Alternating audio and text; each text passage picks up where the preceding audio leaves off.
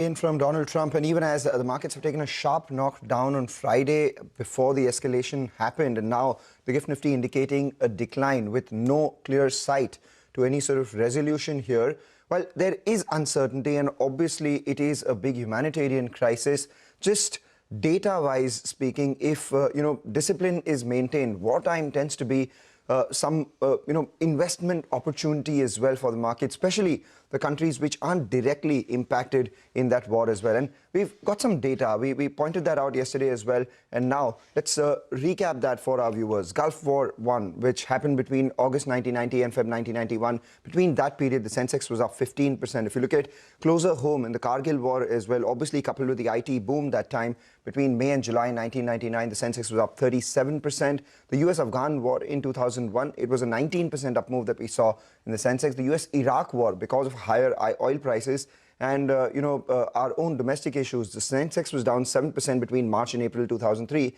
And if you look at more recent times, the Russia-Ukraine war, which is currently underway, started in Feb 2022, underway even now. The Sensex between that period and now is up 39%. The Indo-Pak Operation Sindoor that took place in May this year, the previous year that was, the Sensex, while it was down 1.5% over 3 days, as soon as the ceasefire was announced, that particular day itself, we saw a 4% up move. And the 12-day war last year, which was between Iran and Israel, that period as well, we saw 1.5% in terms of gain. So short point being, yes, these are times of uncertainty, these are times of big humanitarian crisis, but also times to stick to your investment approach, be fundamentally sound, and perhaps get equal entry opportunities in the market, which in hindsight could do well. But that's about wars and the market. What about the here and now? Nigel joins in with all the cues from the F&O space. Nigel. Well, Mangalam, just to take a little bit forward the point that you were making, markets tend to react quickly to fear, but they rebuild on fundamentals. And this time around as well, it should play in a similar manner, unless we are bracing for a very prolonged war. Now, during a war, the Sensex has averaged a drawdown of around 10%. The recovery period, though, has been around 38 days. The deepest pullback we saw was in 2001 during the 9/11 attacks. Now, the markets appear to have sniffed trouble. If you look at Friday's trading session, the intraday chart, we saw a sharp sell-off in the final hour of trade on Friday, which was partly attributed to the MSCI rebalance, along with key technical levels like the 200 DMA getting breached on the Nifty. But it seems like there was an element of the geopolitical issue that was weighing in. The gross volumes, if you look at it from the institutions, they were extremely high. That clearly indicates rebalancing on Friday, which skewed the institutional flow numbers as well. The FIs, they have positioned themselves for an event, it seems. If you look at the massive shorts that were added, both on the index as well as on stock futures, which has caused the short positioning to move to around 82% or thereabouts. In absolute terms, it's around 1.24 lakh contracts. So shorts getting aggressively built ahead of this event from the FIs. The FIs, by the way, they also wrote calls very, very aggressively, and that's called the PCR to come down to around 0.62. That's the lower end of the range. And today, in fact, it'll move even lower because the call writers will come into play in today's session. Well, put everything together, what are the levels you're tracking on the Nifty? Well, the budget day low. That will serve as an important first level of support. Hopefully, that should hold out unless things escalate big time from here on. Today, we have the weekly expiry as well, which has been preponed because of the holy holiday tomorrow. But the passage of a day without trade is not such a bad thing because hopefully things ease out a little bit when we come back to trade on Wednesday. The sector to track will obviously be the defense sector. Remember, that's rallied of late. It's still a distance away, though, from the 52-week highs. And beneficiaries of crude. That includes ONGC, Oil India, both of them will be in focus. Precious metals have rallied as well. So Muthoot Finance as well as Hinzink, both of them will be in focus. Well, today in the initial part of trade, keep in mind there'll be margin calls that will get triggered. So individual stocks could get hit harder. Net, it's going to be a tricky phase for the Indian markets. I think you need to remain nimble-footed. But history suggests allocation during these times has been rewarding, and hopefully this time will be no different as well. Thank you very much for that. And not to forget, in all this geopolitical upheaval, the macro data that we got has been positive. Yeah. Whether it's the GDP new series, it's come in at 7.8% for Q3. The GST collections for the month of February are up 7-8% at 1.8 lakh crore. And plus, even the auto sales numbers have been positive for the month of February. Even the credit offtake is better. Even the credit offtake is better. So there will be the pain that you feel on account of geopolitical tensions, but the domestic cues have been resilient. Mahesh Nandarkar of Jefferies says India's economic links with West Asia are strong, with the region taking 17% of India's exports and providing 55% of its crude oil and 38% of its worker remittances. He says a prolonged conflict along with a large jump in energy prices would be a major macro negative. However, he adds recent regional conflicts have been temporary and a dip could be a buying opportunity. He says they see immediate negative for oil marketing companies, travel, hospitality, rate-sensitive names, and they're positive on defense.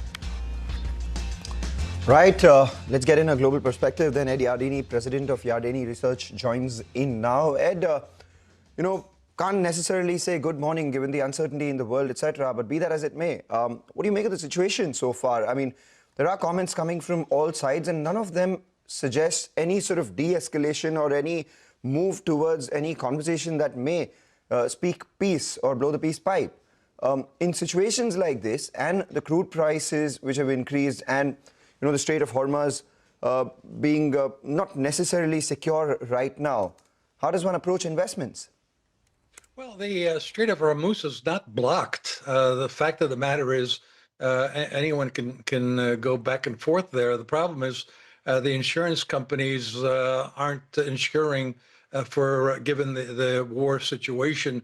Look, I don't think this war is going to last very long. I know the president's been talking about a few weeks. I'm not quite sure it'll last even that long. And we did see a spike in reaction to the war in both oil prices and gold prices, but even those spikes seem to have faded. The reality is Iran has been defeated. They have absolutely no defenses whatsoever. The Israelis and the American forces air forces are able to fly right over Tehran without any interference whatsoever.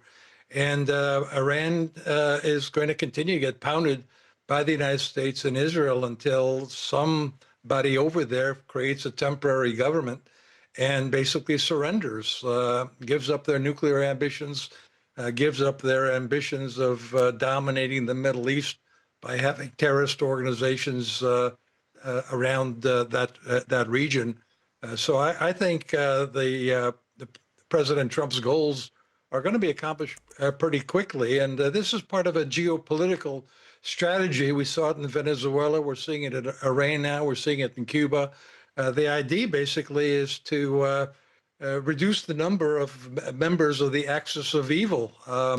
What's left now is Russia, China, and North Korea. And the Russians must be feeling like they just lost a friend in Iran, and the Chinese as well. So for a disciplined investor, it's status quo, Ed, in terms Absolutely. of... Okay. There is no reason to hedge for a potential rise in crude prices or maybe increase your allocation to gold. I know you've been calling for $10,000 on gold, but just in the near term, is there going to be an impact? I mean, a way to hedge? Is there a necessity to hedge crude prices? Or perhaps, as you said, right, China may have thought they've lost a foe. China has been gaining a lot of flows from the emerging markets. Is there going to be an impact or a rethinking of the flows that go into China? Well, I think a ceasefire is going to occur in a matter of days or a matter of a few weeks. And when that happens, I think on a trading basis, I would actually take some profits in gold and certainly take profits in oil. I think once the Middle East region gets stabilized as a result of this, I mean, let's face it, Iran's been a very destabilizing force in the Middle East. If things calm down in the Middle East, that actually argues for oil prices going down. A big plus for India, a big plus for emerging markets that import oil. Emerging market stock prices have been very strong, and I think they'll continue to be strong. So I would say the sell-off in, for example, stocks in Asia is an opportunity to buy those kind of stocks. Geopolitical crises typically tend to be buying opportunities. The problem is everybody knows this now, and so you don't get much of a buying opportunity on geopolitical crisis. Everybody kind of jumps in as soon as there's any kind of sell-off. and I wouldn't be surprised if we find a similar situation now. Hi, Ed. Good to see you, Ben. Ed, India Astis was, suffering a little bit because we didn't have the AI play. And now, since we are very sensitive to crude oil prices, that could be a bit of a headwind as well. Given both these two, though earnings are expected to improve from here on, how do you place India? As you said, history suggests this is a buying opportunity. But, with these two headwinds, it becomes a little trickier. Yeah. Well, look, the initial reaction, obviously, to a spike in prices is going to be for emerging markets like India that import the oil for their stock prices to go down. But it could be a matter of days or a few weeks. And we'll soon find out that once this war is settled, and I don't think it's going to be a long war. I don't think this is going to be like the 1970s where we got hit by two oil crises that boosted inflation, kept oil prices high, depressed stock prices. I don't see that happening at all. As a matter of fact, I've been talking about the roaring 2020s, and this actually makes me feel more confident about that scenario because I think a big geopolitical risk in my mind has been the Middle East, and I think it's going to be a lot less of a risk once this war is settled. And let's face it, the U.S. and Israel won the war. I mean, they won it almost from day one. It's just a matter of when the Iranians can get a new government in place to, surrender. I take that point, Ed. Thank you so much for joining in and telling us that, while there is still some uncertainty, you don't believe that this will be prolonged and, the ending is near so long as there is a new government coming in Iran, and this could be a buying opportunity. We'll obviously keep coming back to you for more as and when we get more clarity. For now, thank you for joining in. With that, we'll take a short break, come back, focus on all the top stocks that are lined up for you next.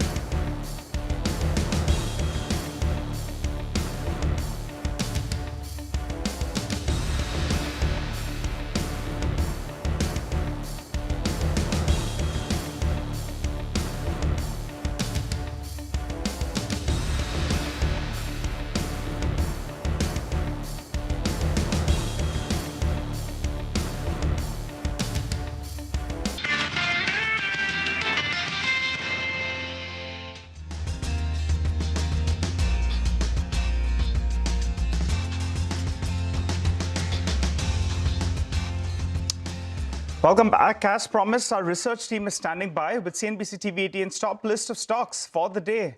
Good morning, team. Sona, let's come across to you first. Tell us the impact of the war on the oil and gas names that you track. Well, yes, there's been a big move in crude oil prices. They are at an 8-month high, up around 8% above that $78 per barrel mark. That's not it. Even natural gas has seen prices increase by 10%. Gasoline has seen a price increase of 4%, which is petrol. It has hit an 18-month high. Now, remember, Iran exports around 3% of global crude, and Strait of Hormuz has a supply of 20% of global crude and 25% of global LNG as well. So how would it impact oil and gas space? For OMCs, of course, high crude prices would mean that their retail margins would be under pressure. For CGD companies, the gas prices would rise. That would again impact their margins. For ONGC in Oil India, it would be a positive since oil prices are higher, but we'll have to see whether there could be an indication of windfall taxes on the back of this.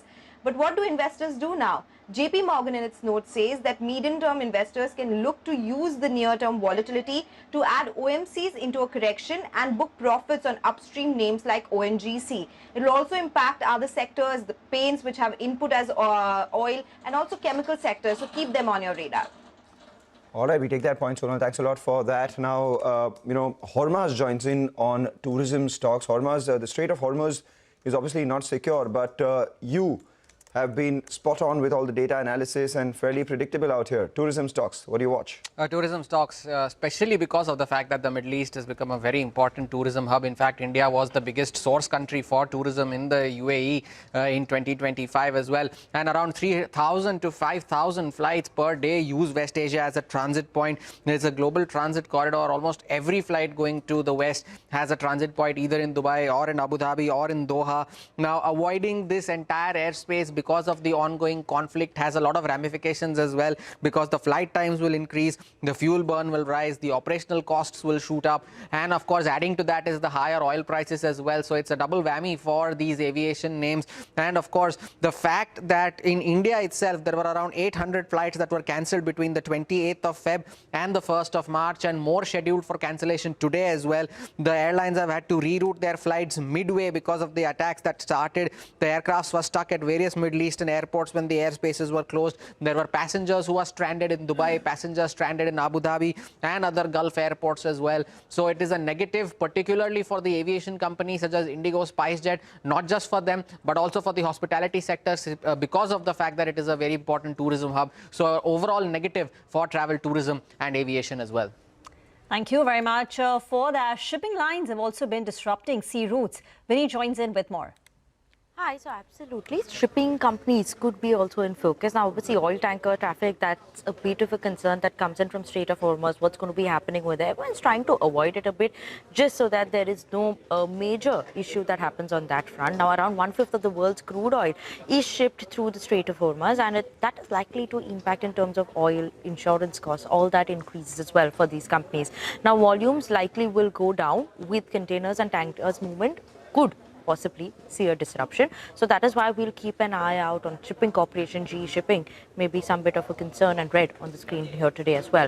Apart from that, also let's just keep an eye out on those rice exporters, right? KRBL, LT Foods. Now, obviously, we could possibly see a hit coming in here, given that the exposure that they have to the Middle East as well. KRBL, around approximately 61% of basmati rice exports revenue is what it accounts to for Middle East, and this was according to the FY25 annual report. And GCC region also is included in this. So 61% of the revenue contribution is for basmati rice exports is from this Middle East region for KRBL. LT Foods, around 9 to 10% of exposure that they have from exports to Middle East as well. And for India also, rice exports to Iran from April to November 2025.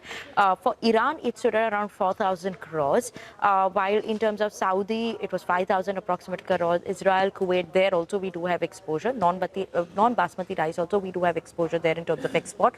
So maybe some bit of a concern in terms of rice exports. Okay, all right, Vinny. Thanks a lot for giving us that quick update. Well, let's hop across to Vivek. Vivek, good morning. Welcome back. Congratulations to you and the family. There's a little angel that's arrived. It's the best phase, Vivek, and all the very best and blessings on the little one. But you're tracking a few stocks besides the baby. So run us through that list. Well, thank you so much for that. Well, we are looking at most of the companies, especially from the capital goods, industrial, as well as the EPC space that have significant exposure as far as West Asia is concerned. And the biggest one, of course, is Larsen & Toubro. Remember, almost 37% of the total order book of over 5 trillion rupees actually comes in from West Asia. 33% of the total order inflows in 9 months FY26 has actually come in from that particular region. So significant uncertainty over there. KEC International, another company with almost 20% of its order book exposed to that particular region itself. AIA Engineering, remember 65% of the company has exports. 65% of the revenues comes in from export, of which a significant portion does come in from West Asia. And Kalyan Jewellers, again, remember a lot of Indian jewelry companies have exposure over there. Almost 12% of the total top line comes in from that. Remember, this particular list is not comprehensive. Other names like Kalpataru, names like Wabag, all of them have significant and meaningful exposure to the Middle East or the West Asia, and all of these names will be under pressure on account of this uncertainty. All right, take that point, Vivek. Thanks a lot for that, and congratulations once again. Let's move on to Sudarshan now. Sudarshan, a lot of the auto sales that you were tracking, some of them that were reported on the first. So majority of the companies have reported sales that were largely better than expectations, and this was expected that the February numbers will come very strong. So we'll start with Maruti Suzuki, for which total sales have grown by 7%, while wholesales were lower than retail because of the due to low inventory addition that company has seen in the month of February, and also continues to see a healthy growth in SUV, but the growth was dragged by the compact segment where there was a minor decline. So to exports were up 57%. That also helped the company to report a high single-digit growth. Coming to Eicher Motors, here also sales were largely in line to our expectations. What is dragging the total growth is the segment which is higher than 350cc and the export segment. Both these segments have seen a decline, but there was a healthy growth for the segment up to 350cc, and sales for up to 350cc were up almost 16% YOY. Now coming to the company which has reported the strongest set of numbers, that was TVS Motor, continues to see a double-digit growth. Most of the segments have seen growth of 31% or more, and here also the estimate was just 26%.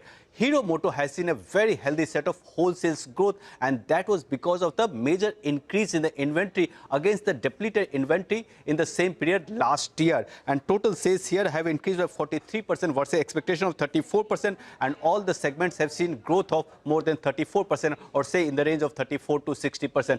Besides auto sales, there is one news about Bajaj Auto. Its KTM AG has entered into an agreement with 4 banks to avail loan of almost rupees 6,000 crore, and that will be for 5 years, and proceeds are going to be used to repay intergroup loan availed to finance the restructuring plan that company had announced earlier. Thank you very much for that. It's over to Gaurav now for the latest on Fino Payments Bank. Well, yes. For Fino Payments Bank, we could see some shade of red even today, and the reason being that Mr. Rishi Gupta, who is the MD and CEO, has been arrested, and this is because of the GST department's investigation which is going on. Now, what the bank has said is that the investigation is related to the business partners, and it's nothing related to the bank's GST accounts. In fact, if you go in details, what they're saying is that this is specifically pertaining to the program managers who have relationship with Fino Payments Bank and other banks as well. In fact, they have also clarified that their MD and CEO, Mr. Rishi Gupta, have nothing to do with this and nothing to do with the program managers. And even after that, to comply with the law, he has been arrested by GST department. Now, this was speculated by the market on Friday itself, because if you look at the stock price, it was down 7%. Now, what is the further action taken by the bank? Mr. Ketan Merchant, who is CFO, he will be taking over as head of the organization, and he will look after all the activities which were looked by the MD and CEO. But for now, we may see some sentimental negative impact on the bank's stock price even today. Take that point. Thank you, Gaurav, for joining in and telling us about Fino Payment Banks. So those were a lot of stocks that we will be tracking today. In case you missed it, let's tell you all of them once again. Stocks with positive news flow are TVS Motor, Hero MotoCorp. But stocks with negative news flow, and there are a lot because of the sentiment. Oil and gas sensitives, we'll have shipping, export companies, companies with West Asia exposure, infra players, Eicher Motors and Fino Payments Bank. While we have a mixed view on travel and tourism, Maruti Suzuki and Bajaj Auto. With that, let's go across to Manisha Gupta, who joins in for a quick roundup of all the action from the commodity market overnight. Manisha, a lot of uncertainty, and we're seeing that in the commodity space. Oh, well, absolutely, yes. The way the crude prices opened, 13% on the higher side, did show you a knee-jerk reaction onto that one. And of course, there were a lot of long positions that the traders wanted to put in as well. But the market seemed to be now trading in a range, 7 to 8% on the higher side. There are two things to watch out for. One, about Strait of Hormuz and how much of a disruption can we perhaps see from that one. We do understand that Iran has said that it's not closed, but insurance companies that is, have either hiked premium or cancelled policies warned shipping companies that if they go take that route, then they are on their own in some sense. And the second point really is about the Iran retaliation in various neighboring countries. Remember, many of them are oil-rich countries. As of now, we do understand that there is not a supply disruption in sense of oil facilities have not been targeted, and is the reason that you have seen crude prices come down a bit. OPEC also increasing production from 1st of April by 200,000 barrels per day has led to some easing in sense of prices there. But this is not done yet, and the markets have a lot of uncertainty, and you would see that in prices. In the meanwhile, there is also a lot of tangible commodity buying happening into the market. Gold is $200 away from all-time highs. We've seen silver prices jump up to between that $90 to $98 a barrel of a range, an ounce of a range there. And then you have copper prices also trading at multi-year highs back yet again. So strong support coming in for base metals, precious metals as well today. Thank you very much for that, Manisha. We will get into a break. On the other side, we'll invite Sameer Arora of Helios Capital to decode how to navigate the West Asia tensions.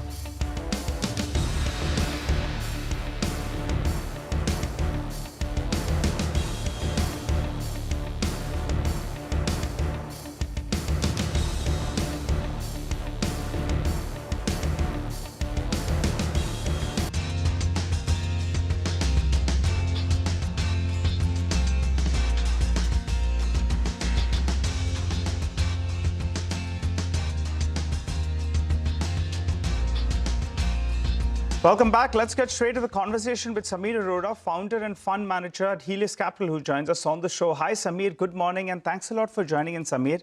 Before we talk about markets, first, I want to ask you, how are things? I believe you're in Dubai and hopefully safe. Things are easing out a little bit when you look out of the window?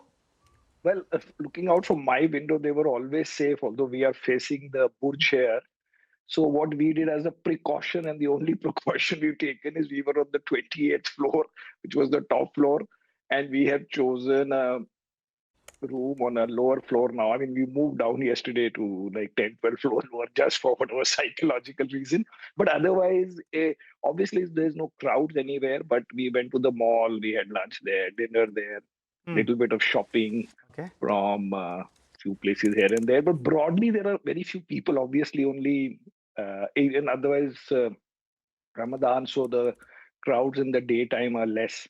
But you can see some smoke here and there, but that is not on us all the time. So that way, it's all okay. Okay, all right, Sameer. Good to hear that you're safe and you're sounding upbeat even in these tricky times. So that's good news personally. What about financial markets, Sameer? Easier said than done. History suggests that these are buying opportunities, but the sound bites that we're getting from, overnight weren't very, very comfortable. Mr. Trump talking about it could go on for a few weeks. The Iran forces, they are talking about independence and acting on their own terms. It's going to be a bit of a tricky phase. How do you approach the markets? So We're it likely to might see be a pressure to tricky, start. Yeah. it might be a tricky phase, but let's say it takes 2 weeks or 1.5 weeks, and therefore that way uncertainty is longer. But we broadly know from every other war or battle we have seen in recent years, or maybe even in the longer term, that in the next 30, 50 days, you will completely reverse the script and say, now this has settled and the US friendly thing has come and oil has come back. So therefore, once you broadly know, let us say, imagine what will happen, say 35 days later, 40 days later, 20 days later. So if you think that for the first 5, 7 days, you will sell it, and then the ninth day you will buy it. I think that doesn't work. I have tried it. It's not that I don't try. I'm a hedge fund manager. And more than that, even when I was in Alliance, I was a very aggressive equity manager. These things don't work. If you had done it last week, thinking that this war will happen, then today you might save 0.5% or 2% here or there, but it does not work. So therefore, don't think that not short term. By the way, I don't claim that I am some 10-year horizon guy. I also do day to day, but it does not work. So therefore, I have become more relaxed over the last many years. Right. Okay. So, in terms of sectors, typically what we've seen over the last few years and a few conflicts that took place, the defense pack was one that really stood to the fore. Right now, we've seen some recovery from the lows, though they're still well off their highs. Do you think this is a space that one can look at once again, or no? Yes, I think we were already looking at it even before this, because basically it was clear, at least this talk about this war had been going on for so long. And in general, every country is now trying to be a little bit more self-dependent. And India anyway has officially announced that they will support local this thing. But the problem in defense sector is that these big companies that we have, which are these PSUs, their projects are so long-term that if somebody is saying, I am going to make submarines for the government or for Navy, or I'm going to make aeroplanes and, this will fighter planes or aeroplanes, and these will take 10 and 15 years, we are not able to analyze them, because after you announce a big order, it might take 3 years while the design is still going on, and 2 years where the design will become a prototype, and then somebody will approve it. And so you don't see anything for 4, 5 years, and then you get frustrated. Therefore, if you see in our portfolios and even our domestic guys, we basically like only one company, Bharat Electronics, because it does what we call day-to-day work. You don't need these very massive orders. You don't need orders which have 20-year execution cycle and all that. So basically in the end, there are very few small caps here and there, but otherwise you can keep calling it a good sector, but there are no stocks. Samir, hi, morning. Your own gut, do you think this conflict will be short-lived? Because business hubs, financial nerve centers like Dubai have also been impacted in a way. So do you expect the region to put pressure?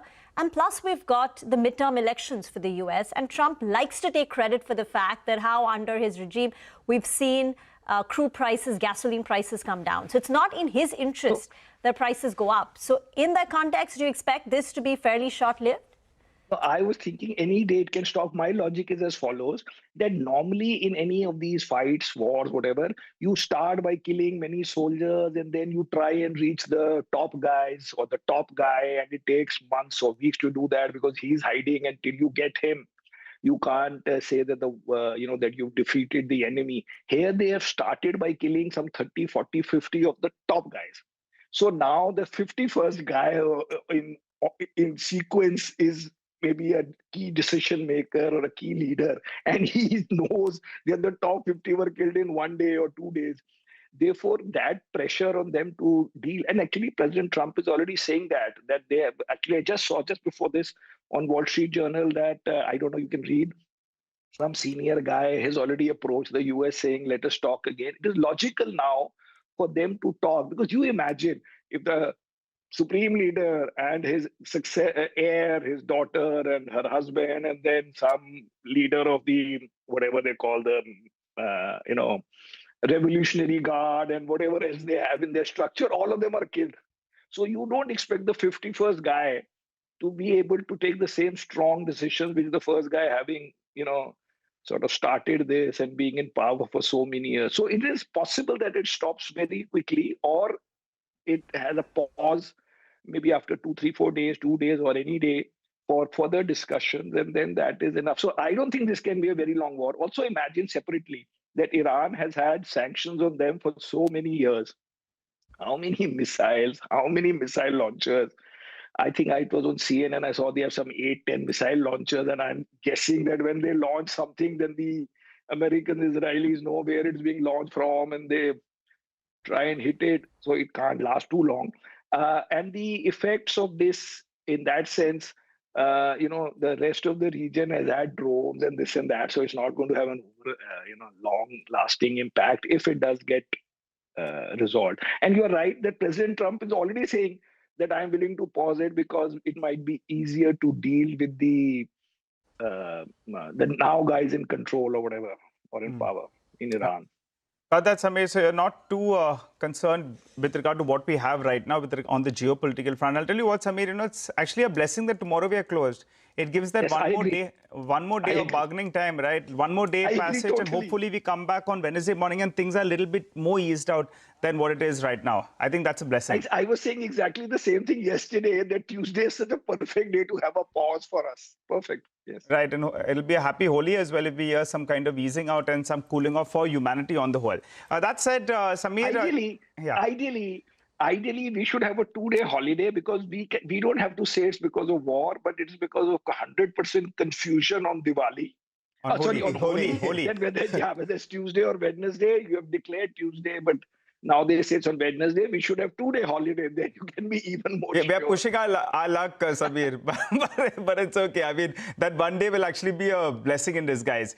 You mentioned about BEL, and it looks like, you'll be having your shopping basket ready as well. Give us a couple of other ideas where you'll be looking at. The market should open under pressure, going by the cues that we have, so and there'll be some margin calls as well that'll get triggered. So what else will you be looking to buy? Just to tell you, because these things don't impact my market, what I say with my flow.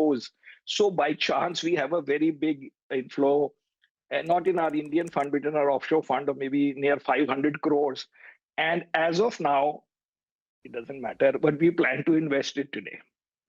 Okay, you plan to invest that money today. That's a big word coming in from you. Samir, just before maybe in the afternoon or maybe after 2-3 hours, let's see. But broadly, at least 90% of that we are going to do it because I really think that even if it takes 5 more days, it's not going to take months, and it's not putting us in a spiral down for us or anybody else. And separately, India had started doing well relatively, in the sense that even with that very massive IT correction in Feb, which was whatever, 18-19%, the market was generally strong. The FI flows were strong. The currency, strong means it was up, not strong. It was up. And the currency was up, and flows were not negative from FIIs. So just before we let you go, the auto sales numbers that came by yesterday, most of them were above expectations. You have some money to deploy. Would you deploy it in auto names? And you've been a proponent of some of the new age companies as well. Eternal is off its highs. Ola, you're obviously out of it, but given the sort of decline that we've seen in the stock, would you be tempted once again? Or maybe you're out of it for good? So that one, we got out around minus 10% of our cost, which is part and parcel of risk business. So we bought it on 44 and we sold it around 39 to 40. No, we will not buy that. But others, we will buy mostly what we have. But, these auto sales and all, I am right now in Dubai. So I broadly saw for, I think, Hero and all. But generally, I have not seen all this. We still have to do our calls internally, but we are not doing it right. We are not investing on opening. So we thought we have 2-3 hours before we do it. But we will do it today. As of now, that is the plan. And Eternal? We'll see. But Eternal, we have enough, but we will add. If not today, we will add. Because we think that one is not affected by all these things also. And it is not affected by AI. And I am very delighted that today Nigel is not telling me how the IT sector has performed and why I have not bought it back. And it is my strong, this thing that I did not get under pressure from him. Otherwise, any normal young fellow would have come under pressure. That every time I come on CNBC, Nigel says IT index is up 22% from the last time we spoke. You don't seem to have bought it. No, but you're not. But you're not interested in tech, right? You believe there's still a tricky phase, right? No, it is much more tricky than this war. Obviously. Okay, all right, Samir.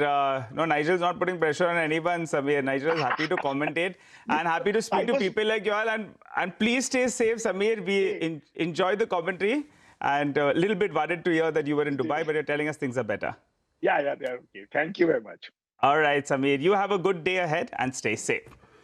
Well, time to slip into a short break. On the other side, we have the management of MTAR Tech who will be joining in to talk about the data center opportunity as well as the escalating tensions in West Asia. Don't go anywhere.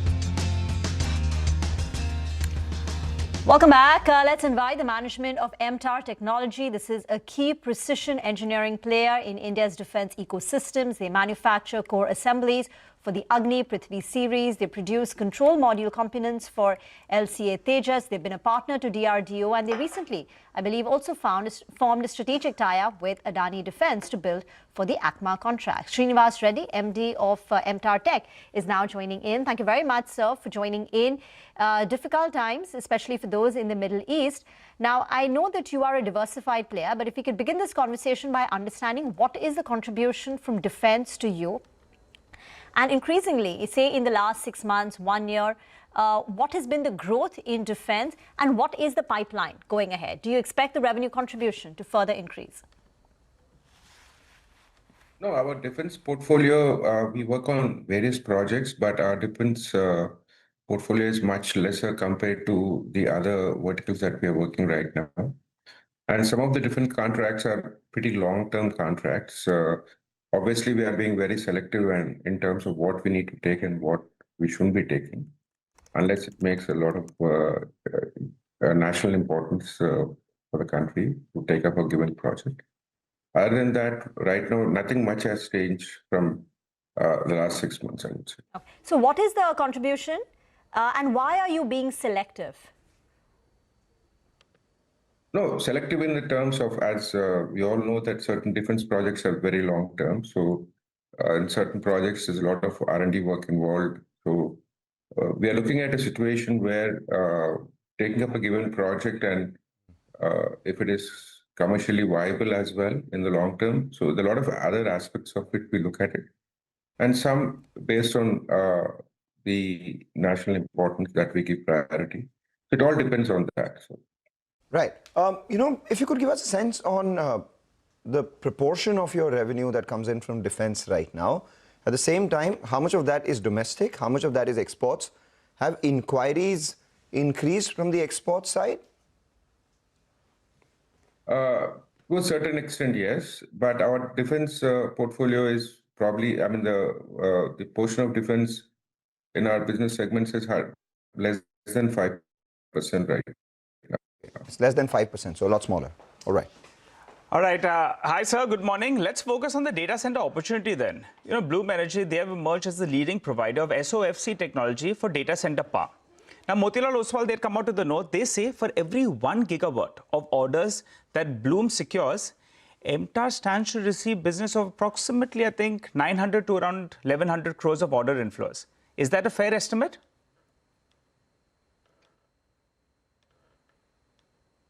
I mean, I cannot comment on the numbers, but what I can say is that we have been working with the customer for many years right now. So we can see a lot of demand or requirements coming in, and we're also expanding based on the requirements of the customer. Sir, we just wanted to understand with regard to a metric. Sir, if we had to put a metric in for Bloom securing 1 gigawatt of orders, that could potentially mean, you'll be doing some part of that business. So that could mean an order inflow of around 900 crores for your company. Do those estimates seem more or less in line? We're not asking for an exact number, but that could be ballpark 900 to around 1100 crores of order inflows? Yeah, something like that, but we are not supposed to discuss on the numbers because we have signed the confidentiality. We can't deep dive into it, but more or less close to that, yeah. Oh, interesting. And I'll tell you why, Mangalam, before you go to the next question, because Bloom is estimated to get 3 to 5 gigawatt in the next few years. And if we go by that matrix of around 900 crores approximately, Motilal Oswal is saying that roughly around 2,700 to 3,500 crores could come in from this data center opportunity for MTAR. Yeah. Right. So basically, I just wanted to follow on that itself. Beyond Bloom, are there any other clients that you're looking at for the data center as an opportunity? And as a result of which the actual performance could be a lot more than what the street is anticipating, because largely it's working on numbers coming in from Bloom. It's not about one given customer. We are looking at various customers at this point of time, and a lot of inquiries have started coming in because of our capabilities. So the team is working on that. So as and when it gets through, then we'll be able to let you know. Oh, okay, sir. This year, it appears you're going to be ending with a number of close to 750 to 800 crores. But since the quarter is ongoing, we're not going to push you at that. But given the kind of order inflows, given the kind of execution that you're looking at, the same note that Motilal Oswal put out, they are working with 1,860 crores of revenues by FY28, with margins in the early 20s, 450 crores of EBITDA. You think these numbers are gettable? That's in the next 3 years? We have to see. I can't comment on what Motilal has mentioned, but we are actually moving in the right direction, and the numbers are obviously achievable based on what we can see and what's happening. So approximately a 40% revenue CAGR is what they are estimating. Seems fair, right? Yeah, it seems fair. Yes. With margins improving by around 400 basis points to around 23-24%. Fair? Yeah, that's right. Got it. Right. What about order inflows? So far this year, what's the number that you've had, and what are you anticipating in terms of order wins for the next couple of years annually? I mean, I've mentioned that we'll close the year with 2,800 crores plus minus a few percentage points, depending on certain tenders. That's the closing order book for this year. But moving forward, obviously we'll have, I can't just quantify right now, but a lot of orders are on the pipeline, and the way the demand for various verticals that we are in. So we'll have a pretty strong order book moving forward as well. Right. Just to quantify that, I mean, this year you were anticipating about 1,500 crore worth order wins. Obviously, the first 9 months you've done closer to 1,400 crores, so that looks pretty achievable. Do you think the next couple of years the order wins would be in a quantum similar to what we've seen in this financial year, or would it be significantly higher? No, similar to this or significantly higher. It depends on how the various projects are moving and all. That's too premature to comment on that, but we'll have a very strong order book. All right, and final question before we let you go, sir. If you could give us a sense on all the things that you're doing to reduce the working capital cycle? Because it was over 200 days. You have a target of taking it closer to 140. By when does that happen, and what are your plans to do so? I think we said we'll try to bring it down next year below 200. That's what we're trying to look at. But the team is working on various issues in terms of reducing the number of working capital days, trying to reduce the credit terms to the customers. Various things they're doing to do that. And we're pretty confident that we can bring it down below 200 days. All right, take that point. Confident that you can bring it down below 200, and the FY28 long-standing target is 180, and beyond that would be closer to 150, 140. We'll monitor that as we go. The last 3 months have been fairly good from a stock return standpoint. Let's see whether the fundamentals are, as well as some of the analysts' expectations on the street. We take a short break, come back on the other side. We have the pre-opening, and also with us will be Prabal Sen of ICICI Securities to talk about the impact of West Asia tension on the oil and gas sector. We'll also connect with Sudarshan Sikhani and Mitesh Thakkar for technical trades.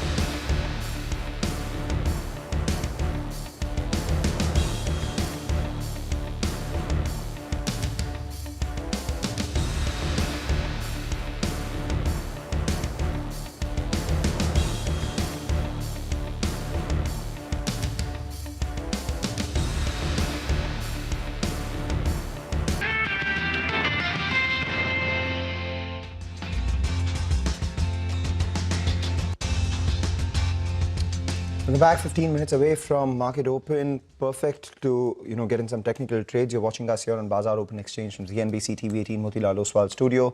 We do have with us Sudarshan Sikhani as well as Mitesh Thakkar. Sudarshan and Mitesh, we saw a big cut on Friday, the last hour in particular. Now the GIFT Nifty is indicating a 150, 160 point downtick at the open itself. The pre-open settling lower. Obviously, these are numbers not believable. Though as we move forward, what's your sense? Do you think the opening dip should be bought sometime during the day? Sudarshan, go first.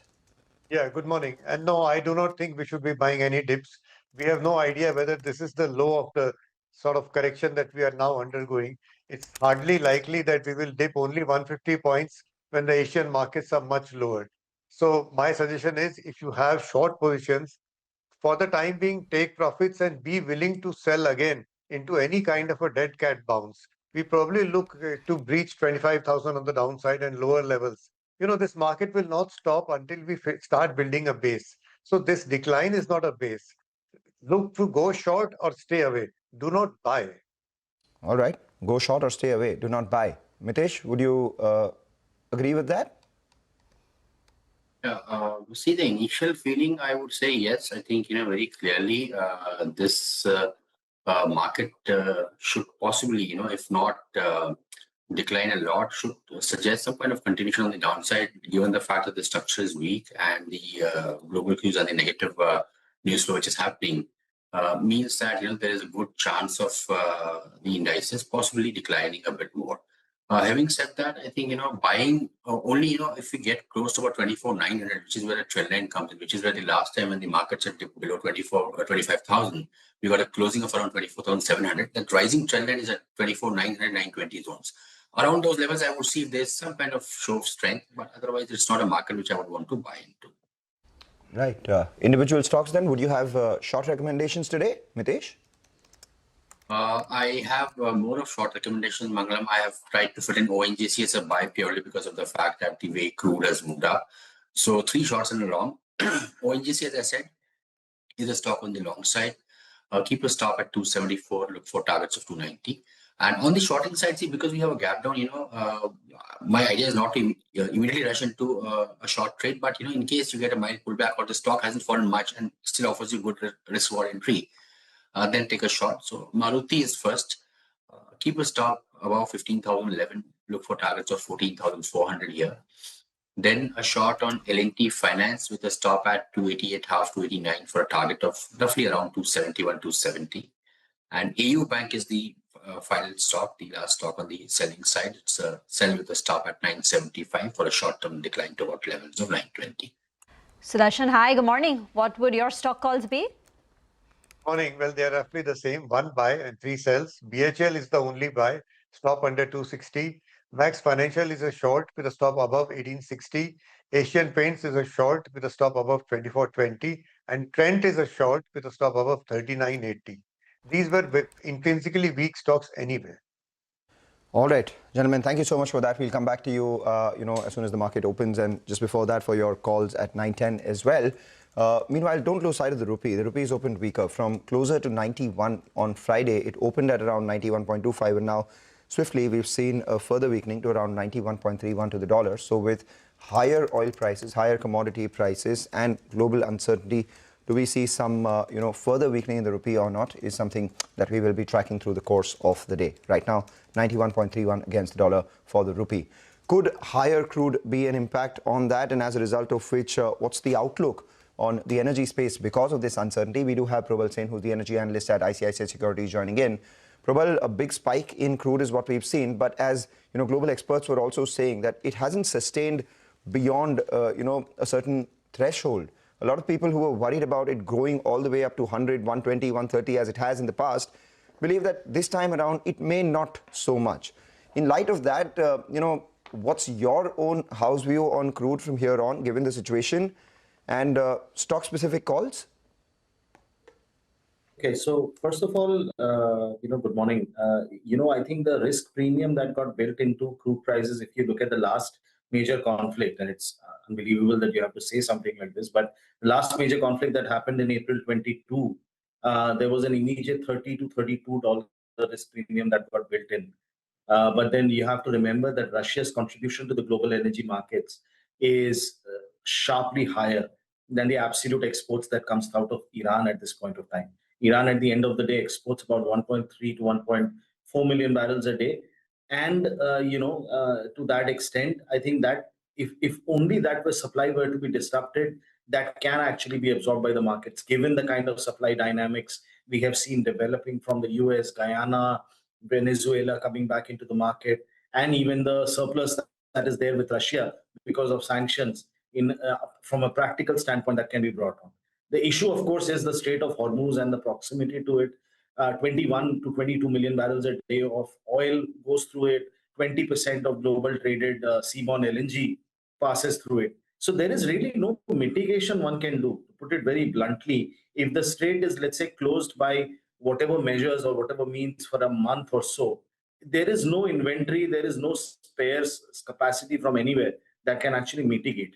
Now, news events that have been coming in today, Iran clarified that they have not shut the Strait of Hormuz, and that automatically or immediately puts a brake on the kind of risk premium that gets built into the crude prices.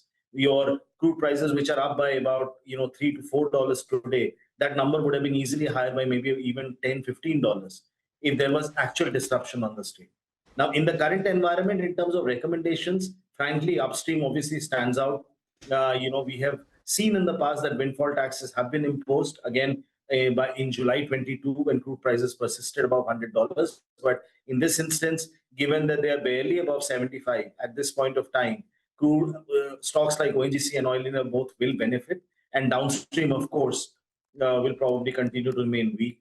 Even gas stocks, what we really envisage is if crude continues in this bullish vein, given that LNG prices, at least as of now, are mostly indexed to Brent prices, even their input costs could actually rise. So we would probably, at least from a short-term perspective, be negative on the space with a few offshoots, let's say like in ONGC and Oil India, and from a longer term perspective, continue to be constructive on HPCL and BPCL and CGDs. But not for the next 3 to 6 months. I think that remains a period of uncertainty as of now.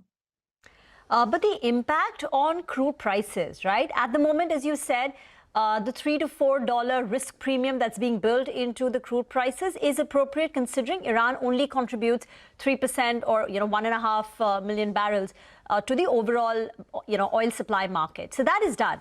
And now the near term depends on the extent of disruption in Strait of Hormuz. But do you think that that, and there is no way to know that as of now, the way it'll play out. But do you think the impact on the crude prices will be limited to the days that the disruption is in place? Once there is a ceasefire, where does crude head? Because ultimately, it's not about a near-term call and the near-term impact. It's about the medium term. So in that sense, do you think what has happened in the Middle East changes the trajectory of crude prices and therefore the investment calls? I think you're asking me to really stretch my foresight skills. I think one of the things that has been different, if you look at conflicts that have happened in the Middle East on and off over the last even 10 to 20 years, Iran has threatened a lot of times to target oil infrastructure across the region or the Strait of Hormuz, but they've never actually done it. This time probably is the first instance where we are hearing some stray reports that even oil rigs, deep water oil infrastructure could be at risk. Even the presence of US oil majors, wherever they are in the Middle East, those could be actually even targeted. So it's very difficult today to put a finger on, where the sort of impact on the energy markets will be. If a ceasefire is called, I think the market dynamics remain what they are. Supply continues to be slightly ahead. If you look at every forecast that we are looking at, global supplies are set to be added by at least 1.2 to 1.3 million barrels a day over the next 3 years, including, of course, gradual restoration of the OPEC supplies. And demand, depending again on who you are talking to, is going to be anywhere between 0.9 to about 1.1 million barrels of oil per day. So if that's the situation, if the physical market once again starts to determine prices, there is no reason for oil prices to actually expand to more than $70, $75. I think that is a very, very comfortable range for everyone concerned at this point of time. So in the case of a ceasefire, I think, yes, structurally speaking, some things may have forever changed in the Middle East, but those are more, I think other, sectors might actually see the impact or your perception of some of the other Middle Eastern cities might take a hit. But from an oil market perspective, ceasefire hits, your demand supply, I think, continues to remain fairly comfortable for crude to remain in a narrow range. I think that's the best way I can put it. Okay, all right. Thanks, Prabal, for joining in and filling us in with all of those thoughts. Hopefully we see some cooling off with regard to the geopolitical issues, and then we have you back to reassess the situation. It's 9:10, so let's get Sudarshan for his 9:10 call. Sudarshan? Asian Paints, sell Asian Paints with a stop above 24.20. Okay, all right. Asian Paints, I think it's already, 20. What's the target on that one? Sorry, I missed it. I just give a stop above 24.20. 24.20 is the stop, and currently it's opening down 3% odd, but Sudarshan believes that it has further downside. Got it. Mitesh, what about you? Sell on AU Bank and would look at targets of around 920. Got that. Sell on AU Bank and a sell on Asian Paints. Sudarshan is now joining in with the key takeaways from the SEBI chairman interview. So SEBI chairman had an interaction with majority of the channels over the weekend, and there are some of the important topics that he has highlighted. So I've taken just few important topics. First one is commodity options. Second one is weekly equity options. Third is cash market. And fourth is STT. And last is related to RBI's proposal. If you remember, there was a proposal related to prop trading. So first talking about the allowing FPIs in commodity options. Now SEBI is saying that SEBI chairman, commodity derivatives have not been looked at in a proactive manner in the past, but now he will see allowing FPIs in options trading in commodity derivatives soon, and working group is going and doing this study, and that will be presented to CDAC. CDAC is Commodity Derivative Advisory Committee, and once that's done, then the consultation paper will follow. So we might see options trading in commodities very soon. Next one is weekly equity options. Now, SEBI chairman has said that short-term weekly options remain a concern. SEBI believes that the going forward, one thing that can be focused on is the longer term, and he's concerned about short-term dated options or weekly options because there is a hyperactivity in that equity options. Now, he said that SEBI has put out different risk metrics, position limit,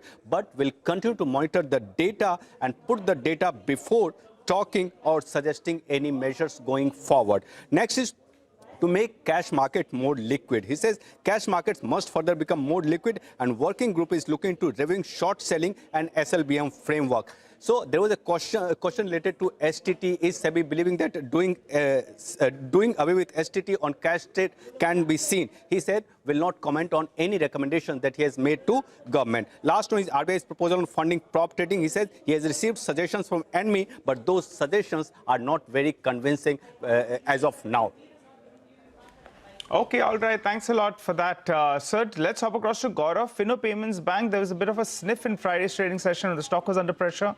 And now the management has come out and given an official release. Gaurav, run us through that data point. Well, as MD and CEO of Fino Payment Bank, Mr. Rishi Gupta has been arrested, and this is from the GST department. Now, what the bank has said is that the investigation is related to the business partners of the bank and not related to the GST issue, which is relating anything with the bank itself. In fact, if you go in details, what they are saying is that this is specifically to the program managers who have relationship with banks, not just with Fino Payment Bank, but with other banks as well. And MD and CEO, Mr. Rishi Gupta, have nothing to do with the actions which were done by the program managers, but to comply with the law, he has been arrested. Now, if you look at the action plan going ahead, Mr. Ketan Merchant, who is the CFO of the bank, has been appointed as head of organization, and he will oversee all the day-to-day activities and all the activities which were taken care of by the MD. But all in all, if you look at Friday's trading session, there was some speculation. So the stock was already down 7.5%. And today, in the opening, we are seeing the stock is down almost 8%. So 15% fall because it's a corporate governance issue and market may not see it in a positive way. And that is the reason why we are seeing some pressure building up in Fino Payments Bank. All right, thanks a lot for that. There's a big difference actually in a lot of stocks in the NSE as well as the BSE rates.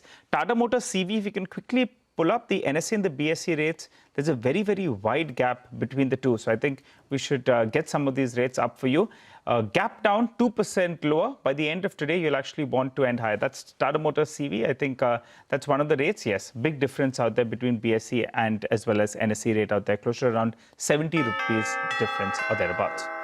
Well, the bell has gone, and straight away, the first tick on the Nifty is 24,850, 880, 890.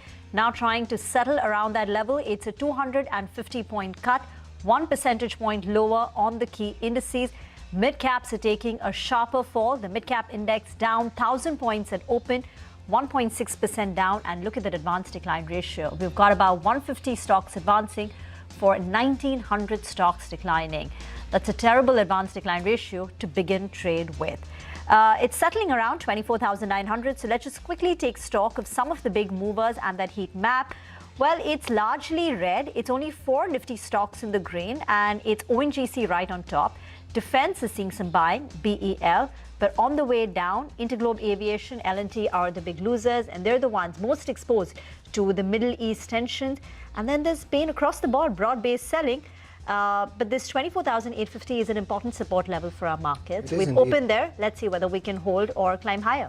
Take that point, Rima. 24,850 thereabouts, important support zone, because if we break that, then the budget day low comes into picture. India VIX has seen a big surge as expected, up around 11% right from the word go. And as we speak, even in the broader markets, apart from the oil and some of these defense names, so Oil India is doing well. Bharat Dynamics is up around 2%. And a few of these gold financiers. So we have Muthoot Finance, which is marginally higher. And MCX is just about less than 1% higher, perhaps on some commentary coming in from the SEBI chairman. But more or less, it is sharply lower for a lot of these oil marketing companies, IOC, HPCL, BPCL, all of them down between 4 to 5%. Then you have Apollo Tyres, which is down 4% as well. Crude is an important input for tyre makers as well. And the IT sell-off continues with some of these mid-cap IT names seeing a bit of sell-off. And then from the exporter names, we do have, some of these logistics players, all cargo logistics and the likes, who do have some exposure to West Asia, are all lower. So by and large, it's just one way, and that is down. 2,100 stocks which are in the red, for about 95 stocks which are in the green on the NSE. Well, that's right, Mangalam. A few stocks that are gaining because of the spike in crude oil prices. As you mentioned, ONGC, Oil India, HOEC, all three of them, in fact, have opened up in the green. And there are very, very few stocks in the green. So, just highlighting those three names, all of them have moved up close to around 3%. Silver ETFs, if you pull up some of them, all of them, in fact, have gapped up because silver has seen a surge of more than 7% over the weekend. Silver ETFs move up. The only listed play, it will be Hindustan Zinc, in terms of the move in silver prices. So I think Hindustan Zinc as well has opened up with some green or more or less flattish. It's up actually 2% in an otherwise wobbly market. Vedanta, that's more or less flattish. That's down close to around 0.5%. But I'll tell you what, it has a double engine playing out there. One is on crude oil prices moving up. They'll gain out there. And besides that, they hold stake in Hindustan Zinc. And Hindustan Zinc itself is up close to around 2%. Muthoot Finance, that's the other name. That's a play on gold prices. Stock has seen a sharp correction from the recent peak. So I think Muthoot Finance as well has opened up with a gain of close to 100%. Had highlighted a couple of these stocks in the morning chart. Let's pull up the defense index because that one should see some traction in today's trading session, given the kind of news flow that we've seen all across the globe. So that's one of the lone indices that are up close to around 0.5%. The Nifty panic low at the start of trade was close to around 24,500. We're holding around 24,900. The Nifty Bank is down 500 points or thereabouts, and the number of stocks advancing just around 200 stocks or thereabouts. So guys, just one quick point.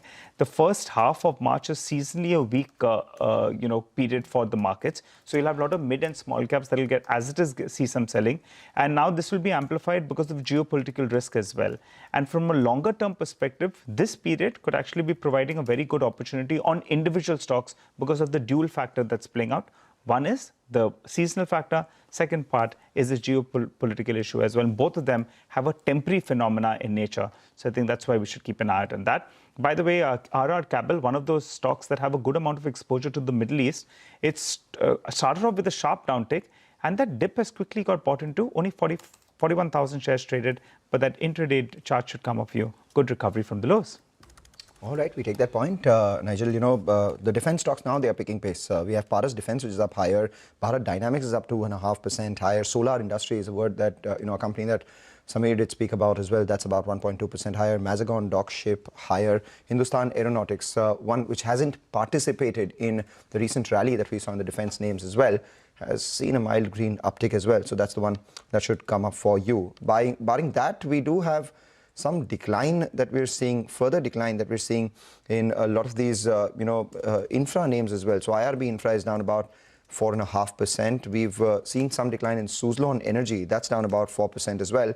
Adani Total Gas, that's the other one, which is down about 4% too. Kalyan Jewellers has some exposure to the Middle East, West Asia as we know it. That's one which is lower by about 3% as well. So we will monitor the market as we move forward. A lot of these stocks which are under pressure. Now the number of stocks which are declining has actually moved higher to 2,400, even though the number of stocks which are advancing has moved slightly higher. So it all depends on whether we go ahead and defend that 24,850 sort of mark. The early trades are telling you that yes, maybe that could be in defense because we've swiftly jumped about 75 points from those lows, and we are closer to 25,000 than we were at the open. The India VIX 2 has spiked to around 16%. All right, just to run through what's happening across the Asian markets. Well, the fall that we're seeing is largely in line with Asia. The Japanese index Nikkei is down 1.4%. The Taiwanese market is down about 0.3%, 0.4%. Kospi today is shut for a public holiday, but Hang Seng, that's down about 1.7%. So the fall that we're seeing, 1%, is largely in line with the slide across the Asian markets. Sectorally, the only index which is up in the green is defense, and that's holding strong, picking up pace, 1.5% now. The defense index opened up with a gain of about 0.5%, but now it's adding on some more steam. The Nifty tourism index is the hardest hit. That's got a cut of 2.3%. Small cap index down 1.8%. Realty continues to be the hardest hit. 1.7% lower for the day, 12%, 12.5%, 13% lower since the start of the year. And IT should come up for you on your screen. On Thursday and Friday, we saw a little bit of resilience coming through in the IT stocks. But this morning, in line with the pressure, we've seen the IT index open with a cut of 1.1%. But let's get you a special conversation with veteran investor Christopher Wood. He says US President Donald Trump will back off his tariff agenda as the country is approaching midterm elections. My colleague Nimesh caught up with him and began his discussion by asking him about the geopolitical risks and the rising tension right now. Listen into a slice of that conversation. Geopolitical risks have been there, as you rightly say, for at least 4 years. Yeah. So it's extremely hard for markets to discount geopolitical risk. In fact, they can't. So the only way you can discount it in a portfolio is via gold, and I would say this year via energy stocks. So there's probably a bit of a Iran risk premium in the oil price today. Chris, you've been a big-time bull on gold, and it's proved right in the last at least 2 years. Gold has been the best-performing asset class, so to speak. With the kind of rally we've seen in the gold and the commodity stocks per se, what's your call now? Do you see further upside on gold from here, or it's a time to book profits into gold? No, in the medium term, I see big further upside in gold, but I wouldn't be surprised to have a period of extended consolidation. Okay. Sideways consolidation to maybe sideways to down, but I'm talking tactically. But you're not expecting. If I had a leverage position in gold, I would have taken profits. Okay, but what's a long-term goal? What's a long-term target on gold? Say maybe 2 years, 3 years down the line. Formally, my long-term target is now 6,500, but I mean, gold can easily go to 10,000. Oh wow! Because if you look at I'm talking US dollar terms. So in US dollar terms, the growth of M2, you can easily get $10,000 on gold. But my formal target, based on is currently 6,600. Sure. Apart from gold, anything in the hard commodities that you like and you're looking to add into it, the silver, copper, aluminium? No, I have copper stocks in my portfolio and oil energy stocks, but if I only own one, it would be gold. Okay. Silver is high beta gold. Sure. But it's not, if you're a purist, you will only own gold. What is the best case as far as the US equities are concerned for this year? How much? My view on US market, I've got a stronger view on the relative story in the absolute. So my view has been since the end of last 24 that the US has made an all-time peak as a percentage of world stock market capitalization. So to be precise, the US peaked at 67% of MSCI All Country World Index. Okay. And I think that's an all-time peak, and that's consistent with my view that you're going to get a derating on the hyperscaler stocks, which dominate the US market. Sure. Because of the huge capex, which is making these companies generate less free cash flow. Sure. So I believe we've begun a period where markets ex-US will outperform. That happened last year, and I expect that to continue. Okay. Now coming to India, Chris, because you travel to India so much, and there's a lot of fan following in India as well to read to what Chris believes on India. I saw a tweet, you recently met Piyush Goyal as well, the Commerce Minister. You think from a trade point of view with the US or with Europe or with the other countries, it's largely been settled now? I think no downside risk in terms of tariffs? Well, I think it's good news that obviously the European-India trade deal has finally happened. And it looks like Donald Trump was a spur for that to happen. Sure.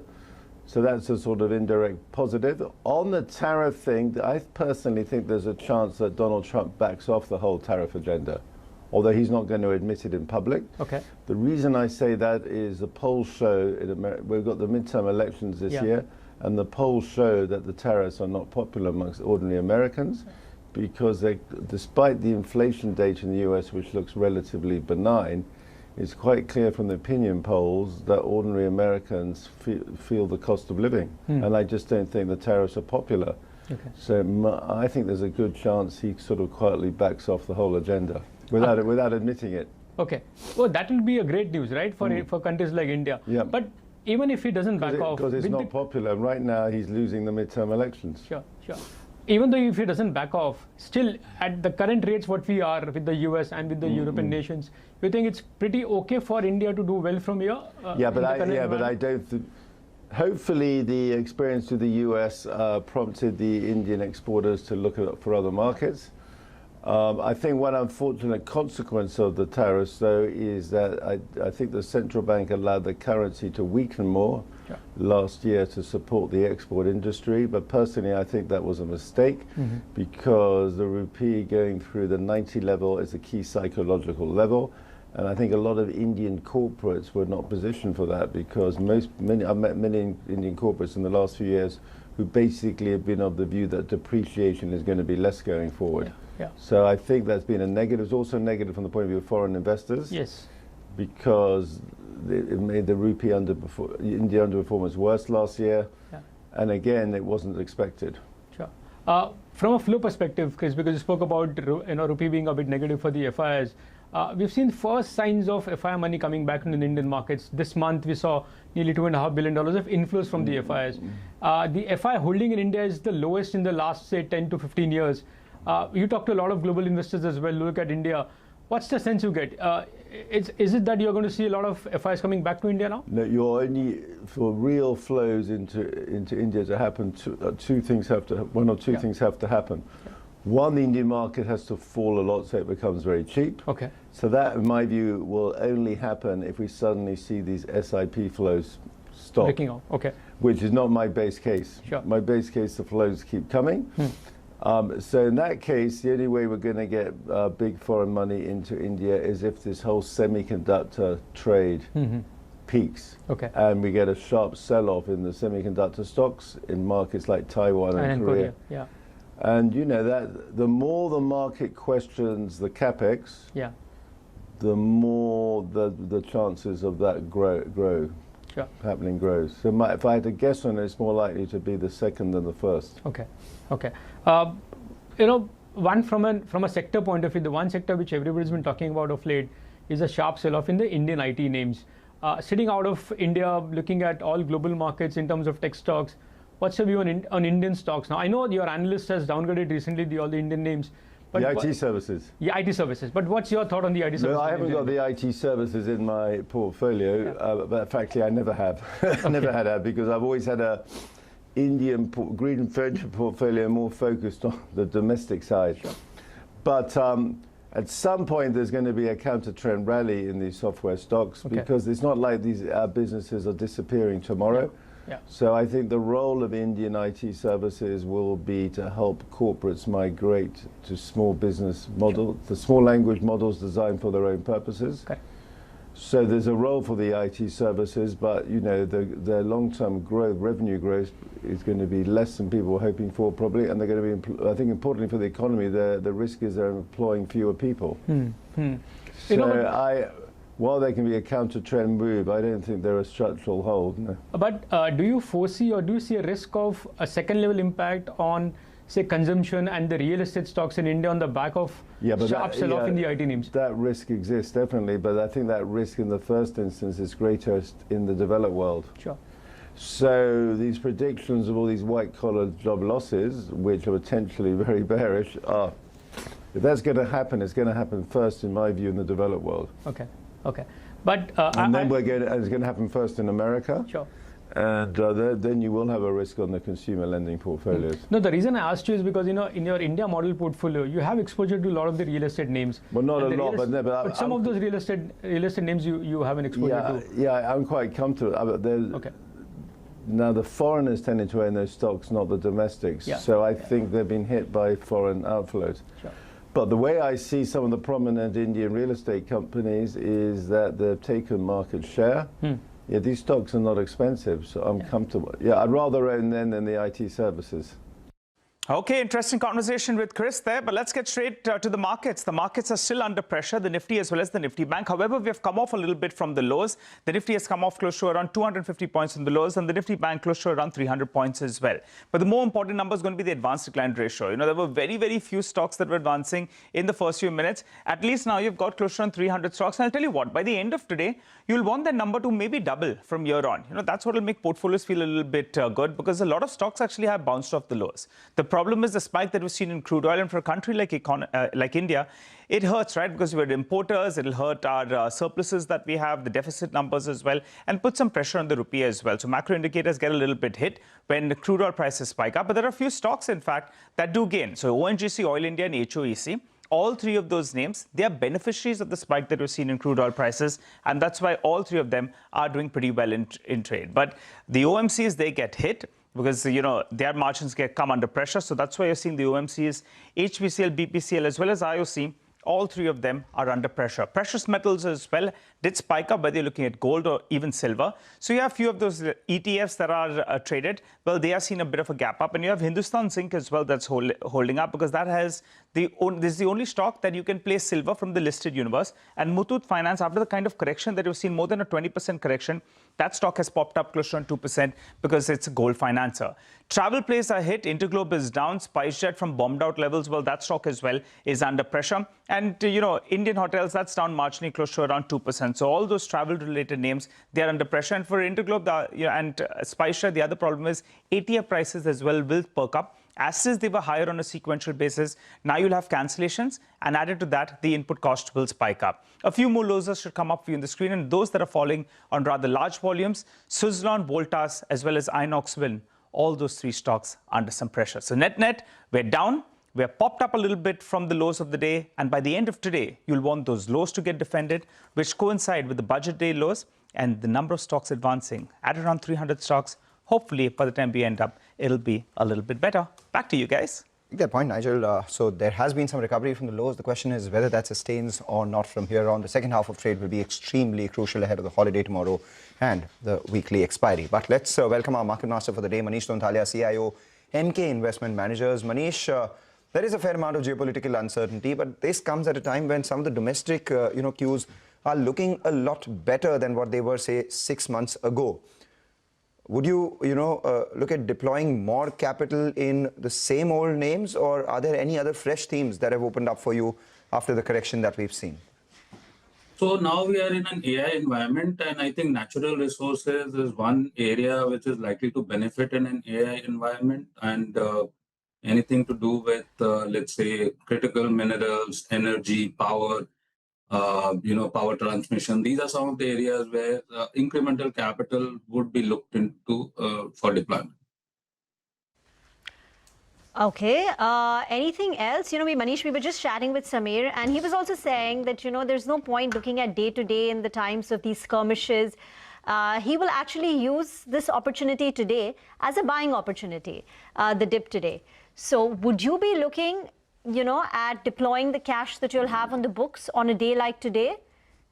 Yeah, 100%. So incrementally, whatever flows we are getting, we are buying, and even today we are buying. So, we have seen that in the past also, whenever there's geopolitical skirmishes and market gives a knee-jerk thumbs down, in the next 6 to 9 months, all of that is probably recovered.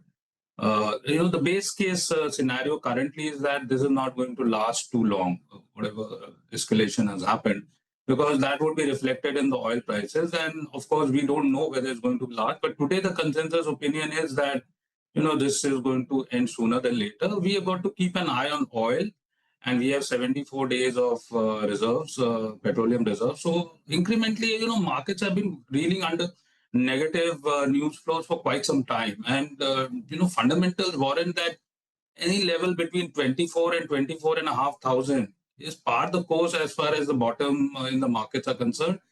Today, we are in a risk off, and I would probably believe that that gives a golden opportunity to buy stocks. Okay. All right. Hi, Manish. Good morning. Good to see you in. Golden opportunity to buy. But what to buy? Manish, name a couple of stocks, something that y'all are interested on. A few sectors are getting pummeled right now, whether you're looking at aviation stocks, some of the travel and leisure related names, paint stocks are getting hit. But, hopefully things ease out from here on. Any of these are finding, those interest from you, or maybe the defense names. They've bounced up in the last 1 month or so, but they're still far cry away from the 52-week highs. So auto components, tire companies, which have also got hit today, these are within the buy list because, auto space as a whole is looking quite bullish from the next 4 quarters point of view. So that is one area. any correction would warrant an increase in exposure out there. The financial names, insurance included, would be on our buy list. The pharma, healthcare names would be on our buy list. Select consumer discretionary, example, durables, commercial vehicles, power transmission,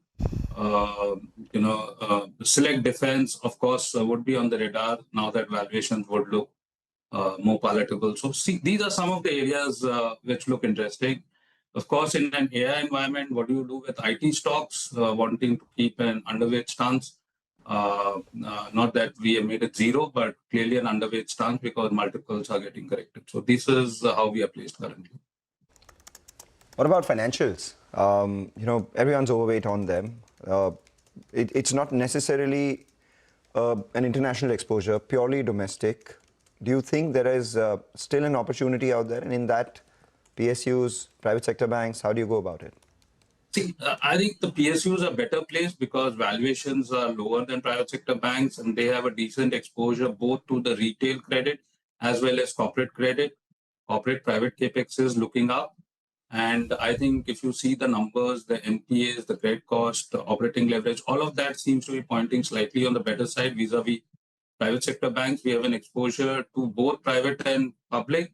But I think I'm leaning more towards more positive return from the public sector space as opposed to the private sector space. Manish, just do you think there will, you said the base case is that it's status quo, there is no long-lasting disruption, things get resolved. But do you think as the situation resolves, there could be some more long-lasting damage which influences investment opportunity? Maybe it's a low probability event, but do you think there could be any, major changes in the economic landscape because of what's happened? I don't think so. In the current setup of things, if things were to get normalized, emerging market as a basket would be positive looked upon.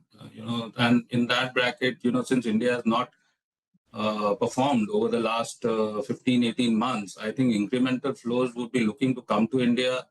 Valuations are conducive, domestic macros are okay, earnings growth is the course, outlook looks okay. So from that point of view, emerging market as a basket looks okay. Things get normalized, news flows tend to be normalized. We should see inflows rather than. Manish, what about central bank support? The RBI has been infusing liquidity and done a very good job, actually. What are you all penciling in with regard to central bank action from here on? This crude spike, it puts it into a little bit of a tizzy, and the rupee as well has weakened a little bit. Do you all expect further rate cuts in this year? Because in the near term, that'll put pressure on some of these banking names. But in the longer term, things should recover. As we are seeing, credit growth has picked up now. For the NBFCs, the cost of borrowing as well, the benefit is likely to flow through in the coming months. Yeah, interest rates would have a bearing not only in India, but globally. And of course, if this war was to last longer, it would pressurize oil prices. Would lift interest rate because, there's going to be inflationary pressure. Right now, inflation is under control. As for now, we are building in status quo, no cuts in rates, given that we've already seen front loading of rate cuts, and it would be a wait and watch situation. I think this would basically apply globally and not only pertaining to India, but even without that, I think liquidity is okay, and that's not too much of a concern. So all in all, not too positive or negative about rates at the moment. As the situation evolves, we'll pencil it, but as of now, status quo. You spoke about how critical minerals, etc., on account of AI. Can you give some more color on the way to approach it from an investment point of view? What should we look at? All the metal companies, these are basically plays on critical minerals. You have the established names. Copper is going to be in demand long term. Aluminium, silver, obviously, and a few others where rare earths, where we don't have too much of a direct play. But these are some of the areas where these are natural resources which will be required. Energy amongst them will also be required. So these are some of the areas in critical minerals, which would be, according to me, a direct play on AI into the medium to long term, as opposed to GPUs and RAMs, where India doesn't have a play, and we are catering to only the infra buildup from the point of view of HVAC and gensets and generators, wires and cables. Apart from them, critical minerals, according to me, would be a direct play on AI. All right, take that point. Thanks a lot, Manish, for joining in. Wish you good luck for the current uncertainty and obviously for all the investment bets that you make. We take a short break now. Come back on the other side. The management of Supreme Industries joins in to talk about the outlook going ahead.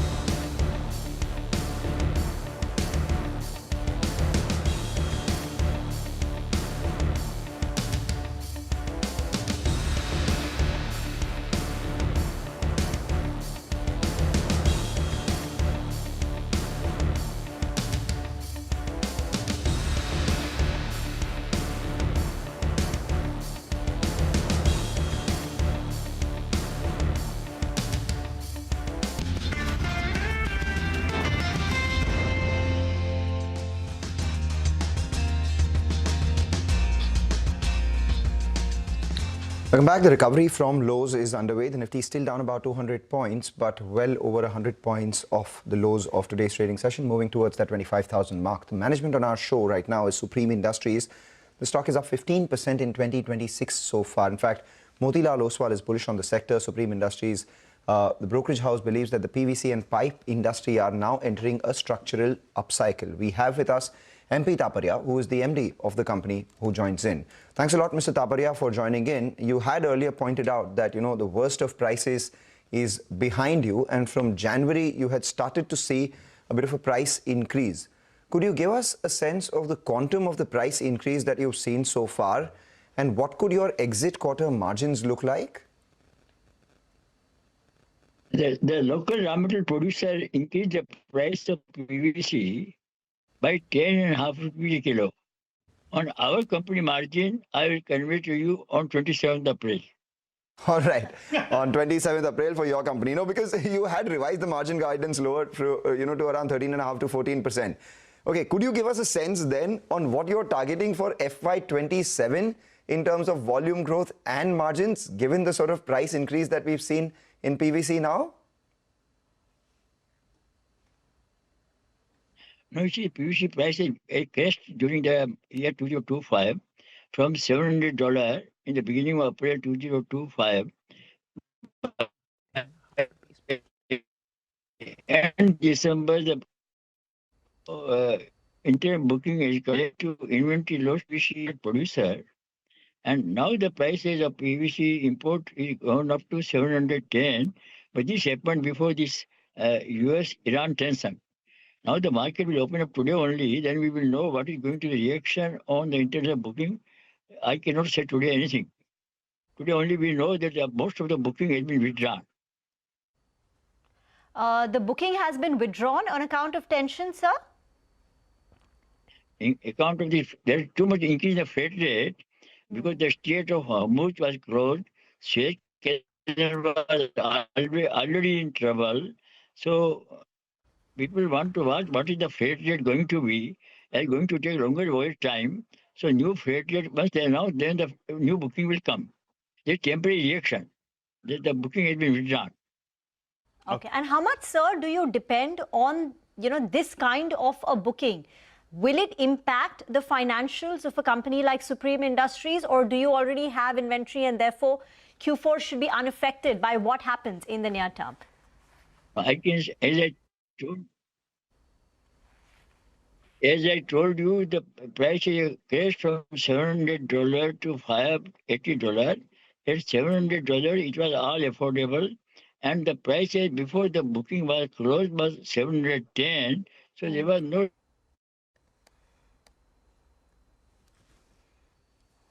Okay, all right. I think we seem to have snapped that line, but we'll just try to get Mr. Taparia back. The good news is that he's saying that there is a price increase that's come about, not commenting too much in terms of margins, but it'll be interesting to hear about the uptick that they've seen in volumes and the reason that we're seeing something like that. So just waiting by, and he was making some valid points with regard to uncertainty on the movement globally, which in turn could impact some part of their business as well. But we'll try to understand. Mr. Taparia, I think, is he back with us? All right, not that. Let's do a quick market check then. When we started off trade, there were only, I think, around 50 stocks that were advancing. When I just went across to the wall and I did a quick market check again, we had close to around 300 stocks that were advancing. Now that number has moved to close to around 500 stocks. So clearly, various stocks are getting bought into. Those initial margin calls, they have been gradually moving out. I think that will continue for the next half hour to around an hour or thereabouts. And then, in fact, we could see a more sustained recovery, if at all. A few stocks, Tejas Networks, the stock had a big run in the last week itself. And this morning it opened up with a cut of around 5%. From those lows, Tejas Networks has seen a big spike up. I think in the last 1 month, it's up close to around 40%. But keep in mind, this is a stock that came down by, to a third of what it was at its peak. It was a 1,000 rupee stock, came down to around 300 rupees. And from there, it's seen a big spike up. But I think the most heartening aspect today is the recovery that we see in the broader markets and defense stocks. They're really the ones that are bucking the trend today. So defense, whether you look at BEL, that one's the big mover. And a couple of these metal names as well, Hindalco as well as Tata Steel, both of them are opening up strong, trading in the green. Yeah, Manglam. Yeah, you spoke about a couple of these defense names. Look at Solar Industries. That's recovered about 6.5% from the lows. That's about 3% higher as well. Bharat Dynamics is the other one, which is up 6% from the lows as well. And one of the stocks which has actually seen a big cut from its peak, it's Bluestone Jewelry. Over the last few trading sessions, it found some funk. And currently as well, while it opened about, 4 or 5% lower from those lows, it has seen some buying. So from 417 all the way up to 455 as we speak right now. So it's a recovery of almost 10% from the lows.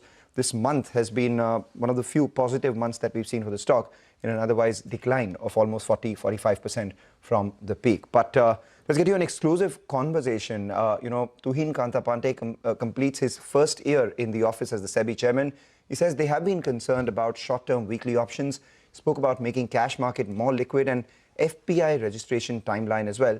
Listen in. He had a conversation with Prashant. It's basically, I think we have to zero down on the problem area, which is short-term options. Because F&O is a very wide space and using it just very casually is not appropriate. Yeah. So weekly options. Futures are very important. Yeah. Options are important.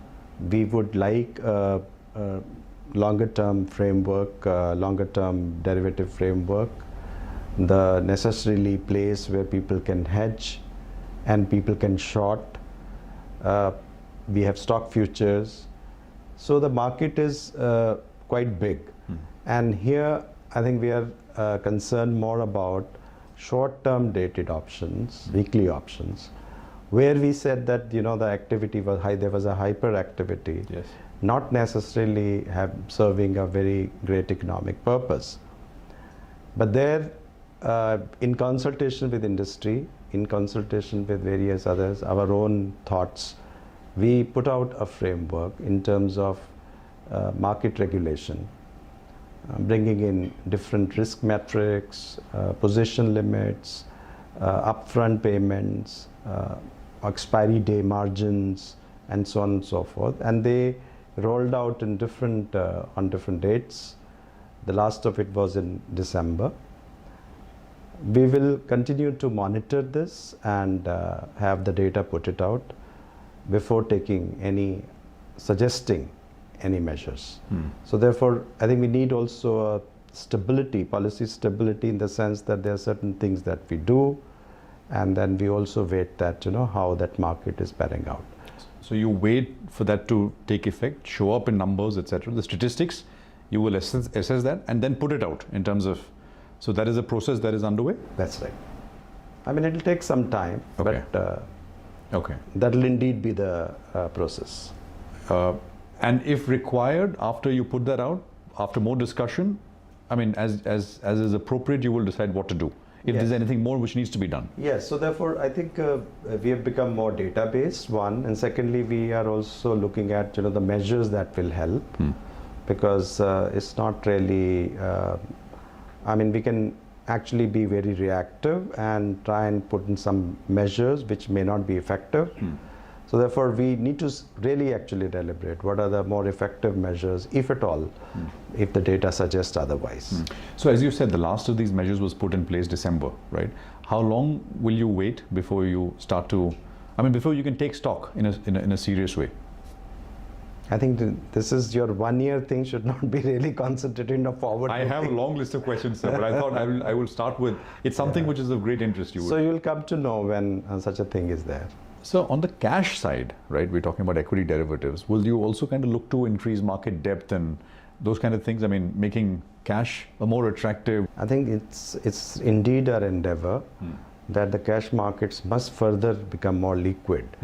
And whatever we need to do, we do have a working group looking into it to review the short selling and the SLBM framework under the cash market, which is there, but it's somehow there are some barriers where it's not really taken off.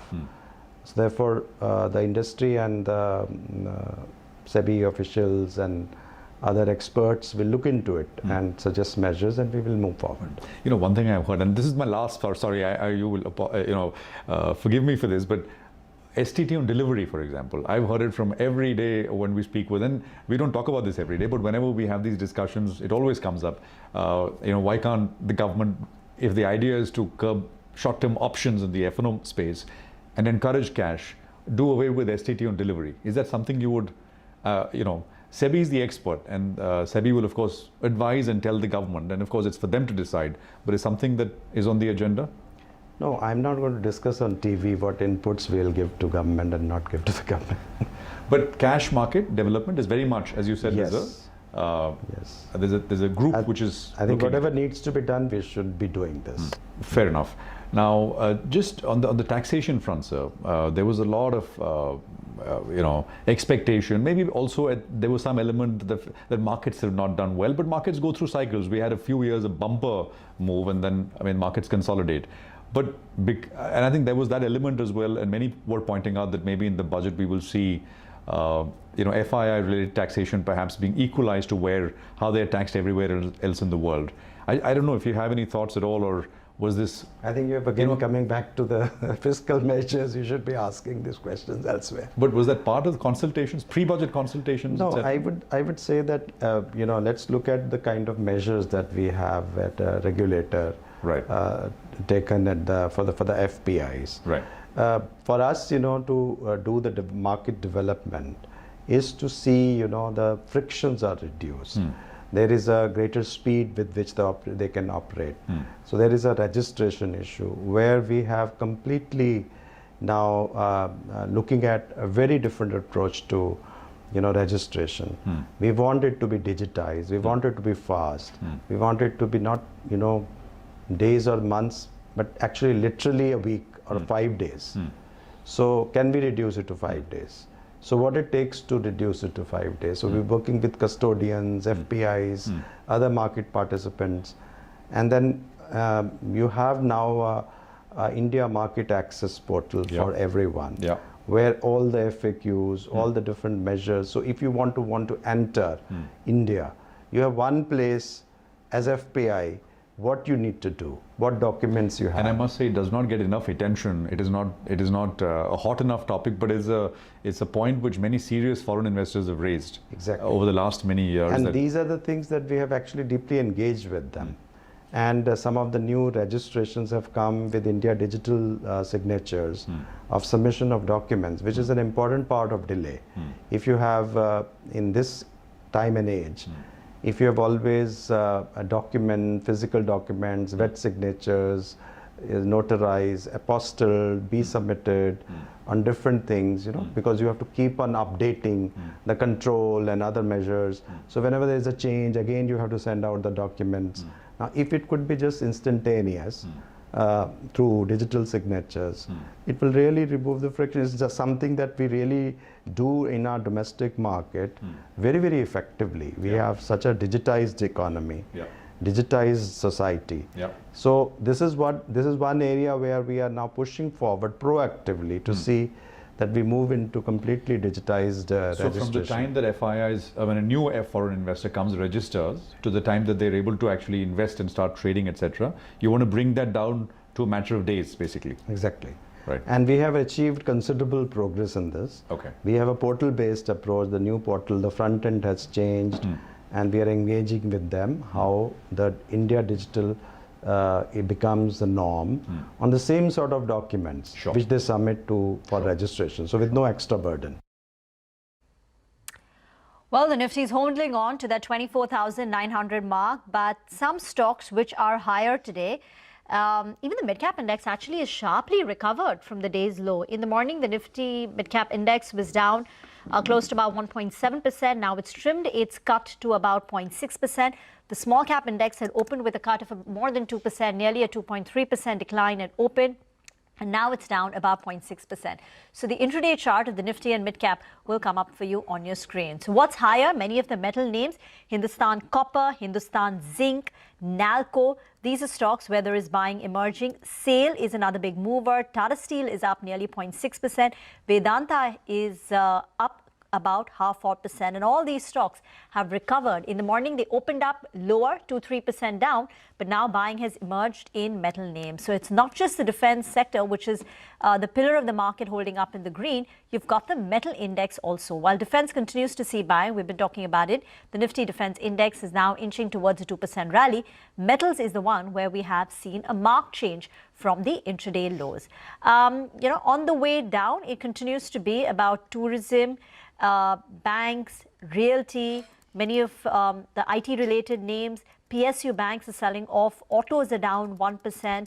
IT is lower in trade. The consumption names are weak in trade, but it's largely metals and the defense stocks which are up. The good part is that the recovery from the lows today, this morning so far, has given bulls some sort of confidence to go ahead and write some of the puts. So early in the day, and these are options that expire today itself, 24,900 put writers are fairly active, and as are 24,800 put writers. And that is something that we can see in the put call ratio, which, at Friday's close was 0.63, and first hour itself, it's moved higher. That means that there have been some puts which are active right now. The PCR also, Mangalam, yep, there's 1.03 right now. From So around that'll be very 0.6. interesting. Okay, one word, Bharti Airtel is another stock which is in the green because they held a call with the investors towards the end of last week. And one key takeaway from there is that that financial commitment for the NBFC in year one will only be 10 to 15% of the committed 20,000. It shouldn't go beyond that, the overall 20,000 that's been committed. And now the new goal post on ARPUs is 350. Remember earlier it was 300. Now they're talking about 350. Rohit Srivastava, founder India Charts and Strike Money, is now joining us on the show. Rohit, your first thoughts on the price action today? The panic low was 24,650, but we've swiftly recovered. And now even the cut on the mid and small cap index seems more manageable. Well, I wouldn't jump the gun over there looking at intraday bounces because it's very important to note that at the start of February, when we had the trade deal, we did a massive gap up. And that gap zone is above 25,108. And today we have gap below that. Now, in technical terms, when you have a gap in the same zone and you go back below it, we call that an island reversal, which means that 25,108 now becomes a major resistance, which you most probably are unable to cross. And it would really take some major change for that to happen. And only when you do that would we really say that the worst is behind us. So having said that, I think the break today does get us to the first most important support. 24,600 is essentially the trend line of the last two important bottoms that we've made over the last year. One, of course, occurred, on budget day, and one was sometime last year in August of 2025, when the trade deal had fallen apart. So when you connect those dots, you come to 24,600. Yes, that is an important support, but we can't say that that support has held or broken based on an intraday bounce. And like I said, now that we are below 25,108, the bias would be clearly negative. Okay. It remains a sell on rise market. Sell on rise market. Got it, Rohit. And you've been pretty clear that you believe that there's further downside in store. So we've taken that point on board. How low can we go, though? So let's start with what happens if 24,600 breaks. It would open up the possibility of going, down to around 23,500 to 23,300. So that is the risk we are really staring at right now. And what probability would you assign to that? And now that we're above 24,600, do you think we can go higher from current levels? No, I wouldn't bet on higher. Like I said, if you're below 25,108, that is more critical than whether you've held 24,600. 24,600, we'll have to give some time to see whether it holds. Okay. I'd probably put a 70% chance on us breaking the lower end based on, whatever is going on. And of course, the setup itself, because on Friday, even before the war came out, we were seeing a lot of selling volume in the market. So there were other reasons why it was really falling. Well, what will make you negate this particular negative, outlook that you have? At what level? 25,108. That's the first level that we're looking at. That's the first level where we'll go back and reverse that. Then beyond that, of course, then we go all the way back to 25,600. From where this fall started 2 days ago. So okay, all right. Rohit, just a quick word on a couple of other assets, gold as well as crude. Do you have a view, and if any levels you're tracking on both these two? So I know a lot of people start thinking about gold as the hedge in a uncertain situation like this, which is geopolitical. But when we look at the history, sometimes gold does move for a day or two and then sells off. My sense is we may not get really past 5,600, the high that we made in January. However, the real trade during war times is actually in oil. And oil is actually breaking out today. The trend line of all the tops of the last 1 year was at around 70.5 WTI. And we are trading above 70.5. So this is now a signal that if we stay above 70.5, we can even go towards $100 if the situation remains grim or even worsens. And so if there is a trade, a war trade, it is actually in oil and not in gold. All right. The war trade is in oil and not in gold. Thanks a lot, Rohit, for joining in and giving us your views on the index as well as a couple of sectors going forward. In these times of uncertainty, you bet the probability on the downside a little more, but on the upside, 25,108 is the level that we should be tracking.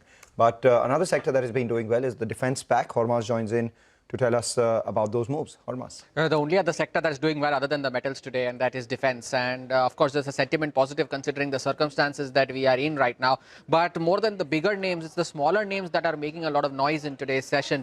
Be it the likes of Paras Defense, be it the likes of Idea Forge. Idea Forge, of course, being significantly below its IPO price, still up 9%. Paras Defense is up 13%.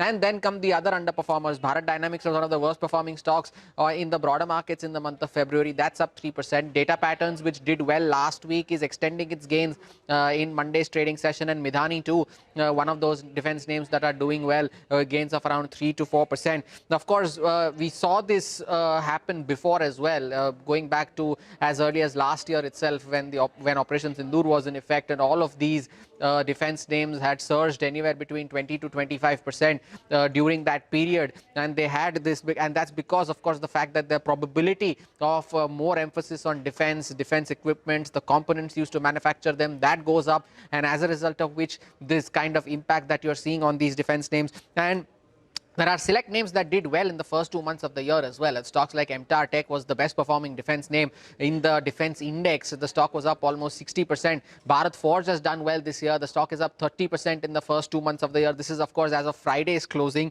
Data Patterns has done well, as has BEL, which is a part of the Nifty now, and Solar Industries seeing double-digit gains. Among the underperformers, though, as I mentioned, Bharat Dynamics, of course, that Cyient DLM is one of the worst performing names on the defense index, along with names like HAL and Masgaon Dock. stock. But if you take a look at stocks that are at 52-week highs, MTAR Tech is of course one of those names. Bharat Forge is at a 52-week high, as is Data Patterns, and Cyient DLM on the flip side is trading at 52-week lows. However, we did speak to the management of MTAR Tech earlier in the day, and they mentioned that defense is a very small part of their business. Only 5% of the overall business comes from the defense business, and they are very selective in the contract selection from this segment. So the defense is one name that's bucking the trend this time around, and as long as the conflict persists, they'll continue to remain in focus as well.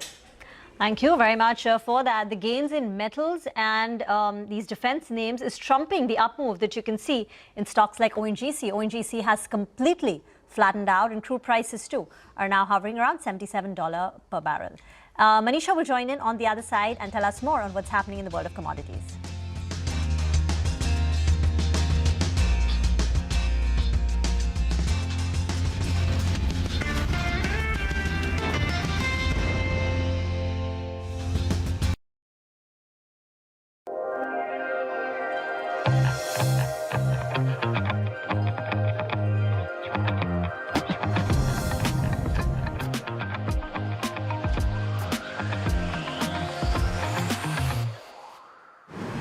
Fly Emirates, fly better.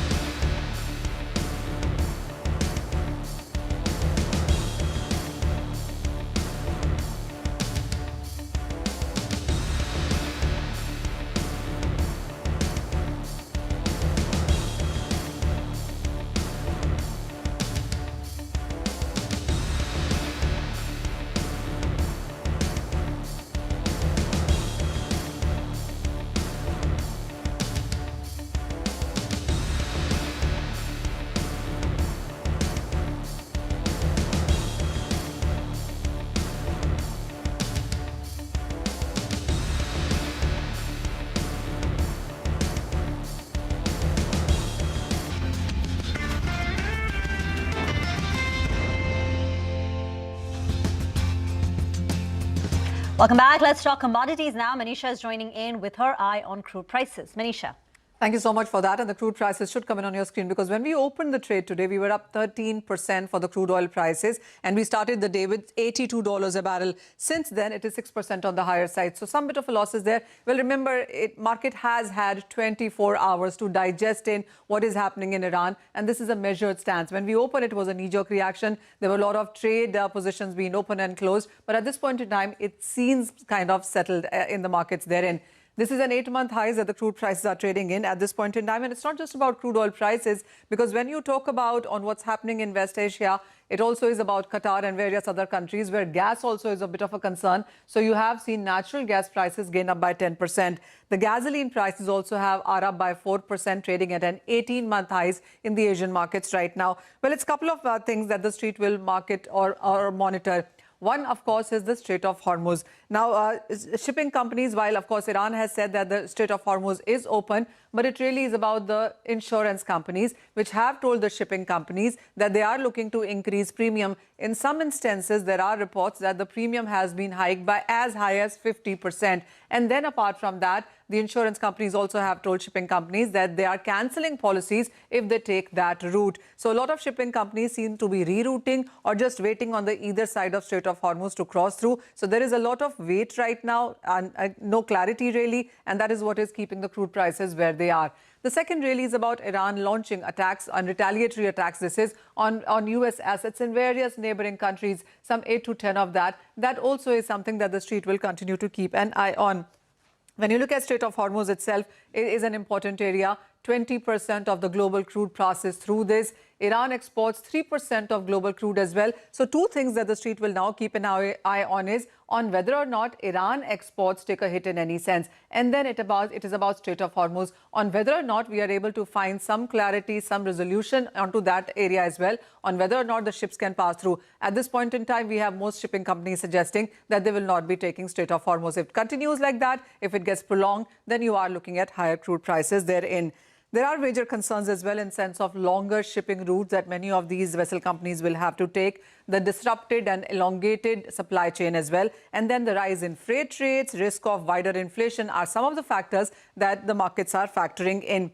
Interestingly, when you look at the history in crude prices, it's not too many days that you see such a hike in case of crude oil prices. A hike as high as 13 to 15% has only happened 5 times till time as the record has been maintained. And today has been one of those days where we saw 13% of a jump up as soon as the markets opened there. Before that, it happened in 2019 that we saw nearly 14% of a gain coming in for the crude oil prices there. Interestingly, well, last 3 years, it was negative crude prices in 2022, 23 and 24 as well, 25 also for that matter. This year till time, we are already up by 23.5% in matter of 2 months, with markets anticipating that this is going to be a bullish year going forward from here. Another reason that you haven't seen crude prices run up is, one, it's the month of Feb and March, which is usually a low demand period. That is what is keeping the prices in check as well. Second, you have OPEC Plus announcing that the production hike of 200,000 barrels per day will happen from 1st of April. So you have crude supplies coming into the market. Also, when you look at the OPEC and allies, it also is about that if the need be, then they will increase exports as well, especially into the Asian markets, to China, etc. And that's yet another thing keeping the prices in check. Well, remember, it's a fluid situation, quite volatile as well, and that is something that could keep the crude prices, the war premium in the prices, much on the higher side. Thank you very much for that. On the other side is our special segment, Indianomics. Lata speaks to MPC member Saugato Bhattacharya and Citi India's Samiran Chakraborty and Nomura Holdings Sonal Verma on the GDP series, the Gulf War and the Indian economy.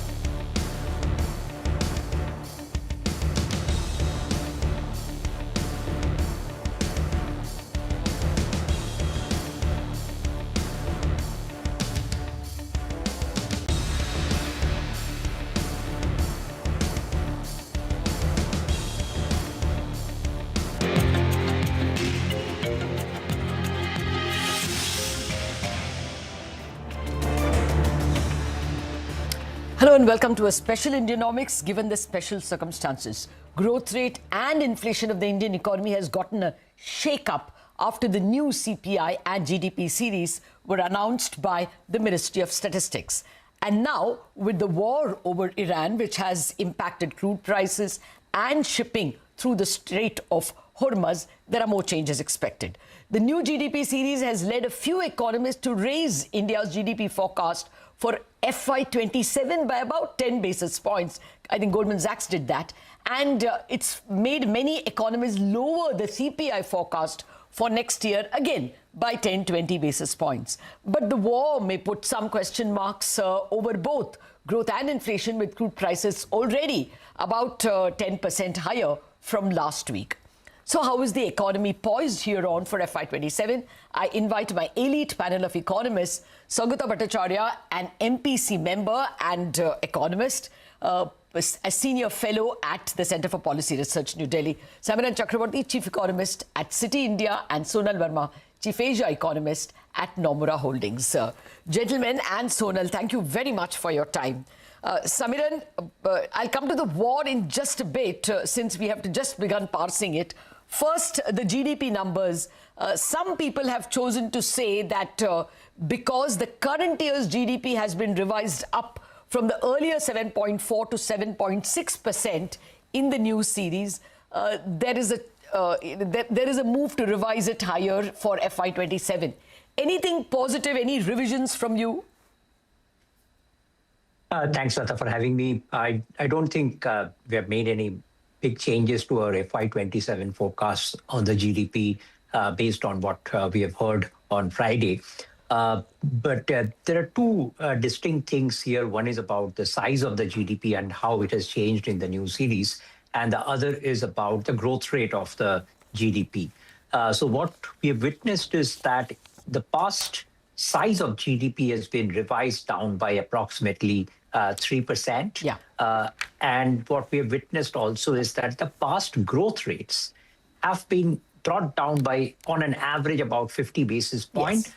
But more remarkably, the growth rates now appear over the last 4 years to be almost flat. So between kind of 7.1 to 7.6%, rather than the big ups and downs that we had seen in the growth rate in the old series. I think that's a very important point, that we have got a much stable growth path in the past and a much lower size of the GDP than we had estimated before. None of these make us change our growth forecast materially. However, I must say that there is a better growth momentum in the high-frequency data than what the markets would have anticipated even a month back. So to that extent, there is some logic in re-looking at all the growth indicators. But as you mentioned, there's now new headwinds developing, so we have to watch and find out to what extent they act against this momentum. Fair point. Let me get Sonal Verma's view as well, and then go to Saugata, who's the policymaker in our group. Sonal, you know, there are a couple of things in the new GDP series which look positive. Manufacturing is far, better. It is double digits if you look at the 3 years on average, 24, 25 and 26.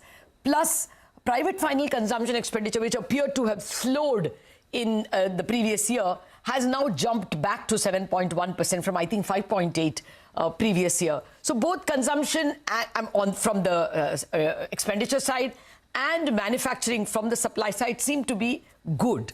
Is there a scope that there is at least an upside risk to GDP numbers? Yeah, Lata, I think there are two different sort of takeaways from the GDP number. One is what it's saying about where we are, and second is where we are coming from. So where we are, the numbers clearly suggest that there is strong momentum in the economy, and the high-frequency indicators essentially suggest that this momentum should continue. So for FY27, we are expecting GDP growth at 7.1%. 1%. So we do think cyclically things are going to improve. And as you said, manufacturing and certain private services segments growing in double digit was a clear positive. But I think, what the GDP numbers also say about where we are coming from is important. And the 3 to 4 percentage points downward revision in the nominal GDP was led by almost a 10 percentage points downward revision in the size of nominal private consumption expenditure on the demand side, and a 25% downward revision in the trade, hotel, transport, communication segment on the supply side. This is per annum. Now, this tends to be an informal, unorganized sector. What it is telling us is that the post-pandemic, recovery was much softer than one had anticipated.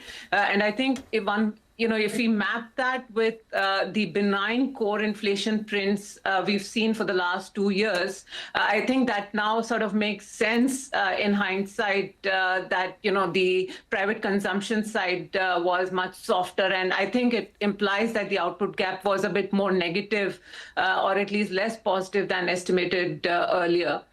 The second important implication is on what this means for the public debt to GDP ratio going forward, because if the size of the normal GDP is lower, then the debt to GDP gets 2 percentage points higher than what was anticipated earlier. So the 56% moves closer to 58% of GDP for FY26, which is the starting point. So if we still need to get to 50% plus minus by FY31, but the starting point is higher, then the speed of consolidation will need to be much faster. So I think that was also an important takeaway. No, absolutely. In fact, even for the current year, if you have to meet 4.4%, I think, Samiran, you're pointing it out in your note, that you have to cut down expenditure by about 40,000 crore.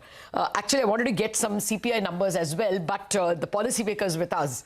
Saugato, in the CPI series, I should have allowed the economists to say that, but the broad view was that the CPI for FY27 has now gotten revised lower by the economists. It's not yet come from the Reserve Bank, obviously. That's because although food looks stronger, the whole weight of food is lower. Core is not as fiery or galloping as much as the old Reserve Bank, old series indicated. So does this make the overall approach to monetary policy somewhat more dovish, because inflation is not going to be the threat it was? Well, first, thank you for having me on your show. Second, the entirety of the data from the GDP numbers, the CPI numbers that you're talking about, does seem to suggest that what we had understood was Sonal was saying, that the amount of slack in the economy is probably a little bit more. We were working with a slack of around 5%, 6% compared to the pre-pandemic growth trajectory. Now it seems it's likely to be about 9-10% odd, which is exactly what is also probably showing up in the CPI print numbers. Having said this, I think from the overall tenor of the GDP numbers seems to suggest that the numbers that are captured is better, that potential growth, given the numbers that we have seen for the last 3 years, around 7% odd, 7% plus. And the fact that we are still not seeing any signs of any overheating in the economy seems to suggest that potential growth is actually up now to 7% odd. So all of this. Having said all of this, I still think that we are in a relatively good position as far as monetary policy goes. It's right, it's appropriate at this point in time. And going forward, I mean, whatever data comes in will guide policy. Yeah, of course, data can change given the war over the weekend. And the combined wisdom right now is that it may not be a prolonged one. But I'm not the expert on that. Samiran, let me come to another question which our current viewers will be very interested in. One message from the GDP numbers, revised numbers, is all the past 3 years were very strong. I mean, they were above 7%, which was not our past 20-year run rate of GDP. It was more like 6.5% if you took an average. The past 3 years, it is 7.2, 7.1, 7.6. But we don't see it in the corporate numbers. Corporate numbers for the last 6 quarters ending September, actually even the one ending December, the Nifty earnings are single digits, often mid-single digits or low single digits. Why this dichotomy? If the growth, as Saugato says, potential growth looks stronger, why are corporate earnings lagging? So it's a very involved question and probably requires much more research to substantiate what I'm saying here. But there could be 2-3 different reasons for this. One is that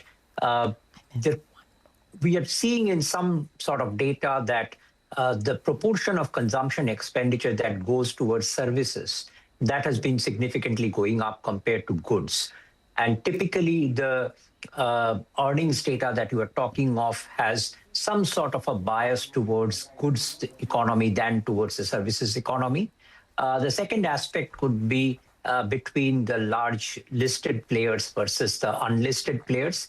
In several sectors, we are seeing that significant unlisted players are gaining market share. And to that extent, that gets captured in the GDP data, but does not get captured in the earnings data could be another reason.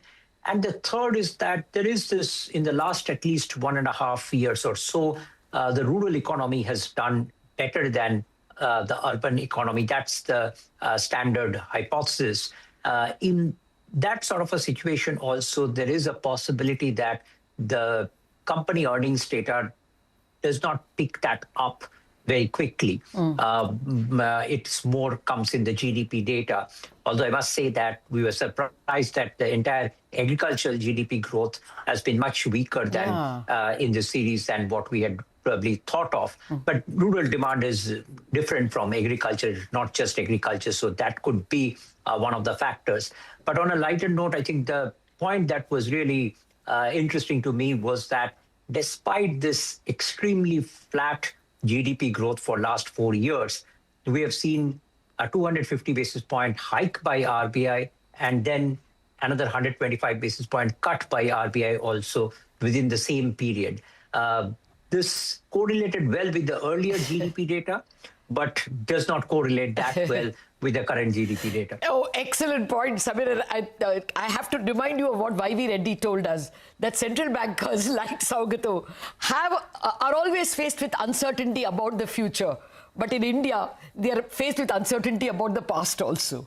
So perhaps that's what's hurting. Very quickly, Sonal Verma, before I take my first break, the war. How does that fit in? Do you think, we may be forced to up our inflation numbers and down our growth numbers because of what is a spreading war? No, I don't think we are at that stage, Lata. I think one is just we need to see the duration of this conflict and what it means for oil prices on a more sustained basis.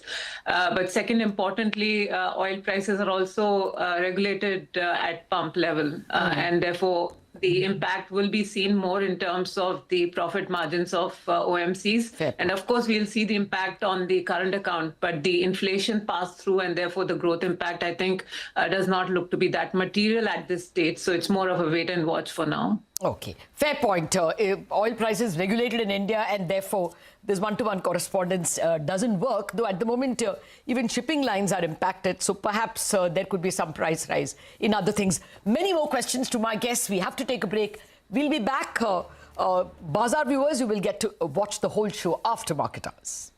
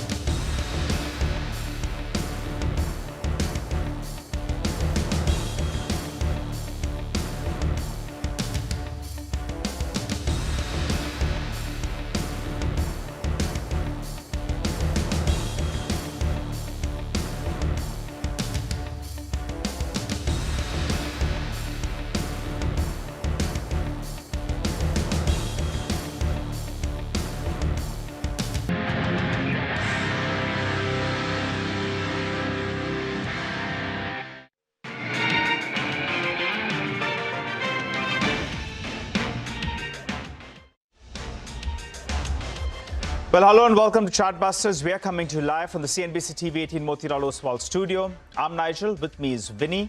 And the markets, though under pressure, have recovered a little bit from the lows of the day. The obvious trade was to go ahead and buy the dip. That's played out to some extent, but just keep an eye out because there'll still be some leverage positions that'll be getting knocked out in the next 60 to around 90 minutes or thereabouts. So keep that in mind. Hey, Vinny, what's up? Hi, Nigel. So yes, we'll keep an eye out on that. What happens in the 60 to 90 minutes next? That'll be key to watch out for. As of now, 24,870 is what the Nifty is at. But let's welcome on board Nalin Kant, who's of Automotive Division of Mahindra & Mahindra and Executive Director at Mahindra Electric Automobiles as well, to discuss the auto sales numbers. Hi, good morning. Thank you so much for joining in. You managed to report a good number, inline set of numbers with what the street was expecting as well. While obviously you have the support coming in because of GST, February sales were good. How is the demand trend expected to be? Firstly, Nigel and Vinny, thank you for having me on the show. Strong month, if you ask me, and 19% growth on the SUV front. Compared to the industry of about 18% SUV growth, I think they've out-tracked. I think the piece which is even more heartening for us is from a Vahan registrations perspective, which tracks end user or end customer demand itself, that grew at about 21.4% year on year. So that gives us strong confidence that the portfolio has strong traction with the market. And of course, beyond the GST, there's a couple of major launches we had done in the previous quarter and in Jan as well. 7XO on the ICE side and we had 9S on the EV side. Both these products have gotten very strong customer reception, and that's helped us with February bookings as well and billing as well. Hi, Nalini Kant. Good to see you, Win. Quick word before we get to the demand trends. There was an Indonesian order. I think you're back to 35,000 units of Scorpio pickup, to an Indonesian company.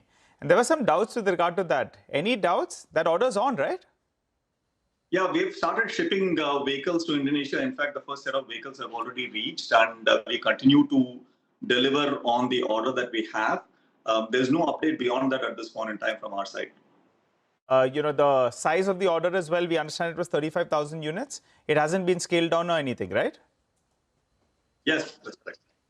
Not scaled down. Like I said, I mean, we're delivering to the 35,000 units. Yes, absolutely. Okay, got it. All right, let's talk about the EV volumes then. I think they were around 4 to around 5,000 units, and you were talking about it scaling up. What was it in the past month, and how do you see it pan out, say, in March? Because I think February would be a shortened month, but in March, you'll see a bit of an uptick?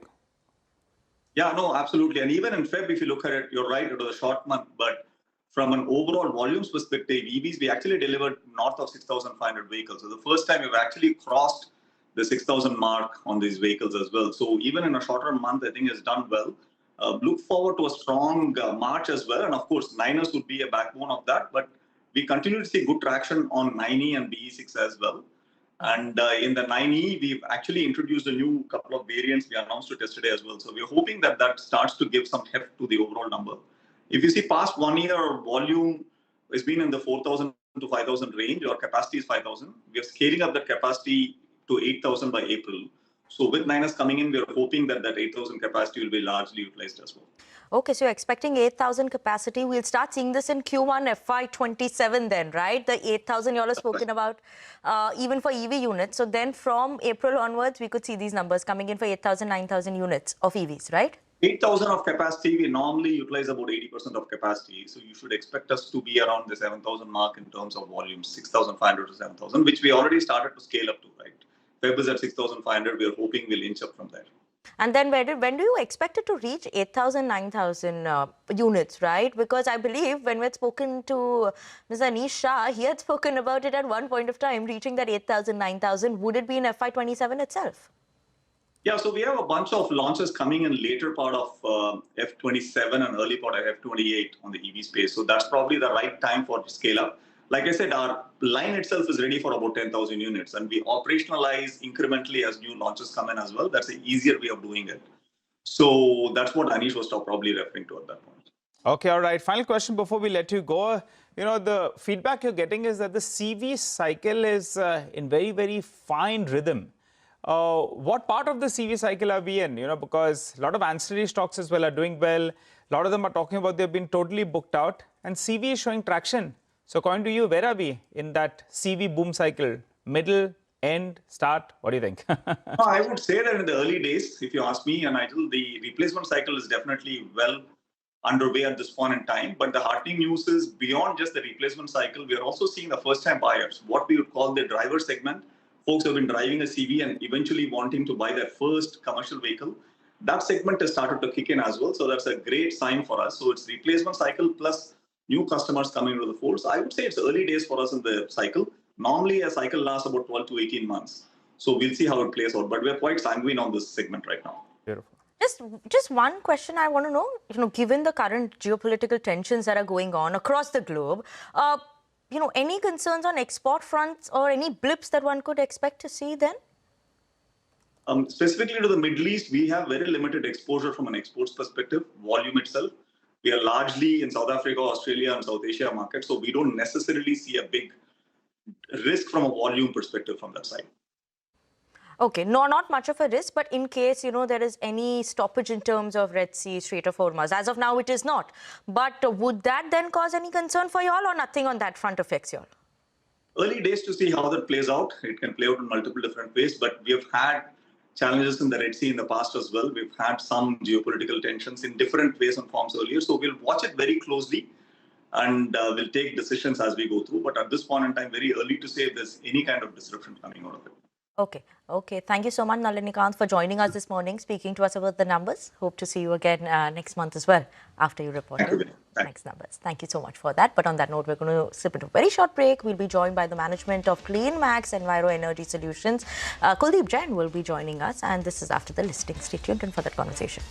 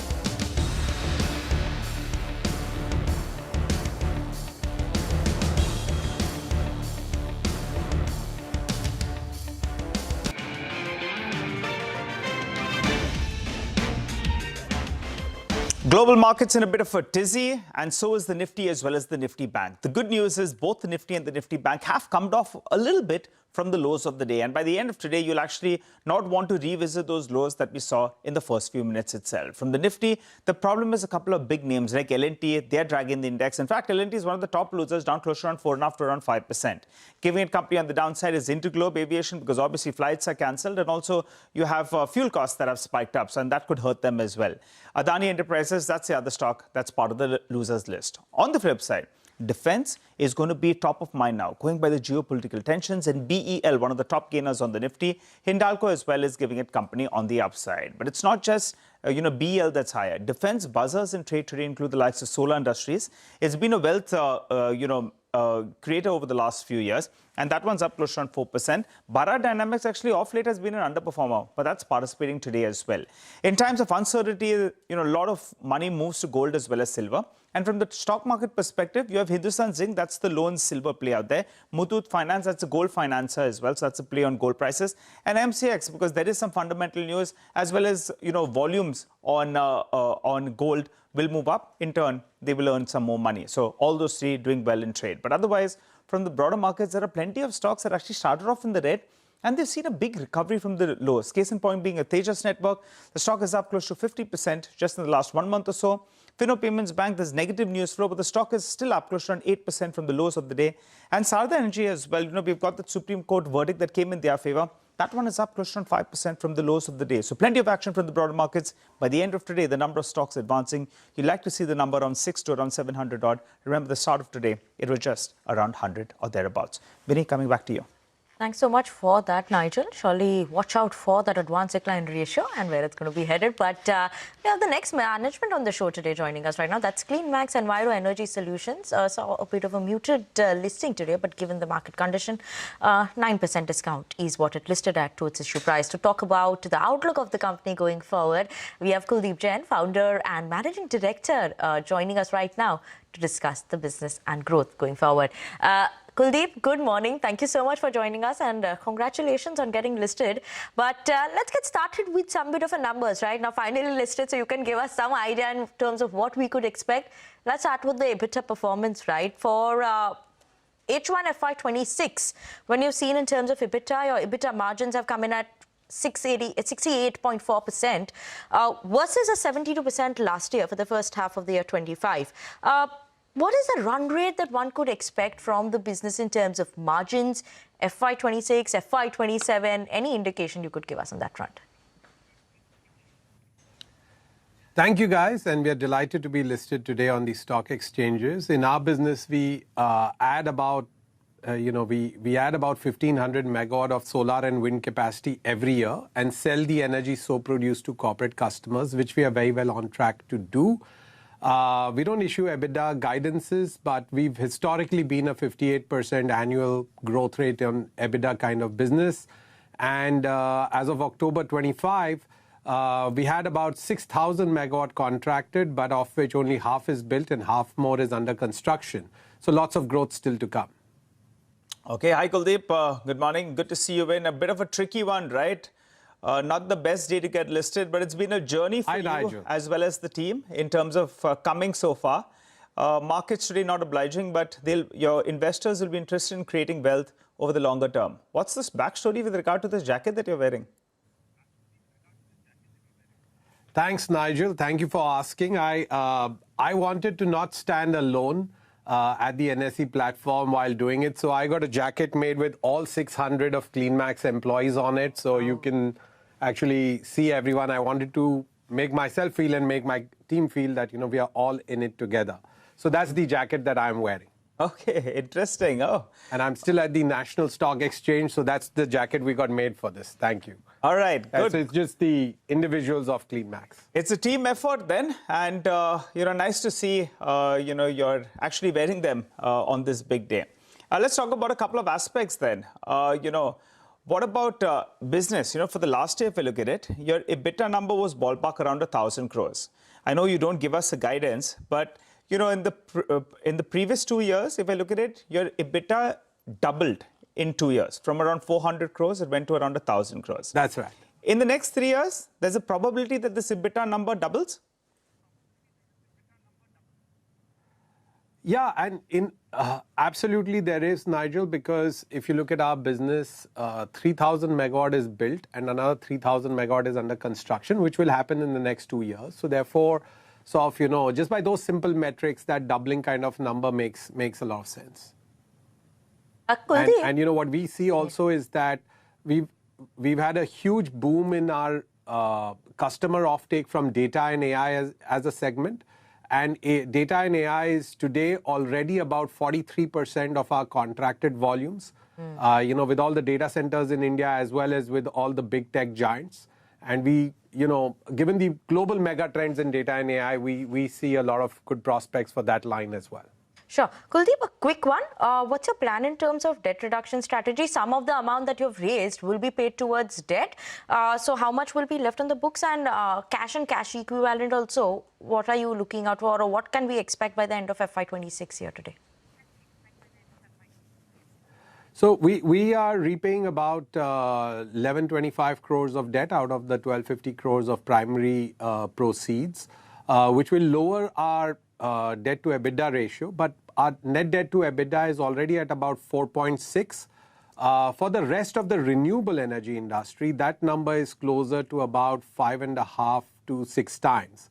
So we are in any case more conservatively geared compared to the rest of renewable energy industry, and we will repay some of that debt. Okay, all right, Kuldeep, we look forward to having a longer chat with you as well as the team, but congratulations to all of you all. Like the idea with regard to the jacket, but the street will be looking forward to better numbers in the time to come. Initially, the stock is down, but delivery of those numbers that you're talking about will be top of mind. Well, time to slip into a short break. We have another management waiting for us. KEC is waiting for us on the other side to give us a broad sense in terms of their exposure to the Middle East amidst the conflict.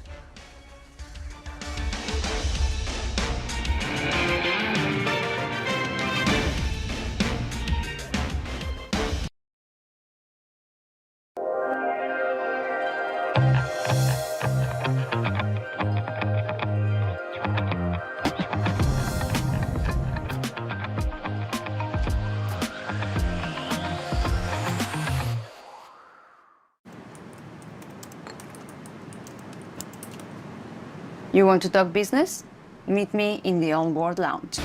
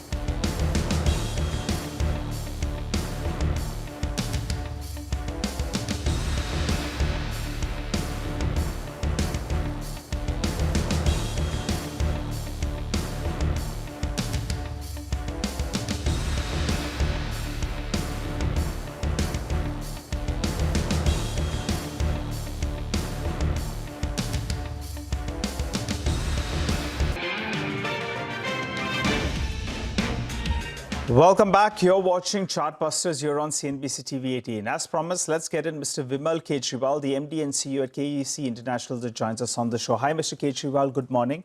Hi, Nigel. Good morning. Thanks a lot for joining in, sir. Before we get to business aspects, just wanted to ask you about your employees that you have in Middle East. Hope all well and everyone is safe. Absolutely safe. Thank you. All are well. Well, that's good to hear, because the human aspect first is what we would like to focus on. Let's talk a little bit about business then. I believe 20% of your business has exposure to the Middle East. Could you tell us what are the conversations in the last 40 hours or so with your customers?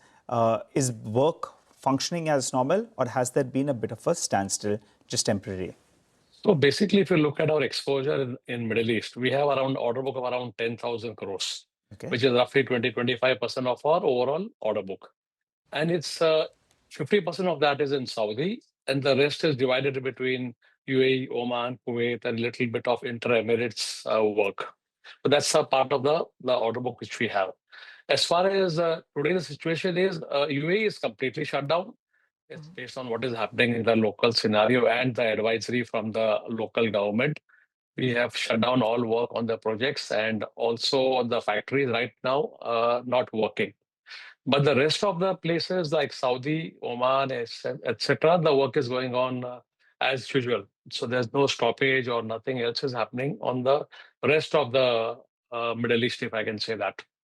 Okay, so Saudi, Oman, where your business continues to be as usual, and the impact that has come in terms of the halt of the factory that you've spoken about, what would that be in Q4 that we could see, sir? Honestly, too early to say. It depends on when we start. Otherwise, if you look at the revenue, it will be around 50-60 crores per month is the revenue. I think we do around 600 crores and odd from that factory. So 50 crores is a monthly revenue. So depending upon how many days it is shut down and what happens, it's been shut now for, I think, last 2-3 shifts. So, as of now, I don't think it's significant. But if the shutdown continues for a long time, then maximum is 50 crores for a month if it's shut down for the entire month. Okay. So 50 crores if it's shut for the entire month is maybe, if it's shut for the entire month, that you can see. Yeah. Okay. Yeah. And so as of now, no advisory coming in on Saudi Oman front as well, because that is also there in the line of fire. So right now, what is the situation there? You said it's all working, but any advisory or steps that you all have to take? Right now, no. Actually, on the first day when it happened, we shut down some of our projects on the eastern border of Saudi. Okay. But then there was nothing which was happening. And then we spoke to the client and everything, and they said there's everything normal. So Saudi is completely normal. UAE, obviously, first day the factories and all were working. But then UAE has now issued an advisory of, work from home and other things. So basically, and they said you should avoid being in the public areas, etc. So because of that, and also keeping in mind the safety of the people with, missile parts falling, etc., we decided to, shut down our UAE operations. Right, sir. Thank you so much, sir, for joining us this morning, just giving us an understanding on what is happening on ground over there as well. And we would request you to join in again with more updates as and when anything comes in. But thank you so much, sir, and hope your team stays safe there as well. Thank you so much for joining in. So that was the management of KEC International, giving us an update in terms of what's happening in terms of West Asia and the updates over there. As of now, UAE side, they've shut the operations. Oman, Saudi continues to be there. That's right. Vinny, in terms of the markets, we are down. But, the news flow that's coming in from the Middle East is not very, very encouraging in the last hour or so. Hopefully, things settle down. But as of now, no signs of any big de-escalation. So I'll be looking forward from a humanitarian aspect that we see some kind of de-escalation in the Middle East. But that's actually absent. For the time being, we leave you with the markets down close to around 300 points on the Nifty Bank down close to around 500 points, and just around 400 stocks that are advancing. Chartbusters wraps up, but Trading Hour comes up next.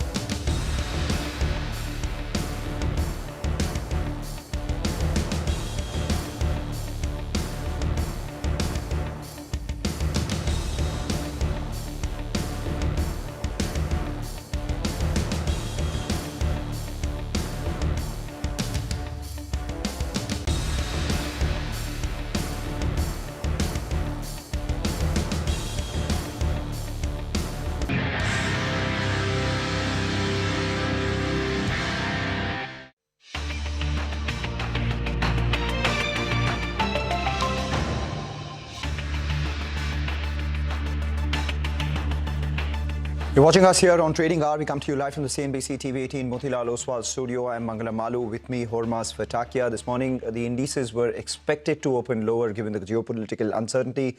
They opened lower, far lower, and thereafter there was a bit of a recovery from the lows. And that recovery has swiftly been sold into as well. Back to that 24,850 sort of mark. Between 24,800 and 24,850 is where the lower end of today's trading range has been so far. And that's where the market has been flitting. The bigger story today has been the broader market. If you look at it, over 2,100 stocks which are in the red for less than 500 stocks which are in the green.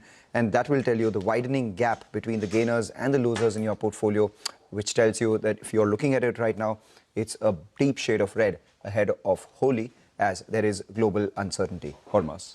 Hi, Manglam. And only fair, you do not want to go into a holiday with positions, especially in a scenario that is developing every passing minute. And there is, of course, as of now, no signs of de-escalation, with Iran having rejected any proposal of talks with the US. So as of now, a 300-point cut on the index, and at very key levels at 24,850. That's what the analysts were projecting if the 25,000 level gets taken out on the downside. But there are a couple of pockets that are doing well. One of them, of course, being the defense names. They are the ones that are soaring higher. Solar industry is doing well for itself. Now, the smaller defense names, be it Paras Defense, be it Idea Forge, both of them seeing double-digit gains now. Paras Defense is up 12, the Idea Forge is up 11. So they are doing well. And the only other sectoral index until just a few minutes back was the metals index, but the recovery in the metal stocks has also been sold into, and most of the metal names now have sold off. At least they are off the highs of the day, even if they haven't sold off. Hindustan Copper still up 2, Hindustan Zinc is up 1.5%, but otherwise most of the others deep shade of red, as Manglam was highlighting. The top loser on the Nifty is Larsen & Toubro, of course, a 5% cut on L&T. But the big talking point as a consequence of what has been transpiring in the Middle East has been the surge in oil prices, and that's because of these tensions. Let's go across to Manisha to get us all that is happening in this space. Manisha. Well, thank you so much for that, Hormuz. The markets have had 24 hours to digest this, and is the reason that even as we saw the crude oil prices gain up by 13%, we have seen them ease down a bit right now. There are 4 or 5 things that the street will watch out for at this point in time. One is Iran itself. Remember, it exports nearly 3% of global consumption. What really happens to that? What do those numbers look like? Second is Strait of Hormuz, and 20% of global crude passes through this one. And as of now, we do understand that Iran has not shut Strait of Hormuz, but it is the insurance companies which have hiked premium somewhere as high as 50% as well. And there have been reports of cancelling policies for some of these shipping companies also. So this is what really seems to be bothering crude prices. The third thing really is about Iran retaliating on various neighboring countries. Until now, we do understand that none of the oil facilities has been hit, but that continues to be a concern as well. And the fourth point really is about the OPEC and allies increasing production by 200,000 barrels per day starting 1st of April. And then comes India, and this is the most important point, because India imports more than 80% of its crude requirement, and nearly 40% of that flows from Strait of Hormuz. So are we looking at disrupted supply chains? Are we looking at longer routes? Is something that the street will look at. What you have on your screens right now is the times that crude has given you great strong gains in a matter of just a single day. So it really has been 5 or 6 times in the history of crude that you have seen 14-15% of a jump up with what the crude opens it, and today is one of those days. And remember, after 3 years of constant declines, this has been a year that crude is trading in positive. So 2 months of this year, and we already are 23% higher in case of crude prices. But joining us now is Richard Regalia. He's CEO of Matrix Global, for his sense on the space. Richard, hi, thank you so much for joining in. Your initial reaction, first of all, on what really has conspired over the weekend and the kind of statements that we continue to hear, that this is not the end and this is a fluid situation, just perhaps may continue in the weeks to come. How are you reading it all, first of all? This is a very fluid situation. In my mind, this is a situation that is equal to the fall of the Berlin Wall. This is something that can have ramifications going on over the next decade or two. This is not a Middle East war. This is a Middle East regime change of trying to remove the largest state sponsor of terrorism in the region, and has been a thorn in the side of many players in the area. I saw your statistics on price. It was very interesting. The price was up 14%, but now the price is up about 6.5%. Many of the reasons of why the market reacts so quickly now is information technology. Realize that right now around the Gulf of Hormuz, I think you made a point that Iran says they haven't closed the strait, but the insurance companies have raised rates so high that people do not want to take chances while this war is very live. And so what that means is all these cargoes and all these ships are sitting offshore. But historically, they would sit offshore and we didn't know where they were. Now technology shows us where every single cargo is, which direction they're doing, which way they're turning. And so the technology allows us now to make real-time decisions on what is actually happening. The reason I think this is important is there's many parts to this, but the real key is that we're losing we're not losing. We are putting pressure on a partner that has caused significant strife, not only in the sense of the terrorism and issues around that, but also within OPEC itself. And so I think what we're seeing right now is a market reaction. It reacted up to $75.33. It's now trading $72. Remember, I was on your show back in June of last year, where the market went up to in one case went up to $81 during the IDF attack, and then went up to $78 the following 2 weeks when the U.S. took out the Iranian nuclear facilities.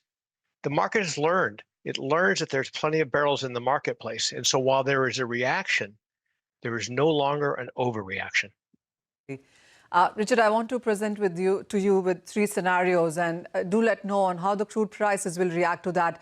One, the Iran exports itself. If that completely shuts down, even for a few days, what would that mean for the crude prices and the global supplies? The second is about Strait of Hormuz itself. As of now, we understand it's about the insurance companies and where the tankers are, but we do know that there is no movement there. So if that is prolonged, what do you think on where the crude prices can head then in these two different situations? Okay, in the first case, here's something interesting. I mentioned this again a year ago. The one thing that sits in the middle of the Persian Gulf is Karg Island. 90% of all Iranian crude oil leaves from Karg Island. Karg Island has not been attacked. Why has Karg Island not been attacked? It has not been attacked because the powers that are directing their forces against the Iranian government is that they want a new Iranian society, and that society is going to need oil.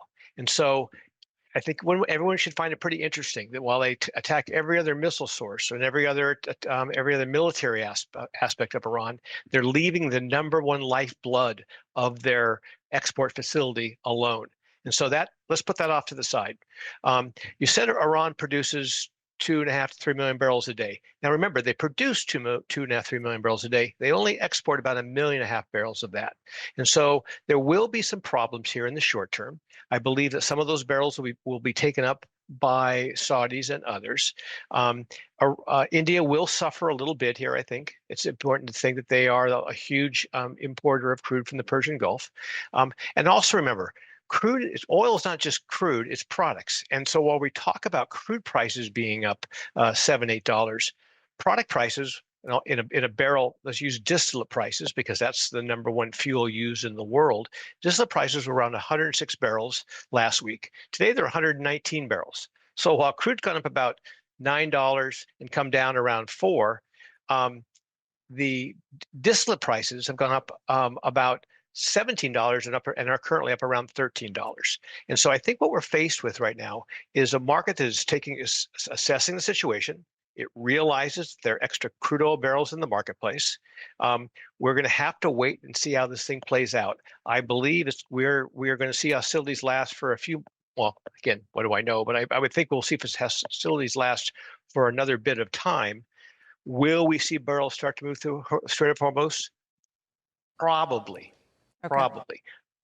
I also want to get in your best case and a worst case scenario in sense of prices right now, but there are so many reports flying around talking about 100 and 120 and 40. I mean, a lot of numbers out there. So when you take in account all various situations that we are in currently, what's your sense on prices then?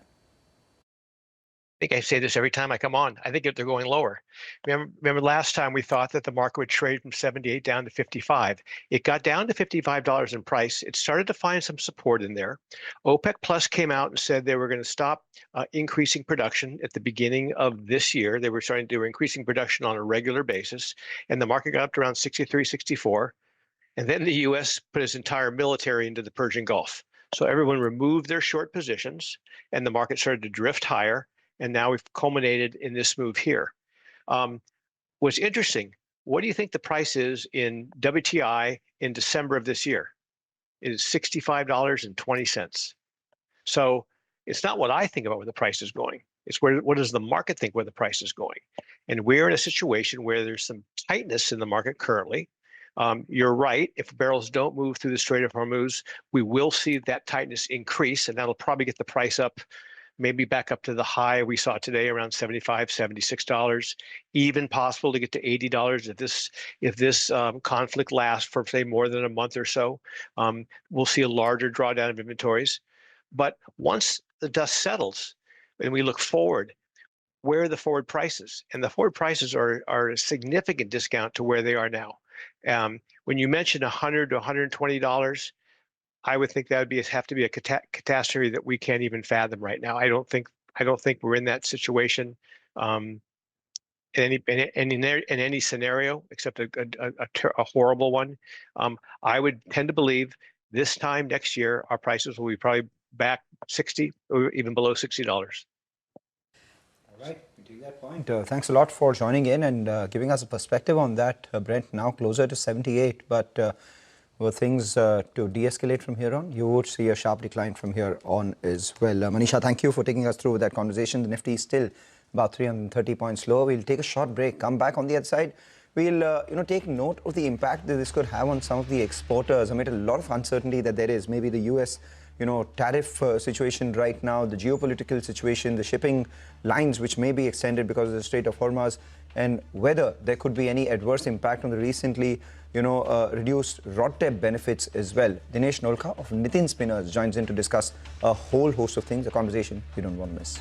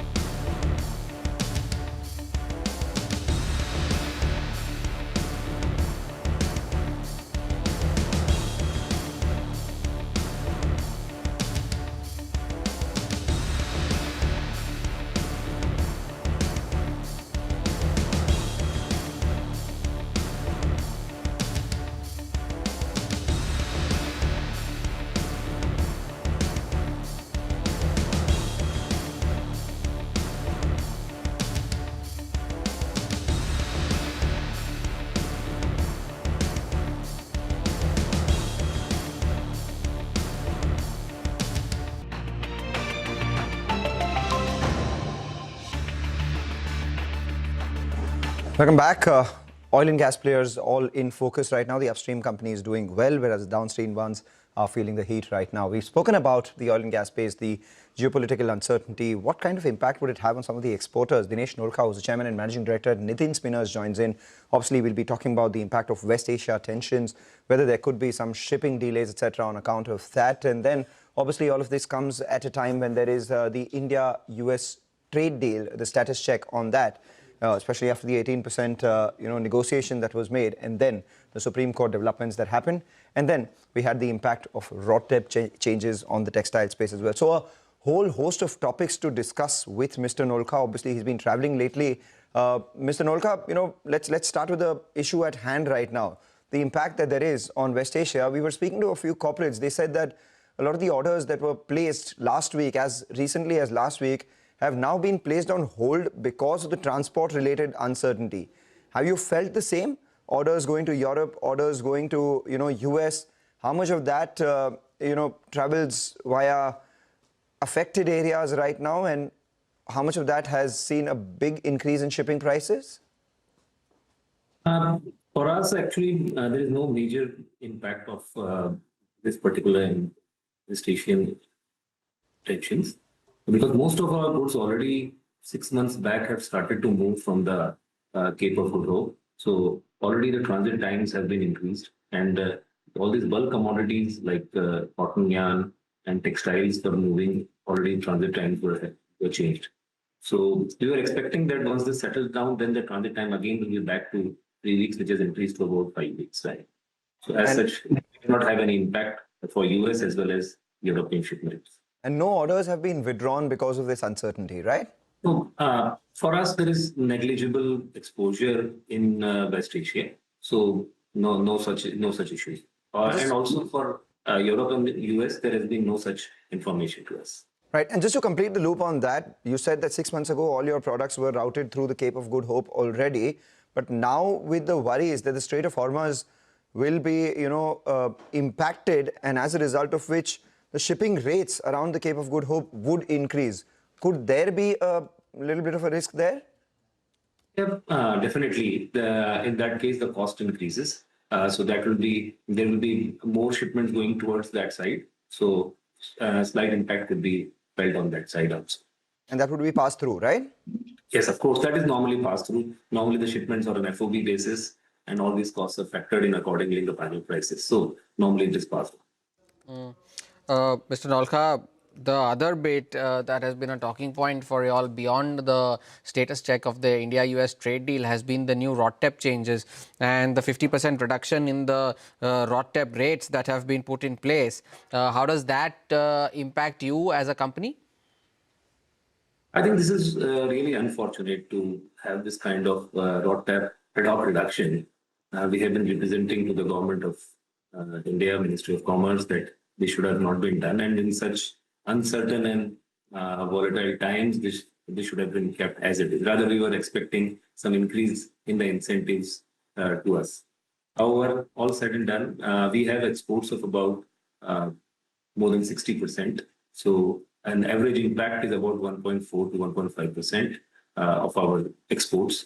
So on the EBITDA level, the impact will be about 0.85 to 0.9% for us.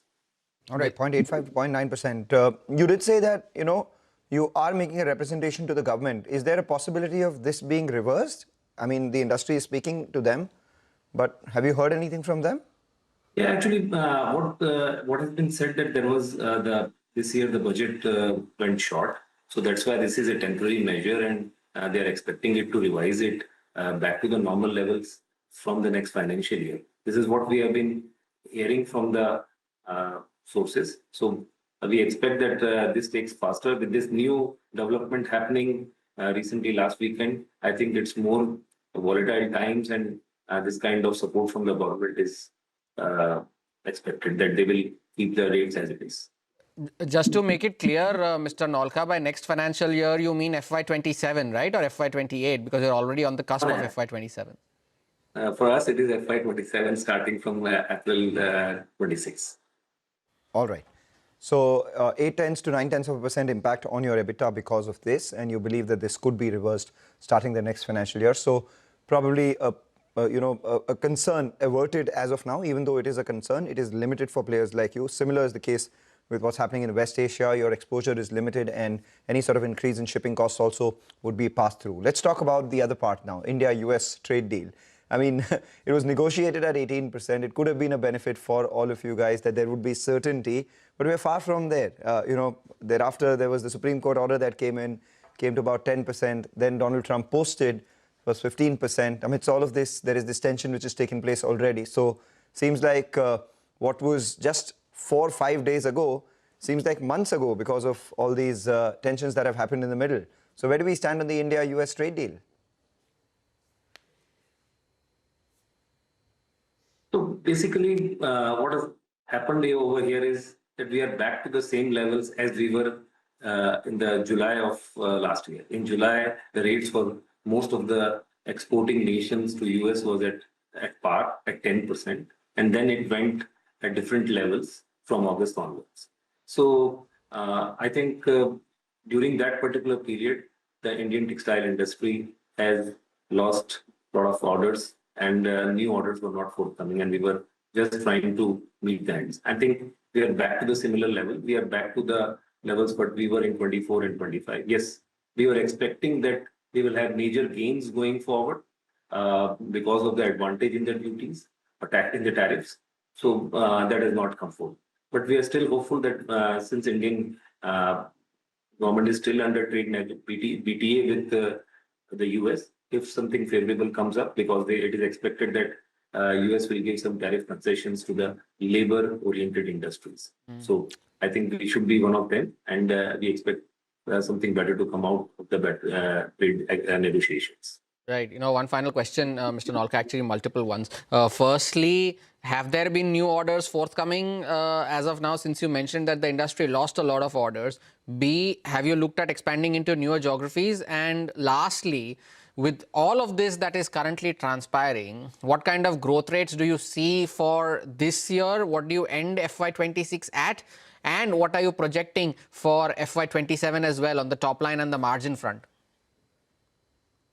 Now, first of all, for the new orders, there has been, again, discussions have started. Earlier, everybody was waiting for the trade deal to happen. So already discussions in the US market with the customers of our various suppliers have already started. Also, for the European countries, since we are going to enter into FTA, a lot of activity is also there. So it is not that we do not get the order on a daily basis, but when we discuss with the long-term order books, we have to continue to engage with them, and that process has already started. And looking forward, that we are expecting to have much better order book situations going forward from the US as well as from Europe.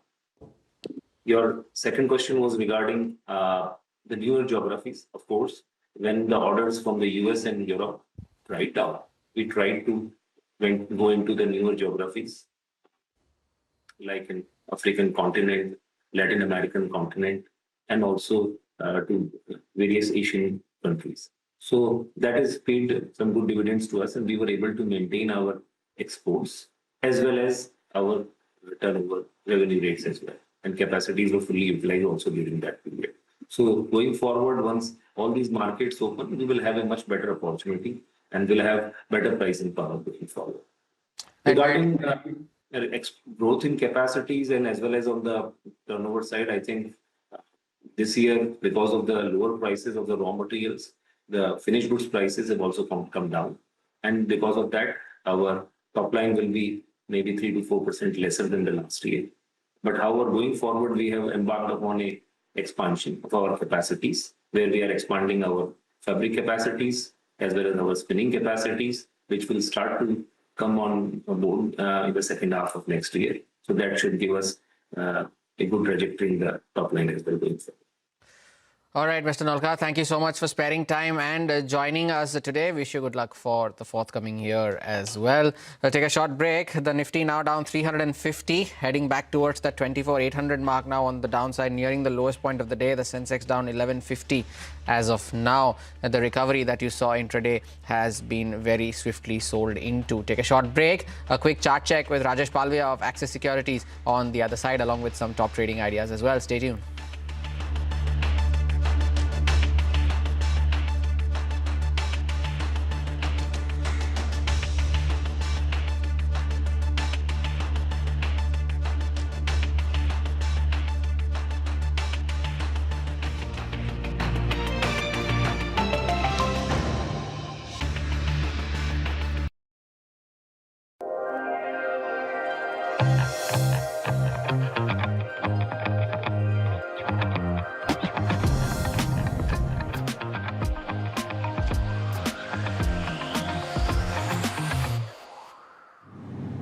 This is worth sharing. Faster Wi-Fi on the new Emirates A350.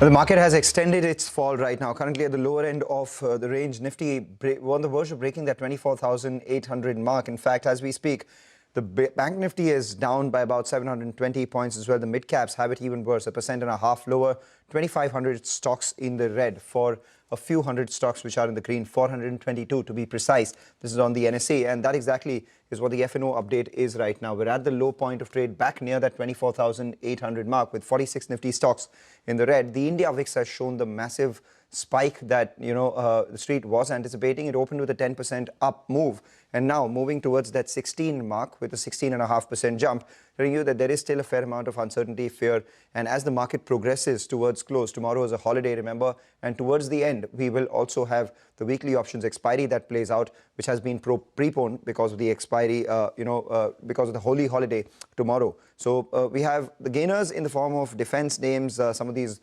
upstream oil companies. Those too are pairing gains because ONGC is up 1.1% off the highs. Oil India just marginally in the green. Even the defense names, they're marginally in the green. The ones which have fallen have fallen a lot more.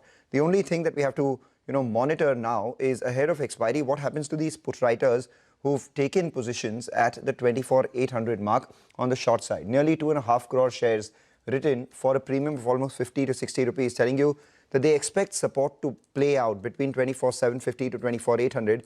Were the markets to decline further from here on, all these 2.7 crore, writers of the 24,800 put will have to unwind their positions, and that can cause a bigger gash, maybe on the way down, where we would perhaps test the budget day lows of the market as well. But that is only so long as the market, does not break that 24,750 mark. On the way up, call writers are fairly active. 25,000 call, 25,900, 24,900 call. All these ones, I've seen a fair amount of writing telling you every bounce from here on up until expiry, until we sustain and see short covering, could see supply. And that's exactly the situation which is playing out right now, Hormaz.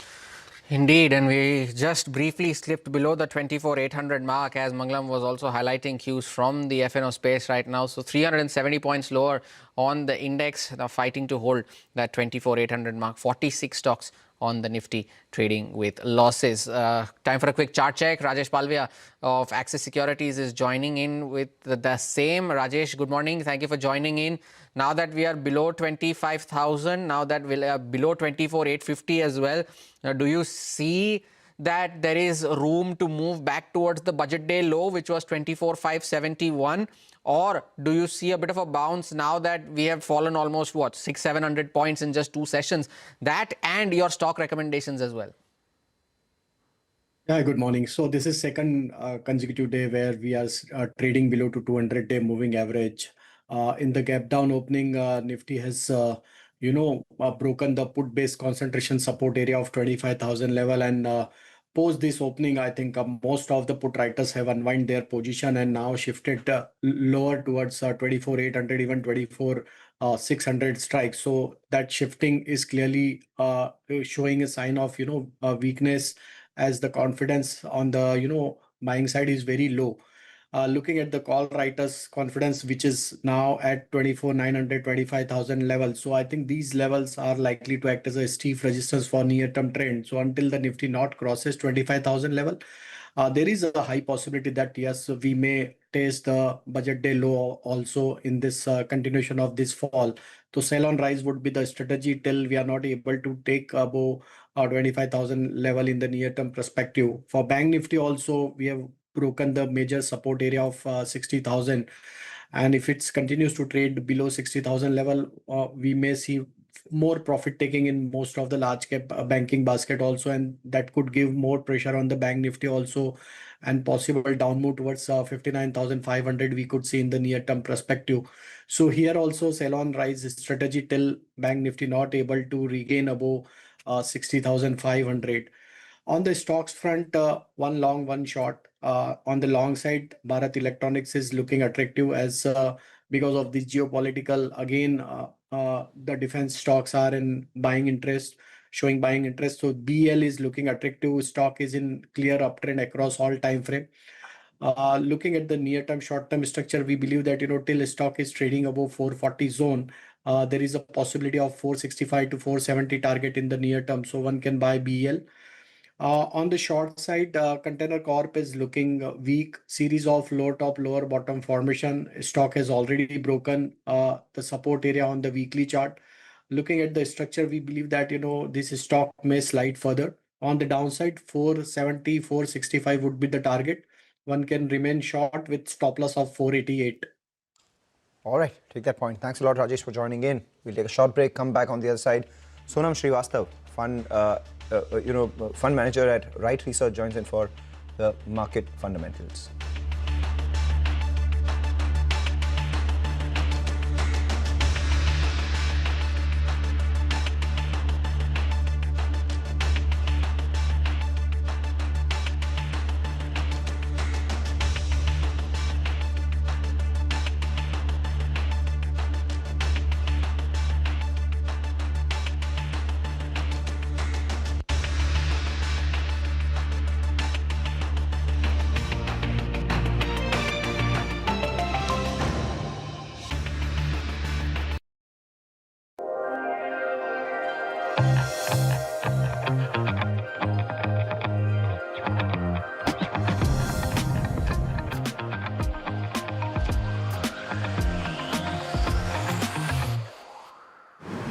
Fly Emirates, fly better.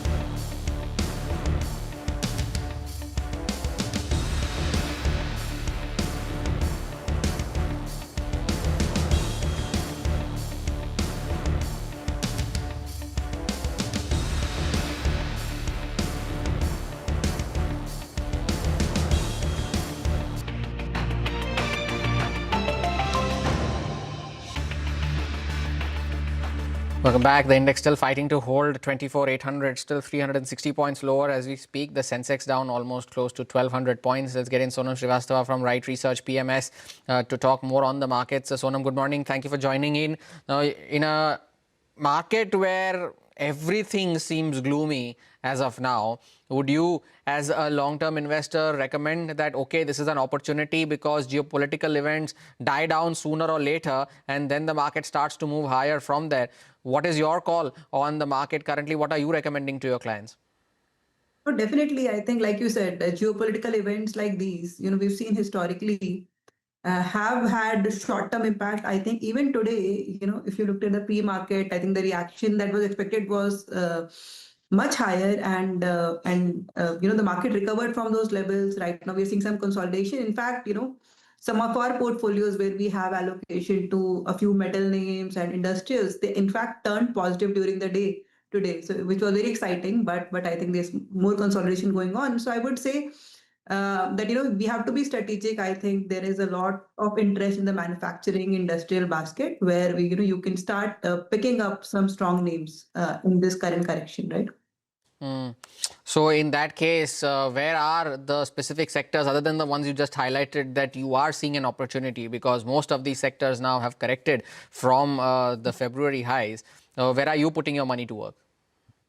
So recently, see, I think what we have been bullish on is some of the names which are probably linked to the data center economy. You've seen even power, energy, a lot of stocks in the metals, wires, etc. I think manufacturing, capital goods. I think that's where we're seeing a lot of interest, even in the financial side, on the NBFCs, on the credit growth cycle. I think that's where we've seen a bet, taken a bet, and I think. Again, very difficult to comment on this huge geopolitical events. How long does this last? But that is where on the domestic economy we are seeing a lot of interest. Right? So that is where if I were to accumulate right now, that is where I would be accumulating. So, and is there a sector or is there a basket that you would particularly like to avoid at this point of time, especially considering the current scenario? Yeah, I think in the current scenario, the stock that are exposed to high crude prices. For example, we do have a few auto names, a few auto ancillaries. I even hold a tire stock which is seeing some correction today, right? So, I think avoiding those stocks where you have exposure to rising crude prices would be diligent right now, because the crude economy would be highly impacted. I think that's what. The big impact of escalation in Iran would be that the crude economy is impacted. So I think we would be staying safe of those stocks right now. But again, you have to see how long does this escalation last, and how much does the impact last. Now, the one pocket that has been outperforming in the recent past has been metals, and you mentioned metals briefly as well.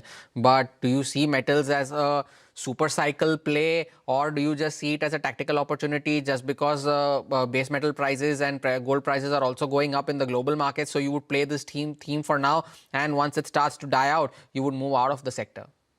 Yeah, I think I would not say that we are in a super cycle just yet, because macroeconomically you would see that the growth hasn't come back in a very emphatic way for us to say that this is a commodity super cycle or a long-term allocation. I think it's a tactical bet, especially due to the interest that is going toward the precious metals. I think there's a pickup that we're seeing through the industrial demand in other commodities also. So I think it's still a tactical play. It could turn into a super cycle if the geopolitics and if the economic situation sort of calms down. But I would say that it's a tactical opportunity driven by some supply and demand constraints right now. Sonam, pleasure having you today. Thank you so much for sparing time and joining us today. Looking forward to having you more often on the platform. Take a short break, focus on the bond markets with Manisha Gupta on the other side.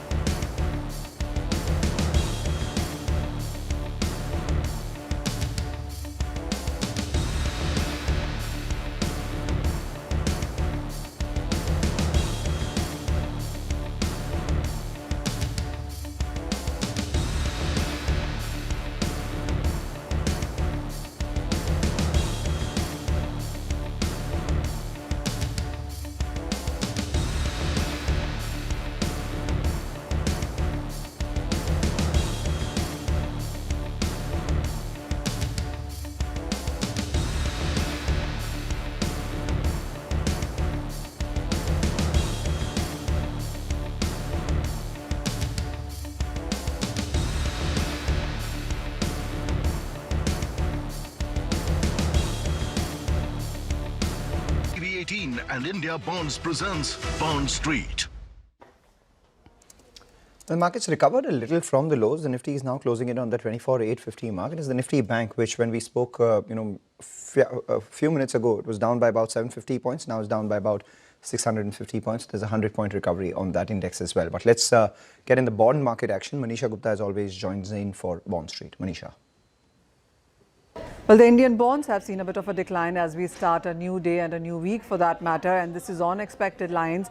And this is after geopolitical tensions in West Asia, which has led to oil prices spiking on the higher side. In the opening trades itself, we saw crude oil prices gain up by 13%. It seems to have adjusted at this point in time. Remember, it has all been about the weekend where the markets have had some time to digest the news, but it still continues to be very, very fluid. The US and Israel jointly attacking Iran over the weekend has led to Iran as well retaliating and striking US and Israeli bases in various global neighboring countries therein. The disruption of traffic in Strait of Hormuz, remember 40% of crude that India imports comes in from Strait of Hormuz as well. So India in that sense, whether it's going to be about our fiscal, Indian rupee, crude prices, and that is impacting the money markets and the bond as well.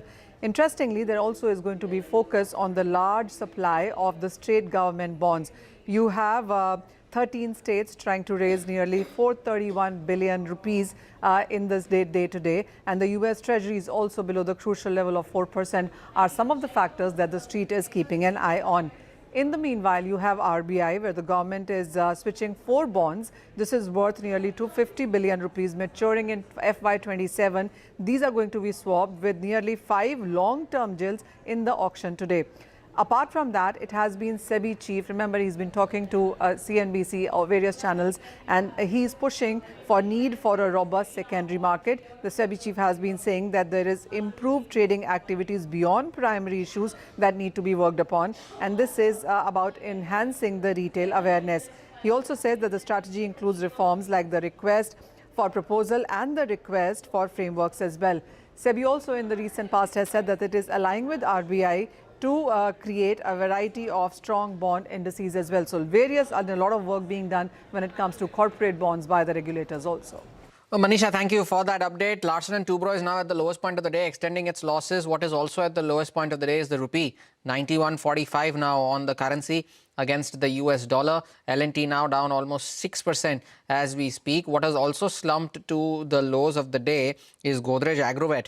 That has made its list now as the second biggest underperformer on the Nifty 500, that too trading with losses of around 6%. Take a short break, more on the markets on the other side. CNBC TV 18 and India Bonds presents Bond Street.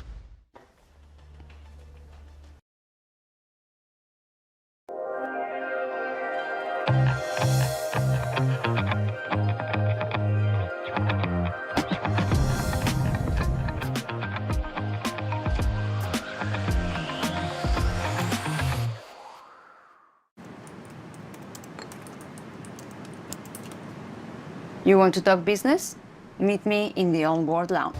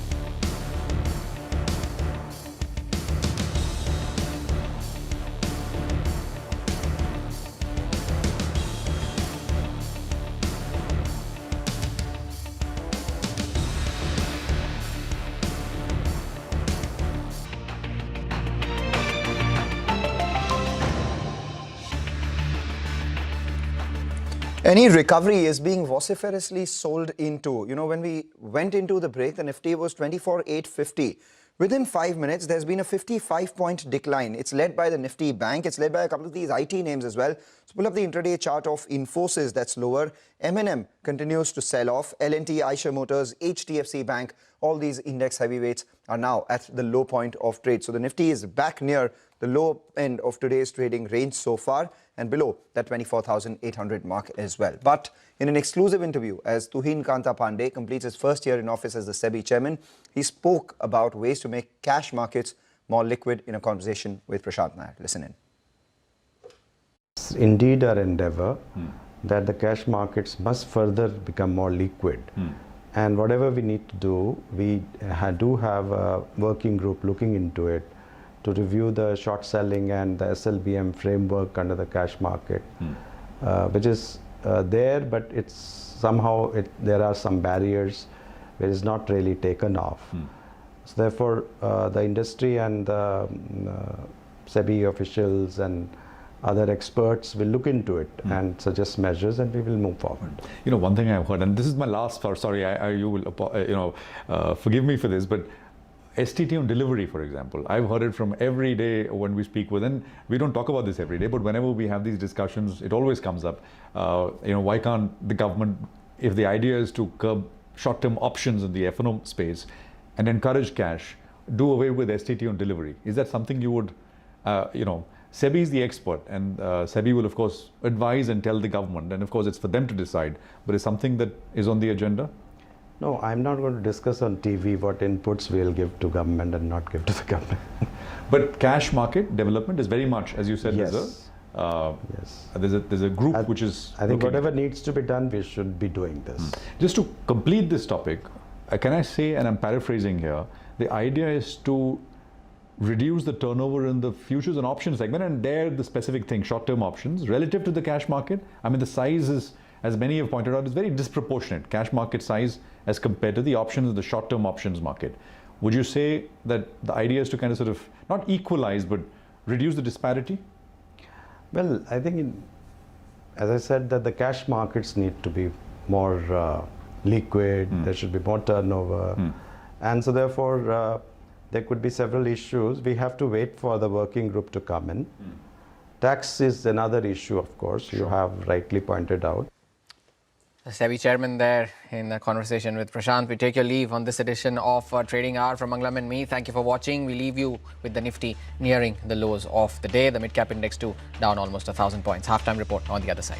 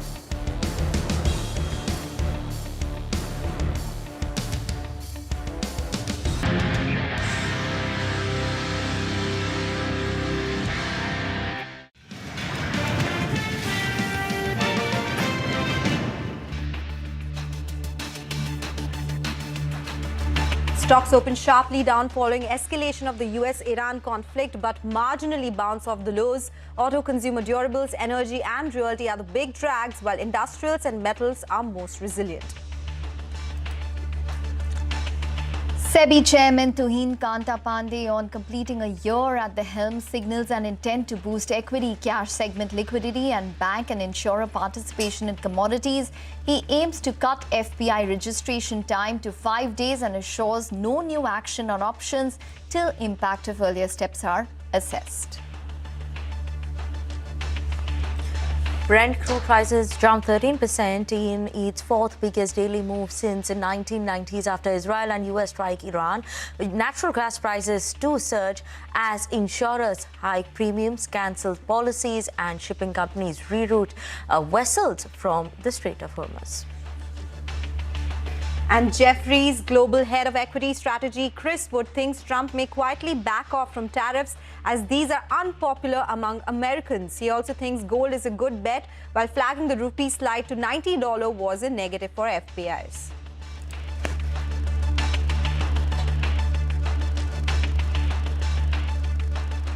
Hello, good afternoon. You've tuned into Halftime Report coming live from the CNBC TV 18 Motilal Oswal studios. I'm Vinny Motiwala. With me are my colleagues Ekta Batra as well as Sonal Bhutra. Good afternoon, ladies. But again, a day that we're seeing red across the screens. No de-escalation that's coming in from the West Asia front as well.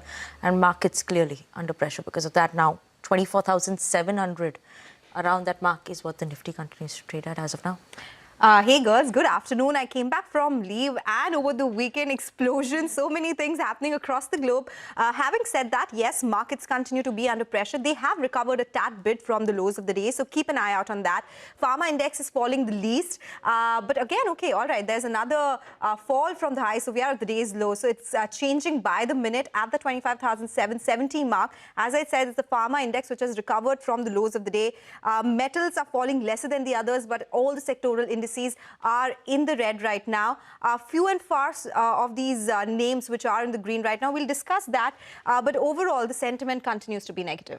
Yes, absolutely. But, you know, you have to put it into context as well, because the low for today was around 24,645. So there has been a recovery which has taken place from the day's low. So currently, yes, down around 1.6%. We have the mid caps which are down around 1.8%. But there has been some amount of buying from the day's low which has taken place. But it is definitely going to be a volatile session. Just want to pull up a lot of the defense stocks which are actually resilient in today's trading session. Say, for example, Paras Defense, which is up, Idea Forge, BEL, HAL, Bharat Dynamics. So there's a lot of enthusiasm around that, but you need to put those kind of moves into context. If you look at these stocks from their 52-week highs, there is a significant distance that they have to travel to those levels. For example, Paras Defense, which is 26% away from its 52-week high, Idea Forge, which is around 28% from its 52-week high, which is at around 660 odd rupees, BEL, HAL,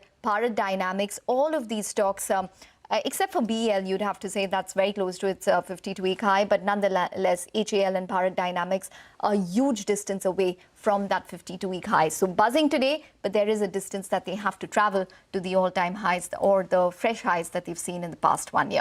But nonetheless, that's on the entire defense space, which is buzzing about and is quite resilient in today's trading session. But let's tell you what we have on the show today. In the next 1 hour, we will be putting the spotlight on the US-Iran trade tensions and bring you a view on the fertilizer sector with IIFL's Ranjit Kirumala. Stay tuned for that. In our special What's Trending segment, we will be focusing on the travel and tourism sector, which is impacted due to the West Asia tensions. We'll also bring you the top market voices we spoke to and what they had to say on the impact of the geopolitical tensions, specifically on the Indian market. And on our Movers and Shakers segment, we'll be putting center stage on defense, oil and gas, as well as stocks such as MCX and L&T. Okay, now let's move on and start with the top movers and shakers of the day. And we have Vivek joining us from the vault to take us through all of that. Vivek, over to you.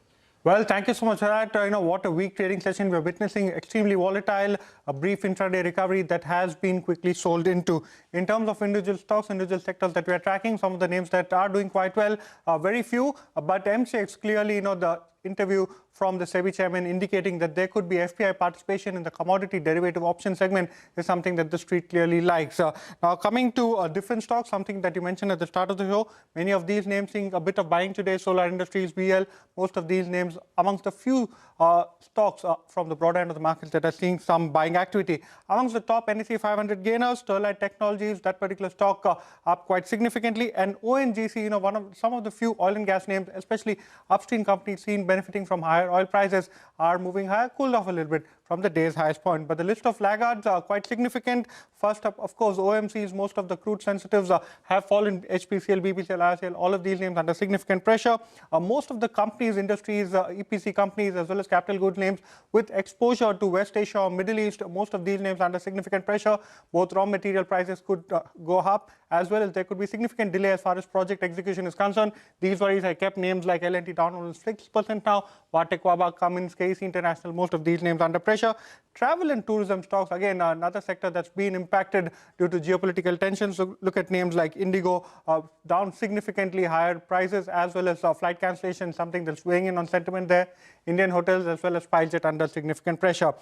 Companies that use crude as a raw material, so paint companies, tire companies, even cement companies that use petcoke as raw material, most of these names under pressure today. Asian Paints down almost 2.5%, Shree Cement down over 2% in the session today. Okay, it's more down than up in the trading session today. Thank you so much for joining us, Vivek, with all those details. Let's now focus on the fertilizer sector. IIFL Securities in a recent report says US-Iran conflict will increase pressure on fertilizer supply chains. Also adds that India has limited imports from Iran, but it can materially impact landed costs, availability, and the government subsidy burden could be impacted because of that. Ranjit Sirumala, who's the Senior Vice President, Research, Agri and Chemicals at IIFL, is joining us now. Ranjit, good afternoon. Thank you so much for joining in. If you can explain how important is the Strait of Hormuz for the entire fertilizer chemical supply chain and some of the companies that do depend on the chemicals or fertilizers that are used or transported from that area. Yeah, thank you, Sonal. If you look at India, we are structurally dependent on the imports. Urea demand is around 40 million odd tons, of which almost 17-18% is what gets imported into India, while non-urea is around 35 million tons, of which DAP is the most significant, around 10 million tons, of which 50% is what gets imported into India. In addition to this, we have MOP, which is 3 million odd tons, 100% of which gets imported into India. In addition to this, the NPKs, which is around 15 million tons, a significant part of the raw materials gets imported, the rock phosphate and the phosphoric acid. Rock phosphate around 9 million tons and phosphoric acid around 3 to 4 million tons gets imported. If you see the most of this do transit the shipments to the Strait of Hormuz, and if you look at the key countries that we import are typically the Jordan, Senegal, and Morocco. So hence the supply chain becomes important. The way we see it, that there is going to be two things that we have to keep in track. One, the availability, and second is the pricing. So clearly, even if there is a short-term disruption, we have seen in the past that they take some weeks to get the unwind of the debottlenecking of the shipping thing, and that may impact the preparation to the Kharif season. While on the pricing front, we have seen the prices firming up over the last few weeks, and if that continues, that will have some pressure. But historically, we have seen Government of India kind of stepping in and increasing the impacts, and we have seen fertilizer bills spiraling. The same is what can be expected in the next couple of months. Okay. All right, Ranjit, a lot of questions there. Thanks very much for joining in. Just wanted to understand that what is the kind of inventory buildup that these companies back home might be having in the urea as well as the complex fertilizer space at this point in time, and hence how protected are we from any kind of intense volatility that might happen in the next couple of days or weeks? So if you look at the demand patterns, is not uniform. We have skewed more towards Kharif and the Rabi season. Fortunately, what we see is that the consumption is kind of nearing to an end, with the Rabi showing almost complete. Now, what the companies will be in probably tying up the volumes for the ensuing Kharif season. And to that extent, while the inventories will still be on the lower side, given that it's a lean season, but the key thing would be on the pricing. The kind of a pricing the companies will get into is what will impact the profitability in the Kharif season. obviously the pricing is going to be the key there. Ranjit, good afternoon. This is Vinny joining in the conversation as well. So normally, just help us understand what is the lag time that you see in terms of the impact coming in for this pricing as well? If you can start with that. See, if you look at the government of India, as far as urea is concerned, it is largely a pass-through mechanism. So what happens with the urea companies is that the cost will go up, and to that extent the working capital intensity rises, and the government compensates them as and when the liquidation of the consumption happens. But when it comes to the complex fertilizers, the government comes up with an NBS policy every 6 months. So since we are towards the end of the Rabi season, the policy is expected towards the end of March or early April. And given the last 6 months inflation period, we expect government to take that into account and hence revise the NBS rates upwards. And that is what should be beneficial for the complex fertilizers. Okay, so if you have to end this conversation with some stocks, Ranjit, which are the companies which tend to get impacted maybe positively or negatively because of the changes that are coming by, and do you think this could be a medium-term impact only for now? Yeah, we do see this more of a transition kind of a thing. If you look at the companies, Coromandel has an exposure to the phosphoric acid in the rock phosphates, while most of the fertilizer companies have an indirect exposure to, because in India, LNG is what gets completely imported, or most of it gets imported, and that will have the value chain on the raw material pricing. So most of the fertilizer companies, either way, direct and indirect exposure will be there. The Coromandel, the Chambals of the world is what will be vulnerable. But as I said, the government support is what is will be there, and to that extent, the fusion will be impacted. You spoke about import substitution as well, Ranjit. Yeah, so what we have seen in times of such disruptions is that the import substitution plays do gain a bit of attraction. So what happens is that there will be an immediate impact on the pricing, but the cost inflation will come with a lag. And to that extent, there are tailwinds. And if it kind of continues, so we have highlighted the phenol or the ammonium nitrate, Deepak fertilizer or Deepak nitrites, and even to that extent, the PVC may see a bit of a tailwind. We have seen a price hike taken in the PVC from the 1st of March. And if you look at from the December till the end of February, there is almost an 18% increase in the PVC pricing. And that kind of bodes well for a company like Chemplast Sanmar. While phenol is what we haven't, if that spreads improves, PVC spreads or ammonium nitrate spreads, so we have highlighted Deepak fertilizers, Deepak nitrate and Chemplast Sanmar may benefit in the near term. Okay, all right, Ranjit, we're going to let you go on that note. Thanks very much for joining in. Just want to point out that for the markets now, it is looking very tentative. So 24,774, not at the low point of the day, but there's a fresh wave of selling which is coming through. Just watch out for the broader markets, because that seems to be where the pain is exaggerating at this point in time. So we have the mid-cap index, which is down around 1.7%. Maybe the BSE small-cap index should come up for you. And let's see how that's performing at this point in time as well. The advanced decline ratio will really tell you a picture for today's trading session. Just about 788 stocks which are advancing to over 3,600 stocks which are declining at this point in time. There's been absolutely zero respite in terms of the advanced decline ratio and the gap between the red and the green line at this point. Stocks, just about 5 stocks which are gaining within the Nifty space, so just about holding their head above the water. We'll take a short break, but up next, Sudarshan will join in. He'll focus on a slew of market voices, which is extremely important at this point in time, who we spoke with on the impact of the ongoing West Asia conflict. That coming up. Stay tuned.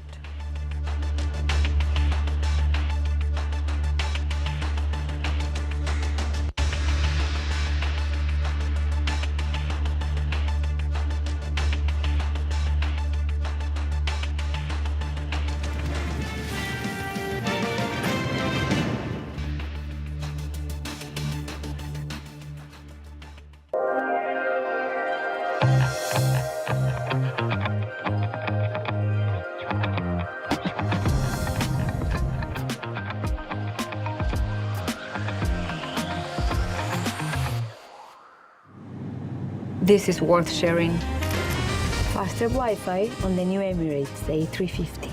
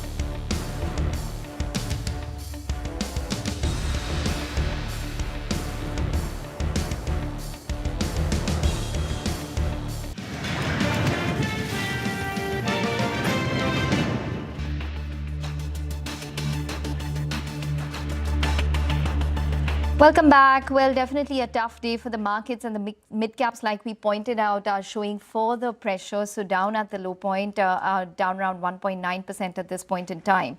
But all is not too bad at this point. You would have to say that there are some stocks which are managing to zoom ahead, and one of them is Tejas Networks. You have to just look at the way that stock has moved this month.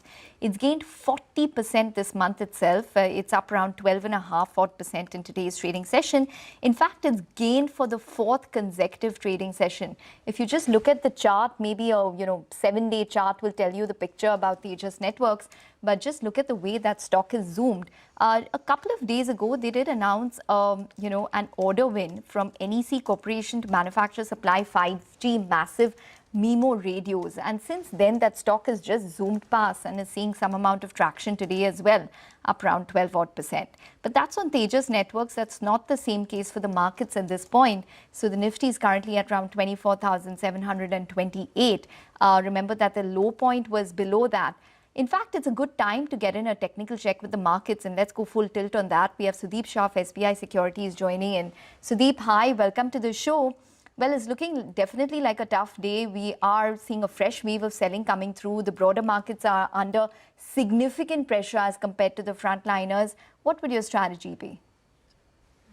First of all, good afternoon, Ekta. What we feel is that these situations of war, it's important to trade with levels, and the sentiment right now is completely that of a sell-on rise. So for me, 25,000, 25,100 now would be a formidable resistance on the upside. On the downside, there is that last month's low of 24,500, 24,600 zone, which will now be extremely crucial. But by the looks of it, it looks as if that also could be taken out with the kind of selling pressure that we are seeing since morning post that first round of recovery. So 25,000, 25,100 would be that level that I would be eyeing out for any call on recovery or for the markets to bottom out post this entire event. Take that point. As we speak, Nifty is again at the day's low, very close to breaking that 24,700 mark as well. In a market like this, Sudeep, what are some of the stocks that you're trading on? Couple of them now. One is from the pharma space. We've seen in the last entire week, the pharma space has been resilient, and today also they have been the first ones to recover. And within the pharma also, there are a couple of names like, say, Glenmark Pharma, for an instance, where the charts are quite strong. The weekly breakout is intact, and we feel that at current levels, Glenmark Pharma. At the current levels, or on dips that can be added, and the stop loss could be 2,030 on the downside. The targets would be 2,200, 2,250 on the upside. The stock is Schaeffler India. That's an auto ancillary name which is outperforming. There are, say, breakout on the weekly charts, and here also we feel this stock can do well in the coming few weeks for a target of 4,800, and this can be bought with a stop loss at 4,100. Okay, Glenmark Pharma and Schaeffler India is what you've spoken about, right, Sudeep? Perfect. Okay, Sudeep, thank you so much, for joining us this afternoon and, helping us understand in terms of markets as well as individual stock names that you've been tracking. But on that note, we're going to slip into a very short break. We'll get you more on markets, more stock-specific action on the other side.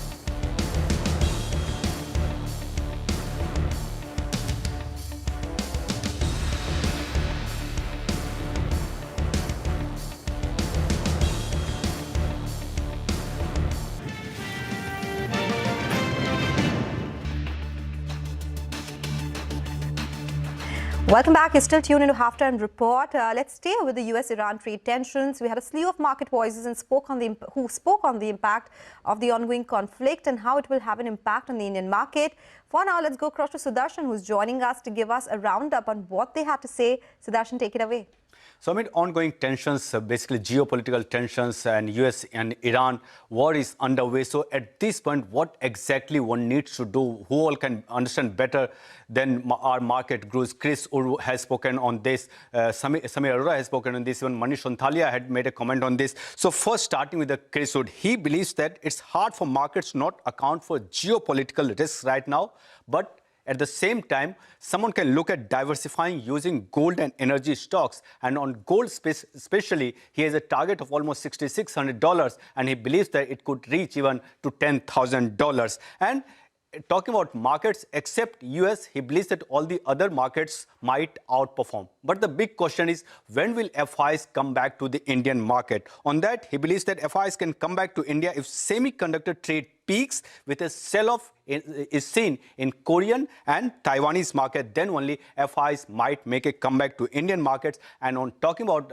IT, he believes that counter-trend rally in IT services is expected, but long-term growth will be a key monitorable going forward. Now talking about Samir Arora, he also has made a comment. He believes that market can be a bit tricky in the phase of geopolitical tensions, but amongst all his picks, he believes that one sector that can outperform is the defense names, and the reasoning behind this is the support that the sector is getting from the government, and the preferred pick is Bharat Electronics Limited, and he believes that he's going to start making investment today, and it's a good opportunity for people to start making investment with a sharp fall we are seeing in the market amid geopolitical tensions. Last one is Manish Sonthalia. He believes that incremental flows are expected into India, with market is looking very attractive after the recent fall that we have seen from the highs of almost 26,300. Nifty is now trading much below 24,800 also. And amongst preferred picks, he believes that auto components and tire companies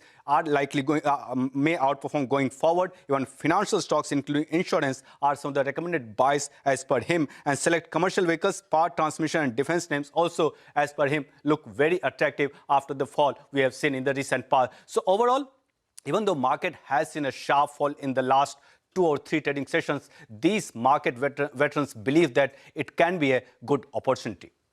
Okay, absolutely, Sudarshan. Thanks very much for getting us that comprehensive list in terms of what the market experts are saying at this point in time. Crucial there, but let's also get you that special conversation with veteran investor Christopher Wood. He says US President Donald Trump will back off his tariff agenda as the country is approaching midterm elections. Our colleague Nimesha caught up with him and began his discussion by asking about geopolitical risks. Listen in. Geopolitical risks have been there, as you rightly say, for at least 4 years. Yeah. So it's extremely hard for markets to discount geopolitical risk. In fact, they can't. So the only way you can discount it in a portfolio is via gold, and I would say this year via energy stocks. So there's probably a bit of a Iran risk premium in the oil price today. Chris, you've been a big-time bull on gold, and it's proved right in the last at least 2 years. Gold has been the best-performing asset class, so to speak. With the kind of rally we've seen in the gold and the commodity stocks per se, what's your call now? Do you see further upside on gold from here, or it's a time to book profits into gold? No, in the medium term, I see big further upside in gold, but I wouldn't be surprised to have a period of extended consolidation. Okay. Sideways consolidation to maybe sideways to down, but I'm talking tactically. But you're not expecting. If I had a leverage position in gold, I would have taken profits. Okay, but what's a long-term goal? What's a long-term target on gold? Say maybe 2 years, 3 years down the line. Formally, my long-term target is now 6,500, but I mean, gold can easily go to 10,000. Oh wow! Because if you look at I'm talking US dollar terms. So in US dollar terms, the growth of M2, you can easily get $10,000 on gold. But my formal target, based on is currently 6,600. Sure. Apart from gold, anything in the hard commodities that you like and you're looking to add into it, the silver, copper, aluminium? No, I have copper stocks in my portfolio and oil energy stocks, but if I only own one, it would be gold. Okay. Silver is high beta gold. Sure. But it's not, if you're a purist, you will only own gold. what is the best case as far as the US equities are concerned for, say, for this year? How much? My view on US market, I've got a stronger view on the relative story in the absolute. So my view has been since the end of last 24 that the US has made an all-time peak as a percentage of world stock market capitalization. So to be precise, the US peaked at 67% of MSCI All Country World Index. Okay. And I think that's an all-time peak, and that's consistent with my view that you're going to get a derating on the hyperscaler stocks, which dominate the US market. Sure. Because of the huge capex, which is making these companies generate less free cash flow. Sure. So I believe we've begun a period where markets ex-US will outperform. That happened last year, and I expect that to continue. Okay. Now coming to India, Chris, because you travel to India so much, and there's a lot of fan following in India as well. To read to what Chris believes on India, I saw a tweet. You recently met Piyush Goyal as well, the Commerce Minister. You think from a trade point of view with US or with Europe or with the other countries, it's largely been settled now? Well, I think no downside risk in terms of tariffs? Well, I think it's good news that obviously the European-India trade deal has finally happened, and it looks like Donald Trump was a spur for that to happen. Sure. So that's a sort of indirect positive. On the tariff thing, I personally think there's a chance that Donald Trump backs off the whole tariff agenda, although he's not going to admit it in public. Okay. The reason I say that is the polls show in America, we've got the midterm elections this year, and the polls show that the tariffs are not popular amongst ordinary Americans because despite the inflation data in the US, which looks relatively benign, it's quite clear from the opinion polls that ordinary Americans feel the cost of living. And I just don't think the tariffs are popular. Okay. So I think there's a good chance he sort of quietly backs off the whole agenda without admitting it. Okay. Well, that will be a great news, right, for countries like India. Yeah. But even if he doesn't back off... Because it's not popular. Right now, he's losing the midterm elections. Sure, sure. Even though if he doesn't back off, still at the current rates what we are with the US and with the European nations, you think it's pretty okay for India to do well from here? But I don't. Hopefully, the experience with the US prompted the Indian exporters to look for other markets. I think one unfortunate consequence of the tariffs, though, is that I think the central bank allowed the currency to weaken more last year to support the export industry. But personally, I think that was a mistake because the rupee going through the 90 level is a key psychological level. And I think a lot of Indian corporates were not positioned for that because I've met many Indian corporates in the last few years who basically have been of the view that depreciation is going to be less going forward. So I think that's been a negative. It's also negative from the point of view of foreign investors. Yes. Because it made the rupee India underperformance worse last year. And again, it wasn't expected. One from a sector point of view, the one sector which everybody's been talking about of late is a sharp sell-off in the Indian IT names. Sitting out of India, looking at all global markets in terms of tech stocks, what's your view on Indian stocks? Now, I know your analyst has downgraded recently all the Indian names. But the IT services. Yeah, IT services. But what's your thought on the IT services? No, I haven't got the IT services in my portfolio, but frankly, I never have. Never had because I've always had a Indian green venture portfolio more focused on the domestic side. But at some point, there's going to be a counter-trend rally in these software stocks because it's not like these businesses are disappearing tomorrow. So I think the role of Indian IT services will be to help corporates migrate to small business models, the small language models designed for their own purposes. So there's a role for the IT services, but you know their long-term growth, revenue growth, is going to be less than people were hoping for probably, and they're going to be, I think, importantly for the economy, the risk is they're employing fewer people. So while there can be a counter-trend move, I don't think they're a structural hold. No. But do you foresee or do you see a risk of a second-level impact on, say, consumption and the real estate stocks in India on the back of sharp sell-off in the IT names? That risk exists, definitely, but I think that risk in the first instance is greatest in the developed world. Sure. So these predictions of all these white-collar job losses, which are potentially very bearish, if that's going to happen, it's going to happen first, in my view, in the developed world. Okay, an interesting chat there with Christopher Wood. But, let's look at the markets right now. Again, we are seeing a bit of a decline coming in. And especially in the last few minutes, the market has seen a further bit of a fall. 24,730 around levels is what the Nifty is trading at. Day's lowest point is what we're seeing. But important flashes at the bottom of your screens for you all. It's coming from M&M. They're talking about a prudent capital allocation move that is coming in to exit the agri-machinery business in Japan as a part of the portfolio rationalization that they're focusing on. It's the capital allocation move after a strategic review is what they've taken this move coming in. So they are going to be, it's an ordinary transition company, will cease operations by H1 FY27. The stock is down as of now 3%. I believe we do have Sudarshan joining us right now, if he's there. Sudarshan, over to you. What does this mean for M&M? What part of this business is there? I believe it's the Japan side of the business that they're moving out of. So in 2010, Mahindra & Mahindra and Mitsubishi Group had signed an agreement, and under that agreement, they had created a JV, and that was related to farm machinery. Now, over the last few years, this business has been facing structural headwinds. And considering those headwinds, it's an important announcement that Mahindra & Mahindra Group has made it, and they have decided to exit that business. So what they are saying, they'll be exiting the agri-machinery business in Japan, and this is as the part of portfolio transition, that rationalization that company is undertaking, and it's a prudent capital allocation move after a strategic review that group has taken over the last few months. And it believes that it's an orderly transition and will cease the operations by H1 FY27. So that completion is also going to happen very soon. But it will continue parts and warranty support for the customer, and some of the context that company has mentioned. First, that because of structural headwinds, there has been a shift in overall demand. That was also one of the reasons why company has gone ahead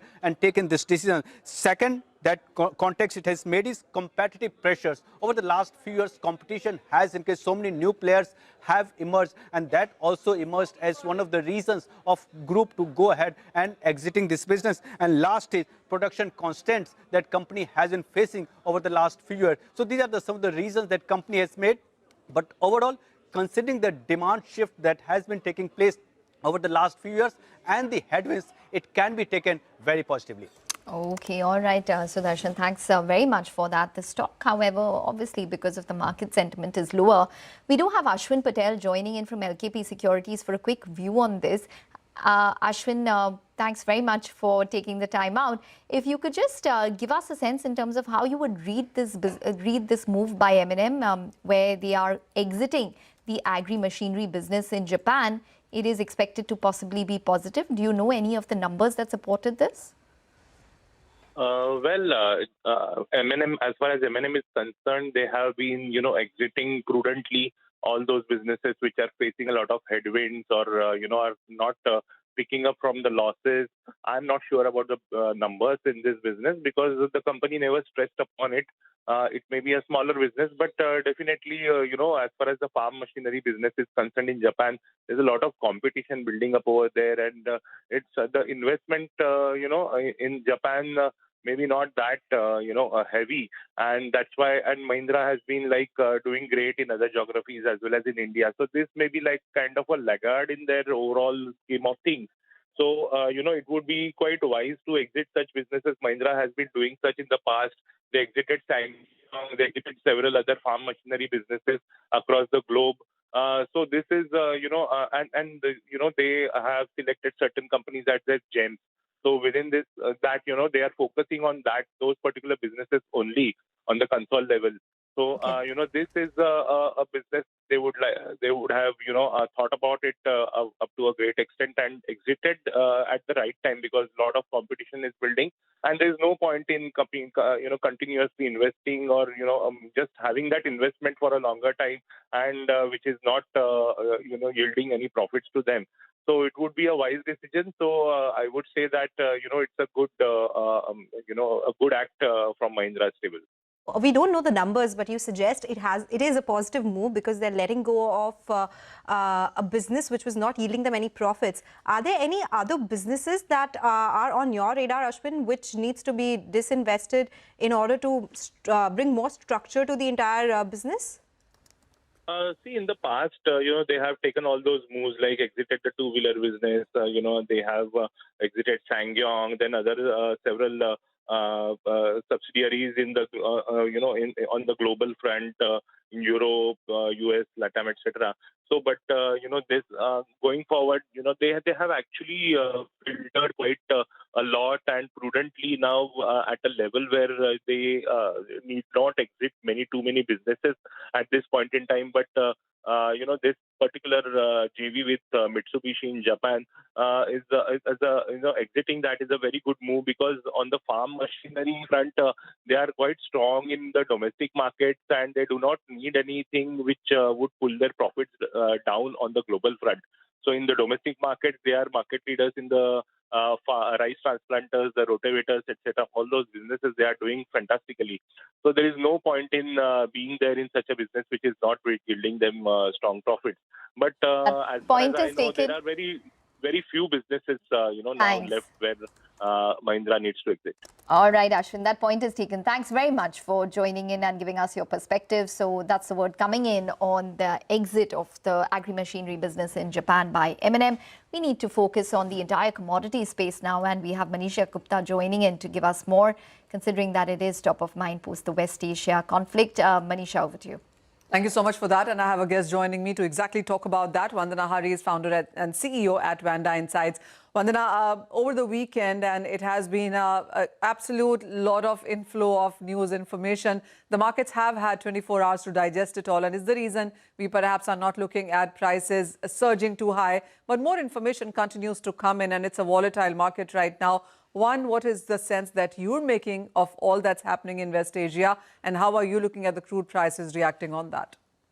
Good afternoon, Manisha. So I think as of now, there's still a lot of confusion and chaos in the market, a whole lot of uncertainty, not a very clear picture emerging either on the logistics level, fundamentals level, in terms of what ships are passing through.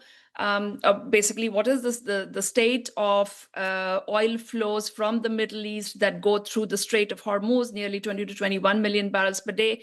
And there's also confusion reigning supreme on a geopolitical level, which is obviously very important to try and gauge what direction this conflict takes, whether there is still room for negotiations and a return to diplomacy between US and Iran, or whether this will now continue unfolding the way it has been over the past 2 days.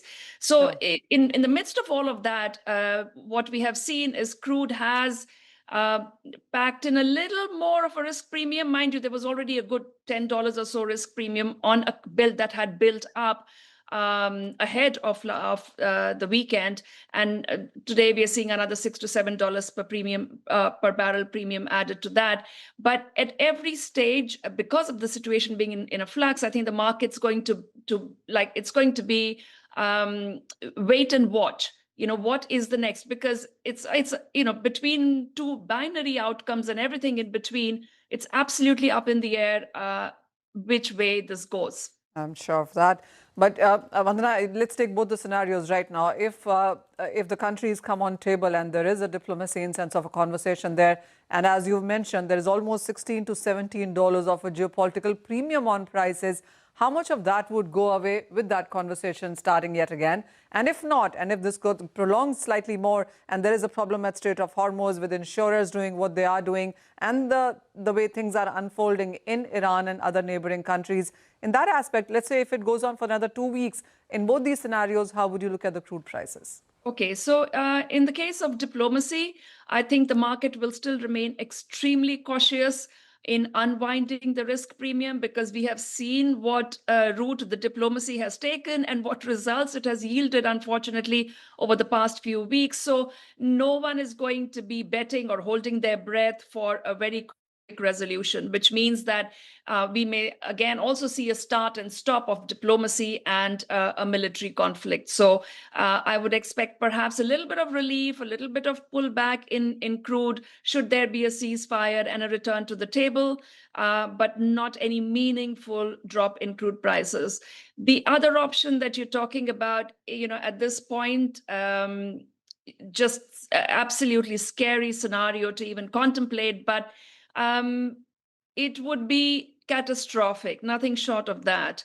A quarter of the global oil consumption of every day being stopped, even for a few days, let alone several days or weeks, is going to push the world into a recession.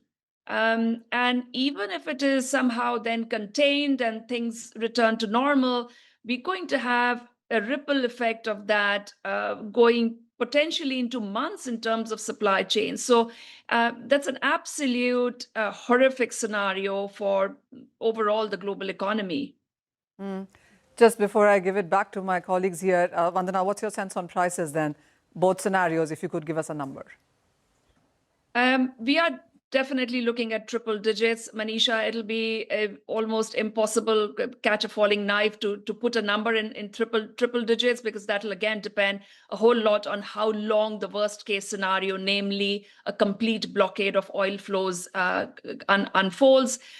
In the event that we do see a return to diplomacy, as I said earlier, we would need to see a quick sort of at least an interim or a framework deal for crude to meaningfully lose the risk premium it has. So in which case we see Brent perhaps climbing back towards the mid-60s, but again, in a very, very gradual... There are some flashes on the screen which suggest that there have been some concerns within Saudi Arabia as well.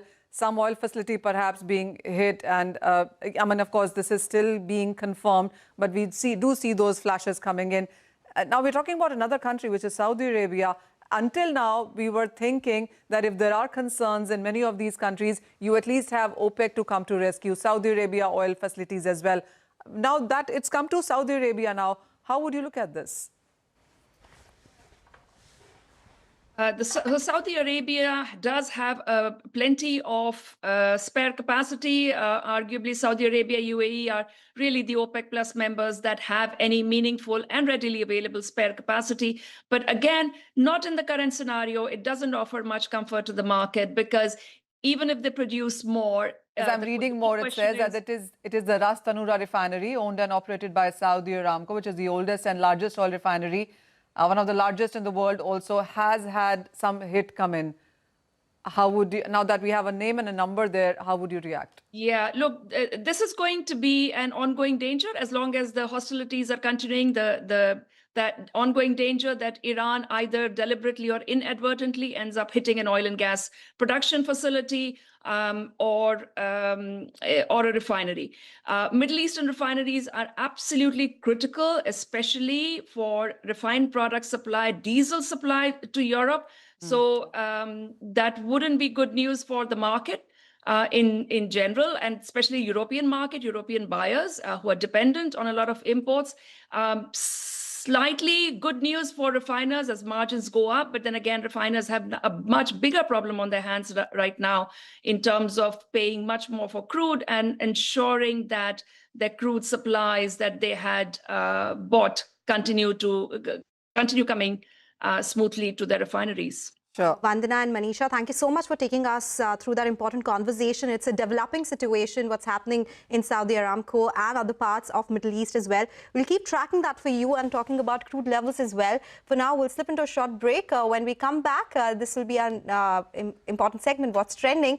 We'll focus on travel-related stocks. Stay tuned for that.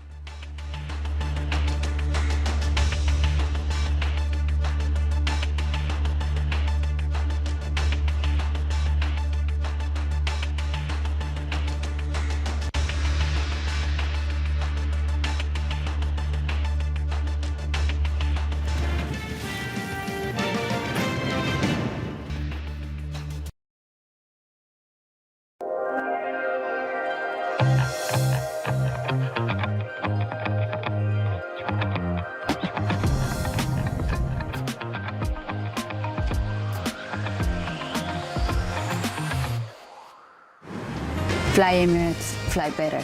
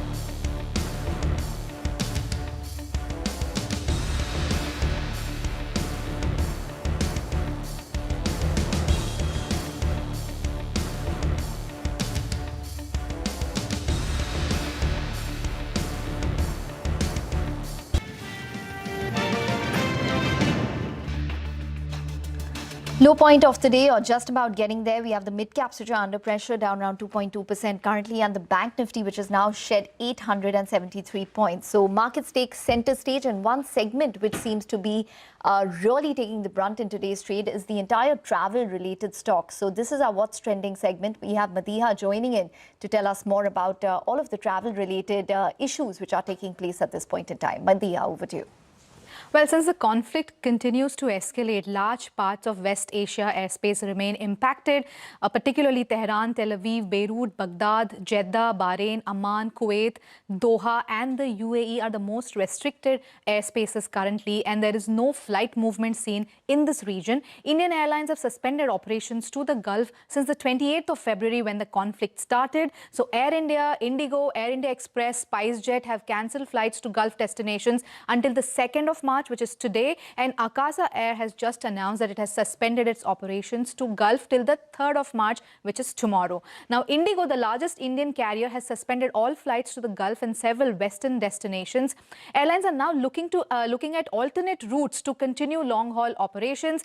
Air India, for example, is using the Oman-Saudi Arabia corridor to operate flights to Europe, the US and Canada. Several Air India flights were seen today, which were airborne, including services from Delhi and Mumbai to London, Rome, Vienna and Paris.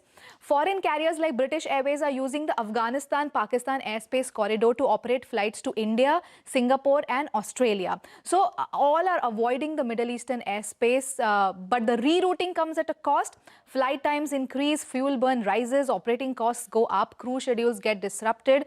And three major Middle Eastern carriers, which is Emirates, Etihad and Qatar Airways, that carry bulk of the transit traffic from Asia to the West via the Middle East, have suspended all flights until the 2nd of March. And we're also hearing that the UAE airspace will remain closed till the 3rd of March as well. So more disruptions will continue. But with thousands of passengers now stranded at various Gulf airports, we will continue to track if there is any change in this situation and whether flights will resume anytime soon. Okay, all right, Madiha, thank you so much for bringing us the latest updates. This is, of course, a developing situation, as Madiha said. We'll keep getting you more updates. For now, the market's under immense pressure. 460 out of the 500 Nifty 500 stocks are under pressure. Nifty is at the day's low. 38 out of 40 Nifty energy stocks are trading with cuts. There are hardly any stocks in the Nifty pack which are seeing any green. So we'll keep tracking that for you. For now, we'll slip into a short break. When we come back, we'll discuss more on markets.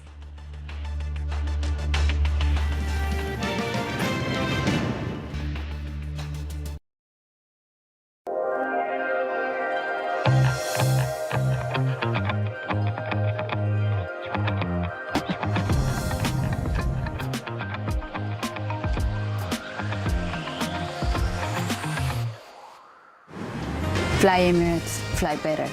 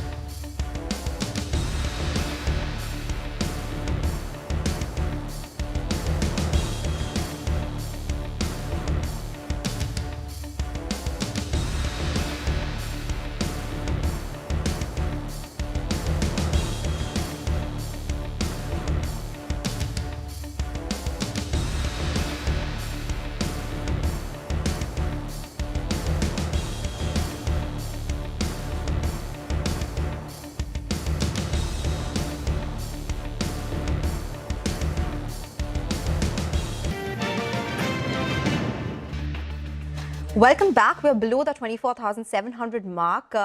It's a sharp fall that we are seeing from the highs as well.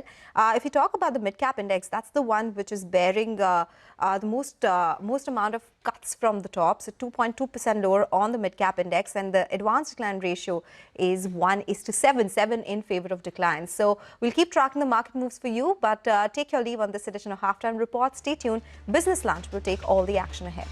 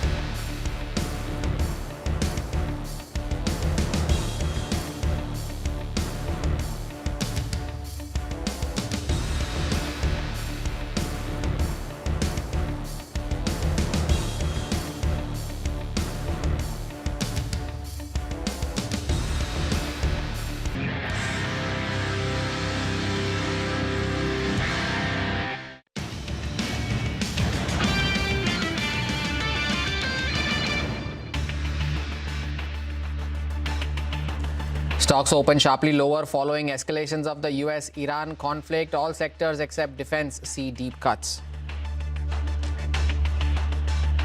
SEBI Chairman Tuhin Kantapande, on completing a year at the helm, signals an intent to boost equity cash segment liquidity and bank and insurer participation in commodities. He aims to cut FPI registration time to 5 days and assures no new action on options till impact of earlier steps are assessed. Brent jumps as much as 13% in its fourth biggest single-day move since 1990 after Israel and the US strike Iran. Natural gas prices have also surged as insurers hike premiums, cancel policies, and shipping companies reroute vessels from the Strait of Hormuz. Jefferies global head of equity strategy Chris Wood thinks Trump may quietly back off from tariffs as these are unpopular among Americans. He also thinks gold is a good bet, while flagging the rupee slide to $90 was a negative for FPIs.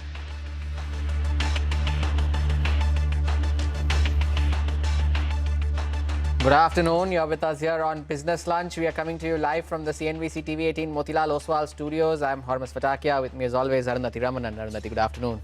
Hi, Hormaz. Good afternoon. I mean, it's been a weekend where, you know, there's been this war in West Asia and the markets opening sharply lower, still at the low point of the day. Not looking good for the markets today. Your jacket is reflective of the Monday blues, and you can see that on the screen as well. Almost 500 points now lower on the index, 24,700. After every hour, the index is trying to fight 100-point lower levels. At around 12 o'clock, we were fighting to hold 24,800.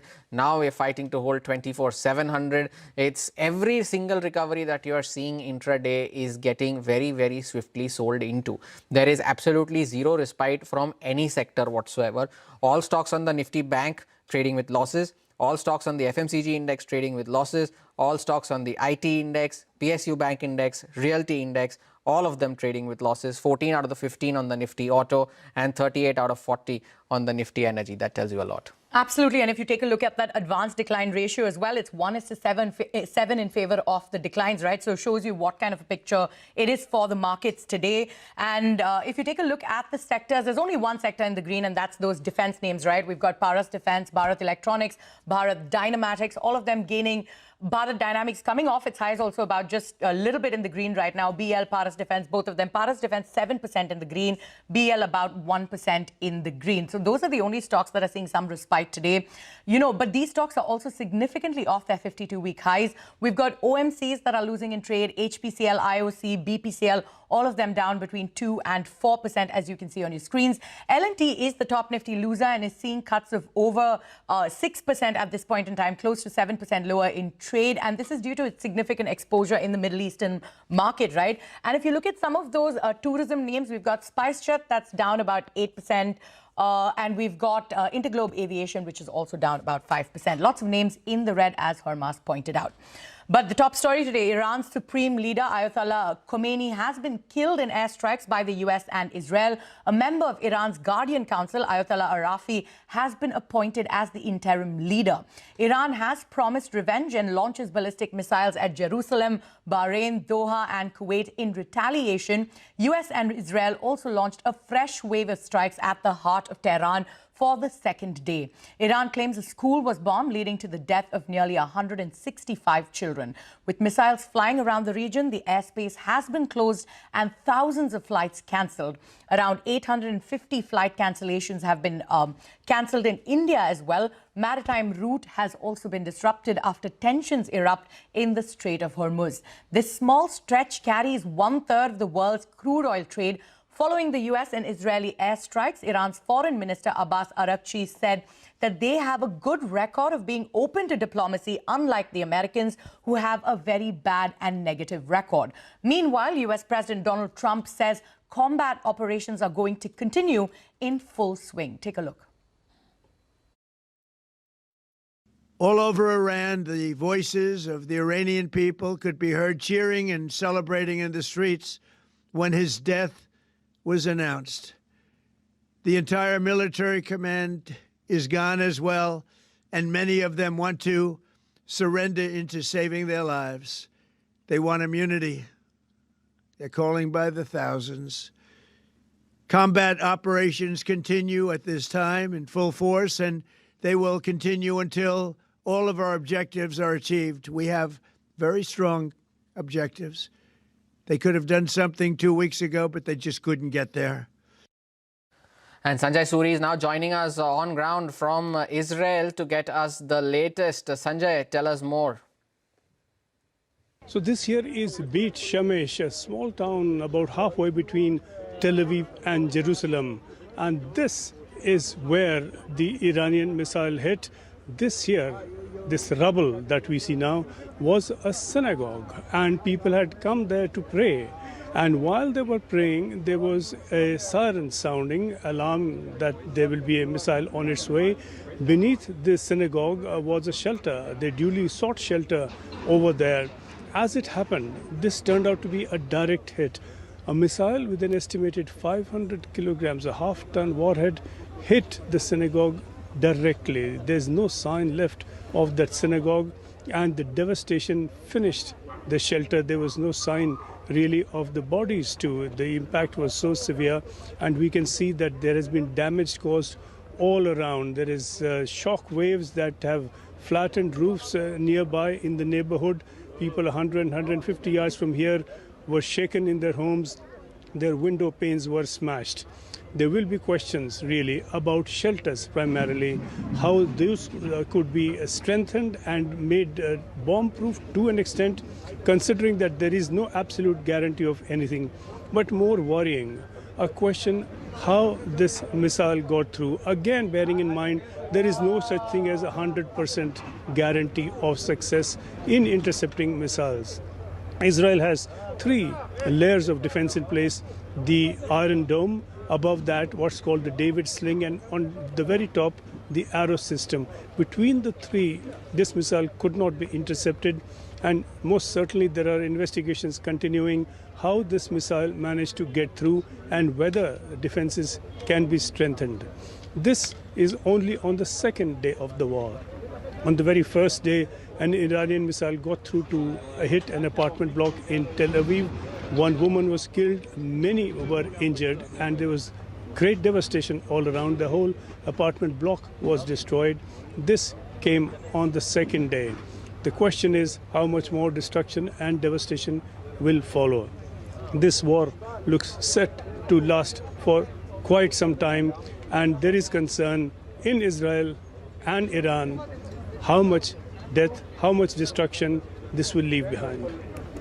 So Sanjay Suri there in Israel, bringing us the latest on the West Asia war. But on that note, it is time for us to head into a short break. More news and updates on the other side. Stay tuned.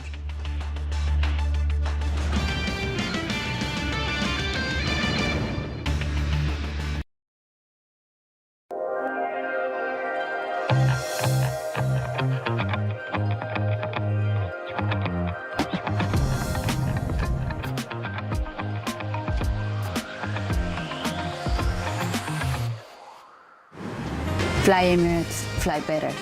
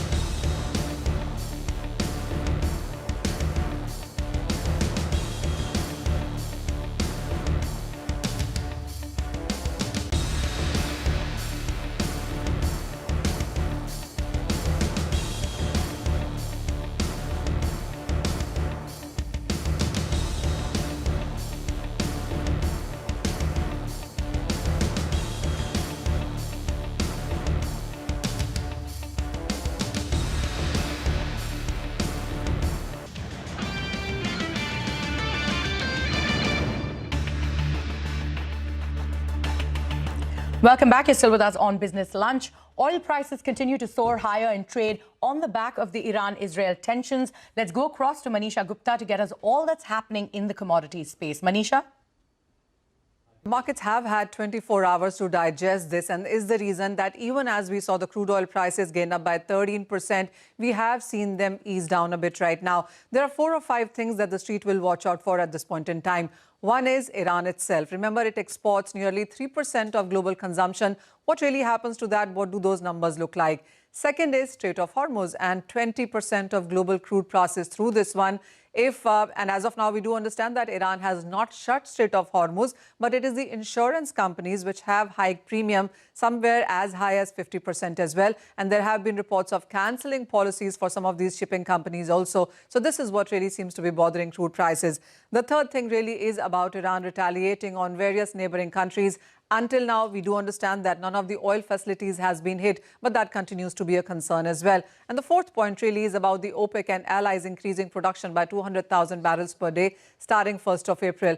And then comes India, and this is the most important point, because India imports more than 80% of its crude requirement, and nearly 40% of that flows from Strait of Hormuz. So are we looking at disrupted supply chains? Are we looking at longer routes? Is something that the street will look at. What you have on your screens right now is the times that crude has given you great strong gains in a matter of just a single day. So it really has been 5 or 6 times in the history of crude that you have seen 14-15% of a jump up with what the crude opens it, and today is one of those days. And remember, after 3 years of constant declines, this has been a year that crude is trading in positive. So 2 months of this year, and we already are 23% higher in case of crude prices.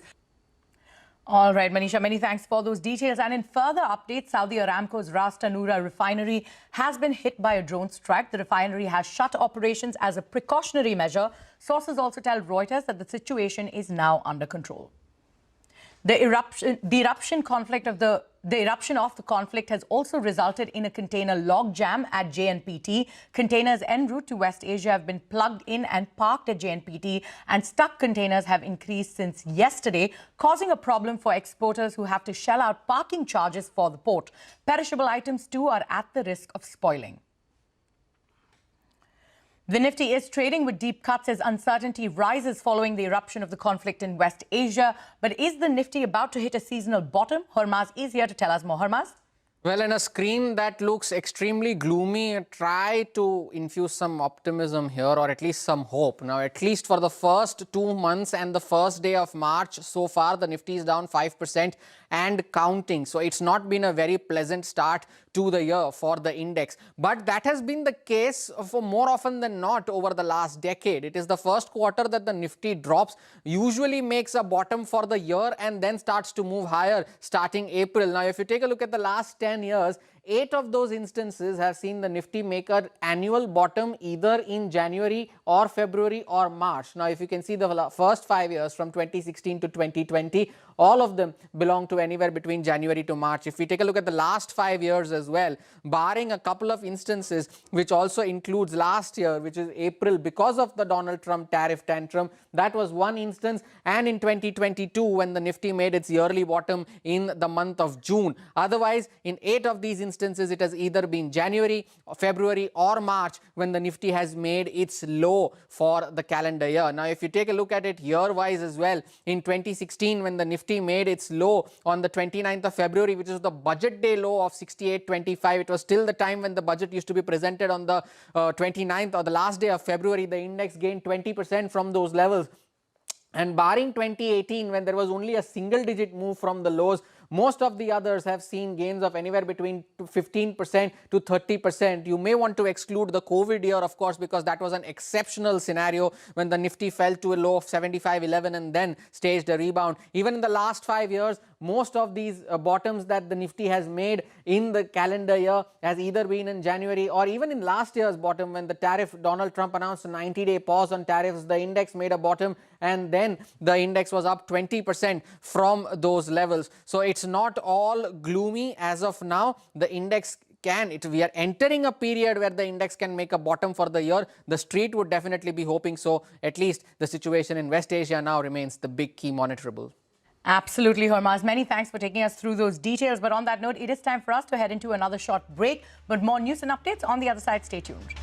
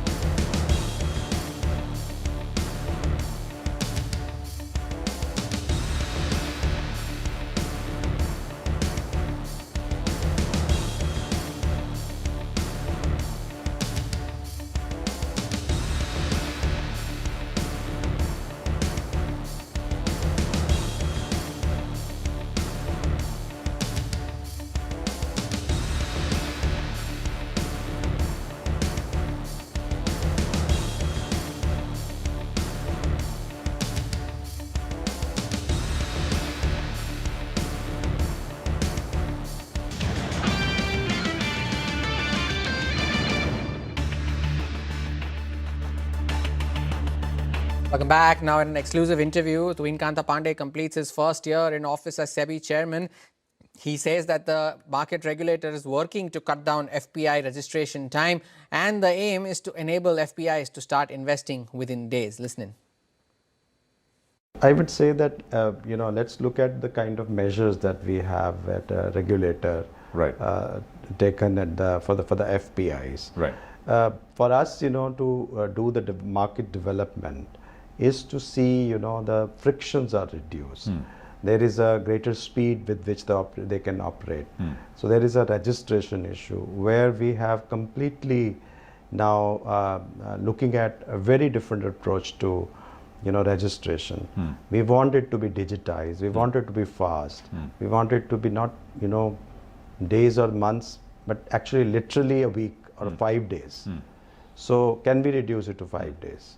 So what it takes to reduce it to 5 days? So we're working with custodians, FPIs, other market participants, and then you have now India Market Access Portal for everyone, where all the FAQs, all the different measures. So if you want to enter India, you have one place as FPI what you need to do, what documents you have. And I must say, it does not get enough attention. It is not a hot enough topic, but it's a point which many serious foreign investors have raised over the last many years. And these are the things that we have actually deeply engaged with them. And some of the new registrations have come with India digital signatures of submission of documents, which is an important part of delay. If you have, in this time and age, if you have always a document, physical documents, wet signatures, notarized, apostilled, be submitted on different things, because you have to keep on updating the control and other measures. So whenever there is a change, again you have to send out the documents.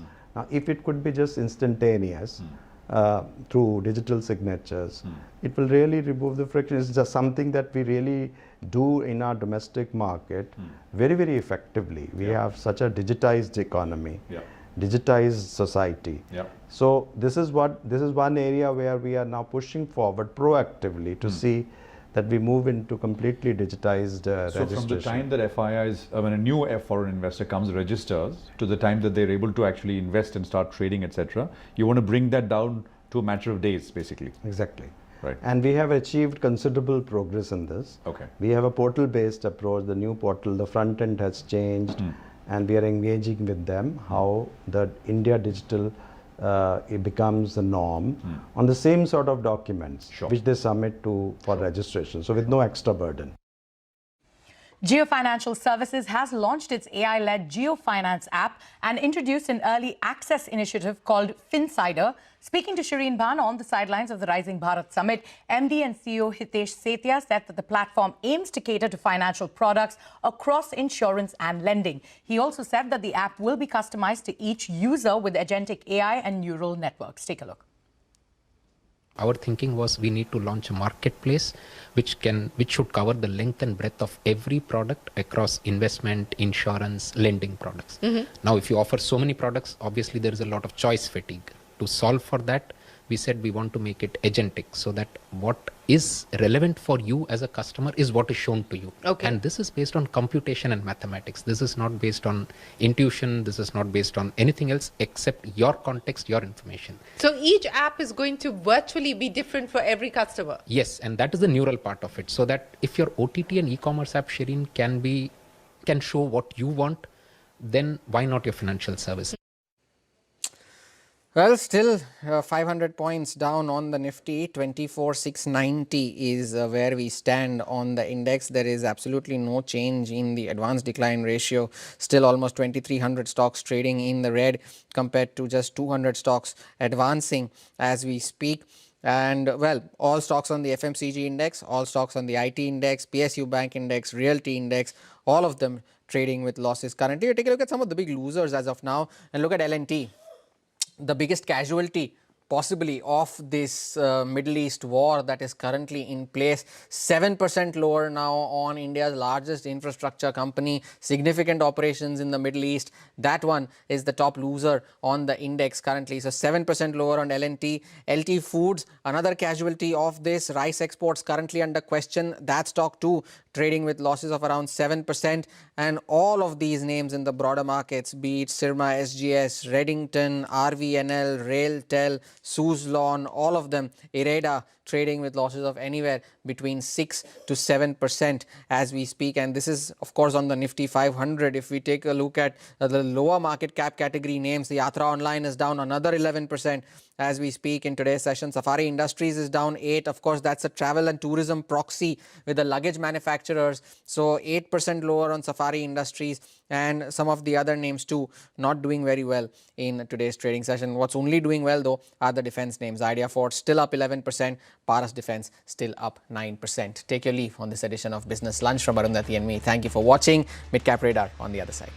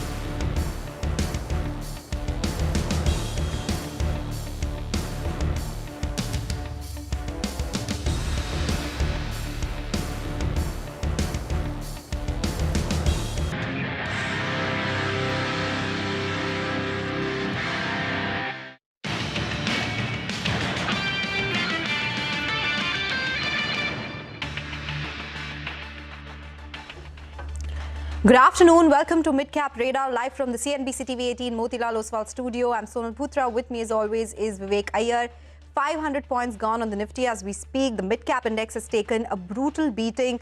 Bank Nifty is not far behind, but across the board, there's a big cut we are seeing and continuous updates coming in from the Middle East. That's right. Good afternoon, Sonal. And, the negative news flow, especially in terms of geopolitical tensions, continue to escalate, and that's leading to a further risk-off sentiment as far as the equity markets are concerned. A lot lined up on the show. Some important sectors that are impacted by these tensions is something that we will discuss on this particular show. So let's start off with the top headlines. Stocks trade sharply down following escalation of the US-Iran conflict. All sectors except defense see deep cuts.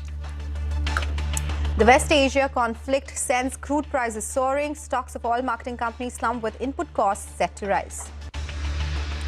Industrials and capital goods stocks trade with deep cuts following a fresh blow amid the ongoing US-Iran conflict. L&T, KC International and Kalpataru with exposure to West Asia trade lower. Shares of CleanMax extend their decline following a weak market debut. The stock now trades with cuts of over 25%. The conflict in West Asia also sends defense stocks soaring on potentially higher demand for equipment. Stocks of Bharat Forge, Data Patterns, MTAR Tech hit a fresh 52-week high. All right, those are the top headlines that we are tracking. A lot of sectors, a lot of stocks which are impacted because of what we are seeing in the West Asian region. Let's get in Jinesh Joshi, who is the research analyst at PL Capital, to focus on the aviation space. So many flight cancellations in that particular area. How does that impact some of these listed players and the aviation sector in general? Jinesh, good afternoon. Thank you so much for joining in. Well, Interglobe Aviation is one of the companies which does have frequency when it comes to Dubai, comes to Abu Dhabi. How much of their volumes does get impacted because of this? What is the impact on their ASK? Can you give us some numbers here? Yeah, sure. Thank you for having me on the show. See, if I talk about Indigo, roughly 30% of their ASKM is deployed in international markets. And out of that, roughly about 40 to 45% of the ASKM is deployed in the Middle East region. So I think in terms of overall capacity, roughly I think 12% of the capacity is currently under duress because of the Middle East crisis. Okay. Jinesh, so give us a sense of yields, right? What were you penciling in as far as fourth quarter FY26 was concerned? What were you penciling in for FY27? And in case there is an extension of the conflict, how will that reduce by? Sure. So for 4Q, we were penciling in a flattish kind of a yield scenario given the guidance that they had given. And even for FY27, our growth assumption was not very high. We were expecting a growth of about 1.5 to 2%. So no doubt, I think after the FDTL scenario that took place in the previous quarter, we had seen some softness in yields come through. And I think that scenario might continue in 4Q as well. And for FY27, given we are already at about 5.1, I think expecting a meaningful rise from here on could be slightly challenging. You know, the other factor that's impacting the aviation space, of course, has to be rise in crude prices. It was quite stable in the quarter gone by. There's a sharp spike overnight. What is the impact of $1 per barrel or say $5 per barrel increase in crude oil prices on profits for aviation companies, specifically Indigo? Yeah, so see, if I talk about fuel CASK, roughly about 1% change in fuel CASK impacts the earnings of Indigo by about 4 to 5%. And given the fact that in the month of March, the ATF prices are up by about 5.7%, and given the spiraling issue that we are seeing in Middle East, if the crude prices rise further from here on, definitely there will be a dampening impact on Indigo, given the fact that fuel is roughly about 35 to 40% of their overall cost. Right. Jinesh, the other question, of course, has to be the fact that Indigo, when you're speaking about only that particular company, has been grappling with other issues, right? Like issues with the roster. So is there now a worry that the company could lose significant market share, especially when it comes to international aviation? And do you also have an opinion on other ancillary players like the airport space, or do you have any sense of the impact they could face, especially a name like a GMR Airport?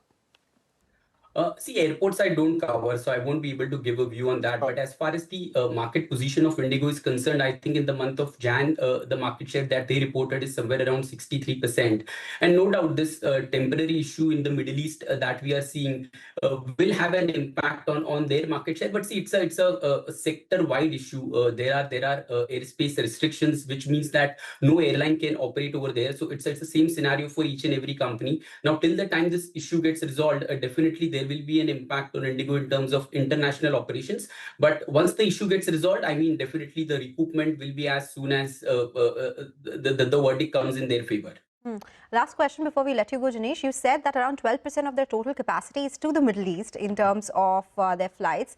Does that also include flights which have a layover of Middle East? I'm just trying to understand of the total international flights that they have or the routes that they have. How much is impacted just in Middle East, and the other routes also are getting impacted, right? Something which is going via Middle East for now. Yeah, that will also get impacted. So there are two options. Either you reroute, which will lead to a higher fuel burn and will have an impact on your margins, or you cancel that flight altogether. So it will be a mix of both these factors. So apart from the specific region impact that you're going to see on ASKM, definitely there will be a material impact that could come from rerouting as well. So there's no doubt about that. Yes, that can have an impact on fuel burn. Well, thank you so much, Jinesh, for joining us. A short, brief interview, but we've covered most of the important points, especially in terms of number one, market share loss, margin compression, as well as the impact on yields as far as aviation stocks are concerned, especially Indigo. Well, we'll now slip into a short break. We'll get you more on the markets and stock-specific action on the other side. Stay tuned.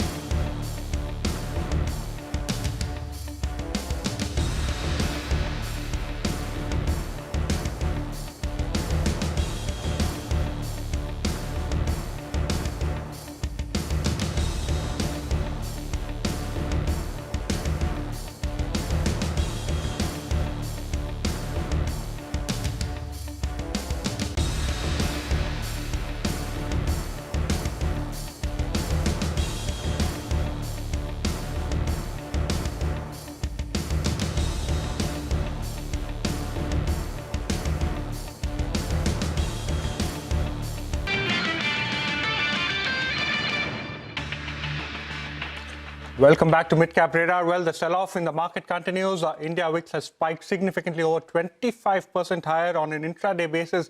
It's the kind of spike that the VIX has seen.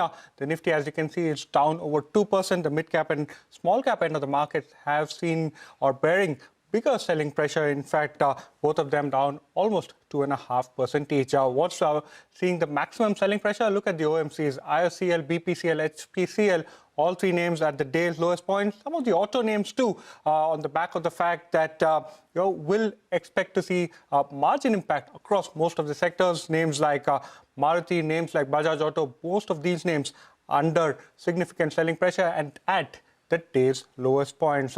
But a whole host of stocks is what Upasana has on our radar. This is our special segment, Mid-Cap Movers. Upasana will take us through the mid-caps that are moving around in the session. Well, certainly the mid-cap index is down over 2%, bearing the brunt of the global geopolitical turmoil. Now, first up, let us focus on the top losers. RVNL is down nearly about 6%. Suzlon is near its 52-week low. Next up is Irida. It is down nearly about 6%. Again, it is nearing its 52-week low. Next up is IRB. It is down about 5.3%, and Voltas also down about 4% in today's trading session. Now, coming to NHPC and even CleanMax, the recent listing, that is down over 25% post the listing today. Now, let us look at some of the infra and capex themes which are down due to the higher significance in the Middle East exposure. First up is Kalpataru projects. The company has 11% exposure in the Middle East if we look at the company's order book, which is on 9-month FY26 basis. And even Thermax in Focus down nearly about 2%. It has 39% exposure to exports and order inflows 9-month basis. Now let us on the flip side look at the top gainers in the today's trading session. Tejas Networks up for the 4th straight consecutive trading session, up more than 12%. Next up is Paras Defense. Mind you that the company has incorporated a subsidiary and it enters the semiconductor business. IdeaForge is one of the biggest volume buzzers in today's trading session. The volume stand at 93 lakh versus 1.2 lakh, which is the 1 weekly average in terms of volumes. And lastly, coming to Sterlite Technologies, it is up nearly about 6% and the stock is at its 52-week high. So all in all, these are the major buzzers in today's trading session. All right, thank you so much, Upasana, for joining us. So those are some stocks on our radar, the mid-cap index, where the advanced decline ratio is massively in favor of declines as we speak. Slip into a short break. When we come back, we'll discuss more in terms of markets and stock-specific action.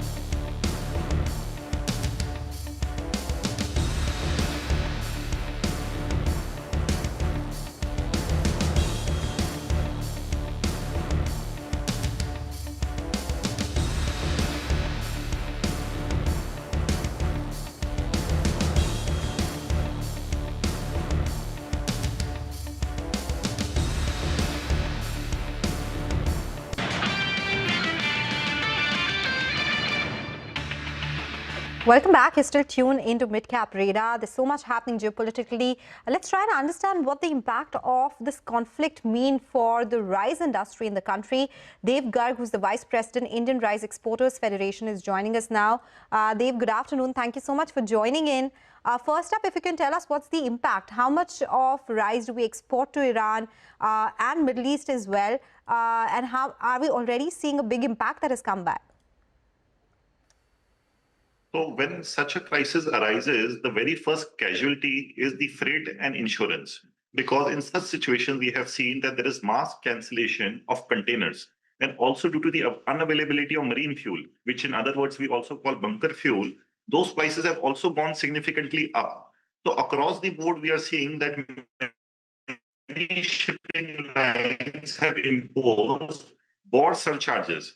In many cases, major shipping lines such as MSC, Maersk, and CMA have imposed surcharges of up to $2,000 per container, which is a very significant amount. And in many cases, containers have even been cancelled.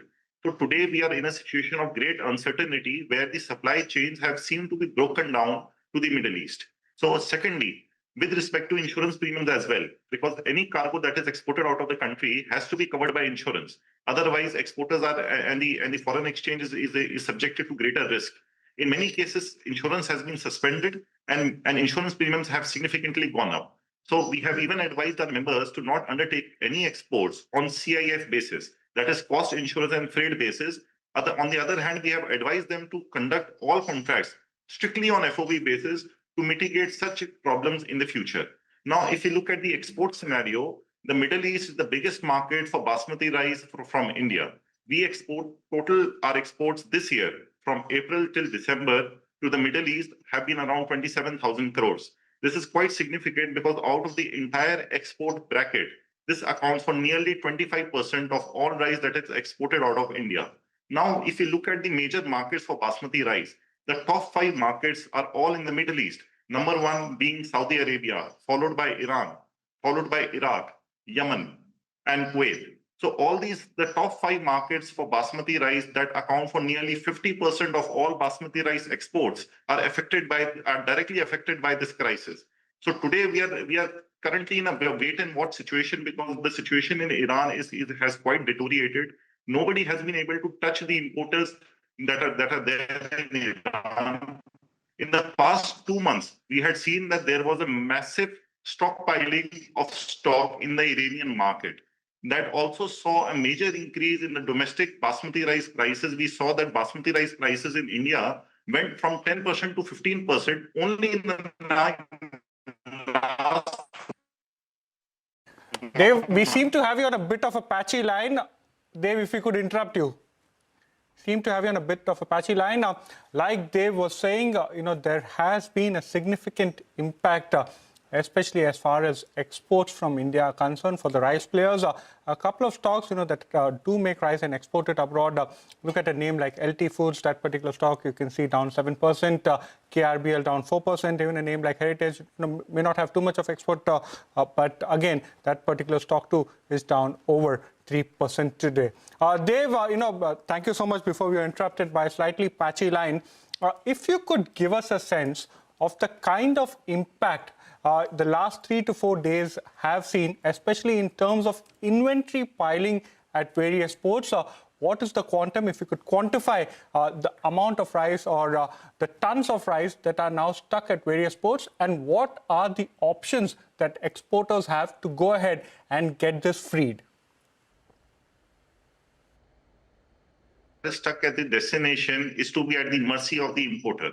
Because sitting in India, when the flights are not operating and you're not able to visit the importing destination, so the only option is to pray to God that nothing wrong happens and the situation comes under the control and the importers are unaffected by it. Whereas on the other hand, for people whose cargo are in transit, so they have an option of redirecting their cargo to some other destination. So those options are also available. And for the cargoes that are currently lying at port, they have to wait and watch before the situation improves, before making the shipments. Because if they ship in the current scenario, that will expose them to a very great loss and significant risk going forward. Every month, we are seeing that exports to the Middle East are ranging somewhere around 3,000 to 4,000 crores. So now in the next 2 months, in March, we are expecting that all these exports will come to a standstill. There might be some export, but we are seeing a significant drop in quantity in the next 1 month. We are seeing that we anticipate that more than 80% drop in the quantity exported to the Middle East. In the past 4 days, if we talk about the insurance, about the fuel cost, fuel costs have gone up from $570 for bunker fuel, that is the marine fuel, to around $680 today. Now, what this further, because since we are hearing disturbing reports about attack on oil refineries, where this price increase will further go is a subject matter of speculation. And in the coming days, we'll have a more clearer picture on it. With respect to ocean freights, we are seeing an increase in ocean freights of up to $100 to $150 per metric ton, which is a very significant increase for a single day or 2 day increase in shipping freights. But the more important concern is the non-availability of cargo and vessels being cancelled. Because today, even if you have a booking in your hand, there is no clarity whether that vessel will come to the port or whether that vessel will reach the destination. So we are currently sitting in a complete environment of uncertainty, and the risk profile today is very high. So we have advised all the... Okay. All right, Dev, take that point. Totally take your point as well. We are sitting in an environment of uncertainty, rising freight costs, rising crude oil prices, going to impact exporters and travel as well for the industry. With that, let's move on and talk about an exclusive interview. As Tuhin Kanta Pandey completes his first year in office, the SEBI chairman says that the SEBI is working to cut down FPI's registration time, and their aim is to enable FPIs to start investing within days. Listen in. I would say that, let's look at the kind of measures that we have at a regulator taken at for the FPIs. Right. For us, to do the market development is to see, the frictions are reduced. There is a greater speed with which they can operate. So there is a registration issue where we have completely now looking at a very different approach to registration. We want it to be digitized. We want it to be fast. We want it to be not, days or months, but actually literally a week or 5 days. So can we reduce it to 5 days? So what it takes to reduce it to 5 days? So we're working with custodians, FPIs, other market participants. And then you have now India Market Access Portal for everyone. Where all the FAQs, all the different measures. So if you want to enter India, you have one place as FPI, what you need to do, what documents you have. And I must say, it does not get enough attention. It is not a hot enough topic, but it's a point which many serious foreign investors have raised over the last many years. And these are the things that we have actually deeply engaged with them. And some of the new registrations have come with India digital signatures of submission of documents, which is an important part of delay. If you have, in this time and age, if you have always a document, physical documents, wet signatures, notarized, apostilled, be submitted on different things, because you have to keep on updating the control and other measures. So whenever there is a change, again, you have to send out the documents. Now, if it could be just instantaneous through digital signatures, it will really remove the friction. It's just something that we really do in our domestic market very, very effectively. We have such a digitized economy, digitized society. So this is one area where we are now pushing forward proactively to see that we move into completely digitized registration. So from the time that FIIs, when a new foreign investor comes, registers, to the time that they're able to actually invest and start trading, etc., you want to bring that down to a matter of days, basically. Exactly. Right. And we have achieved considerable progress in this. Okay. We have a portal-based approach, the new portal, the front end has changed, and we are engaging with them how the India digital it becomes the norm on the same sort of documents which they submit for registration, so with no extra burden. Well, that was the chairman of SEBI speaking to our colleague Prashant, talking about how they will go ahead and cut down registration time for FPIs. Well, with that, it's all the time we have on this edition of Midcap Radar. Your stocks when we return.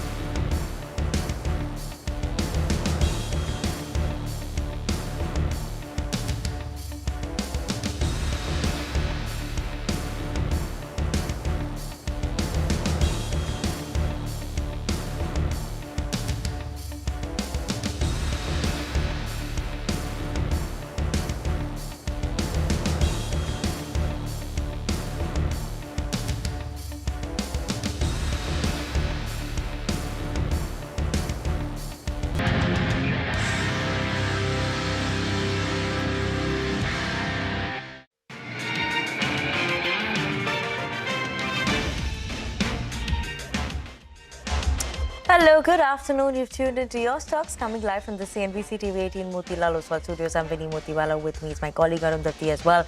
Arundhati, good afternoon. Today, obviously, we are seeing red across the screen. Given the tensions that we've seen on the West Asia front, US, Iran, Israel front, and there's no de-escalation that seems to be coming in even today. Absolutely. And markets day's lowest point, if you pull up the Nifty chart as well, 24,600, it's just managing to hold on to that level.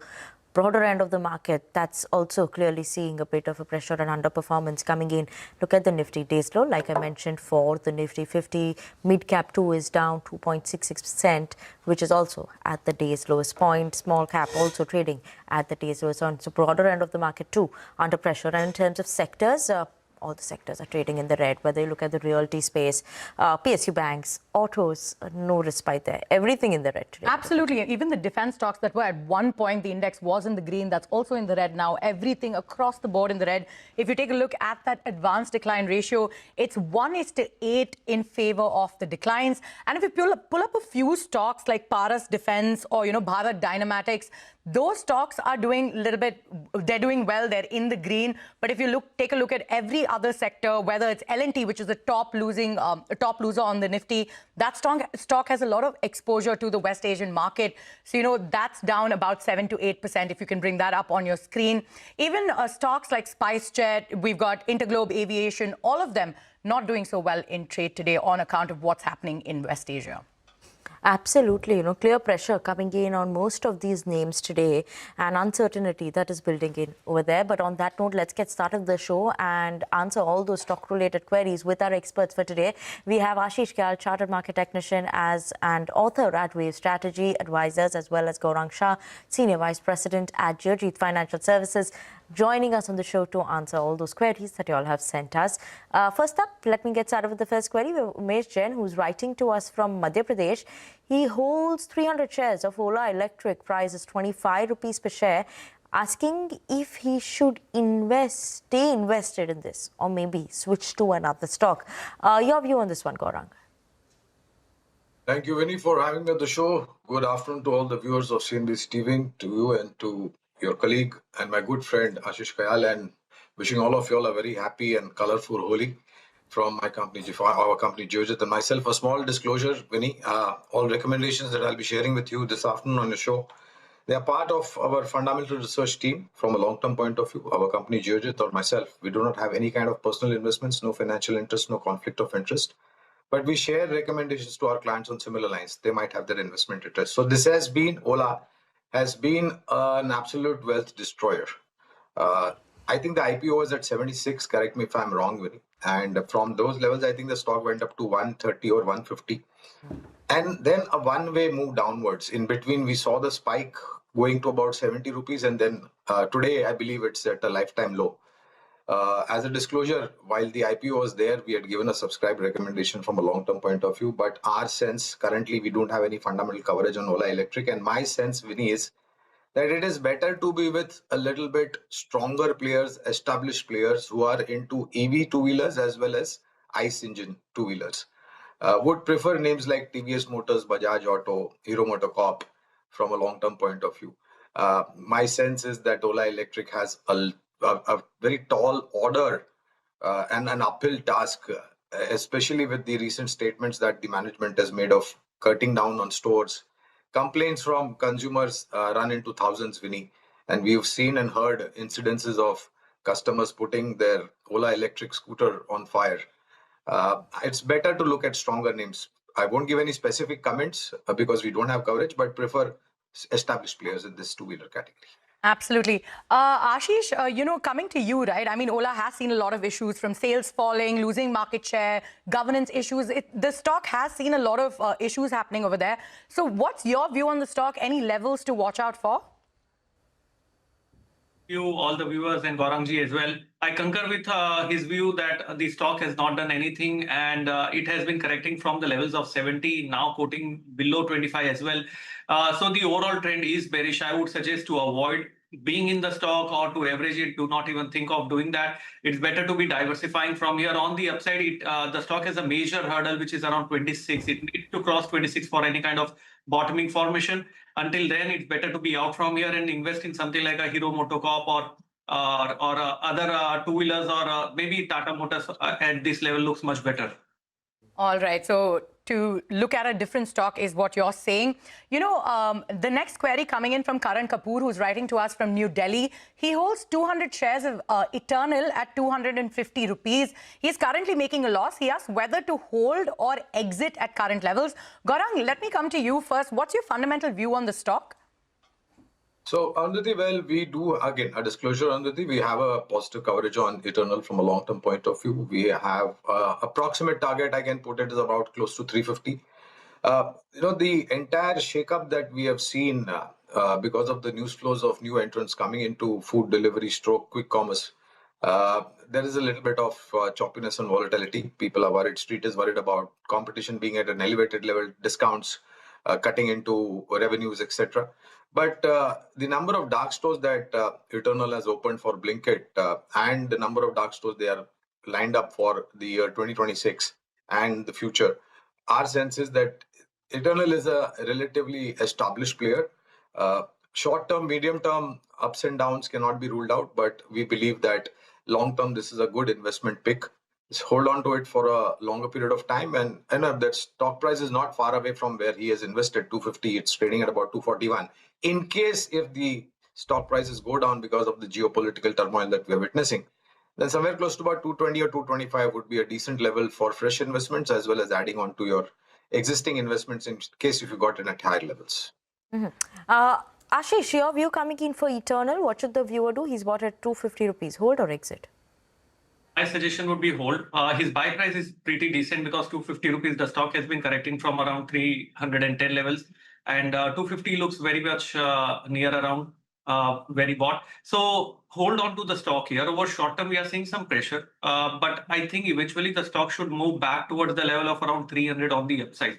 On the downside, the support for the stock is around 227, where stop loss can be maintained.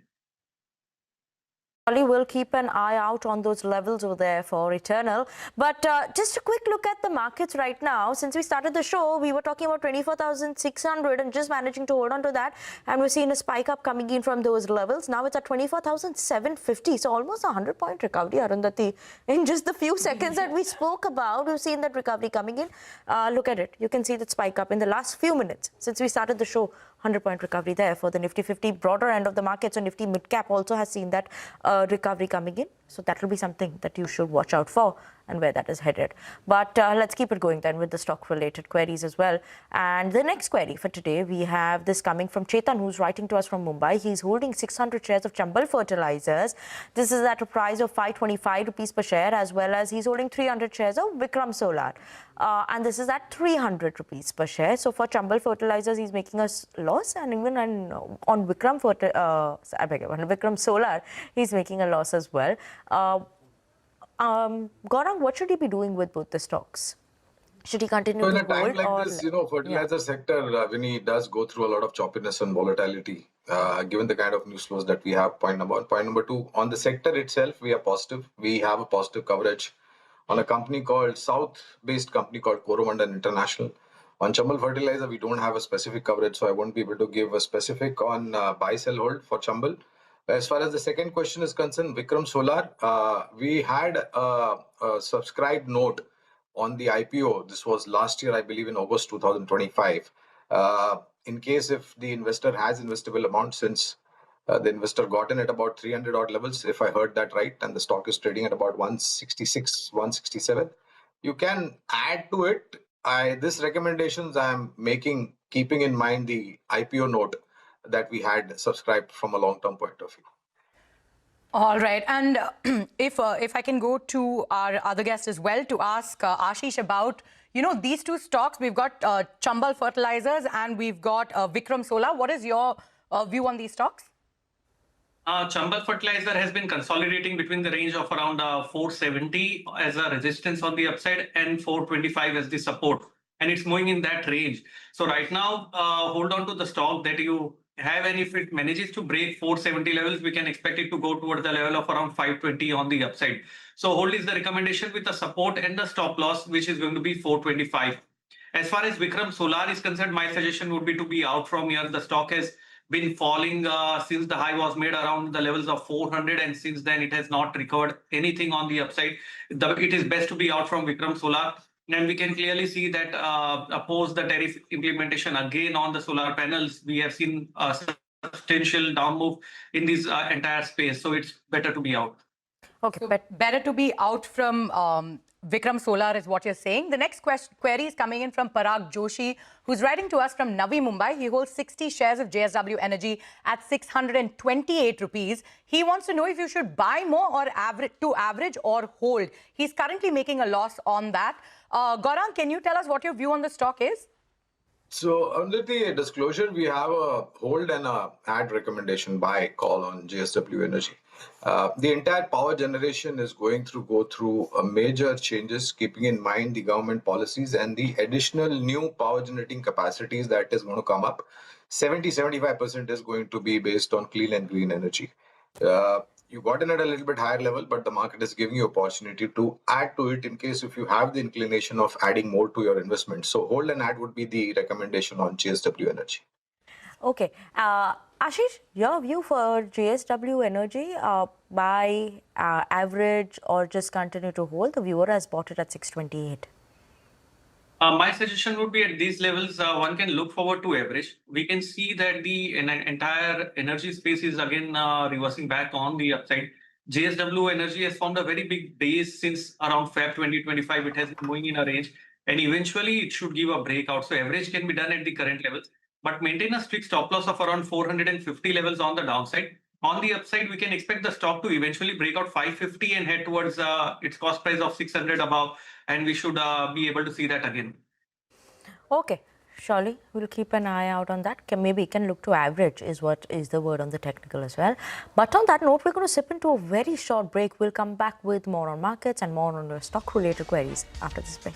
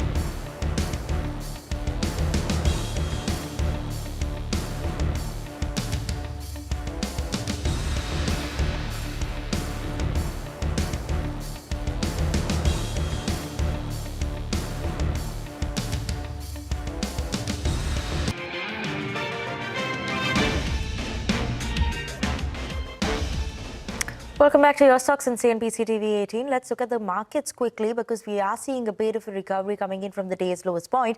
24,770, about that mark is what the Nifty is trading at, so close to 24,800 levels.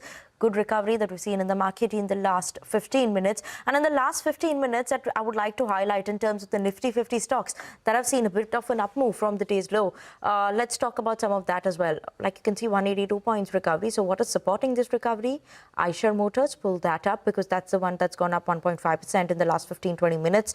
We have Hindalco. We have Adani Enterprises, Adani Ports, that is seeing some bit of an up move in the trading session. So keep an eye out on that. You did see the list of contributors on the screen for you all as well. These are some of the movers that have come in. Broader end of the market too, obviously, is seeing recovery with the markets. Now, Nifty mid-cap is just down 1.5%. Previously, it was down more than 2%.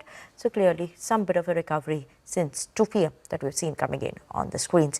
But let's keep it going then, Anandati, with the stock-related queries. Absolutely. So the next query is coming in from Sriram Raghuraman, who writes to us from Chennai. He holds 25 shares of Cupid at 91 rupees, and he wants to know the one-year prospect on the stock. You know, Ashish, he is making a profit on this stock. Any key levels that he needs to watch out for?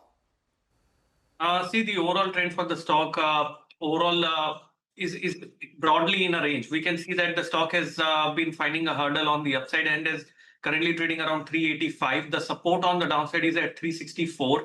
Hold on over here with 364 as a stop loss. And on upside, we can expect the stock to cross that 450 mark and possibly reach towards 500 again. Okay. Shalin, we'll keep an eye on those levels over there for Cupid. Let's move on then to the next query. We have Govardhan, who's writing to us from Bangalore, and he wants to know the future prospects about specialty chemical shares, Deepak Nitrite, Lakshmi Organic Industries. Gaurang, today is a day a bit that we've seen, some of these names clearly are under pressure given what is going on the West Asia front. But in these two names, what would you be looking at for an investment proposal? Well, so, the problem with specialty and agrochemicals sector, there was a thought, Vinny, that export market will open up a lot of opportunity. But now with the geopolitical tension, unfortunate thing is we cannot have any kind of preemptive ideas as to when this will end and how this will end. Having said that, we have a couple of fundamental ideas in the specialty agrochemicals, other than, of course, Deepak Nitrite. We don't have any coverage, but we like names like PI Industries, Tata Chemicals, Pidilite. And these are some, proven track record names with some strong management track record. My sense is that in markets like this, when you have opportunity, you should focus on established players and niche and marquee balance sheet with sound management. All right. So you're saying he needs to focus on better names in the space. What about Ashish? What's your view? What's your take on this sector? And is it the right time to sort of enter these two names, Deepak Nitrite, Lakshmi Organic Industries? See, I would recommend not to enter into Lakshmi Organic. The stock has continuously moved down and has not shown any kind of a positive traction. But Deepak Nitrite is forming a triple bottom kind of a pattern. There is a low which it created at 1516 levels in December, then again in the month of January, and again it's today showing some kind of a bounce back activity from those levels. So it's a very important support zone. 1510 should remain intact on a closing basis, and we can expect the stock to move back toward the level of 1700. So if one wants to enter, can enter now, but maintain a strict stop loss, because if 1510, 1511 is broken, there can be more pain left on the downside. All right, so maintain a strict stop loss is what you're saying. The next query coming in from Richie Lalu, who's writing to us from Kerala. He is planning to invest around 1 lakh rupees in Zen Technologies and wants to know the outlook on the stock. Gaurang, let me come to you. What's your take on the stock? Is this a good stock to look at? Well, with the theme in mind, there is a possibility of the entire defense-related names to perform well, given the kind of geopolitical situations that we have in front of us. Zentech happens to be a decent player. Unfortunately, since we don't have a coverage, I won't be able to give any specific view. But alternative investment idea, if somebody wants to look at defense, then we have positive coverage on names like BEL, MTAR Technologies, Astra Micro, a relative competitor to Zen Technologies, could also be looked upon from a long-term point of view. Okay, some of the other names also that you've highlighted that one can look at from the defense perspective. Ashish, your view, Zen Technologies, is that a good bet, or would you also suggest some other names on the defense side? No, I would suggest to be out from Zen Technology. The stock has been moving in circuits. We can see that happening in July 2025 when the stock crashed with lower circuits. Since then, it has been consolidating in a very, very narrow range. It's not going in any direction. The volumes have been erratic. So it's better to be out from Zen Technology, and maybe something like a BEL should be a better choice. Okay. Some of the other names that even you have highlighted, Ashish, thanks so much for that. Next query for today is coming from Punitha, who's writing to us from Tamil Nadu. Holding 200 shares of Shakti Pumps, price is 700 rupees per share. Long-term investor, wants to know if he should continue to hold, sell or average. Ashish, your view on this one? See, Shakti Pump had a very important support of 560. The stock has broken that support level as well and is not showing any kind of positive attempt. My suggestion would be maintain a stop loss of now at around 455. That's the low which it formed today and bounce back. So 455 can be a very important support. The stock needs to prove itself by going above that 570 mark. That's far away, but there is no in between. There are no other levels. 570 is the only resistance level which it has to break and cross above. So hold with a strict stop loss, and 570 needs to be crossed from here on for Shakti Pump to perform well. All right, so hold with a strict stop loss is what you're saying. All right, Ashish and Gaurang, we're completely out of time on the show, but thank you so much for joining us and answering all of our viewer queries. Okay, and with that, we're absolutely out of time on this edition of Yours Talks. Thank you so much for tuning in. Remember, you can send us your queries on the WhatsApp number that will be on the screens for you all, or you can email us your queries as well. So do send us your queries. We'll get them answered on Monday, Wednesdays and Fridays on Your Stocks at 2 p.m. But the last set of trade is still left. And for that, you have Closing Bell, which is up next to take you through all of that.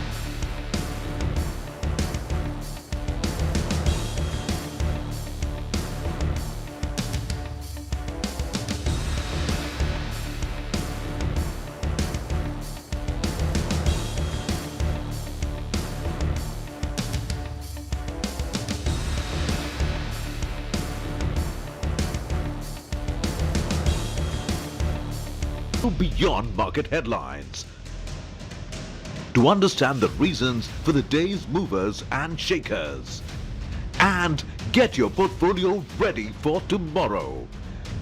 Beaming live from the CNBC TV 18 Motilal Oswal studio.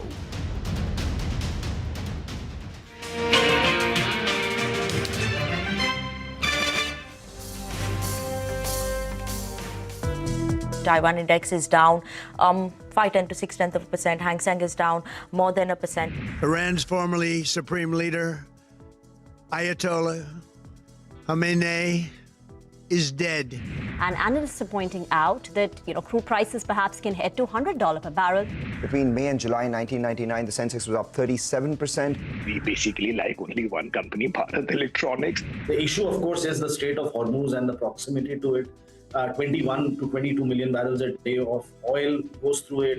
Straight away, the first tick on the Nifty is 24,850, 880, 890. And in the medium term, I see big further upside in gold. Markets are still under pressure, the Nifty as well as the Nifty Bank. However, we have come off a little bit from the lows. We will continue to monitor this and have the data put it out. We started the day with $82 a barrel. Since then, it is 6% on the higher side. First time we've actually crossed the 6,000 mark on these vehicles as well. Basically, if you look at our exposure in Middle East, we have around order book of around 10,000 crores. They opened lower, far lower, and thereafter there was a bit of a recovery from the lows.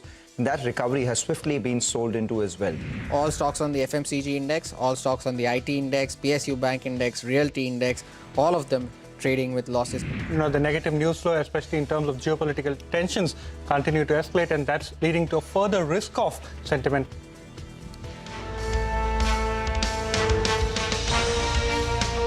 Well, that was the day so far. Hello and welcome to Closing Bell. We are coming to you live from the CNBC TV 18 Motilal Oswal studio. I'm Nigel and with me is Reema. Well, Reema, final 60 minutes. We have a break tomorrow.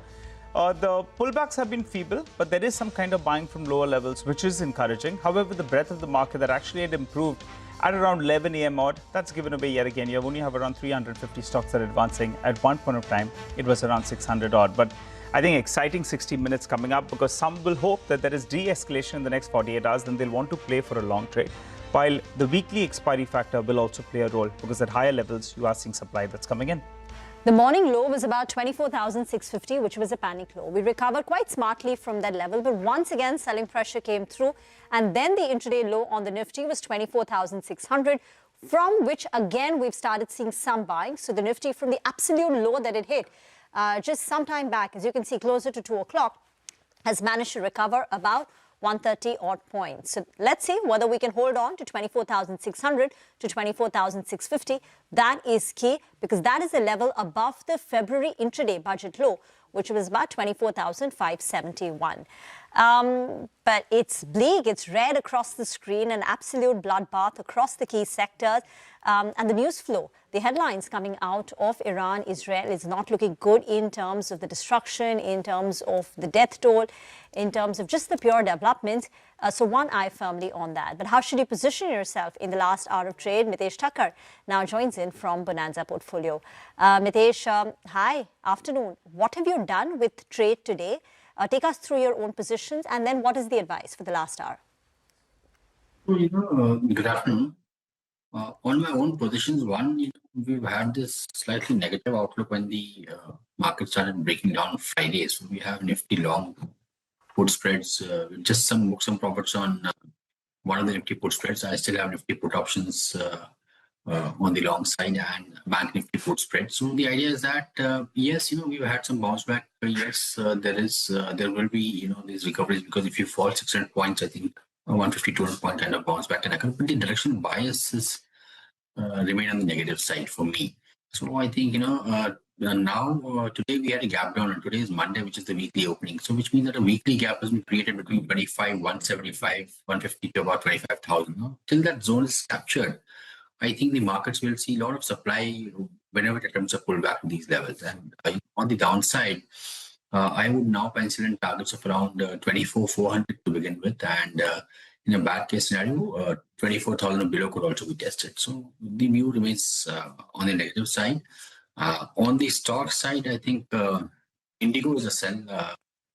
Keep a stop at about 45.75, 45.80 rather, and maybe then look for targets of around 4400, 44.10, and the other stock is IRIDA or IREDA. That's a sell as well. Keep a stop at about 118 half for targets around 110. Got that. Okay, all right. Mitesh, thanks a lot for that. By the way, a few stocks actually in the last few minutes. You have Hindalco that spiked up a little bit.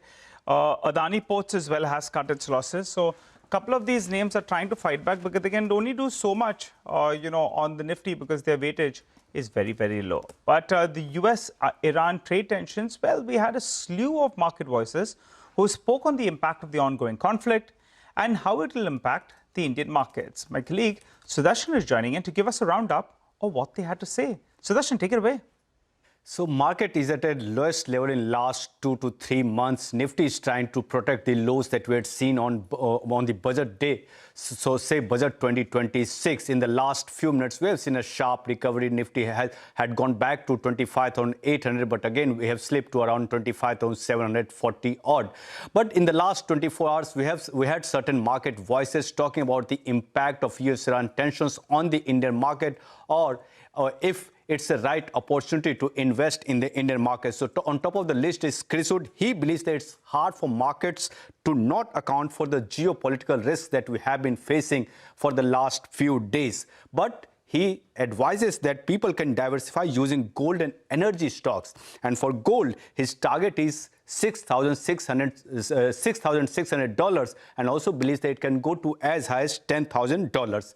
Talking about the outperformance, as per him, except US, majority of the markets are likely to outperform. And on the big question, when will FPIs come back to Indian market? He believes that it can come back to India if semiconductor trade peaks with a sell-off in Korea and Taiwan markets. What about the IT? He believes that counter-trend rally in IT services is expected, but long-term growth will be a key monitorable. Next one is Samir Arora. He believes that it might be a tricky phase for market due to geopolitical tensions, but he's positive on one sector, that's the defense. And the reasoning behind that is the support that this sector is getting from government. And he says he does not believe that this ongoing war will last for so long. And amongst all the names in the defense space, one preference that he has is Bharat Electronics, or say BEL. Last one is Manish Sonthalia. He believes that incremental flows are expected into EMs also in India because valuations have turned very attractive after the sharp fall that we have seen in the last few months.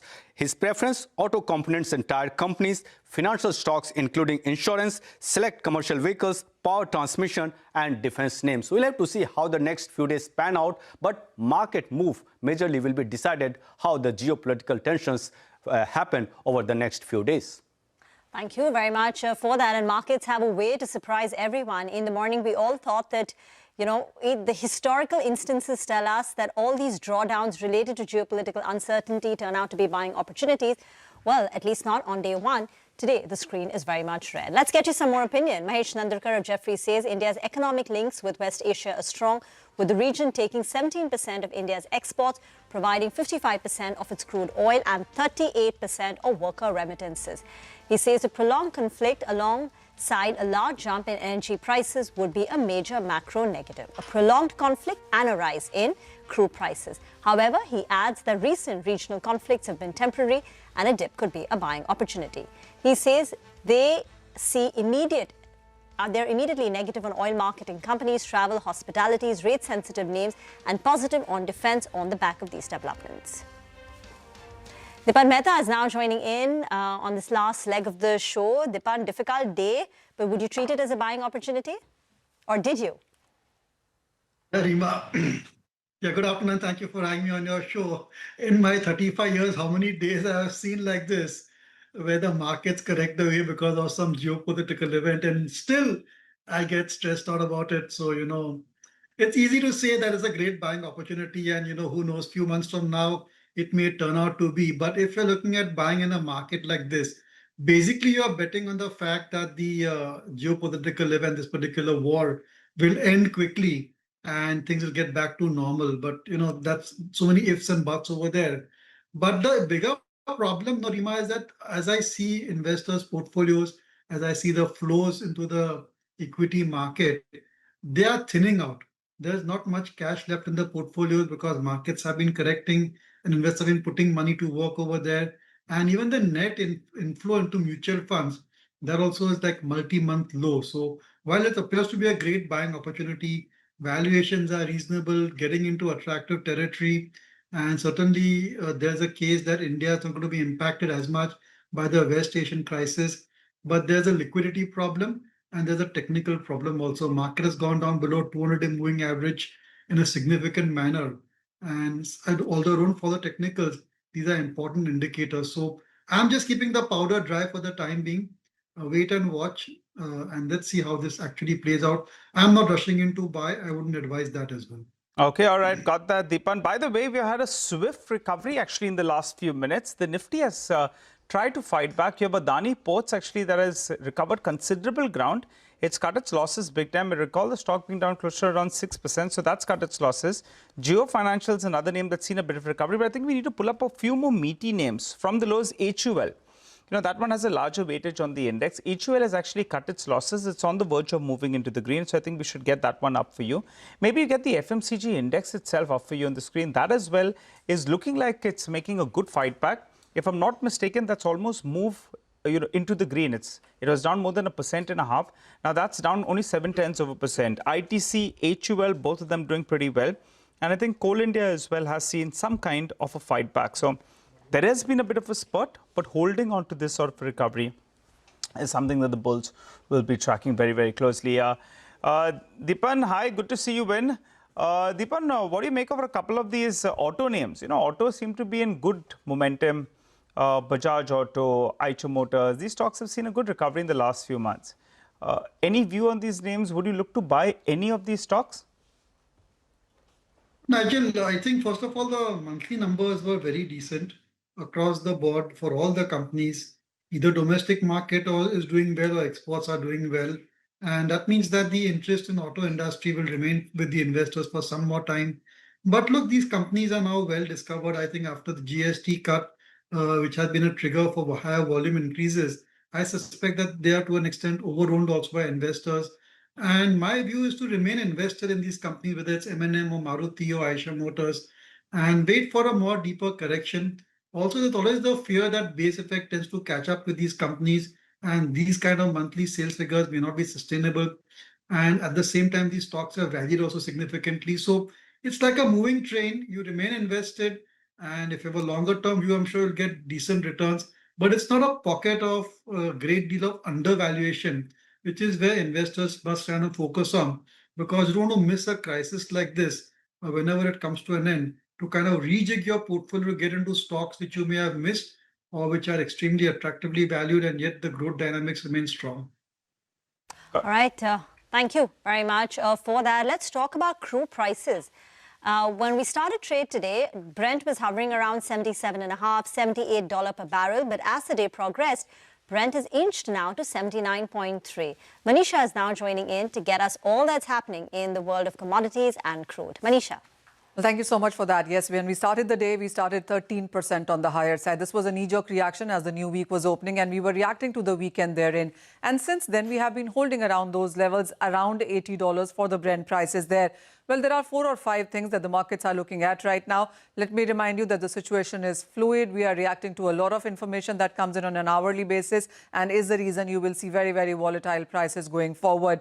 One is the retaliation that Iran is making in the neighboring countries. How much, at what scale, is something that the street is watching out for. The second most important is on how longer will this West Asia war last. US President has said 4 to 5 weeks. I mean, that's a long time. If it actually goes until then you are looking at much higher crude oil prices therein. The third point is about the Strait of Hormuz. Well, this is the place where 20% of crude passes by.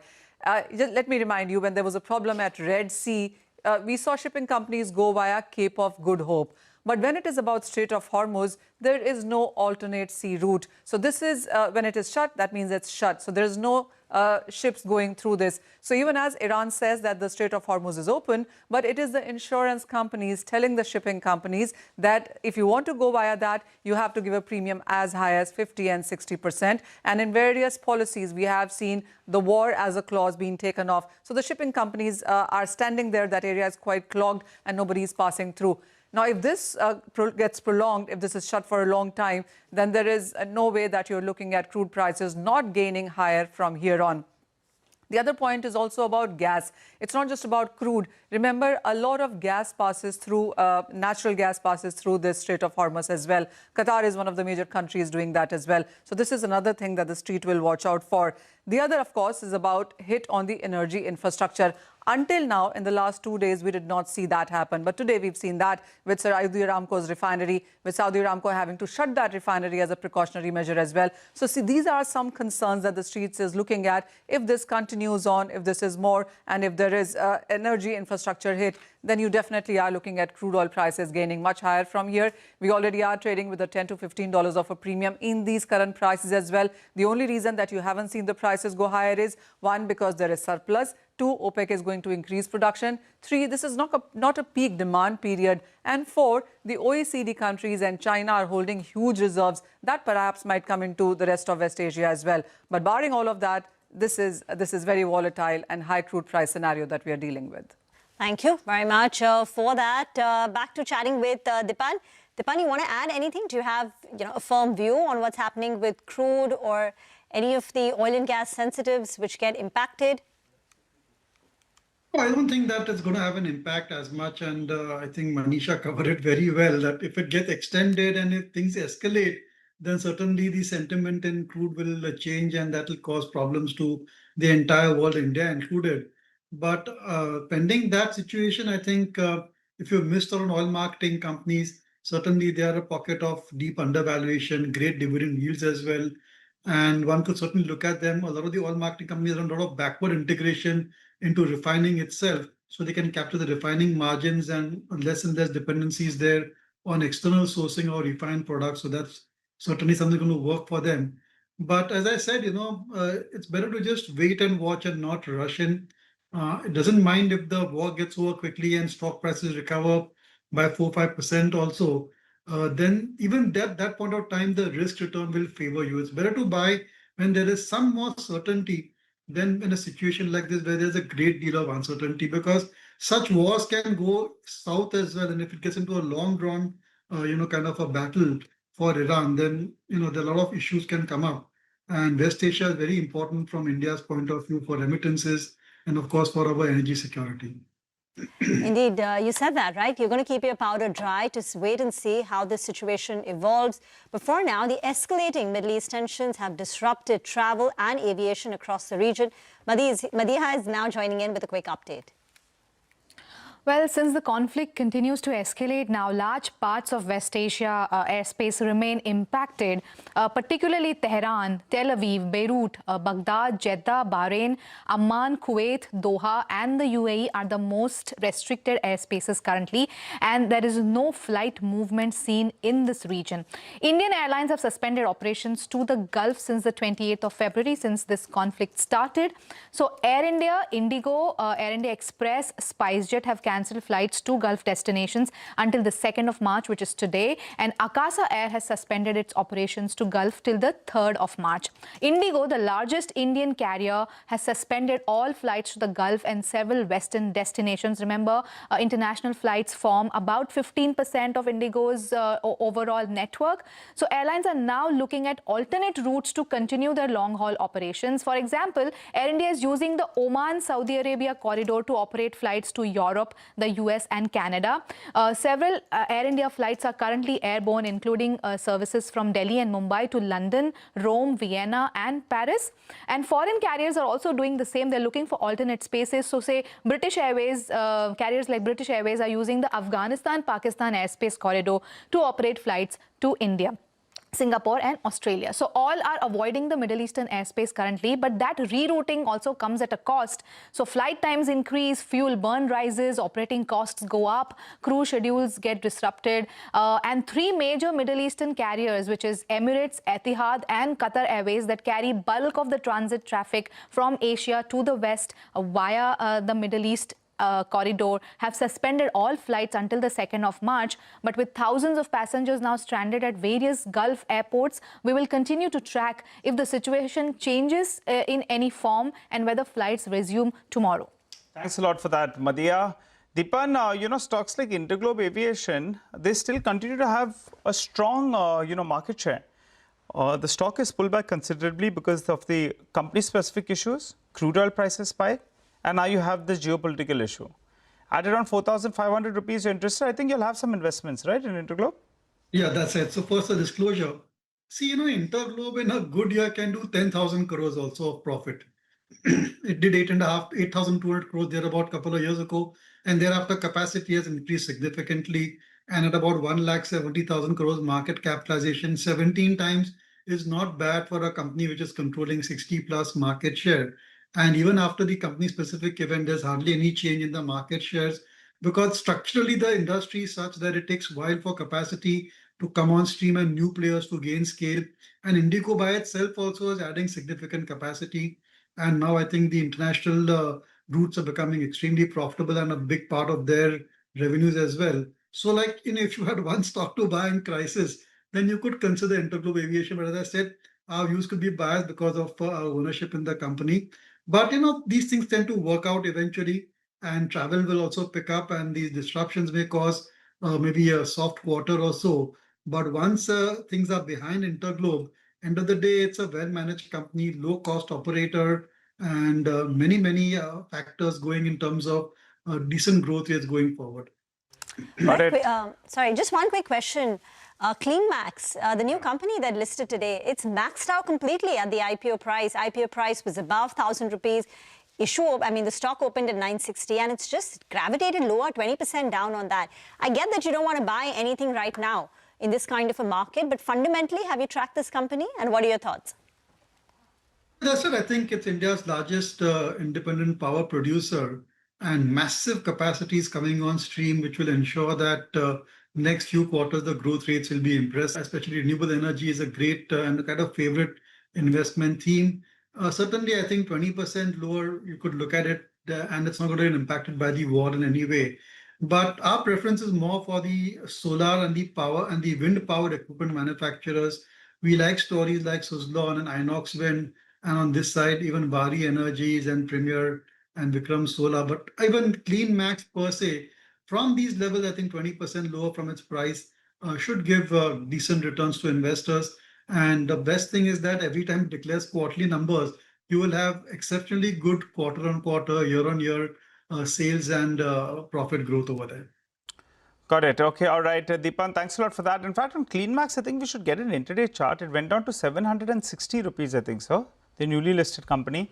And from there, it's seen a good pullback, actually. It's pulled back, I think, closer to around 90 rupees from the lows of the day. So keep an eye out on that one. IPO price above 1,000 rupees. Stock, though, has seen some kind of bottom fishing at lower levels. Let's tell you what's going on in the F&O markets, though. I think we're focusing on the Nifty, but the important one to look at is the Nifty Bank. It went down to around the 100 DMA. That's around 59,100 odd. From there, it did see a bit of a bounce up. So the Nifty has seen a recovery because the Nifty Bank as well has managed to defend its 100 DMA. Volatility index, well, that's moving up, but that's on expected lines because the fear is back in the markets where you have a geopolitical issue. It's moved up, I think, to the highest they've seen in multiple weeks, so at around 17, 18 or thereabouts. So keep an eye out on the India VIX. From the highs of the day, actually, it's cooled off a little bit. The PCR is holding at around 1 approximately. It was around 0.97, 0.98. So that's moved up. We started the day at around 0.63 or thereabouts. Call writers, they are having a gala time today. 24,800 call. Guess what? When you went, you wound up Friday's trading session, the premium was around 440 rupees. Currently, that premium is around 80 rupees or thereabouts. But just the last few minutes, actually, the premium has moved from around 30 rupees all the way to around 80 rupees. So there was some out of the money call buying, and you made some money on that, though the writers are at play over here. 24,900 call as well. The premium, it came down to around 7 rupees just a few minutes back. We've seen a bit of a recovery. So that's why we're seeing that premium has spiked up yet again. So there's mixed activity taking place on the call side. On the downside, the 24,600 put premium has moved from around, I think, that's actually zilch right now because the time value of money is getting eroded. The short pointers going by today's low, going by budget day's low, and going by important technical mark. I think this 24,500 mark is extremely important. You'll want to defend this mark, for the next few trading sessions, and hopefully there is some de-escalation that you hear about as well. L&T, that's one of the top Nifty losers. Aggressive shorts is what we're seeing out there. Fresh shorts in the system on L&T. Stock is down, open interest has swelled up. Petronet LNG, actually, there is some unwinding of positions on that counter. And BSE as well, we are seeing some kind of unwinding. I think the next 30 minutes still we'll have a couple of wild swings because the weekly expiry contract will play out. And also, you have a day where you hope that there is some kind of resolution. And that's why some bulls will want to take some kind of a bullish bet getting into this period. So let's see how that goes. For the time being, the Nifty has recovered more than 220 points from the low of the day.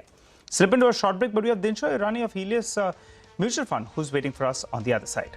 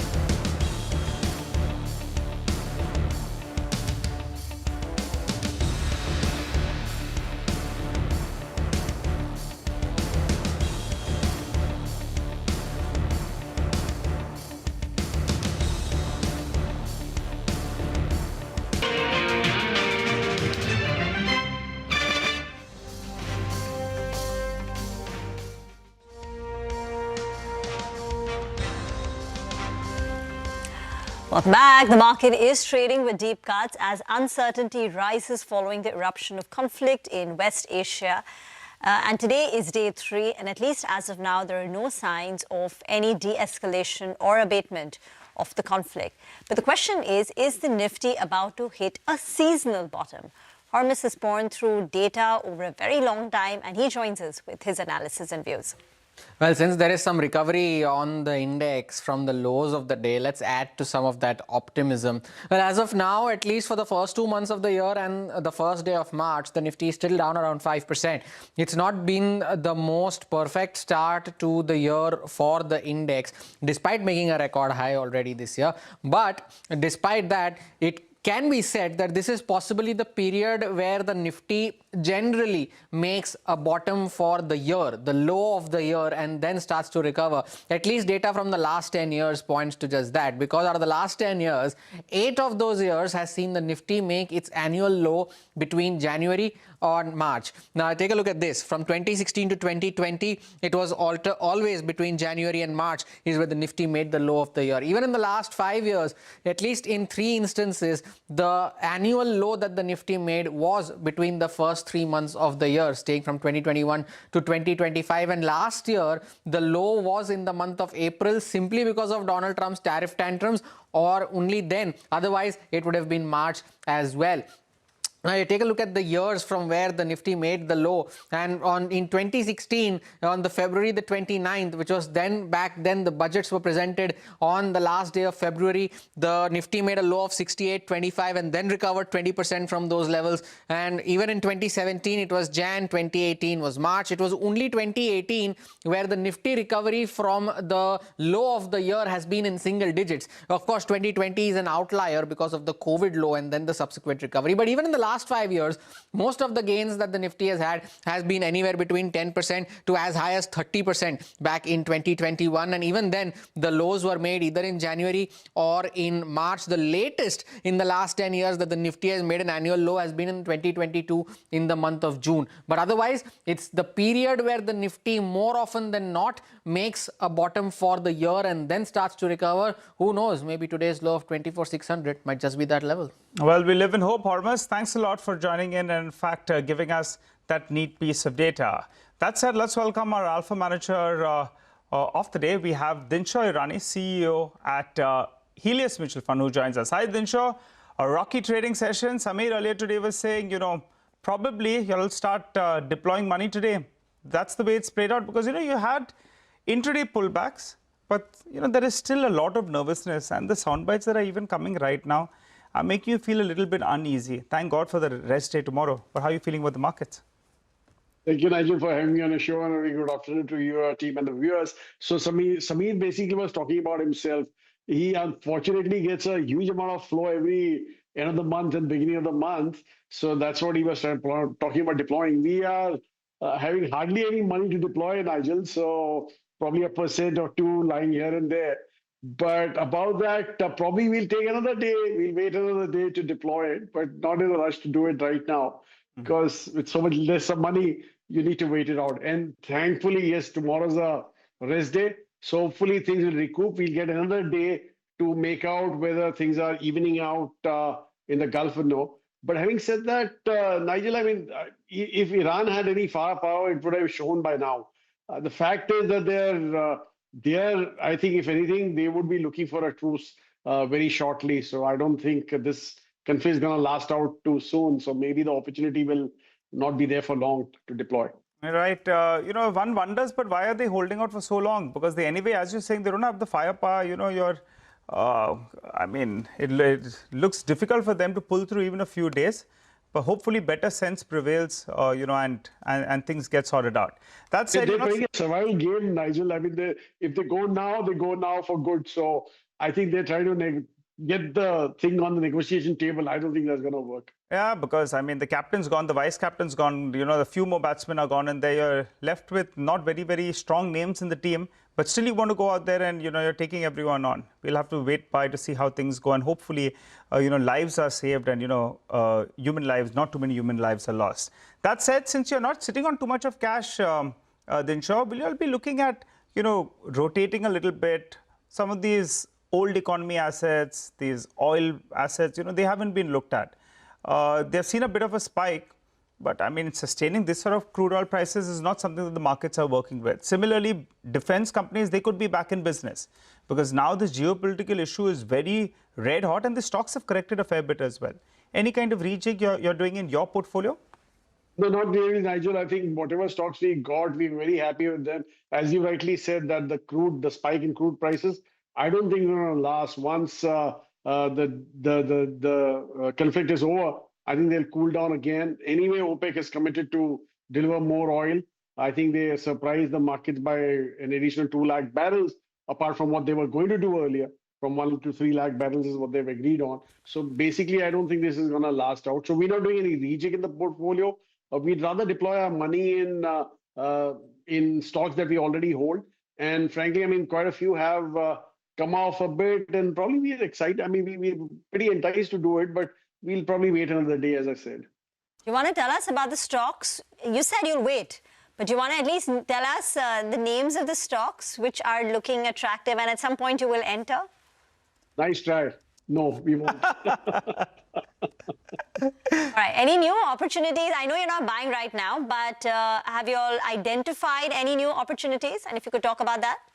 That keeps happening now and then, but frankly, I mean, right now, it doesn't look like, as I said, that even our existing portfolio, and in fact, we're very excited with the prices that we see in certain new age companies. I'm giving you a hint out here. But the fact is that, yeah, I mean, you'll be pretty excited about these names, and we probably deploy the money there and rather than discover new names at this point in time. Oh, which one? The delivery one? Which one? Interpret my smile, so got it. And what about on the EV plays? Ola, you're out, but Ather is something you'll still hold on to, right? Yes, sir. So Ather we continue to hold on to, and Ola also. I mean, the reason was, as I said earlier on your channel itself, that the bread and butter of that business, though it's a tech company, but the bread and butter of that business was supposed to be two-wheelers, EV two-wheelers. But that market share, he was going on losing. They were going on losing. So that's what drove us to sell it off at that point in time. So not getting back in, if that's what you're asking. Travel and leisure stocks, they're getting hit hard. But, you know, I mean, you love to travel. I don't have that sort of, bank account, but trying to make things work. But, this is not going to be forever. The hope is things get sorted out, hopefully in the next 24 hours. When we come back on Wednesday morning, hopefully we have a brighter picture. But some of these stocks are pulling back. They're providing an opportunity to enter. So even before that, Nigel, it's not about the bank account. It's what is in your mind and what you want to do. So no, it's about what the wife says. I'll tell you very honestly. But tell us about the stocks. Okay. So anyway, so basically on that front, yeah, we're very bullish. In fact, we continue to probably add there also as in we get an opportunity. I think it's a short-term blip, given that domestic tourism itself is on the way up. And frankly, I mean, the quality rooms that are available today, not only in the hospitality space, but also in the hospital space. And that's why we'll probably be, these two sectors are somewhere we'll be totally overweight on. Okay, out of time. Thank you very much, Dinshaw, for joining in. That's the word coming in from Helios. Let's get to D Street chatter. There must be lots happening in dealing rooms today. Nimesh joins in with his insight. Nimesh? Hi, Rimana. A small recovery from the intraday lows, but still down. Nifty is down almost 350 points. The broader markets are massively under pressure. But from a flow perspective, I don't think there is massive selling from the larger FIs. So today's institutional data could be quite interesting. My sense is there is a lot of unwinding happening in terms of margin books for HNIs and retail investors, and that's putting a lot of pressure in the broader market names. And that's the reason why the mid-cap index is down 1.5%, the small-cap index is down 2%. So that's the space where seems to be more pain and more selling. From a large-cap point of view, a bit of buying as well. So, some of the commodity names are doing a bit of recovery in many of those, bitten on names as well. But technically, I think a crucial level has been broken. So watch out for, on a closing basis, watch out for 24,850. If we support that, maybe then you'll see a bit of a bounce back. But tomorrow being a holiday, truncated week, you might see that pressure going on because of the geopolitical risk. But again, my sense is, as I said earlier, the pressure in the broader market seems to be more domestic-led, more from the fact that there is a bit of unwinding happening from HNIs and retail investors because of the March end. Got it. All right. But what about individual stocks, Ramesh? What are you picking up? So the first on my list is L&T. It's been under pressure throughout the day, down 5-6%. But I understand there's going to be a small MOC buying in L&T so in today's market. So watch out for volumes. But you might see a small recovery in L&T only on back of that small MOC buying at a leading FI today. So that's the first name. The second stock is Tube Investment. There was a small block in Tube Investment as well. And in the last few weeks, the stock has actually recovered from the recent lows on the back of buying interest. So even today, I understand some multiple domestic mutual funds were buyers in Tube Investment. So that's the second name. Third stock, a couple of names where there is deliberate buying today. So while the markets are down, everybody is looking at sell numbers. NHPC and Petronet LNG stands out for me because in both these names, there is deliberate buying at FIDs today. And the last is Tata Steel. Under pressure, largely on back of weakness across all the names. But I understand there are buy flows and some large HNI investors, including a leading HNI investor, has bought Tata Steel in today's market. Thank you very much for that, Nimesh. Always very helpful. Get into a break. On the other side, we'll get you a few BTST calls from our technical experts. Stay tuned.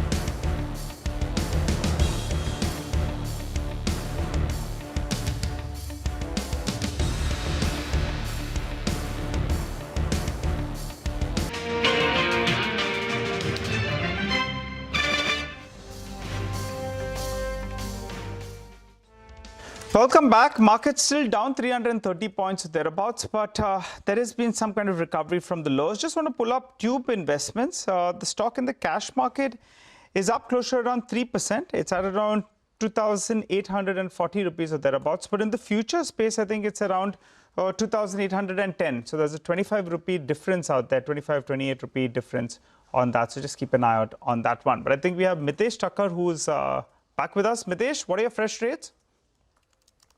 A sell on STVT and SBI cards, Nigel. Keep a stop at about 754, 755 and a target of 730 tomorrow. And the other one is on long side. AEI Industries is closing with good strength. The setup is positive. Volumes are good. So BTST here with the stop at 51.75 for targets of 52.60. Thank you very much for that. Let's talk about defense, because that is an oasis of green in an otherwise weak market. It's been holding up strong since morning. And even many of the global defense companies have come in for strong buying. Hormus has done some data crunching. You know, the smaller defense names are the ones that are making noise in today's session. Of course, the bigger names, the nifty names like the BELs and the likes have also gained anywhere between 2 to 3%. But take a look at the smaller names. Paras Defense, Idea Forge at one point, of course, they were up 12-13%. They have all cooled off from the highs of the day in line with the volatility seen in the markets. But even in the US, the bigger names like Lockheed Martin and the others are up 6 to 7% in pre-market trading. It'll be interesting to see how the day pans out for them. But even if you take a look at the stocks, in general, the defense names generally react positively in a conflict-like situation. A similar scenario played out as early as May of last year during Operation Sindoor, when all of these names went up anywhere between 20 to 30% in just a month. And this is, of course, because of the fact that such conflict gives rise to the fact that there will be more requirements for defense. There will be more defense expenditure, requirement for equipment, components to manufacture these equipment, and so on and so forth. And as a result of which, they generally tend to react positively to these names. Before today's trading session, the defense index was fairly subdued at the first 2 months of the year, but there were stocks that did very well. MTAR Tech was up almost 60%, Bharat Forge was up 30%, Data Patterns was up 20%, even the Nifty constituent BEL was up in double digits, Solar Industries as well. Now there were underperformers as well. Cyient DLM was down over 20%, Bharat Dynamics, one of the worst performing stocks in the month of February, was down 12 to 13 as well. So there were underperformers, but there were outperformers as well. In today's session, Bharat Forge, Data Patterns and MTAR were at 52-week highs. Cyient DLM, of course, at 52-week lows. In fact, we did speak to the management of MTAR, and they mentioned that defense, in fact, is a very small part of their business. It is only 5% of their top line, and they are very selective when it comes to picking orders from within the defense segment. So that a stock that does not have a significant defense exposure is the best performer on the defense index so far. But of course, with this conflict starting to play out, the defense stocks will continue to remain in focus for the times ahead as well. Thank you very much for that. Another stock on our radar is Muthoot Finance, because Morgan Stanley has upgraded Muthoot Finance to an overweight, kept a target price of 4,500. Gaurav joins in with more from the brokerage note. Well, as there are a handful of stocks which are actually in green, and Muthoot Finance is one of them, and the reason being that Morgan Stanley, they have actually upgraded the target price, and at the same time they upgraded the rating to overweight. What they are saying is that the recent correction that we are seeing after third quarter is actually something which was sharp and higher than they were expecting. Remember, third quarter is actually relatively good for the company when it comes to numbers. When we look at the geopolitical risks which are rising, now that is a bit of a supportive when it comes to gold prices, where the loan book business is for Muthoot Finance, which can actually be supportive for the business itself. In fact, they believe that this also provides some upside risk to the forecast of gold prices. Apart from that, if you look at the valuation, now Muthoot Finance trades at 13th time FY27 price to equity and offers 24% ROA, which is actually attractive. Key risk, as they have highlighted, is that any sharp fall in the gold prices, and second is that high competitive intensity. Now that remains with the business, but overall, after third quarter, we have already seen Muthoot Finance actually cooled off its high levels of 4,000 rupees, and currently it's trading at around 3,400 rupees. And at the same time, gold price is also something which is supportive, and that's the reason why, if you look at the stock price today in this bearish market, we are seeing the stock is up more than 3.5%. Got it. Okay, all right. Thanks a lot for that, Gaurav. And Gaurav is covering the stock in the green, and I think a tinge of green on his tie as well. Thanks, Gaurav, for joining in. Muthoot Finance glittering in today's session. Let's get in Amrish Balika. Amrish, good afternoon. Good to see you in. Not too great, actually, from a geopolitical standpoint, but sometimes these provide entry opportunities. First, give us your view on the gold financiers like, say, Muthoot, Manappuram, IIFL Finance. See, I mean, as of now, it's all well because the gold prices are holding up. But the issue would be post the war, post the geopolitical issues getting sorted out, you could actually see gold prices correcting. And that's when the issues will come up for the gold finance companies. So at this point, more of a trading bet than an investment because valuations are decently high. So I won't buy fresh at this point of time. But for a trader, I think it's fine with a stop loss. Okay, all right. But Amrish, we let you go on that one. But give us a nice pick. The market is hungry for ideas.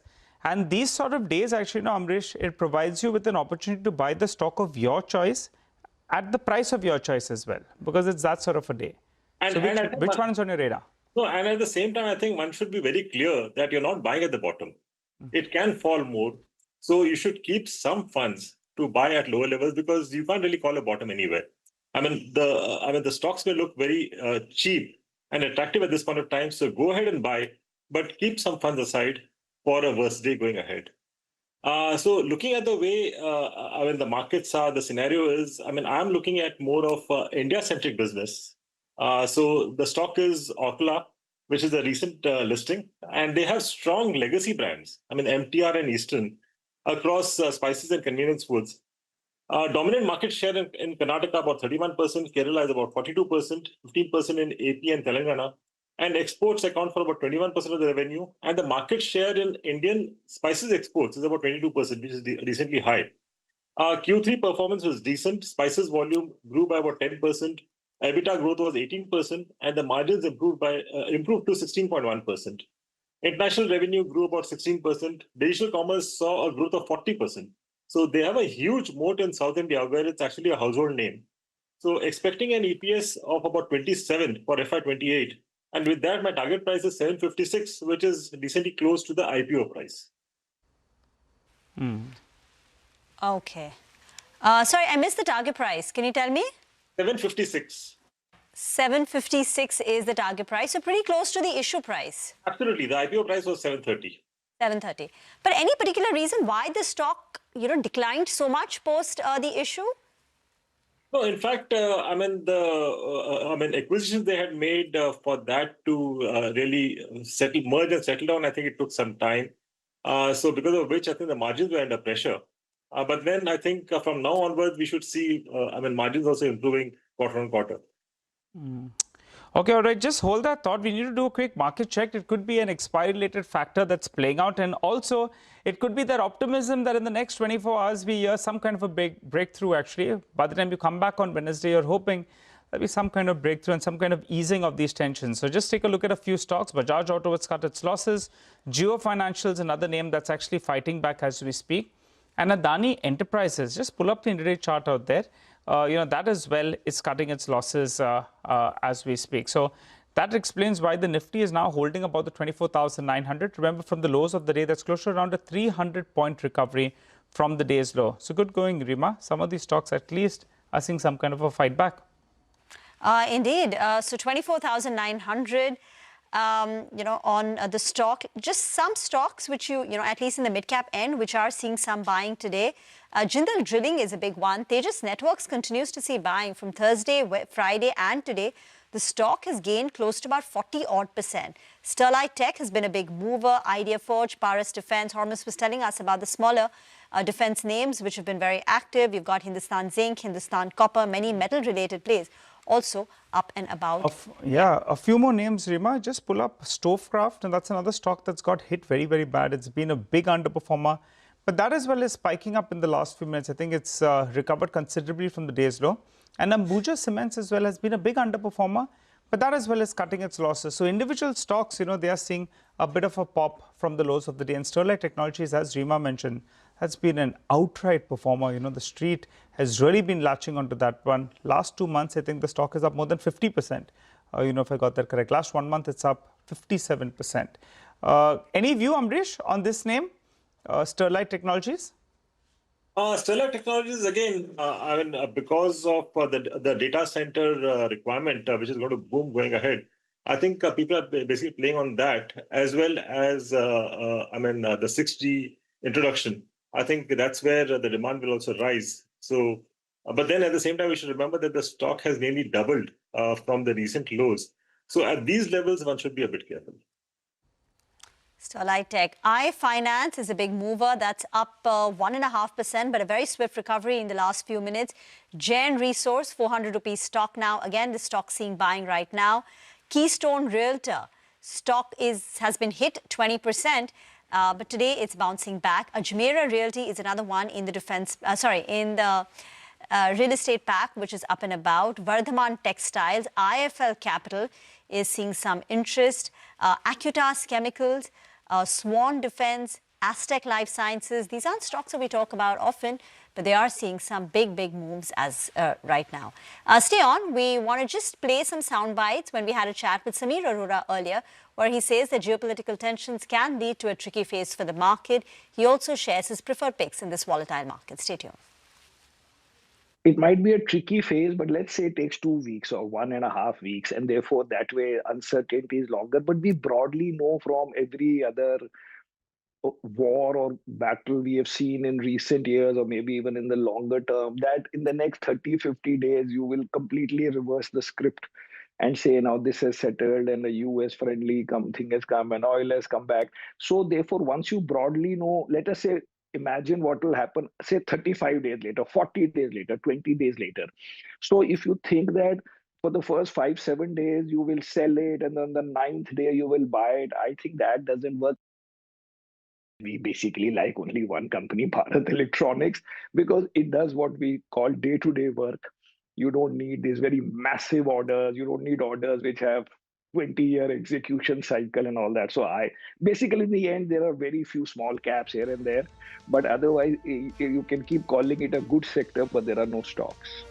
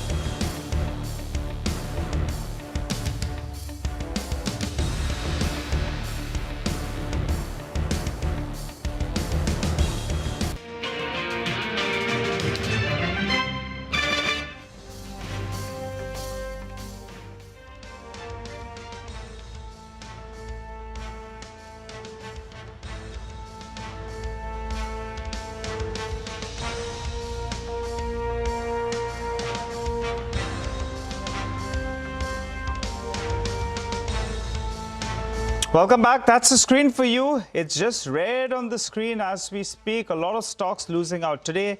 There was a bit of a recovery that we saw from the lows, but that as well got sold into at various points of the day. Breadth of the market firmly in favor on the number of stocks declining. Amrish, a lot of stocks are down. Some of them are providing an entry opportunity, you think? You have given us one such stock that you like. But otherwise, if I look at this month itself, in the last 1 month or so, some of these tech names have got badly hit. Tech Mahindra, TCS, Infosys. You liked any of these stocks?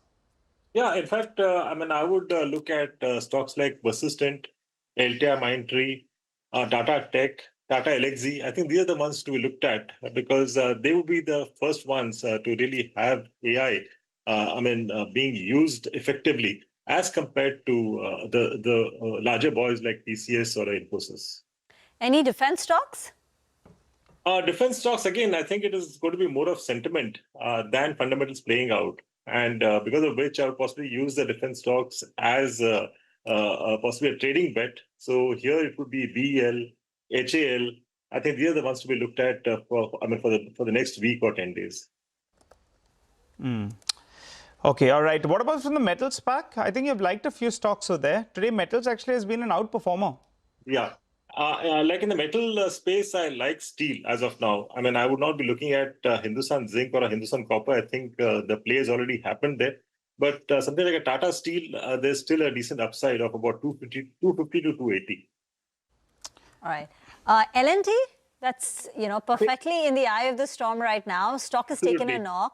Because of which it has taken a knock. But I think it could be a good buying opportunity at the current levels. I don't see much of a downside from here. Maximum of about 3,800, 3,850. I'm going by the hypothesis that this war will not continue. For a very long time. In fact, the way I look at it is possibly a few days to a week. Hope so, not a week. I would go with few days, Amrish. But thanks a lot for joining in, giving us your take on a whole host of stocks. Well, time to wind down the markets. Today we had weekly expiry that played out, and the global situation itself was in a bit of a flux. And geopolitical risk weighed on our markets as well. So the Nifty goes home with a cut of around 300 points. The saving grace is that we defended the 24,500 mark on a closing basis. Stocks that got hit, Interglobe Aviation, because travel is getting impacted, input costs have moved up, so that stock gets knocked back. L&T, it has exposure to the Middle East, so that stock is well pulled back. Adani Ports was under pressure, that was down 3.5%. Where was the place to hide then? Metals as well as defense. And from the Nifty itself, we had BEL and Hindalco. Both of them were the top gainers on the Nifty. Since crude oil prices spiked up, well, the inverse reaction is what you see on OMCs, oil marketing companies, namely HPCL, BPCL, as well as IOC. All of them were down in today's trading session. But Rima, otherwise, plenty of action from the broader markets. Indeed, the mid-cap index ends with a cut of about 1.5%, a similar fall coming through for the small cap index. The advanced decline ratio 1:5, 500 stocks in the green for 2,500 in the red. On the way up, all the silver ETFs were surging. Safe haven buying lifted the prices of gold and silver. HDFC Silver, Grow, Nippon India, Tata Silver ETF, all higher in trade. Even gold ETFs like Gold Bees, SBI, up and about. Tejas Networks was a big mover, so we should get that up for you on your screen. In a span of 4 days, stock has gained 4%. IFL Capital, Jindal Drilling, Idea Forge, defense names across the board. So it's Astra Micro, Nigel spoke about BEL, but Aparis Defense, all up and about. On the way down, the new listing, CleanMax, hasn't had a very good day one. Stock closes lower, 18% on day one. Travel-related stocks like Ease My Trip, Yatra Online under pressure. Interglobe Aviation, of course, was another big drag today. You had pressure there. And then, stocks which get impacted on the back of the conflict. A SpiceJet, lower by 6.5%. Oil marketing companies, IOCL, BPCL, HPCL, MRPL, sold off nearly 3-4%. Reliance Industries, GAIL, also in the oil and gas pack, down 2.5%. We end the day sharply lower, 1.3% gone on the Nifty and the Sensex. Sensex cut more than 1,000 points, but we closed well off the session days. Tomorrow, Indian markets are shut on account of Holi. Don't go anywhere. We're wrapping up and closing bell, but on the other side is Markets Forward.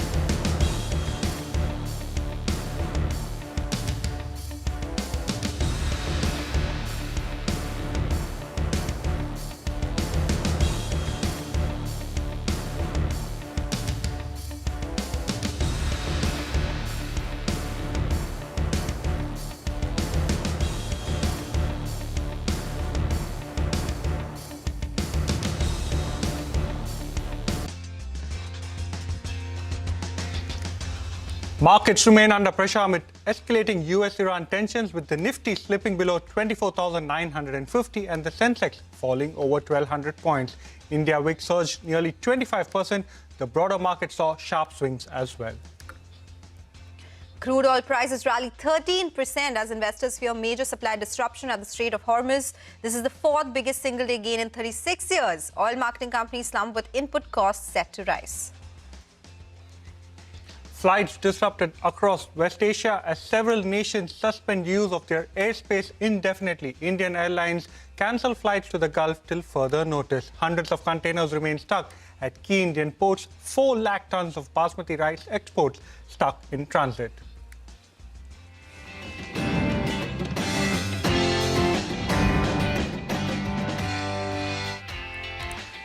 Hello and welcome to Markets Forward, your go-to show where we aim to get you all the key data points to get up for the next trading day. I'm Sonal Bhutra. With me is my colleague Vivek Iyer. Vivek, good afternoon. What a day. A sharp cut on the benchmark and the broader markets as well. At a point in time, all the Nifty indices or major sectoral indices, they were in the red. But we did see recovery towards the end of the trading session. So yes, we did end below the 24,900 mark. But we recovered around 260 points from the lows of the day as well. And that was very important considering the kind of day that we saw. The advance decline ratio at a point in time was at 1:7. For every one gaining stock, there were 7 declining stocks. That recovered too. So we ended with 1:5 as the advance decline ratio. So yes, it was the metals index, pharma index that recovered from the lows of the day. And look at those lines. It's been quite volatile from the word go. And that is something that we saw in the wicks today as well. That's right. Good afternoon, Sonal. A very topsy-turvy day. Started off with deep cuts, a brief intraday recovery that got sold into, however, in the last hour of the trading session, like you mentioned, aided by most of the defensive names like FMCG, Pharma, and the defense stocks. These stocks actually managed to buck the trend and move higher, leading to a brief recovery or a bit of recovery as far as the markets were concerned. But here's the lineup of what we have in store for you today. We start with the top movers and shakers of the day with Hormuz. We decode the impact of the West Asia conflict on Indian markets, from commodities and crude to sector-specific action across the street. And now on to our first segment of the day. Hormuz joins us now from the Big Wall with the top movers and shakers of the day. Hormuz, over to you. A glass half full or a glass half empty, the choice is yours to decide what kind of a day we had. But of course, predominantly red, then green. But can't also deny the fact that there was some green. But we'll start off with the red first up. And of course, the center of action being the Middle East, stocks with exposure to that had an impact. Indigo, of course, the top loser on the index, 6.5% lower, followed suit by L&T. Of course, L&T at one point was down 7%. So there was some recovery from the lows here. LT Foods, KEC, VA Tech, Vabag, all of them seeing an impact anywhere between 3% to 6% in today's trading session. A lot of other railway PSUs were sulking in today's trade. IRFC fell to a 2-year low in today's session, ending sub 100. Railtel was down, so was RVNL. So RVNL is now down more than 50% from its all-time high levels, close to 650 rupees. Now, stocks that were at 52-week lows in today's session, of course, there were plenty of them, but Electra Greentech dominated that list, was down 6%. Ola Electric continues to grind lower, as does Swiggy, and Suzlon, from highs of over 80-85, now is back down to 40 rupees, and Adani Total Gas too, ending with losses of around 4%. The one segment that bucked the trend in today's session were the defense names. Solar Industry is doing well for itself, at 3.5% higher. Both Idea Forge and Paras Defense at one point were up 12-13%. They came off the highs of the day considering the volatility in the market, but still managed to hold on to gains of around 5 to 7%. And lastly, even in a market like this, there were stocks that were at 52-week highs, and most of them, the data cable related wire cable names as well. Sterlite Tech was up almost 9% in today's session in a market like this. KEI Industries continues to make new highs, and Precision Wires too, ending with gains of around 3.5% at 52-week highs today. Okay, all right. Thank you so much for joining us with that stock check, Harmis. So those are some stocks moving around in the broader markets. Let's talk about the big story now. Iran's supreme leader, Ayatollah Ali Khamenei, has been killed in coordinated airstrikes carried out by the United States and Israel.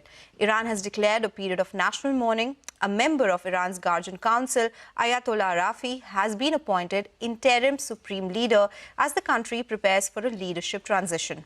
Tehran has vowed revenge. In retaliation, Iran launched ballistic missiles targeting Jerusalem, Bahrain, Doha and Kuwait, sharply escalating tensions across the region. The US and Israel have since carried out a fresh wave of strikes deep inside Tehran for a second consecutive day. Iran claims a school was hit in the bombardment, resulting in the deaths of nearly 165 children, a claim that has further intensified global outrage. With missiles flying across West Asia, large parts of the region's airspace have been shut. Thousands of flights have been cancelled worldwide, including around 850 cancellations impacting India. Meanwhile, maritime trade is also under strain. Tensions have flared in the Strait of Hormuz, a critical choke point that carries nearly 1/3 of the world's crude oil trade, raising fears of a major supply disruption. Iran's Foreign Minister Abbas Araghchi said Tehran has a proven record of openness to diplomacy, accusing the United States of maintaining a negative track record. But US President Donald Trump has made it clear that combat operations will continue in full force. The region remains on edge as the conflict shows signs of deepening further.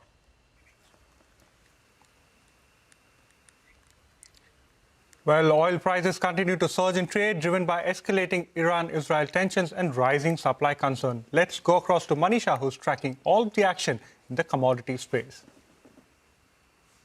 Well, thank you so much for that. Yes, when we started the day, we started 13% on the higher side. This was a knee-jerk reaction as the new week was opening, and we were reacting to the weekend therein. And since then, we have been holding around those levels, around $80 for the Brent prices there.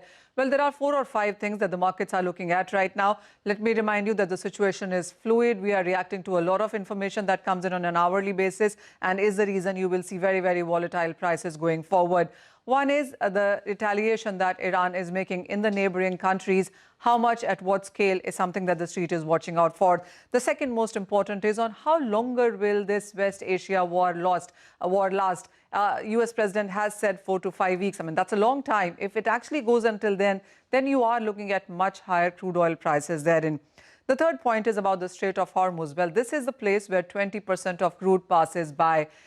Just let me remind you, when there was a problem at Red Sea, we saw shipping companies go via Cape of Good Hope. But when it is about Strait of Hormuz, there is no alternate sea route. So this is, when it is shut, that means it's shut. So there is no ships going through this. So even as Iran says that the Strait of Hormuz is open, but it is the insurance companies telling the shipping companies that if you want to go via that, you have to give a premium as high as 50 and 60%. And in various policies, we have seen the war as a clause being taken off. So the shipping companies are standing there. That area is quite clogged and nobody is passing through.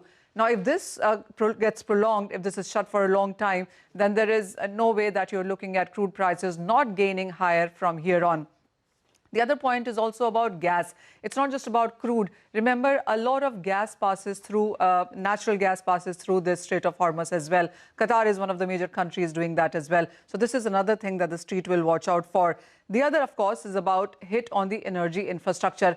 Until now, in the last 2 days, we did not see that happen. But today, we've seen that with Saudi Aramco's refinery, with Saudi Aramco having to shut that refinery as a precautionary measure as well. So, see, these are some concerns that the streets is looking at. If this continues on, if this is more, and if there is energy infrastructure hit, then you definitely are looking at crude oil prices gaining much higher from here. We already are trading with a $10 to $15 of a premium in these current prices as well. The only reason that you haven't seen the prices go higher is, 1, because there is surplus. 2, OPEC is going to increase production. 3, this is not a peak demand period. And 4, the OECD countries and China are holding huge reserves that perhaps might come into the rest of West Asia as well. But barring all of that, this is very volatile and high crude price scenario that we are dealing with.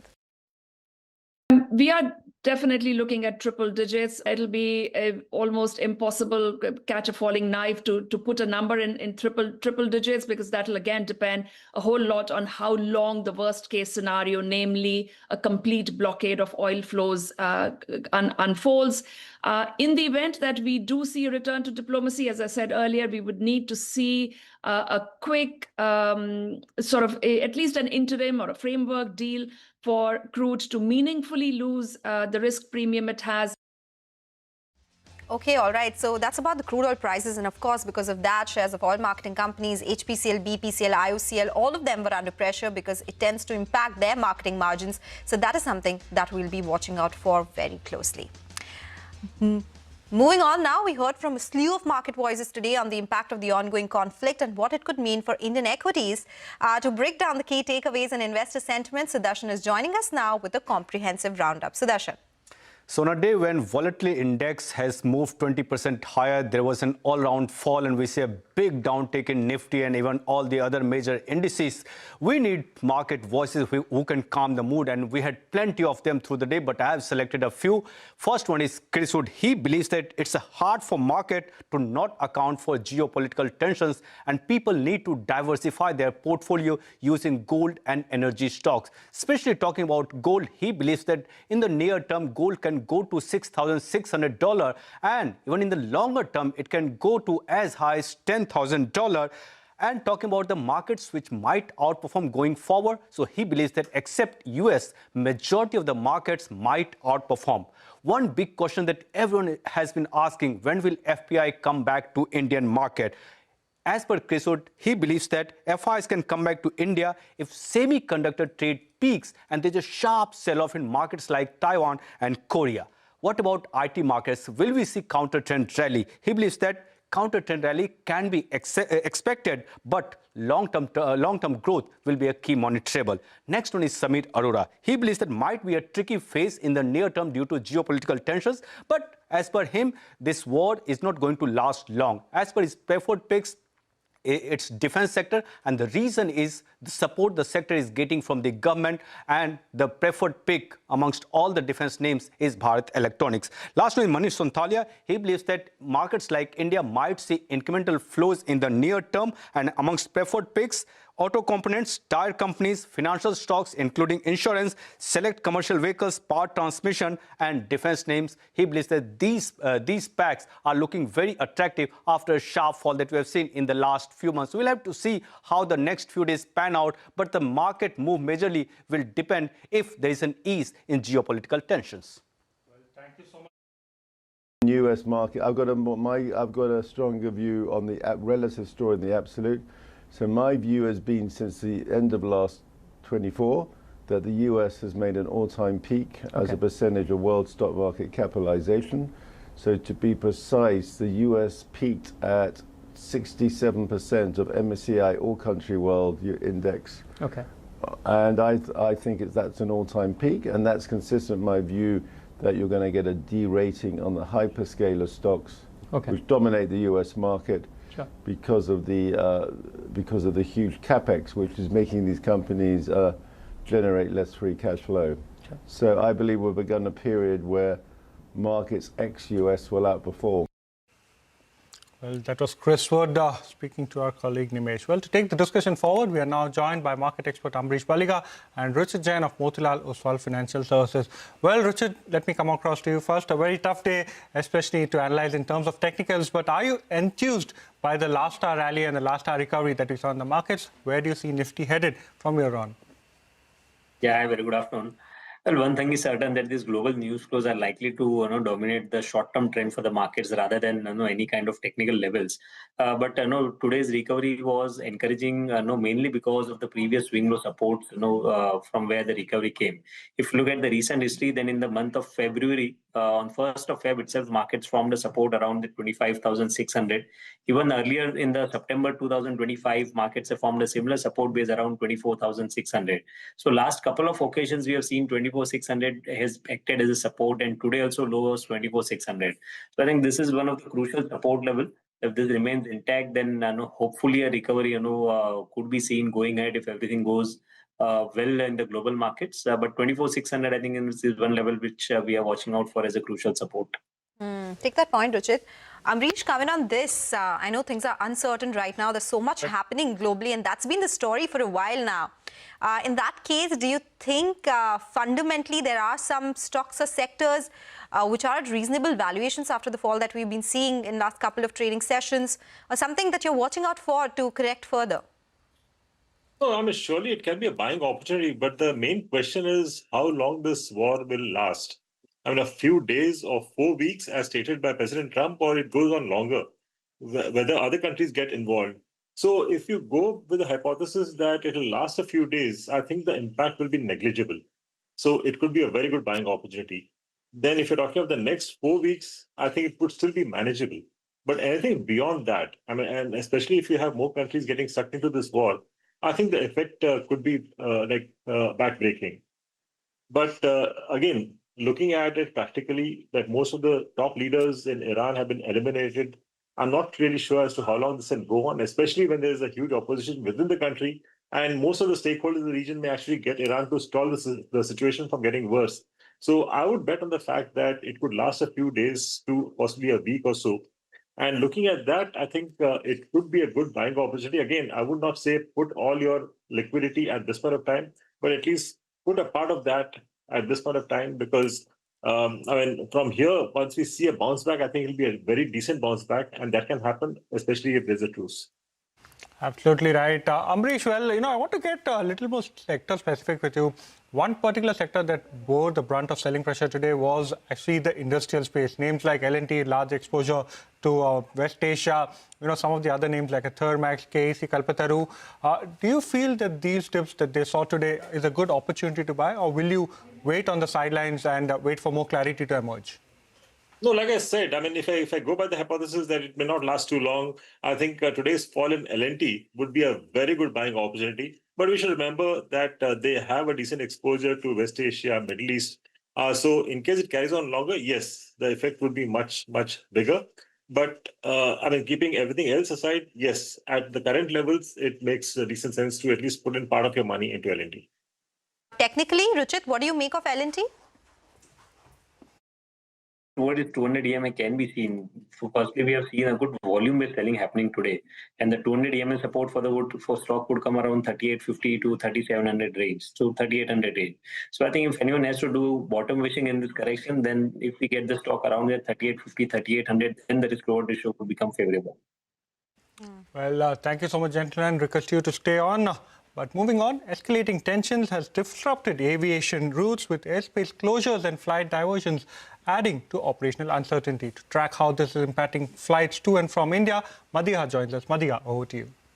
Well, since the conflict continues to escalate, larger parts of West Asia airspace remain impacted, particularly Tehran, Tel Aviv, then Beirut, Baghdad, Jeddah, Bahrain, Amman, Kuwait, Doha, and the UAE are the most restricted airspaces currently, and there is no flight movement seen in this region. Indian Airlines have suspended operations to the Gulf since the 28th of February, ever since this conflict started.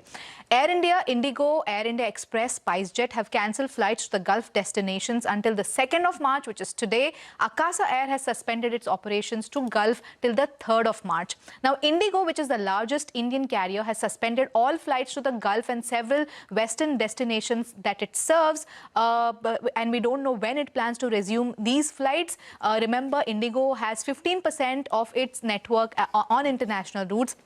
Airlines are now looking at alternate routes to continue their long-haul operations. For example, Air India is using the Oman-Saudi Arabia corridor to operate flights to Europe, the US and Canada. Several Air India flights are currently airborne, including services from Delhi and Mumbai to London, Rome, Vienna and Paris. Foreign carriers like British Airways are using the Afghanistan-Pakistan airspace corridor to operate flights to India, Singapore and Australia. So all are avoiding the Middle Eastern airspace, but that rerouting comes at a cost. Flight times increase, fuel burn rises, operating costs go up, crew schedules get disrupted, and three major Middle Eastern carriers, which is Emirates, Etihad and Qatar Airways, that carry bulk of the transit traffic from Asia to West via the Middle East corridor, have suspended all flights until the 2nd of March. We don't know what happens tomorrow, but with thousands of passengers stranded at various Gulf airports, we will continue to track if there is any change in the situation and whether flights resume tomorrow. Okay, all right. Big uncertainty. That's literally the story of the game right now. We spoke to a couple of analysts today as well, and they did indicate that Indigo, there are twin issues that they're facing. Rising crude oil prices, every 1% increase could impact their profitability by 5%, and of course, 12% of their total exposure to the Middle East area. Amrish, coming on this, Indigo was down 6.5% today. We saw disruptions in the month of December, and then this. What do you make of this particular stock, considering that it's the listed play? We do have SpiceJet, but it is usually the listed play in the aviation space. I mean, they were just coming out of the issues which they had recently due to cancellations, and now you have this geopolitical issue which has come up, rising crude, again, a cancellation of number of flights. I think it's going to affect them decently well. And I think it'll be at least another possibly 2 to 3 quarters before they get back on their feet, like what we had seen about a year back. So as of now, I would possibly avoid the airline space and especially Indigo. Well, thank you so much, Ambrish, as well as Ruchit, for joining us, giving us your view on a very volatile trading session, individual stocks as well as sectors. Thank you once again. Well, moving on, we'll now slip into a short break. We'll get to the top corporate voices on the other side.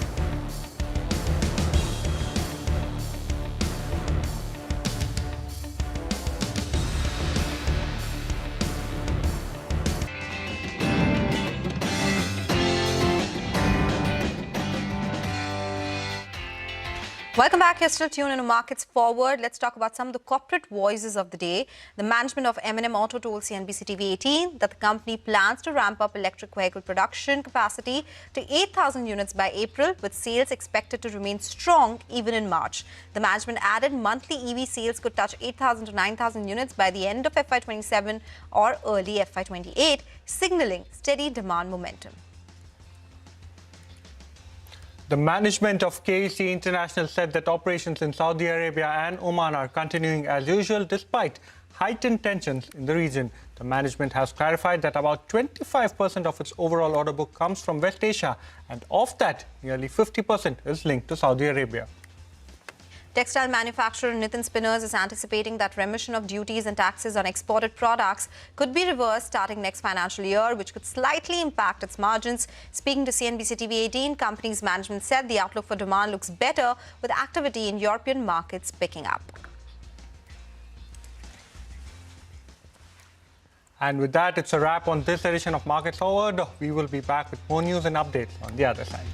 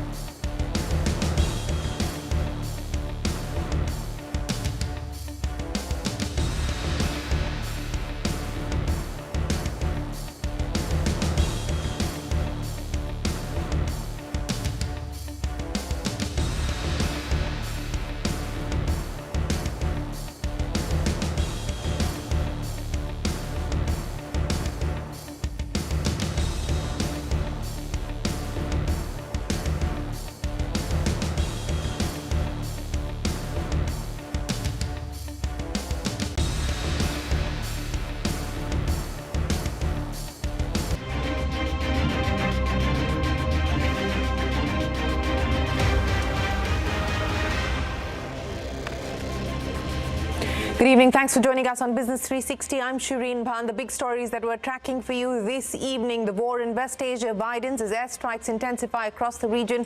Israel bombs Lebanon after the Hezbollah launches missile attacks. Kuwait reports several U.S. warplanes have crashed. Iran's Red Crescent says at least 555 people have been killed across the country. Iran rules out negotiations with the U.S. as the conflict deepens. President Trump vows to avenge the death of 3 U.S. service members and continue the mission till all objectives are achieved. Crude oil prices post the biggest rally in 4 years as investors fear major supply disruption at the Strait of Hormuz as Saudi Aramco refinery shut after drone strikes. Stock markets decline across Asia and Europe. The Sensex down over 1,000 points. Nifty drops below 25,000. The rupee declines by nearly 50 paise against the dollar, but RBI's intervention restricts the drop to 0.5%. Flights disrupted across West Asia. Several major nations suspend the use of their airspace indefinitely. Indian Airlines cancel flights to the Gulf till further notice. Hundreds of containers remain stuck at key Indian ports. 4 lakh tons of basmati rice exports stuck in transit. Nearly 10 million Indians are currently in West Asia as the war rages on. Around 3,000 Indian students are stuck in Iran. Prime Minister Modi calls the situation a matter of grave concern for India, says all conflicts must be resolved through dialogue.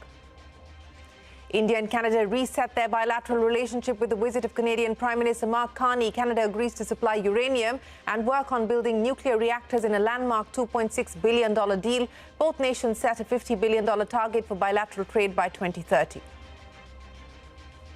After completing a year in office, SEBI Chief Tuhin Kantapande signals the intent to boost liquidity in the cash market and allow participation of insurers in commodities. Also aims to cut registration time for foreign investors to 5 days. Assures no new action on derivatives till the impact of earlier steps are assessed.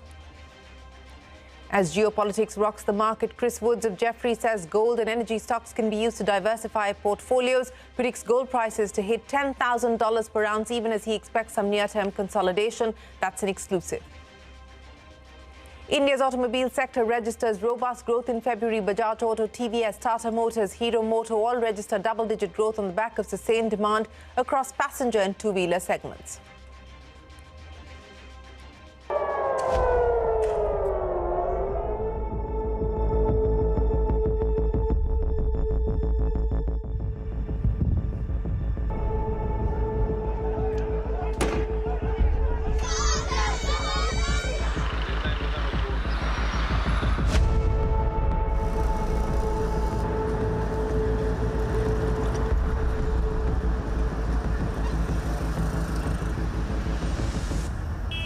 Well, the big story that we continue to track, the war in West Asia has widened as airstrikes intensify across the region. Israel launching strikes on Hezbollah positions in Lebanon earlier today, shattering a fragile truce that held for nearly a year. The Israeli military has said it was responding to attacks by Hezbollah. The Lebanese militant group has claimed responsibility and says it was avenging the death of Iran's Supreme Leader Ayatollah al-Khamenei, who was killed on Saturday in a joint U.S. operation in an Israeli missile strike. Lebanon's health ministry has said at least 31 people have been killed in the strikes.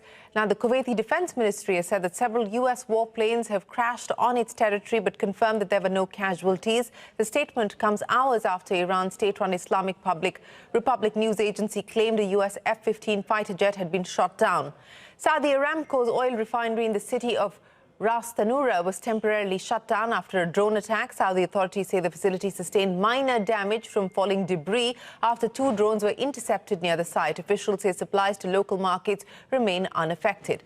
President Trump has vowed to continue what he called a righteous mission against Iran until all objectives are achieved. He warned that more U.S. troop casualties are possible. However, in an interview to a news agency, Trump said, and I quote, "They want to talk and I have agreed to talk." Iran's security head, though, has said they will not negotiate with the United States in what has been the worst civilian casualty over the last 3 days. Iranian state media reporting that the death toll from a missile strike on a girls' school in southern Iran has now risen to 165. Iran's Red Crescent says more than 550 people have been killed, with strikes reported in over 130 cities across the country. All over Iran, the voices of the Iranian people could be heard cheering and celebrating in the streets when his death was announced. The entire military command is gone as well, and many of them want to surrender into saving their lives. They want immunity They're calling by the thousands. Combat operations continue at this time in full force, and they will continue until all of our objectives are achieved. We have very strong objectives. They could have done something 2 weeks ago, but they just couldn't get there. What we are doing is, in fact, an act of self-defense and retaliation to the American aggression against us. We are not attacking our brothers in the, in the Persian Gulf. We are not attacking our neighbors, but we are attacking American targets.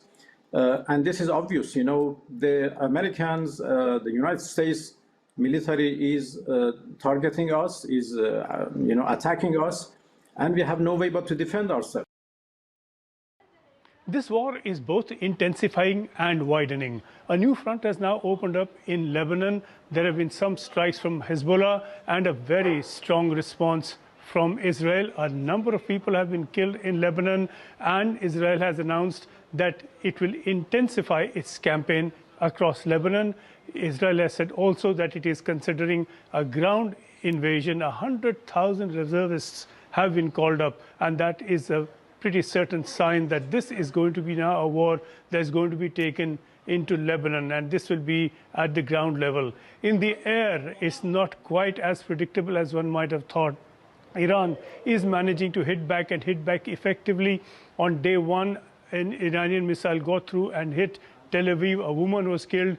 The following day, we had an attack on Beit Shemesh, on a synagogue. 10 people were taking shelter. 9 of them were killed. And that, again, is a missile that got through Israeli air defenses. There is also, of course, a widening of this war across the Gulf region. A lot of Iranian missiles have been hitting targets in Dubai, in other places in the Gulf. That is clearly an attack on the economic lifeline of these countries, and they are being targeted because they are seen as hosting US bases. Well, that's our colleague Sanjay Sori reporting there from Tel Aviv, widening and intensifying as Sanjay is reporting. Meanwhile, China and Russia condemning the killings of Iran's supreme leader and called for calm. The US allies have largely supported the strikes on Iran. British Prime Minister Keir Starmer has allowed the US to use UK military bases in the region. Prime Minister Modi has said the situation is a matter of grave concern for India and has called for a resolution through dialogue. Take a look. Paschim Asia की वर्तमान स्थिति हमारे लिए गहरी चिंता का विषय है। भारत डायलॉग और डिप्लोमेसी के माध्यम से सभी विवादों का समाधान का समर्थन करता है।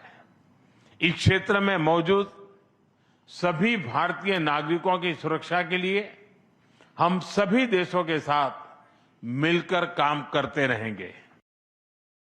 The United States has requested permission to use British bases for that specific and limited defensive purpose. We have taken the decision to accept this request to prevent Iran firing missiles across the region, killing innocent civilians, putting British lives at risk, and hitting countries that have not been involved. Well, that's the UK Prime Minister Keir Starmer. Now, crude oil prices posted the biggest rally that we've seen in 4 years as the war in West Asia sparked fears of supply disruptions. Natural gas prices have also surged as insurers have hiked premiums, cancelled policies, and shipping companies reroute their vessels from the Strait of Hormuz, which is not shut, but ships are not plying. Oil market watchers believe even if a ceasefire announcement happens, it may not necessarily result in a drop in prices immediately. Take a look. I think the market will still remain extremely cautious in unwinding the risk premium because we have seen what route the diplomacy has taken and what results it has yielded, unfortunately, over the past few weeks. So no one is going to be betting or holding their breath for a very quick resolution, which means that we may again also see a start and stop of diplomacy and a military conflict. So I would expect perhaps a little bit of relief, a little bit of pullback in crude should there be a ceasefire and a return to the table, but not any meaningful drop in crude prices. And stock markets across Europe and Asia declined on the back of tensions in West Asia. The Indian market also remained weak, with the Nifty ending below the 25,000 mark. Mid-cap index, though, swung nearly 2,100 points, while the Sensex fell over 1,000 points today. Barring defense, metal and the healthcare stocks, all sectoral indices closed in the red. Nigel is standing by to wrap up the market action for us. Nigel, very volatile, but off their intraday lows finally at close. Well, the geopolitical conflict, that's the one that weighed on the Indian markets today. The concern is the crude supplies will get hurt, which in turn hurts India's import bill and shaves off a few basis points on growth numbers as well. The other concern is that the RBI will have limited headroom to cut rates. So today, the Nifty pulled back, crude oil prices did spike up, and the rupee weakened as well. But all of them were on expected lines. Well, the problem was that both the pillars of the market were under pressure. The Nifty Bank was down more than 2%. The Nifty IT index as well was down close to 100%. And the breadth of the market crumbled. Only one stock was advancing for every 6 stocks that were declining. The losers from the Nifty included L&T, as it has a decent amount of exposure to the Middle East. Interglobe, due to cancellations, and also ATF prices have spiked up. That's been input for them, so that's what will crunch margins. And Adani Ports as well was under some pressure. The winners were from the favoured defence as well as the metal sectors. Hindalco as well as BEL did well. And ONGC put on some weight as crude oil prices moved up. But that has a reverse impact in terms of OMCs, oil marketing companies. They got hit. Crude oil prices spiked up, and that's where you saw HPCL, BPCL, IOC, all of them were under pressure. Precious metal plays, though, did well. Gold Financer, Muthoot, that stock rallied. The only listed play from the silver space is Hindustan Zinc. That did well as well. And MCX, well, that outperformed BSE in today's session. Defense stocks, they're back in focus in light of the uncertainty on the geopolitical front. And that's why you had stocks like Solar as well as HAL, both of them rallied. While from the metals pack, Nalco as well as Vedanta, both of them were up in trade. So the Nifty's crucial support comes in at around 24,500. Investors have a day off on Tuesday due to Holi celebration. And by the time markets resume on Wednesday, investors will be hoping for de-escalation in the Middle East for the good of humanity and for their portfolios as well. Nigel, many thanks. Now, the conflict in West Asia has also pushed gold and silver prices high as investors rush towards safe haven assets. Chris Wood of Jefferies says that gold prices will hit $10,000 per ounce, even as he does expect some consolidation in the short term. Here's Chris Woods. In the medium term, I see big further upside in gold, but I wouldn't be surprised to have a period of extended consolidation. Gold can easily go to 10,000. Oh, wow. Because if you look at, I'm talking US dollar terms, so in US dollar terms, the growth of M2, you can easily get $10,000 on gold. Yeah. But my formal target based on is currently 6,600. Well, a flight to safety there. Time for us to head to a break, but up next, nearly 10 million Indians are currently in West Asia as the war rages on. That and more when we return.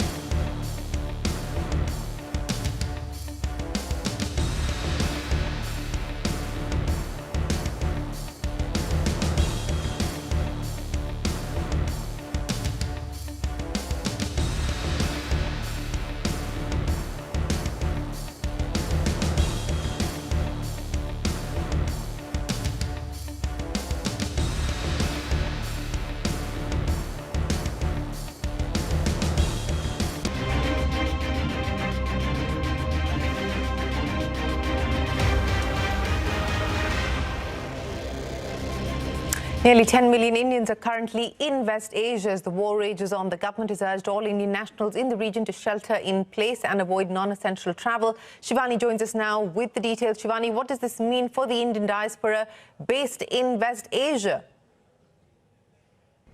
Well, yes, India has an estimated 9.6 million nationals living and working in West Asia, making it one of the largest overseas Indian concentrations globally. The UAE alone accounts for nearly 4 million Indians, while Saudi Arabia houses over 2.6 million.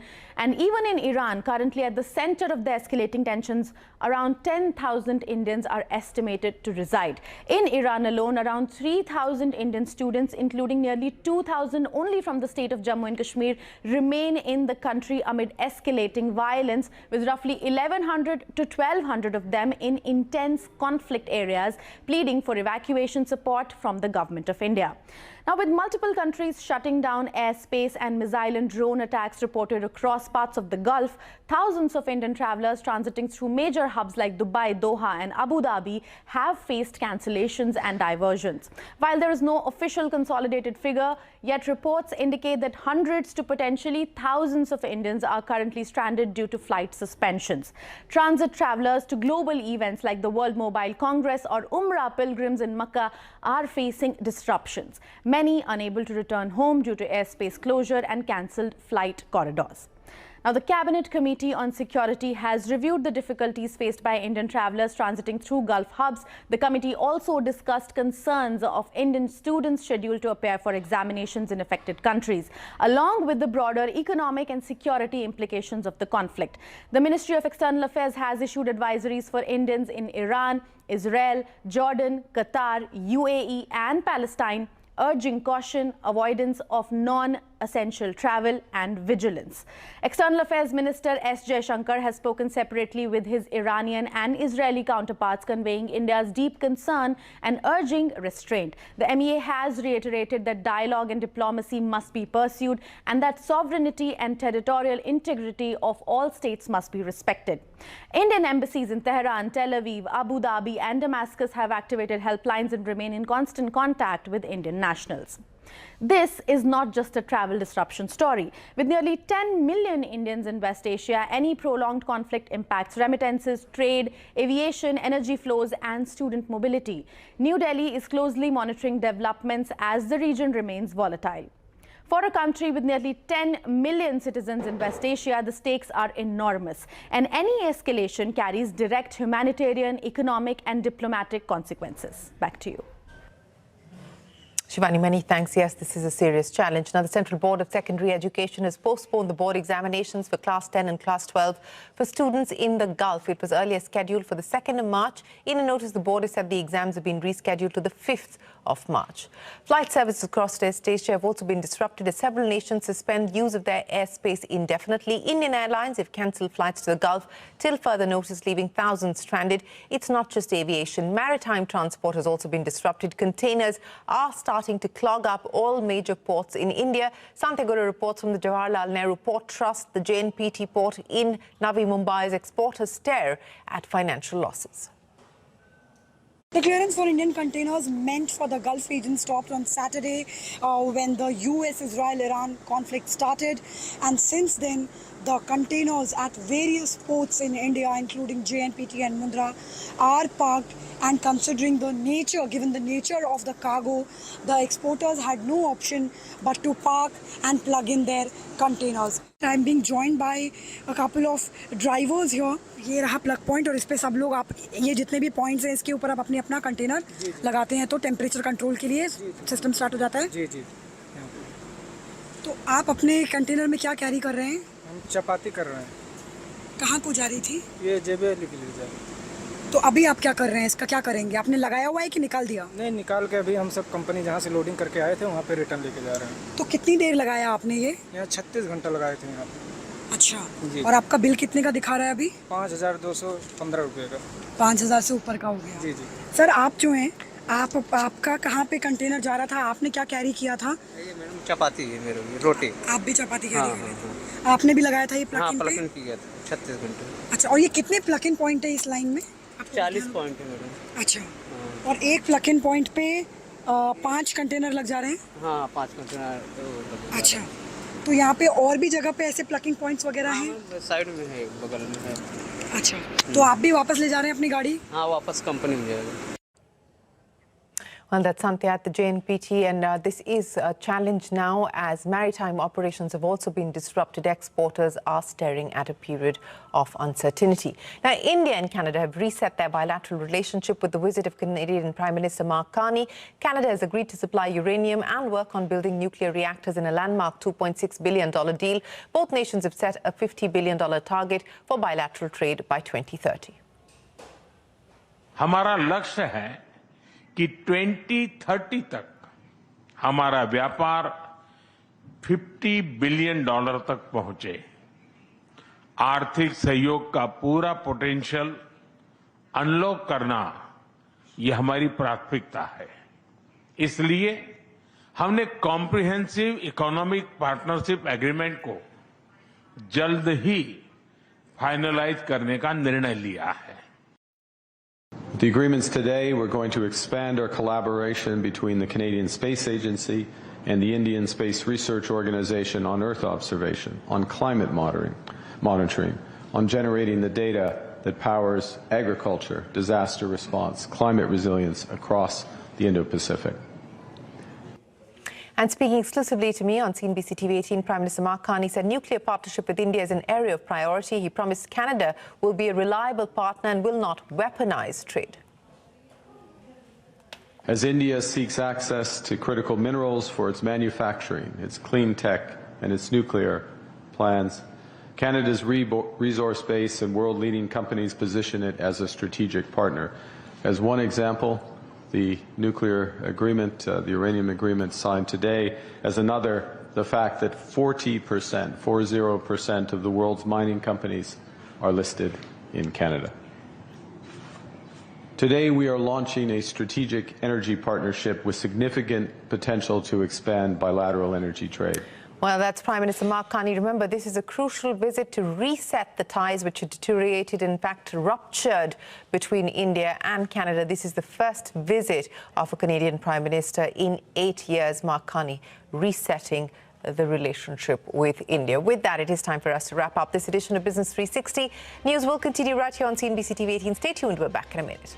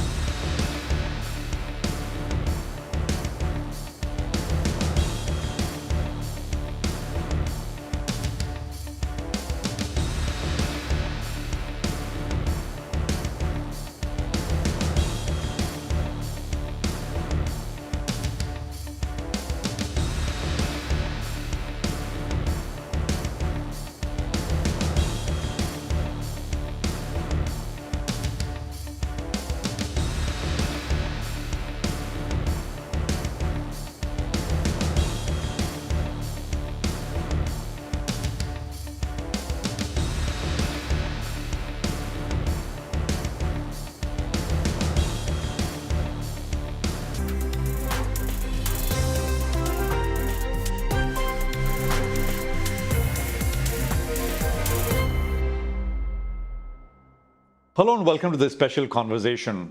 Well, markets for the last 1 year have been sideways. It's been a little tough. People have been complaining about money not being made, but the regulation of markets is another story altogether. It's been a hectic time.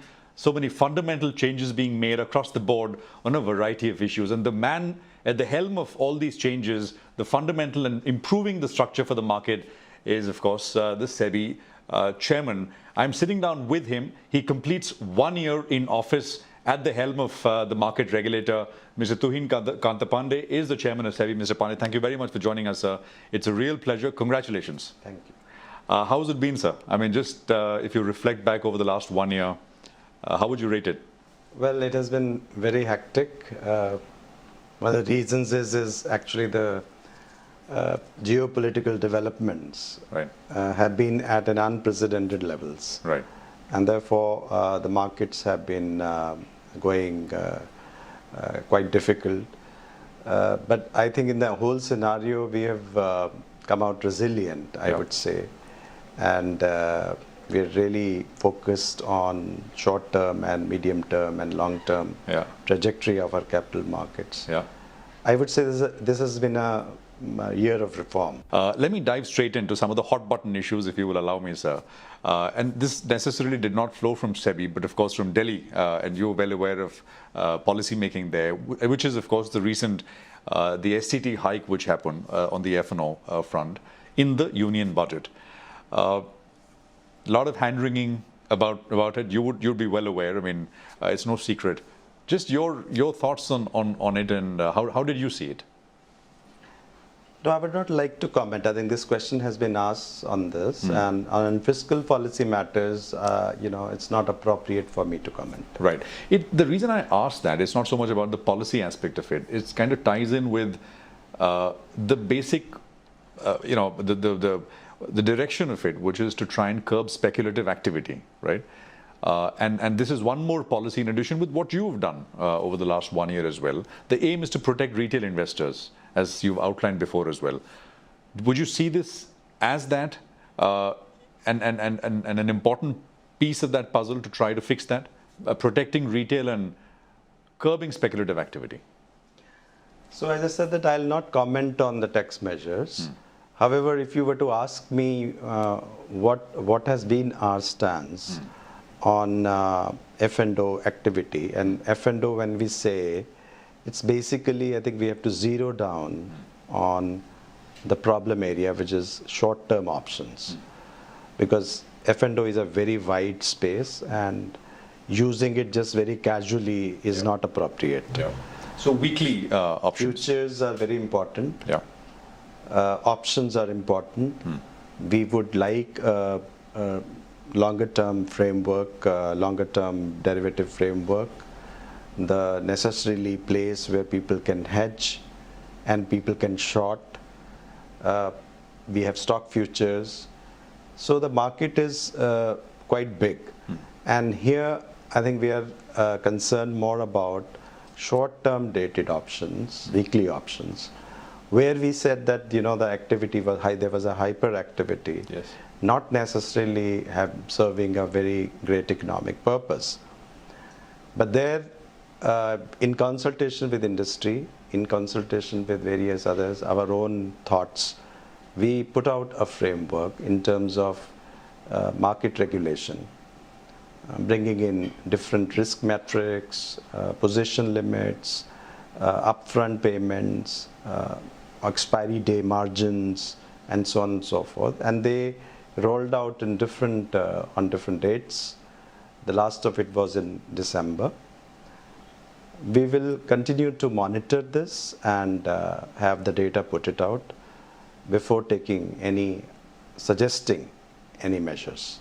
So therefore, I think we need also stability, policy stability, in the sense that there are certain things that we do, and then we also wait that, how that market is panning out. So you wait for that to take effect, show up in numbers, etc. The statistics, you will assess that and then put it out in terms of.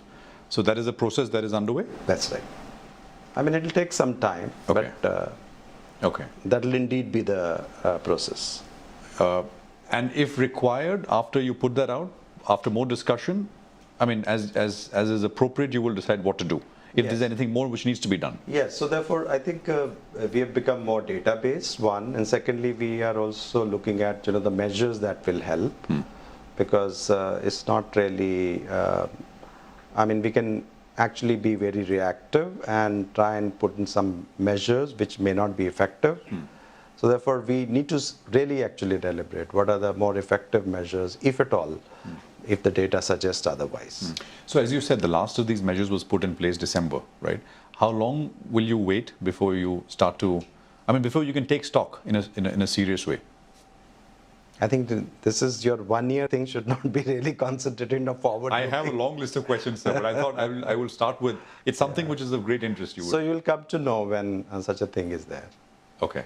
And you also said that the idea is to promote longer tenure derivatives, etc. So it is, one is curbing something and sort of, restricting the very short-term options, as you said. But the other is, of course, also encouraging the longer tenure. So the focus is also there. I mean, that is something which will be worked upon. Of course. For example, if you look at, just to give you an example of electricity derivatives. Now you can start with derivatives. You can have monthly contracts, and going forward, you would like to more longer term contracts, because as future market, you will like to, get prices, future prices locked in for a much longer period, which may even eventually, if you have a sufficient long period contracts, may actually influence your investment decisions today, because the prices are very important indicators of whether or not you should be making investments. So I think these market developments are obvious. Similarly is the case of some of the newer derivatives we must bring in. For example, the corporate bond indices and the derivatives around it, where RBI and SEBI working to bring in. There was also a budget announcement around it. So I think we have to see the market development in the right way. Yeah. So on the cash side, right, we're talking about equity derivatives. Will you also kind of look to increase market depth and those kind of things? I mean, making cash a more attractive. I think it's indeed our endeavor that the cash markets must further become more liquid. And whatever we need to do, we do have a working group looking into it to review the short selling and the SLBM framework under the cash market, which is there, but it's somehow there are some barriers where it's not really taken off. So therefore, the industry and the SEBI officials and other experts will look into it and suggest measures, and we will move forward. One thing I've heard, and this is my last part, sorry, you will, forgive me for this, but STT on delivery, for example, I've heard it from every day when we speak with, and we don't talk about this every day, but whenever we have these discussions, it always comes up. Why can't the government, if the idea is to curb short-term options in the F&O space and encourage cash, do away with STT on delivery? Is that something you would, SEBI is the expert, and SEBI will, of course, advise and tell the government, and of course, it's for them to decide, but is something that is on the agenda? No, I'm not going to discuss on TV what inputs we'll give to government and not give to the government. But cash market development is very much, as you said, yes. There's a group which is. I think whatever needs to be done, we should be doing this. Just to complete this topic, can I say, and I'm paraphrasing here, the idea is to reduce the turnover in the futures and options segment, and there the specific thing, short-term options, relative to the cash market. I mean, the size is, as many have pointed out, is very disproportionate. Cash market size as compared to the options in the short-term options market. Would you say that the idea is to kind of sort of not equalize, but reduce the disparity? Well, I think, as I said, that the cash markets need to be more liquid. There should be more turnover. And so therefore, there could be several issues. We have to wait for the working group to come in.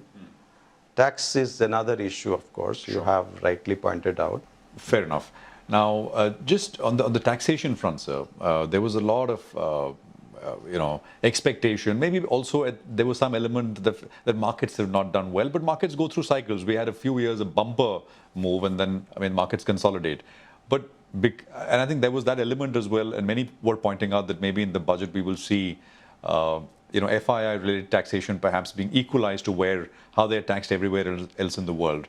I don't know if you have any thoughts at all, or was this... I think you're again coming back to the fiscal measures. You should be asking these questions elsewhere. But was that part of the consultations, pre-budget consultations? No, I would say that, let's look at the kind of measures that we have at a regulator taken for the FPIs. Right. For us, to do the market development is to see, the frictions are reduced. There is a greater speed with which they can operate. So there is a registration issue where we have completely now looking at a very different approach to, registration. We want it to be digitized. We want it to be fast. We want it to be not, days or months, but actually literally a week or 5 days. So can we reduce it to 5 days? So what it takes to reduce it to 5 days. So we're working with custodians, FPIs, other market participants. And then you have now India Market Access Portal for everyone, where all the FAQs, all the different measures. So if you want to enter India, you have one place as FPI, what you need to do, what documents you have. And I must say, it does not get enough attention. It is not a hot enough topic, but it's a point which many serious foreign investors have raised over the last many years. And these are the things that we have actually deeply engaged with them. And some of the new registrations have come with India digital signatures of submission of documents, which is an important part of delay. If you have, in this time and age, if you have always a document, physical documents, wet signatures, notarized, apostilled, be submitted on different things, because you have to keep on updating the control and other measures. So whenever there's a change, again, you have to send out the documents. Now, if it could be just instantaneous through digital signatures, it will really remove the friction. It's just something that we really do in our domestic market very, very effectively. We have such a digitized economy, digitized society. So this is one area where we are now pushing forward proactively to see that we move into completely digitized So registration. from the time that FIIs, when a new foreign investor comes, registers, to the time that they're able to actually invest and start trading, etc., you want to bring that down to a matter of days, basically. Exactly.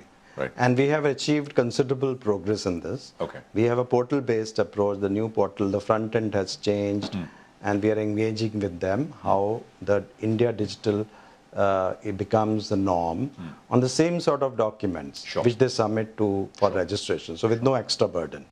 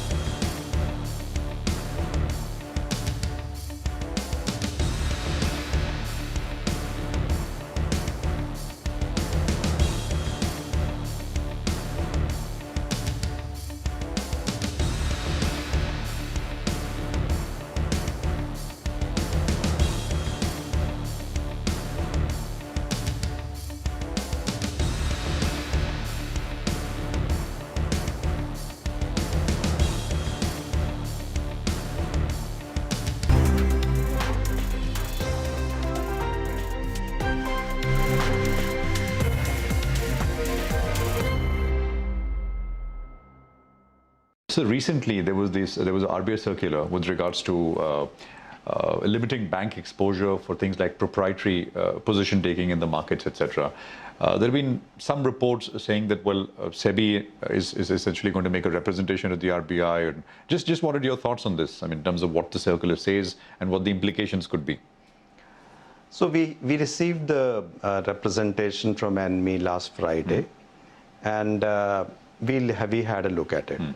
Now, I think the points which are being made out are not really very convincing. You know, the RBI had itself put it out, these guidelines, and sought for comments. In all the 4 issues that were indicated to us, we found that, you know, there was some way the RBI was proposing to do, and then the representations were made. And indeed, the final result was fairly taken on board, taking those comments. So it is not that, you know, it has been done, you know, so just no like further that. movement from your side on this. And on prop trade also, initially the RBI had proposed that there would be no prop trade, like there's no funding for BGs for prop. And from there, they have moved to a position where they said we allow the BGs, 50%, provided there is a 100% coverage. So I think the regulator there has taken a considered call after doing that. And we had this because it was thought that perhaps, you know, initially it was indicated as if, you know, something which has come out they were not even aware of, something very surprisingly put in. But I don't think that was the case. So they themselves consulted and then they've sort of put this up. Yeah, and some of the asks actually we also don't support. Okay. We don't support, for example, that if you have the MTF and you have certain securities which are already there, I mean, you have funded them, and therefore there should not be any leverage over there. So we don't want that. I mean, leverage over leverage in that sense. Leverage over leverage. Okay. So another representation matter, if I can put it that way, banks and insurance companies, I mean, the proposal or whatever for them to be allowed to trade in commodity derivatives. Again, here indication is that the RBI has reservations. I mean, just wanted your feedback, sir, on this. So it is like, you know, we allow these systems to you know, be discussed, debated, analyzed, rather than just, you know, sort of not trying anything. Like, obviously, we will further engage with the RBI on that matter. We haven't really finally heard from them what are the reservations are and what guardrails could be put. See, it's a question of how do you do that? So we would always say, for example, you can do such and such thing provided you have a concentration limit, you can't go beyond this. So therefore, any controlled operation and any carte blanche, these are 2 different things. You can simply banning. Okay, you don't ban it. This is one approach. The second one is no, you can do it, but provided you have a position limits, you have a margins of this kind, and so this is the way we have to move. Commodity derivative market hasn't been looked at in a proactive manner for a long time. Both on the agriculture and the non-agriculture side. But we do have the potential. We are a large consumer of commodities. So you also do produce commodities. So therefore, why should the market discover it here? You've given me the next lead to my next question, segue into my next question. You brought up commodities, right? There's been this, again, this, if I can put it, ask to allow options on commodities, commodity trading. Is SEBI open to the idea? So you will see it soon. In what way we are moving, because it will be based on a very deep work which has been done in the working group and the deliberations that will be made in the CDAC and then converting into a consultation paper. So I would not like to prejudge these matters, but whatever needs to be done in order to develop the market with due guardrails, we will need to move forward. But it is something which is being discussed, as you put it. That's the stage we are in, but it's not a no in that sense. I'm not revealing anything at this stage, except to say that you have to wait for a while to do that. Right. I'm only asking this because there was so much, it was seen that the regulator wants to curb very short-term speculative activity in equity options, would they allow options on the commodity side? So people who are making that parallel, perhaps reading, but as you're saying, you're not revealing anything, but it is something which is which you will be talking and discussing. But here also, we are not really saying that we have to just shut down things, because if we really go with that shutdown approach, then we also might as well wind up our shop here. Yeah, absolutely. Mr. Pandey, I have 3-4 more points I want to address. Algo trading, sir, HFTs. The Jane Street case, of course, was the famous one, which is in SAT now. Just your view on what we are seeing, and is that issue in that sense settled, or are you watching and monitoring very closely what some of these global HFTs are doing? So I don't think that, you know, this algos is algos are being used. There is an algo, there is a safe algo approach in SEBI, and we have, so we are not really bringing an issue as if we are relooking at algos or something. So let's not link it that way. Absolutely. The other action I would not like to comment, it is sub judice. Sure. Yeah, so not a fundamental rethink or anything, but I mean, it's action based on wherever action is required. In that sense, I think the Jane issue was such. So the IPO market, you're comfortable with the way it is functioning? It's been a flurry of issues, right? I mean, 2025 was a big one. 26 was expected to be a big one. We'll see. Of course, it also depends on how secondary markets do. But broadly, you're okay? How that is functioning?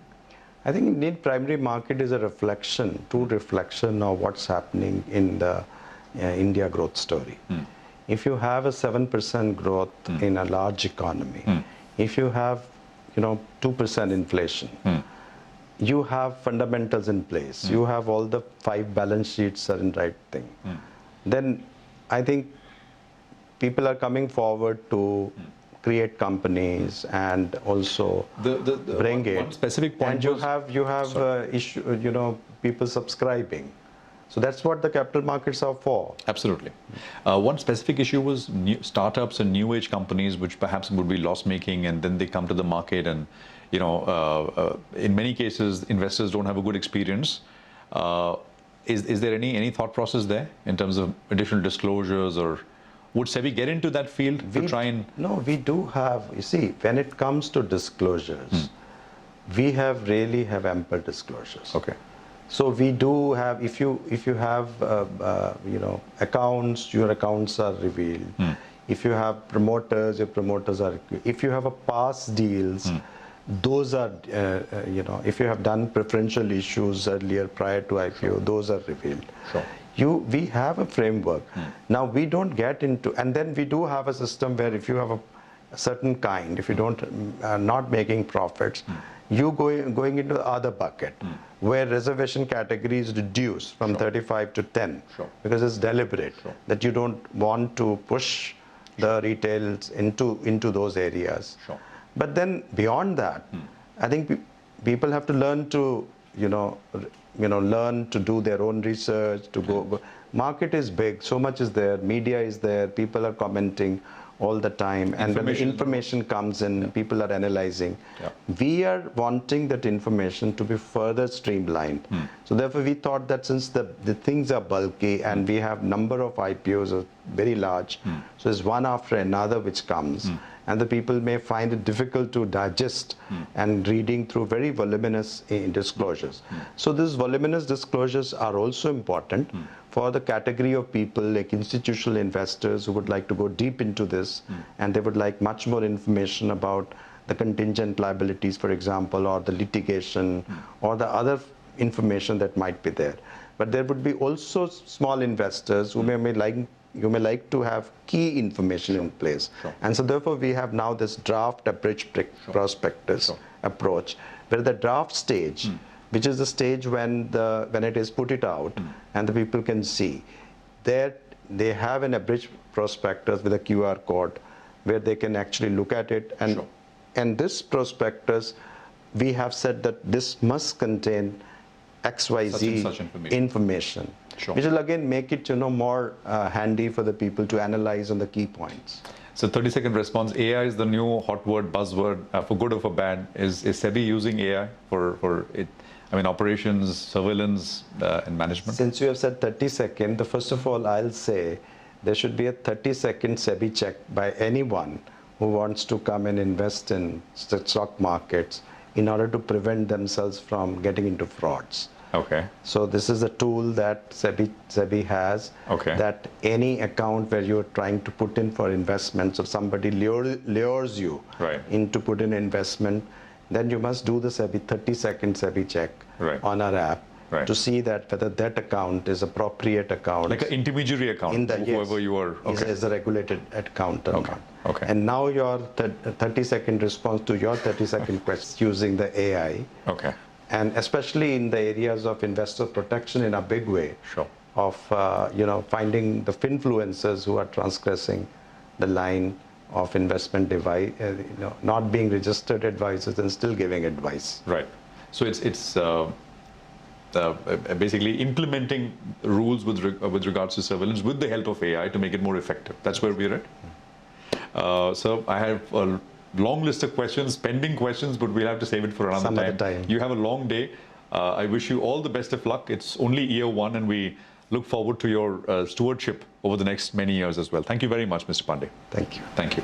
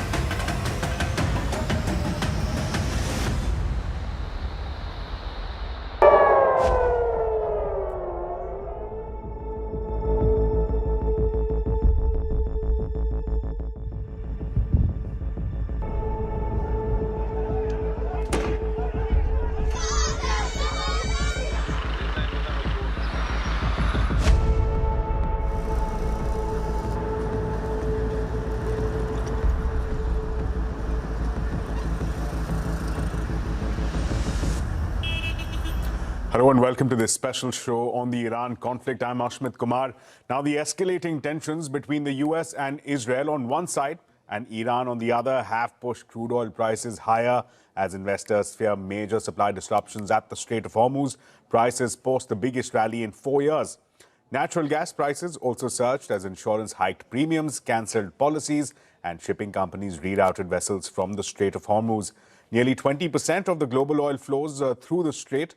A Saudi Aramco refinery has also been shot after drone strikes, adding to the supply concerns. Moody's Analytics has warned that the conflict poses significant risks for import-dependent Asian economies like India. India, for example, imports over 80% of its crude oil needs. Now, close to 50% of India's crude oil imports pass through the Strait of Hormuz. Any disruption there could raise the import bill for us, adding to inflation and widening the current account deficit, putting pressure on the Indian rupee. So far, Iran has said that it doesn't plan to close the Strait of Hormuz. However, analyst Vandana Hari has told CNBC TV 18 that if the conflict spreads and is prolonged, crude oil prices could hit the $100 mark.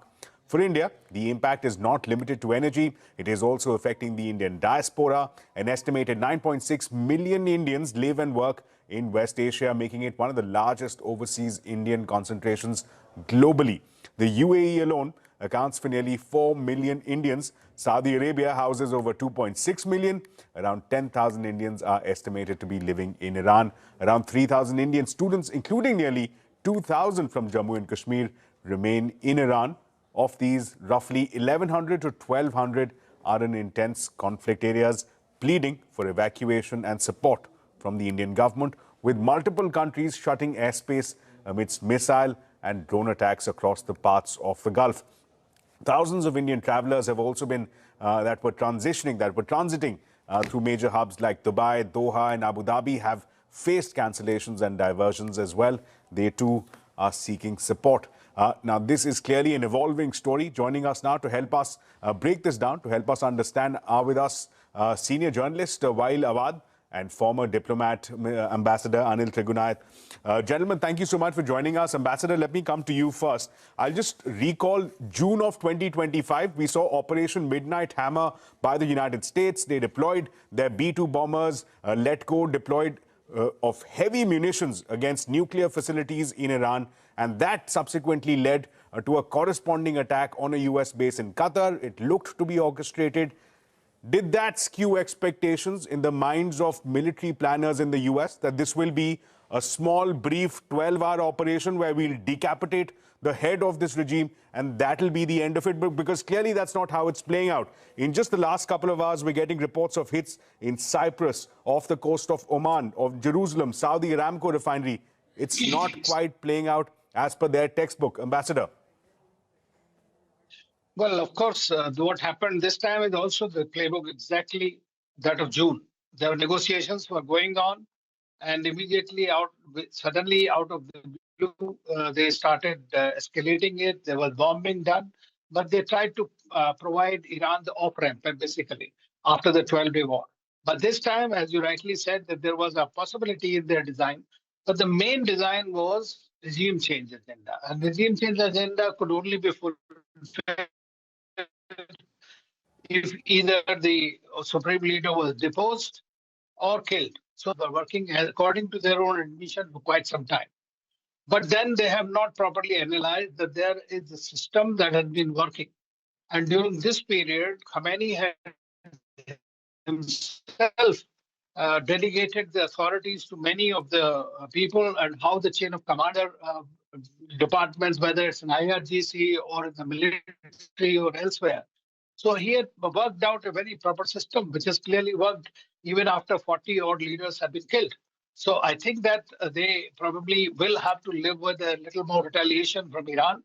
And the people of Iran will eventually find a way how to go about it. And this forcible removal of or killing of the supreme leader will not go down well in the region as well, as we are seeing that everywhere Iran is currently hitting every single organization or the base that the Americans have. So I think that this is a very major problem. Dr. Awad, let me take that cue from Ambassador and bring that to you, Dr. Awad. The situation that we find ourselves in, a statement from Abbas Araghchi, the Iranian foreign minister, he clearly says that our military units are now, in fact, independent and somehow isolated. They're acting based on general instructions given to them in advance. What I want to ask is that this is clearly a decentralized textbook that the Iranian leadership is now currently working with. Does this, as opposed to Iran being put in a corner, put the US, put Donald Trump in a corner where he has to now grapple with the possibility of a weeks-long conflict stretching across the Middle East, stretching across multiple countries? Well, I think he is preparing for that kind of scenario because the amount of American weapon and warships and nuclear warships have been sailed into the region and circling Iran from the sea, from the sky, from even Europe.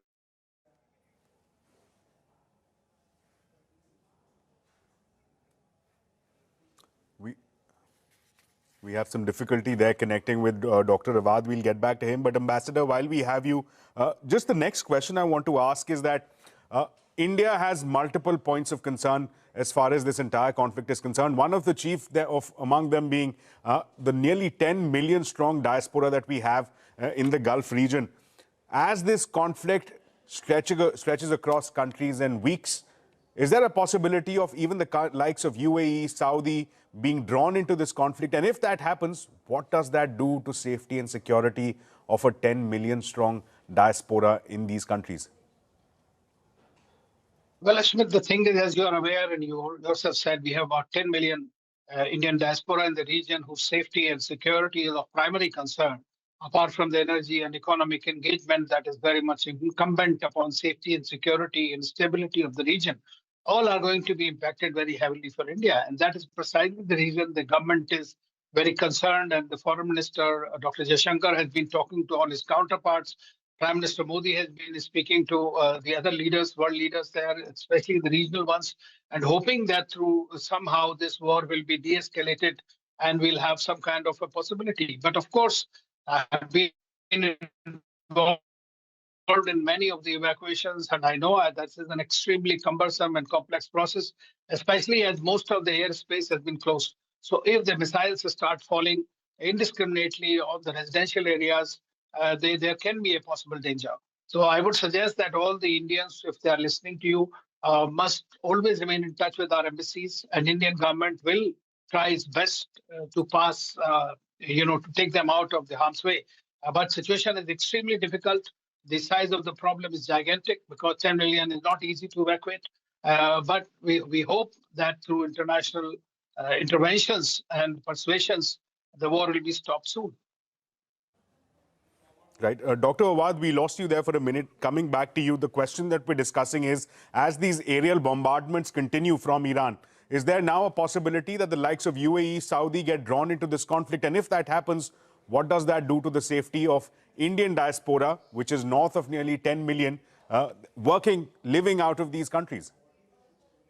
Well, I think it is a very dangerous situation. Remind me of the evacuation of the Indian in Kuwait and then from Iraq, and how much it was a horrendous task to remove 200,000 Indians from those areas. But imagine 10 million, it's not possible for any country. We all knew the consequences of the war spreading into a regional war. And even the United States knows that this is going to be an all-out war because the Iranians have threatened Ashmit. They have already said to the countries hosting American bases, that if an American attack takes place in Iran, there will be legitimate attack on those targets. However, the fight now, or the attack by the Iranian, is limited to the military side of the American and their personals, nothing to do with the civilian attacking. And you could see from the attack on Kuwait and Abu Dhabi, Doha, all the attacks have been only in the military bases. Now, if this war is going to spread, yes, there's going to be a contingency plan, and it will be horrendous for any country to evacuate their people, leave aside the Indian part. I think India is the main stakeholder in the West Asian affairs in terms of the food security, oil security, and also the diaspora security. Now you are having the Strait of Hormuz is going to close. You have to fasten your belt for $100 a barrel. You have to fasten your belt for $6.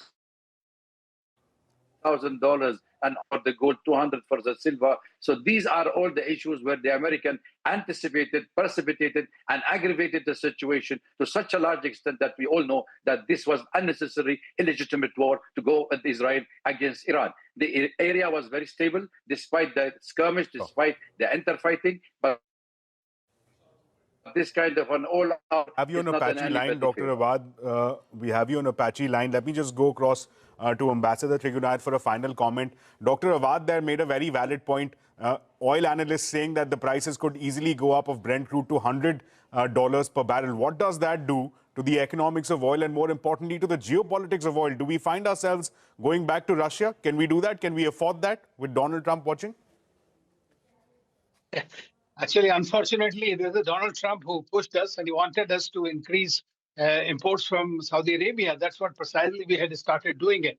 While India was buying oil from Russia, it was stabilizing the global markets as well.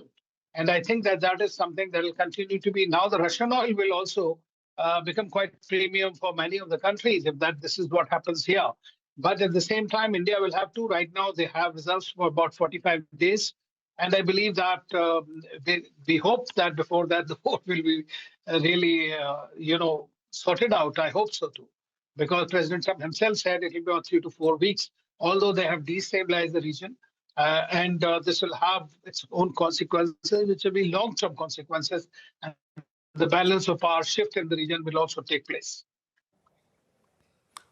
Dr. Awad, since we still have you, just a quick question.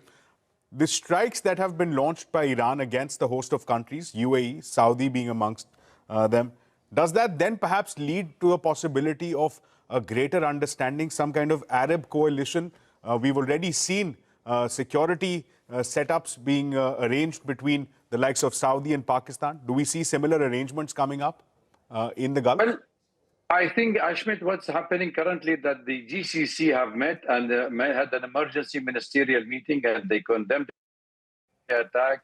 They're even threatening Iran of retaliation, retaliatory measures. But I believe there is no question of a coalition or cooperation because we all know that the Gulf countries under the American custody, they are the custodian of their safety and security, American and UK. That's why they immediately took part in this war. Even the French now coming forward, and all these military installations, including the UK military base in Cyprus, have been under attack by the Iranians because they are already taking part against Iran. So I think that is the situation currently now. What we need at this moment is an end of all cessation of all the hostilities, end of this mad war, and let people come back to the negotiating table. You have to see the objective that the United States is declaring. Here, Ashmit, the United States is fighting two wars. Let's put it bluntly. One war is the superpower war where they wanted to control all the corridors of the oil and the global trade in oil, which is coming from Strait of Hormuz, the Red Sea, the Mediterranean, all this area American government wanted to control. That will affect India, China, South Korea, Japan, all the Southeast Asian region, where 60% of the oil come from this part of the world. This is one. The second regional war they're fighting is on behalf of the Israelis, which is to continue Israeli hegemony and dominance politically, militarily, and economically. Right, Dr. Awad. Right, Dr. Awad. So clearly, a cessation of hostilities being sought by multiple countries, including the Indian Prime Minister. What does the off-ramp look like? Well, that's a question that we still are awaiting answers to. I'd like to thank both of our panelists for joining us. We're slipping into a very short break, but we'll continue our focus on this conflict going forward on the other side of this short break.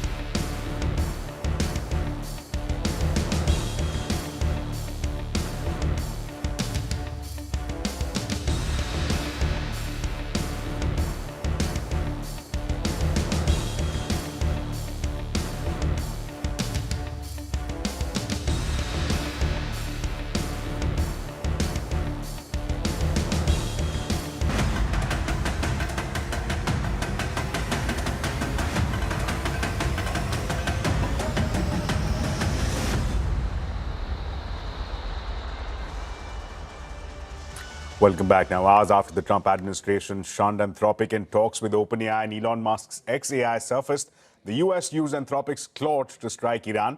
As per a Wall Street Journal report, U.S. forces have been applying AI tools for their ongoing operations against Iran. This was for intelligence assessment, target identification, and simulating battle scenarios.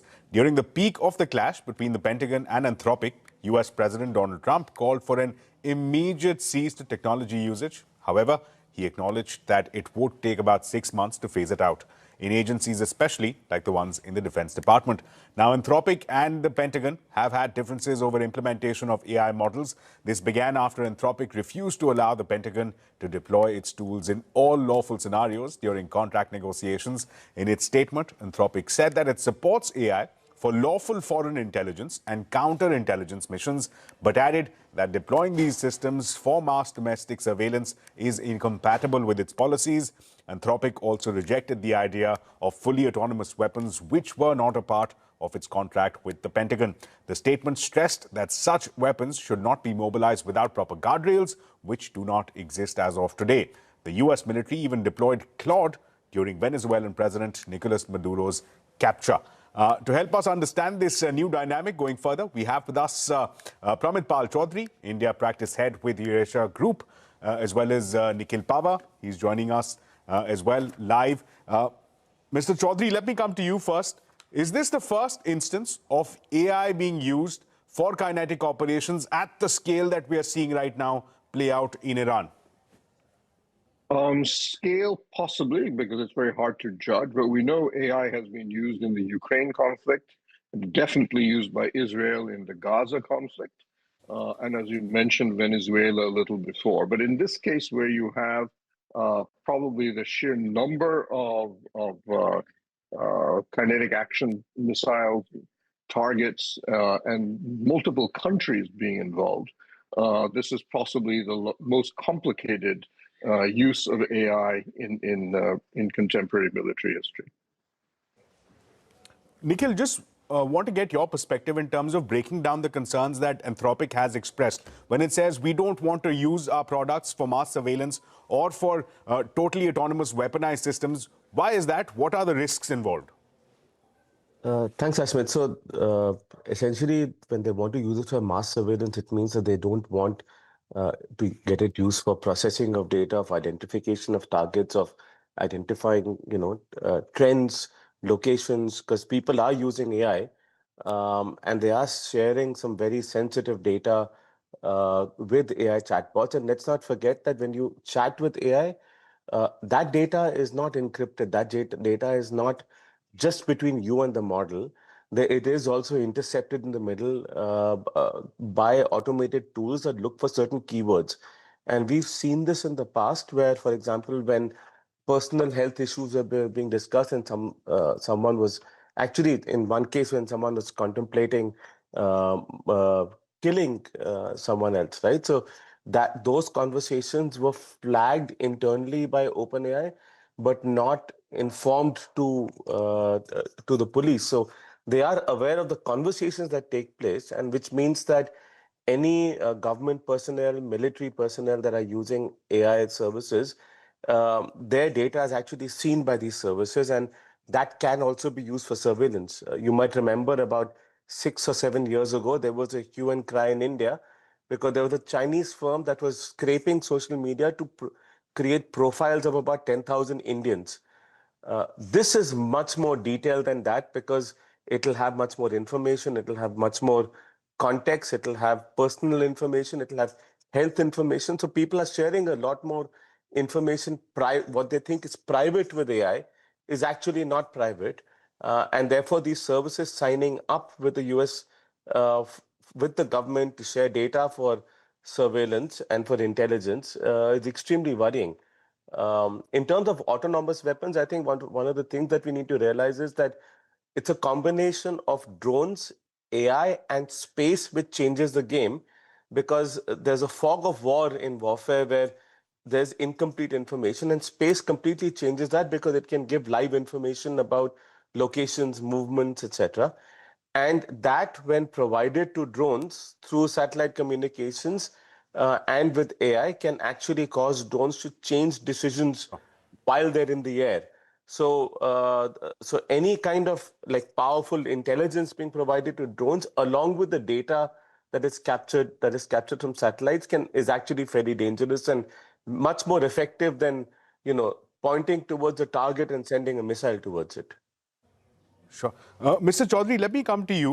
When we talk of AI currently being used for intelligence assessments, for selection of targets, does it then make it an easier role for advanced militaries like the one in the US to go for these decapitation attempts that they're going for, where they aim for the leadership figures across geographies? Is that going to be the new dynamic going forward? I mean, basically targeting it becomes much easier and much more competent. If you look at the bombing in World War II with all those giant bombers dropping lots of gravity-dropped bombs, assessments that came afterwards of those bombs found that basically about 1 out of every 200 or 300 actually hit their target. Most of them just missed their target altogether. A strategist like Clausewitz, in his book Von Krieg on War, argued that it's about the weapons and the soldiers. It's 1/3 about the strategy, and 1/3 is, as he said in the famous expression, it's the fog of war. It's just chaos. So what you use intelligence for, and you use radar and so on over time, you've been trying to reduce that uncertainty factor, that lack of knowledge of what you're hitting, where your targets are, where are your own men, where are your own airplanes. You often don't know in the confusion and chaos that war is. AI basically takes that to a whole new level because it absorbs huge amounts of information, develops an ever-moving algorithm that keeps adjusting and evolving to find its targets. So the Israelis used, I think it was called the Hebros, an AI function when they were going after targets in Gaza, and it was able to identify 37,000 individual targets and so on. In a war in which drones, literally thousands of drones, are often fighting each other, the Ukraine war, we're looking at 2 to 3 million drones were used last year in combat, being able to target them, knock them down, as well as the other guy using his drones to find his right targets. You need something incredibly sophisticated in terms of the number crunching, and that's what exactly AI does. So Claude Gov, which is used by Anthropic, Palantir, a perfect example of a company that is 100% about security and surveillance.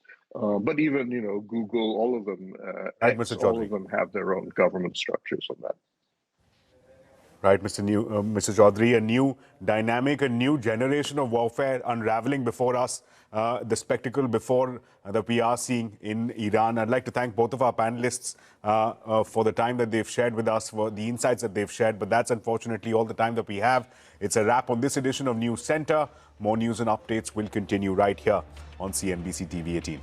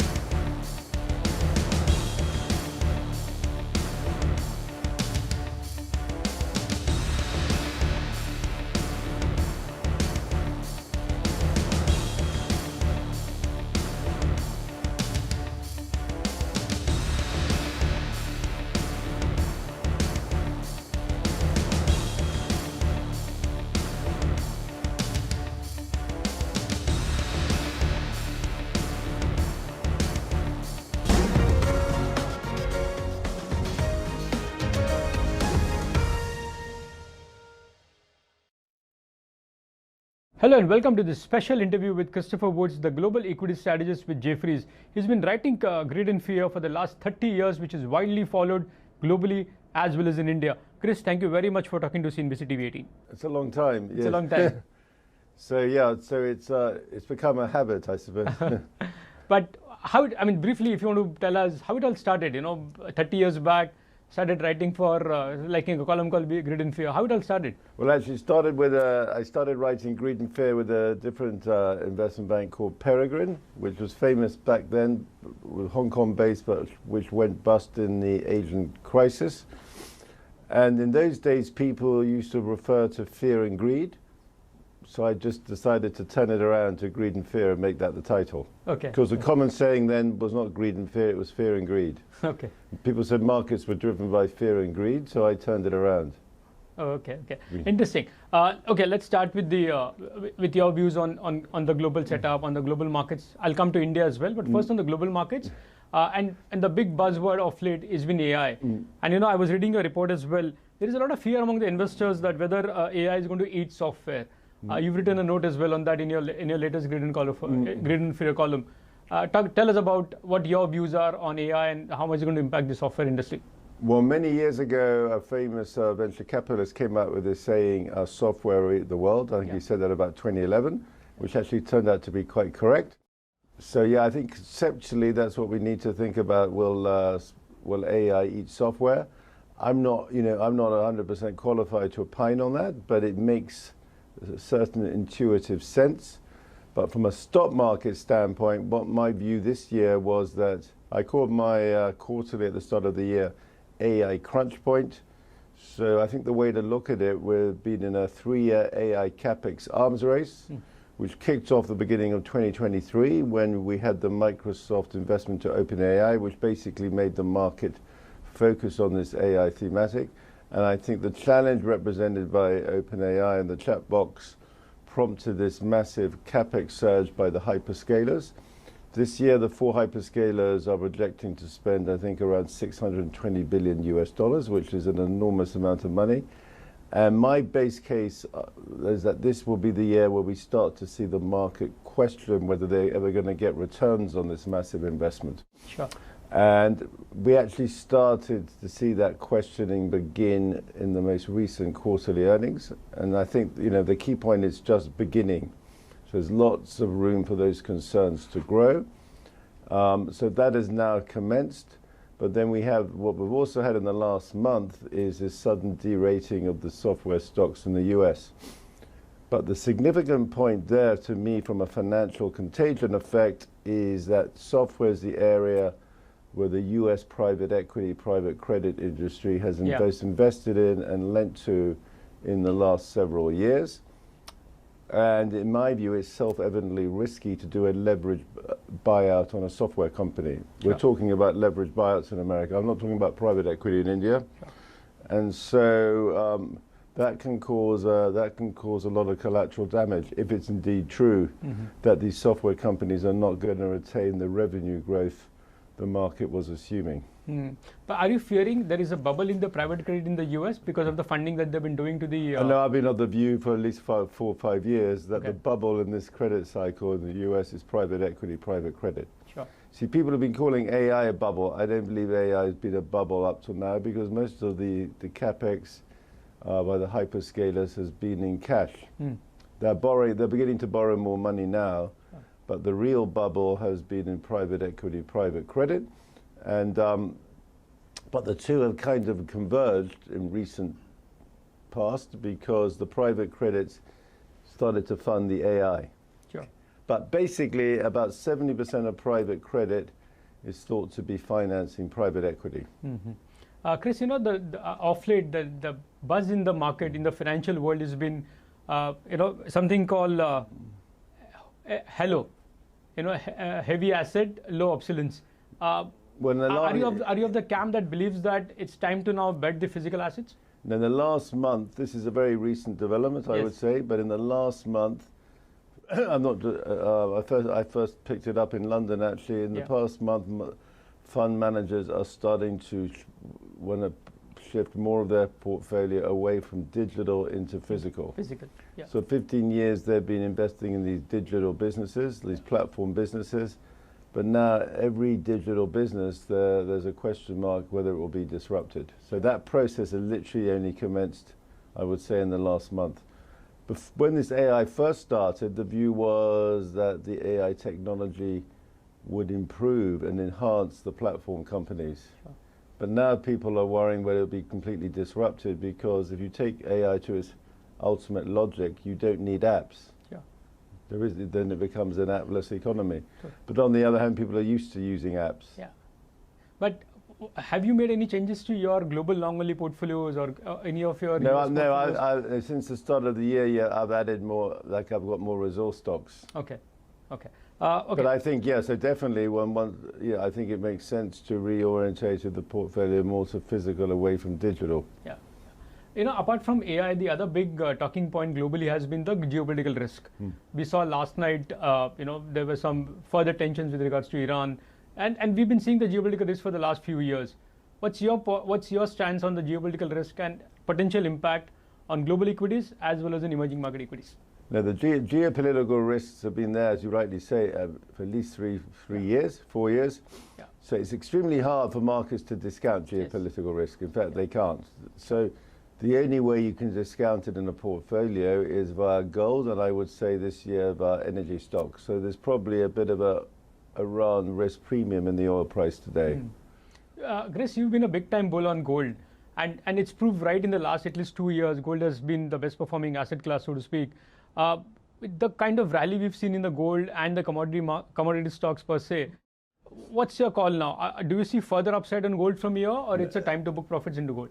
No, in the medium term, I see big further upside in gold, but I wouldn't be surprised to have a period of extended consolidation. Okay. Sideways consolidation to maybe sideways to down, but I'm talking tactically. But you're not expecting... if I had a leverage position in gold, I would have taken profits. Okay, but what's a long-term goal? What's a long-term target on gold? Say maybe 2 years, 3 years down the line. Formally, my long-term target is now 6,500, but I mean, gold can easily go to 10,000. Oh, wow.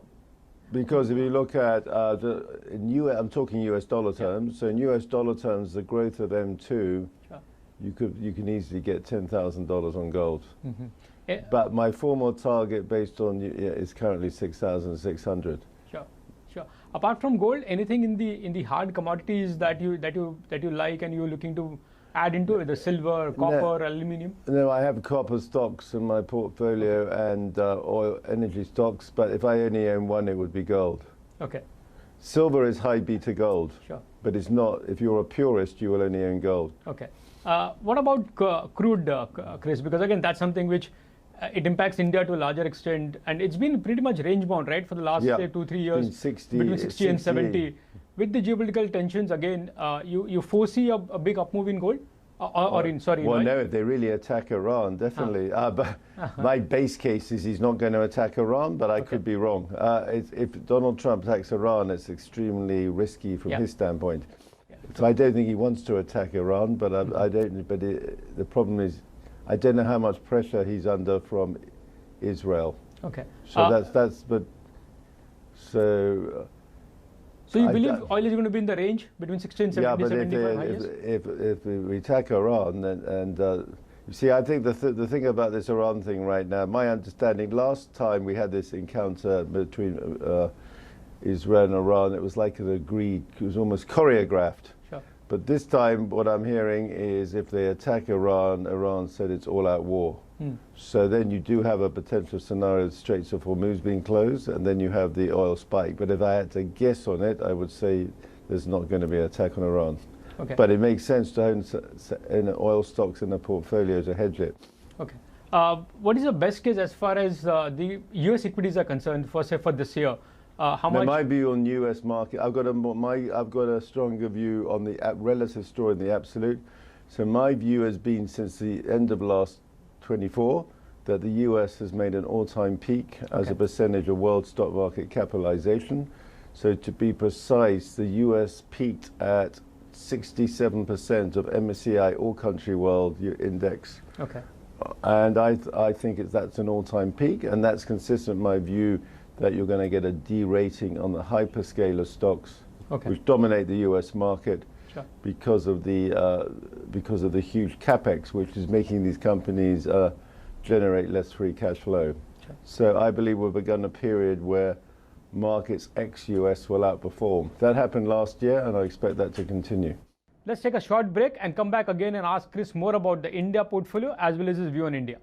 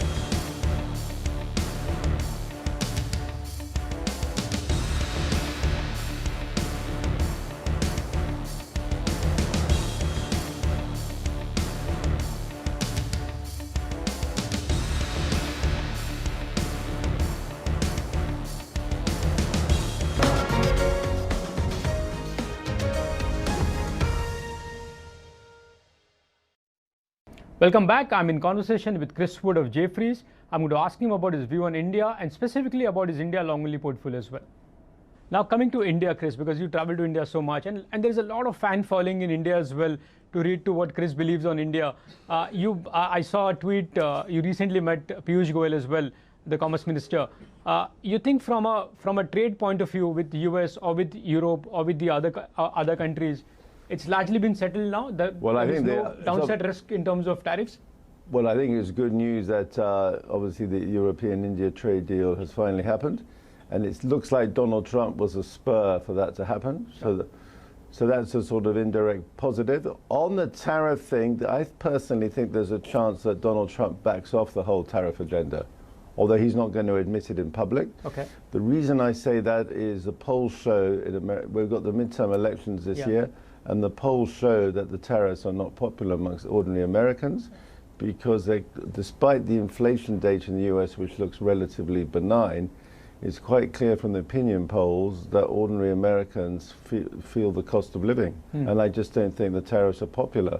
Okay. So I think there's a good chance he sort of quietly backs off the whole agenda without admitting it. Okay. Well, that will be a great news, right, for countries like India. Yeah. But even if he doesn't back off... Because it's not popular. Right now, he's losing the midterm elections. Sure. Even though if he doesn't back off, still at the current rates what we are with the US and with the European nations, you think it's pretty okay for India to do well from here? But I don't... Hopefully, the experience with the US prompted the Indian exporters to look for other markets.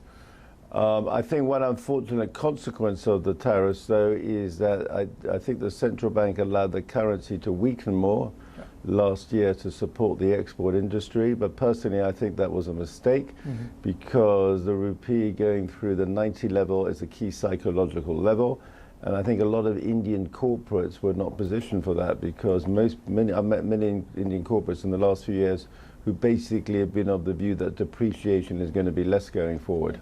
So I think that's been a negative. It's also negative from the point of view of foreign investors. Yes. Because it made the rupee India underperformance worse last year. And again, it wasn't expected. Sure. From a flow perspective, Chris, because you spoke about rupee being a bit negative for the FIs, we've seen first signs of FI money coming back into the Indian markets. This month, we saw nearly $2.5 billion of inflows from the FIs. The FI holding in India is the lowest in the last, say, 10 to 15 years. You talk to a lot of global investors as well, look at India. What's the sense you get? Is it that you're going to see a lot of FIs coming back to India now? No, you're only, for real flows into India to happen, one or two things have to happen. One, the Indian market has to fall a lot so it becomes very cheap. Okay. So that, in my view, will only happen if we suddenly see these SIP flows stop. Breaking off. Okay. Which is not my base case. Sure. My base case, the flows keep coming. So in that case, the only way we're going to get big foreign money into India is if this whole semiconductor trade peaks. Okay. And we get a sharp sell-off in the semiconductor stocks in markets like Taiwan and Korea. Yeah. And you know that the more the market questions the capex, the more the chances of that grows. So if I had to guess on it, it's more likely to be the second than the first. Okay.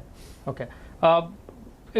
One from a sector point of view, the one sector which everybody's been talking about of late is a sharp sell-off in the Indian IT names.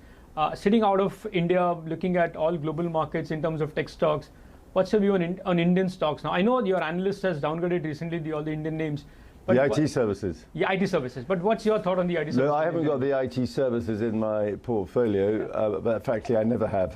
Never had that because I've always had a Indian green and furniture portfolio more focused on the domestic side. But at some point, there's going to be a counter-trend rally in these software stocks because it's not like these businesses are disappearing tomorrow. So I think the role of Indian IT services will be to help corporates migrate to small business models, the small language models designed for their own purposes. So there's a role for the IT services, but you know their long-term growth, revenue growth, is going to be less than people were hoping for probably, and they're going to be, I think, importantly for the economy, the risk is they're employing fewer people. So while there can be a counter-trend move, I don't think they're a structural hold. No. Sure. But do you foresee or do you see a risk of a second-level impact on, say, consumption and the real estate stocks in India on the back of sharp sell-off in the IT names? That risk exists, definitely, but I think that risk in the first instance is greatest in the developed world. Sure.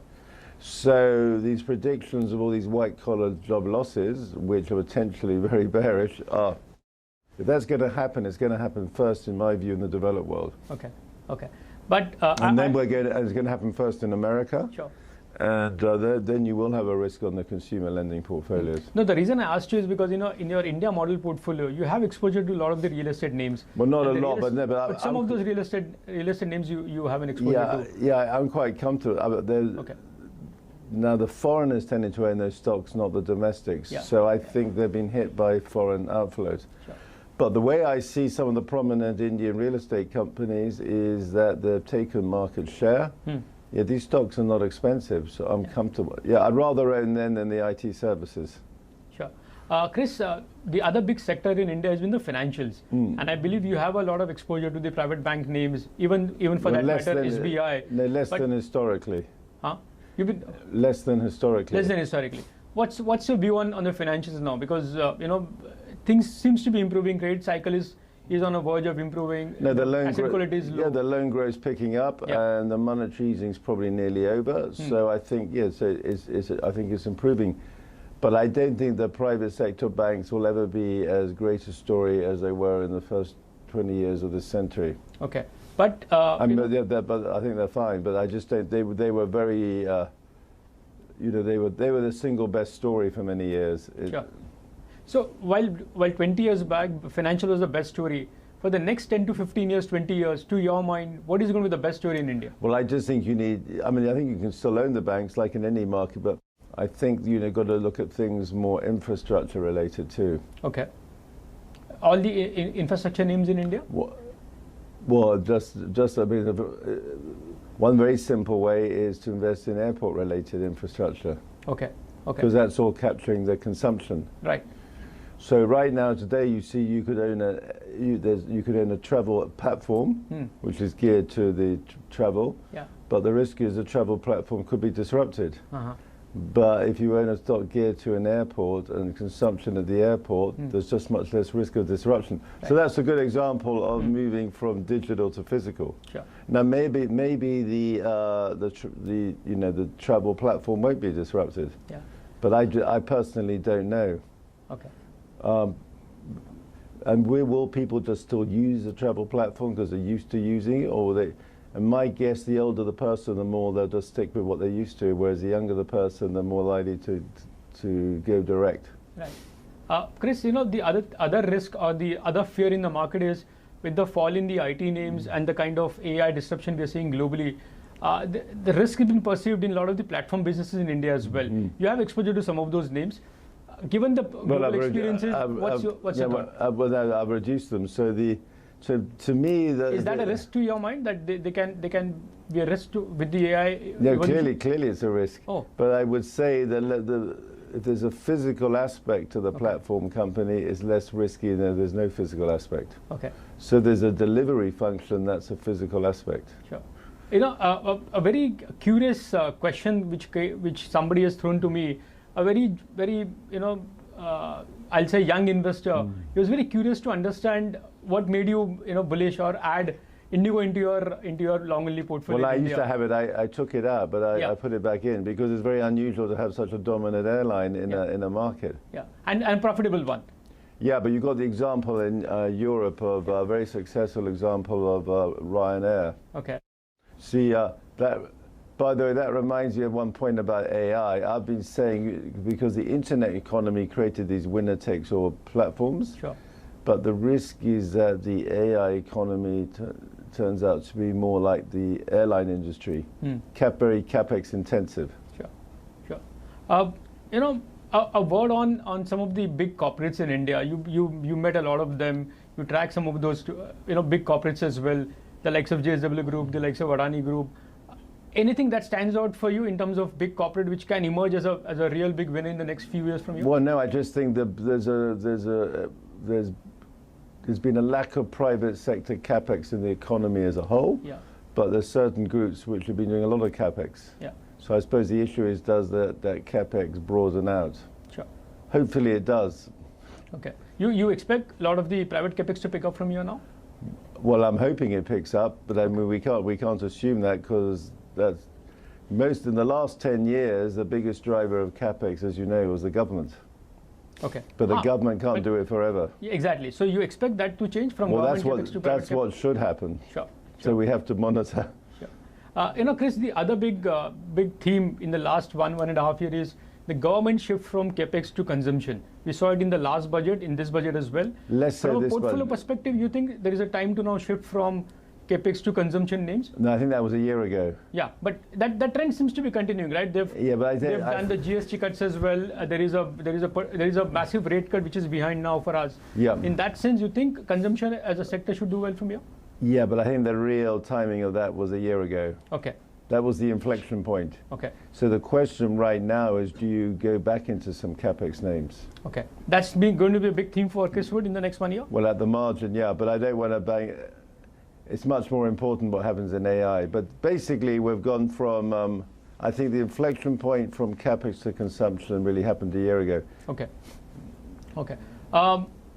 Just before I let you go, Chris, one big assumption for India and your one big bet as far as India is concerned, with a slightly longer view, like say 3 to 5 year view, what would be that? Well, I think from a stock market standpoint, it's very important these flows continue. Okay. SIP flows. Okay. So in that sense, what we've avoided in India, which you have a lot in America, you have in America big passive investment. Sure. Everybody investing in the same index products, like linked to the S&P. So that actually creates a risk on the downside, because everybody owns the same stocks and there's a market panic. Correct. You can have a big overshoot on the downside, which is a risk now facing the US market. So in India, it's been very healthy that we don't have this indexing. We have, we have active fund managers. Sure. And the flows. So I think that's a very important for the Indian stock market that keeps going. You know, Chris, your India strategist believes that earnings are on an upcycle now. The large part of the downgrades are done. No, with, we're hoping probably the going to earnings. see an upcycle. Yeah, we're hoping the earnings pick up this year, and we're hoping we get about 10% nominal growth. Okay, but will it mean that the focus can shift back to the broader market names, the mid and small cap names, which it should mean that. Yeah. Is that something you'll be looking for? I think in the long run, the interesting stories in India are in the small mid-cap space. There's lots of interesting smaller companies. It's just you have very high valuations. Chris, thank you very much for talking to CNBC TV 18. It was an enriching discussion from global to local to as well as geopolitical risks.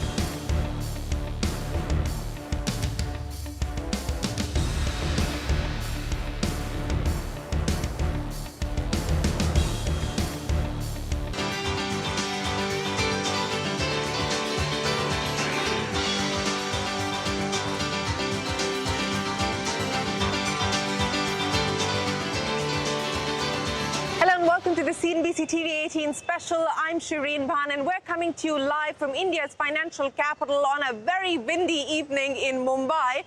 And that's because Canada's Prime Minister Mark Carney is here in India. This is an important visit. It's a significant visit because it is after a gap of 8 years that a Prime Minister from Canada is on a bilateral visit to India. The plan is to try and reset the economic engagement, reset and repair the relationship between both countries. Joining me now to talk about what we can expect in terms of economic re-engagement and an economic reset is Canada's Finance Minister. Thank you very, very much, Mr. Champagne, for joining us here on CNBC TV 18. It's great to have you. Winds of change quite literally blowing. Exactly. You know, this is an historic visit. You said it in the proper sense. Not only it's been a long time, but the world has changed so much that I see a strategic alignment when it comes to our economic interests between Canada and India. I can tell you today we've been meeting a number of business leaders. We've been talking about the fintech industry. We've been talking about critical minerals. We talked about energy. We talked about natural resources. And, you know, I think that what's clear today is that people make the connection between food security, energy security, and national security. And I think in that sense, the world wants what Canada has to offer. A very stable, predictable partner, a G7 country. And I think it's a win-win. Honestly, I'm glad. I came here, you know, more than 10 years ago with your Minister of Finance. At that time, she was Minister of Trade. I was Minister of Trade. Right. She became Minister of Defense. I had a different portfolio. Now, as Minister of Finance, we're going to team back together again to really bring that relationship to the next level. You know, your Prime Minister made it very clear when he spoke in Davos that the world order has changed. There's no going back, and this is a rupture. It's not a transition. Is this re-engagement or realignment also critical given the times that we live in? Well, I would say for us, it's being strong at home and strategic abroad.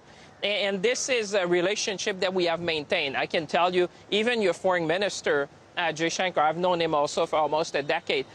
We always knew that that relationship needed to be reset in a way. And now, because of the state of the world, I think that the business leaders see it, the political leaders see it, the community leaders see it as well, that we need to re-engage with each other. And honestly, it's when you spend time together. If you think that, you know, India is the 4th largest economy, the fastest growing economy in the G20, we've seen a number of the G7 leaders being here. And I would say Prime Minister Carney inspired the world. I was in Davos when he made that famous speech. What I think and got a standing ovation. Will be historic. Trust me, I've been to Davos. You don't get standing ovation very often. But what he did is that I think he not only inspired the world, but he put that in an historical context, you know, where we are today. And I've been in that for quite some years.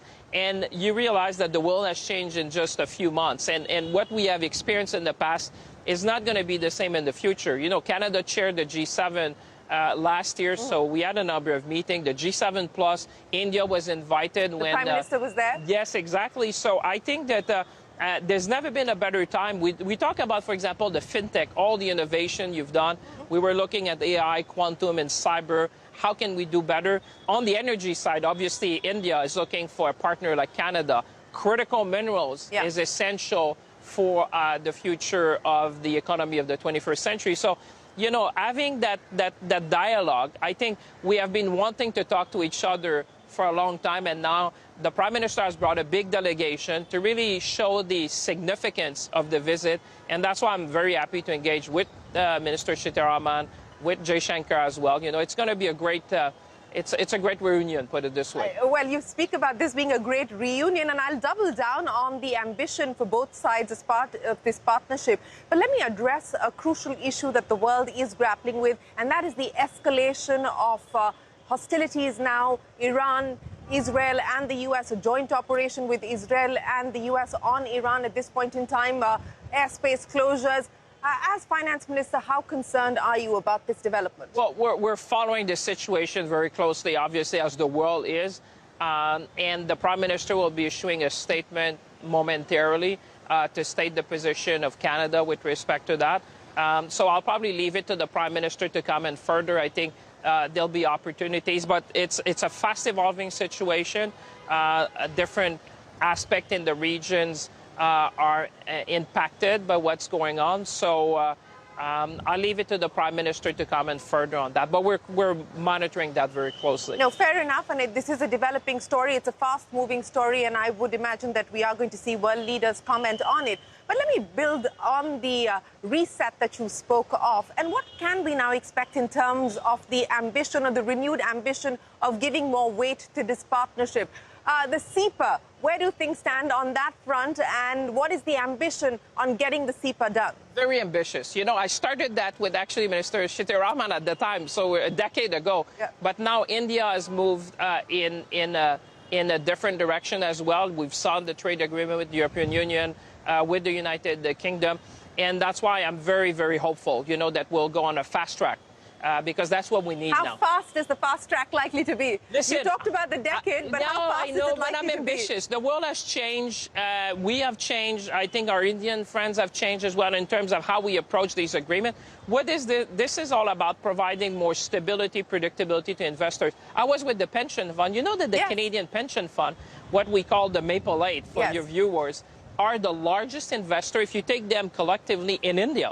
We're the number one. $50+ billion, well, if my memory serves me correct. It's even closer to 100 now. I even have good news for you. Now it's closer to 100. Okay. But what we're doing now is that with the work we're going to be doing, we want to charter a course to have even more. And that's why we came here with, you know, the Maple 8. They're very interested. I read about the monetization report that you've done. That was my, I could read it across, I would say, the ocean to make sure that we were very clear when we meet with Prime Minister Modi.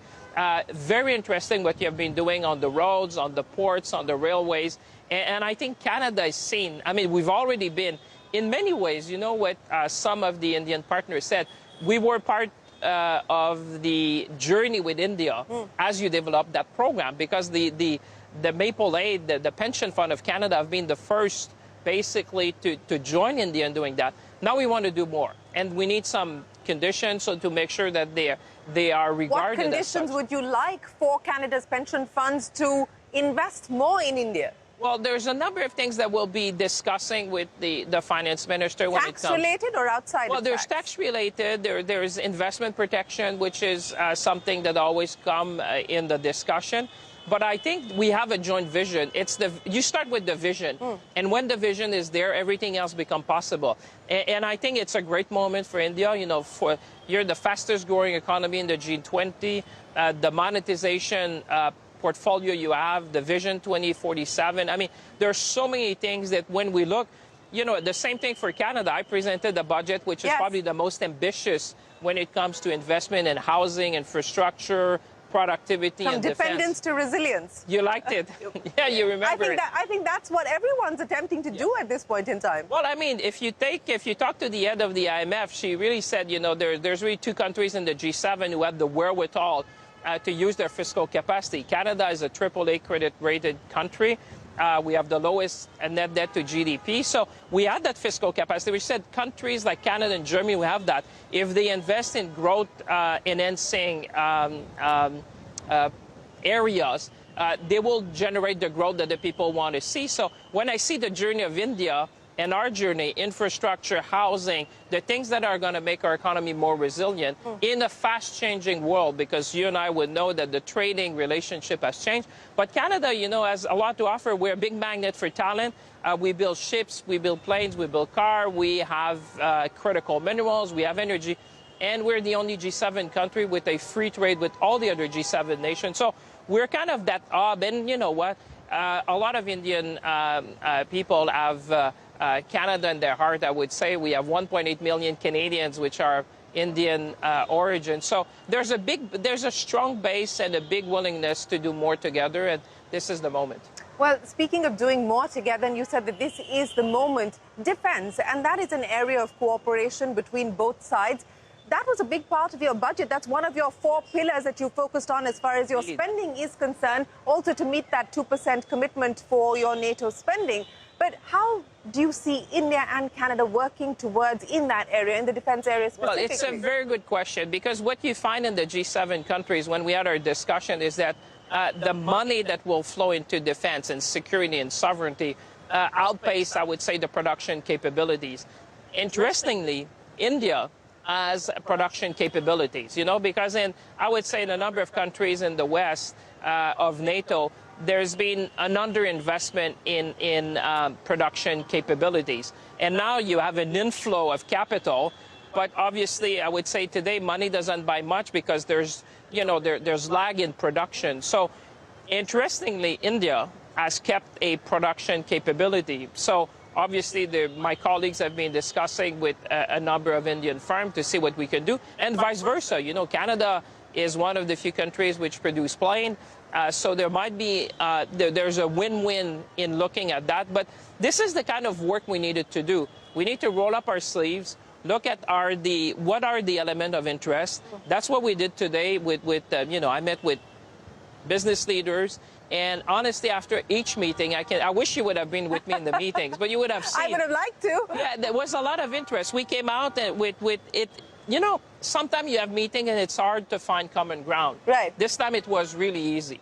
We found common ground, next steps, and you know, Minister Sitharaman is planning to visit Canada as well. I look forward to welcome her, and I think it's going to be cementing the great work that you know, Prime Minister Modi, Prime Minister Karni are going to be doing.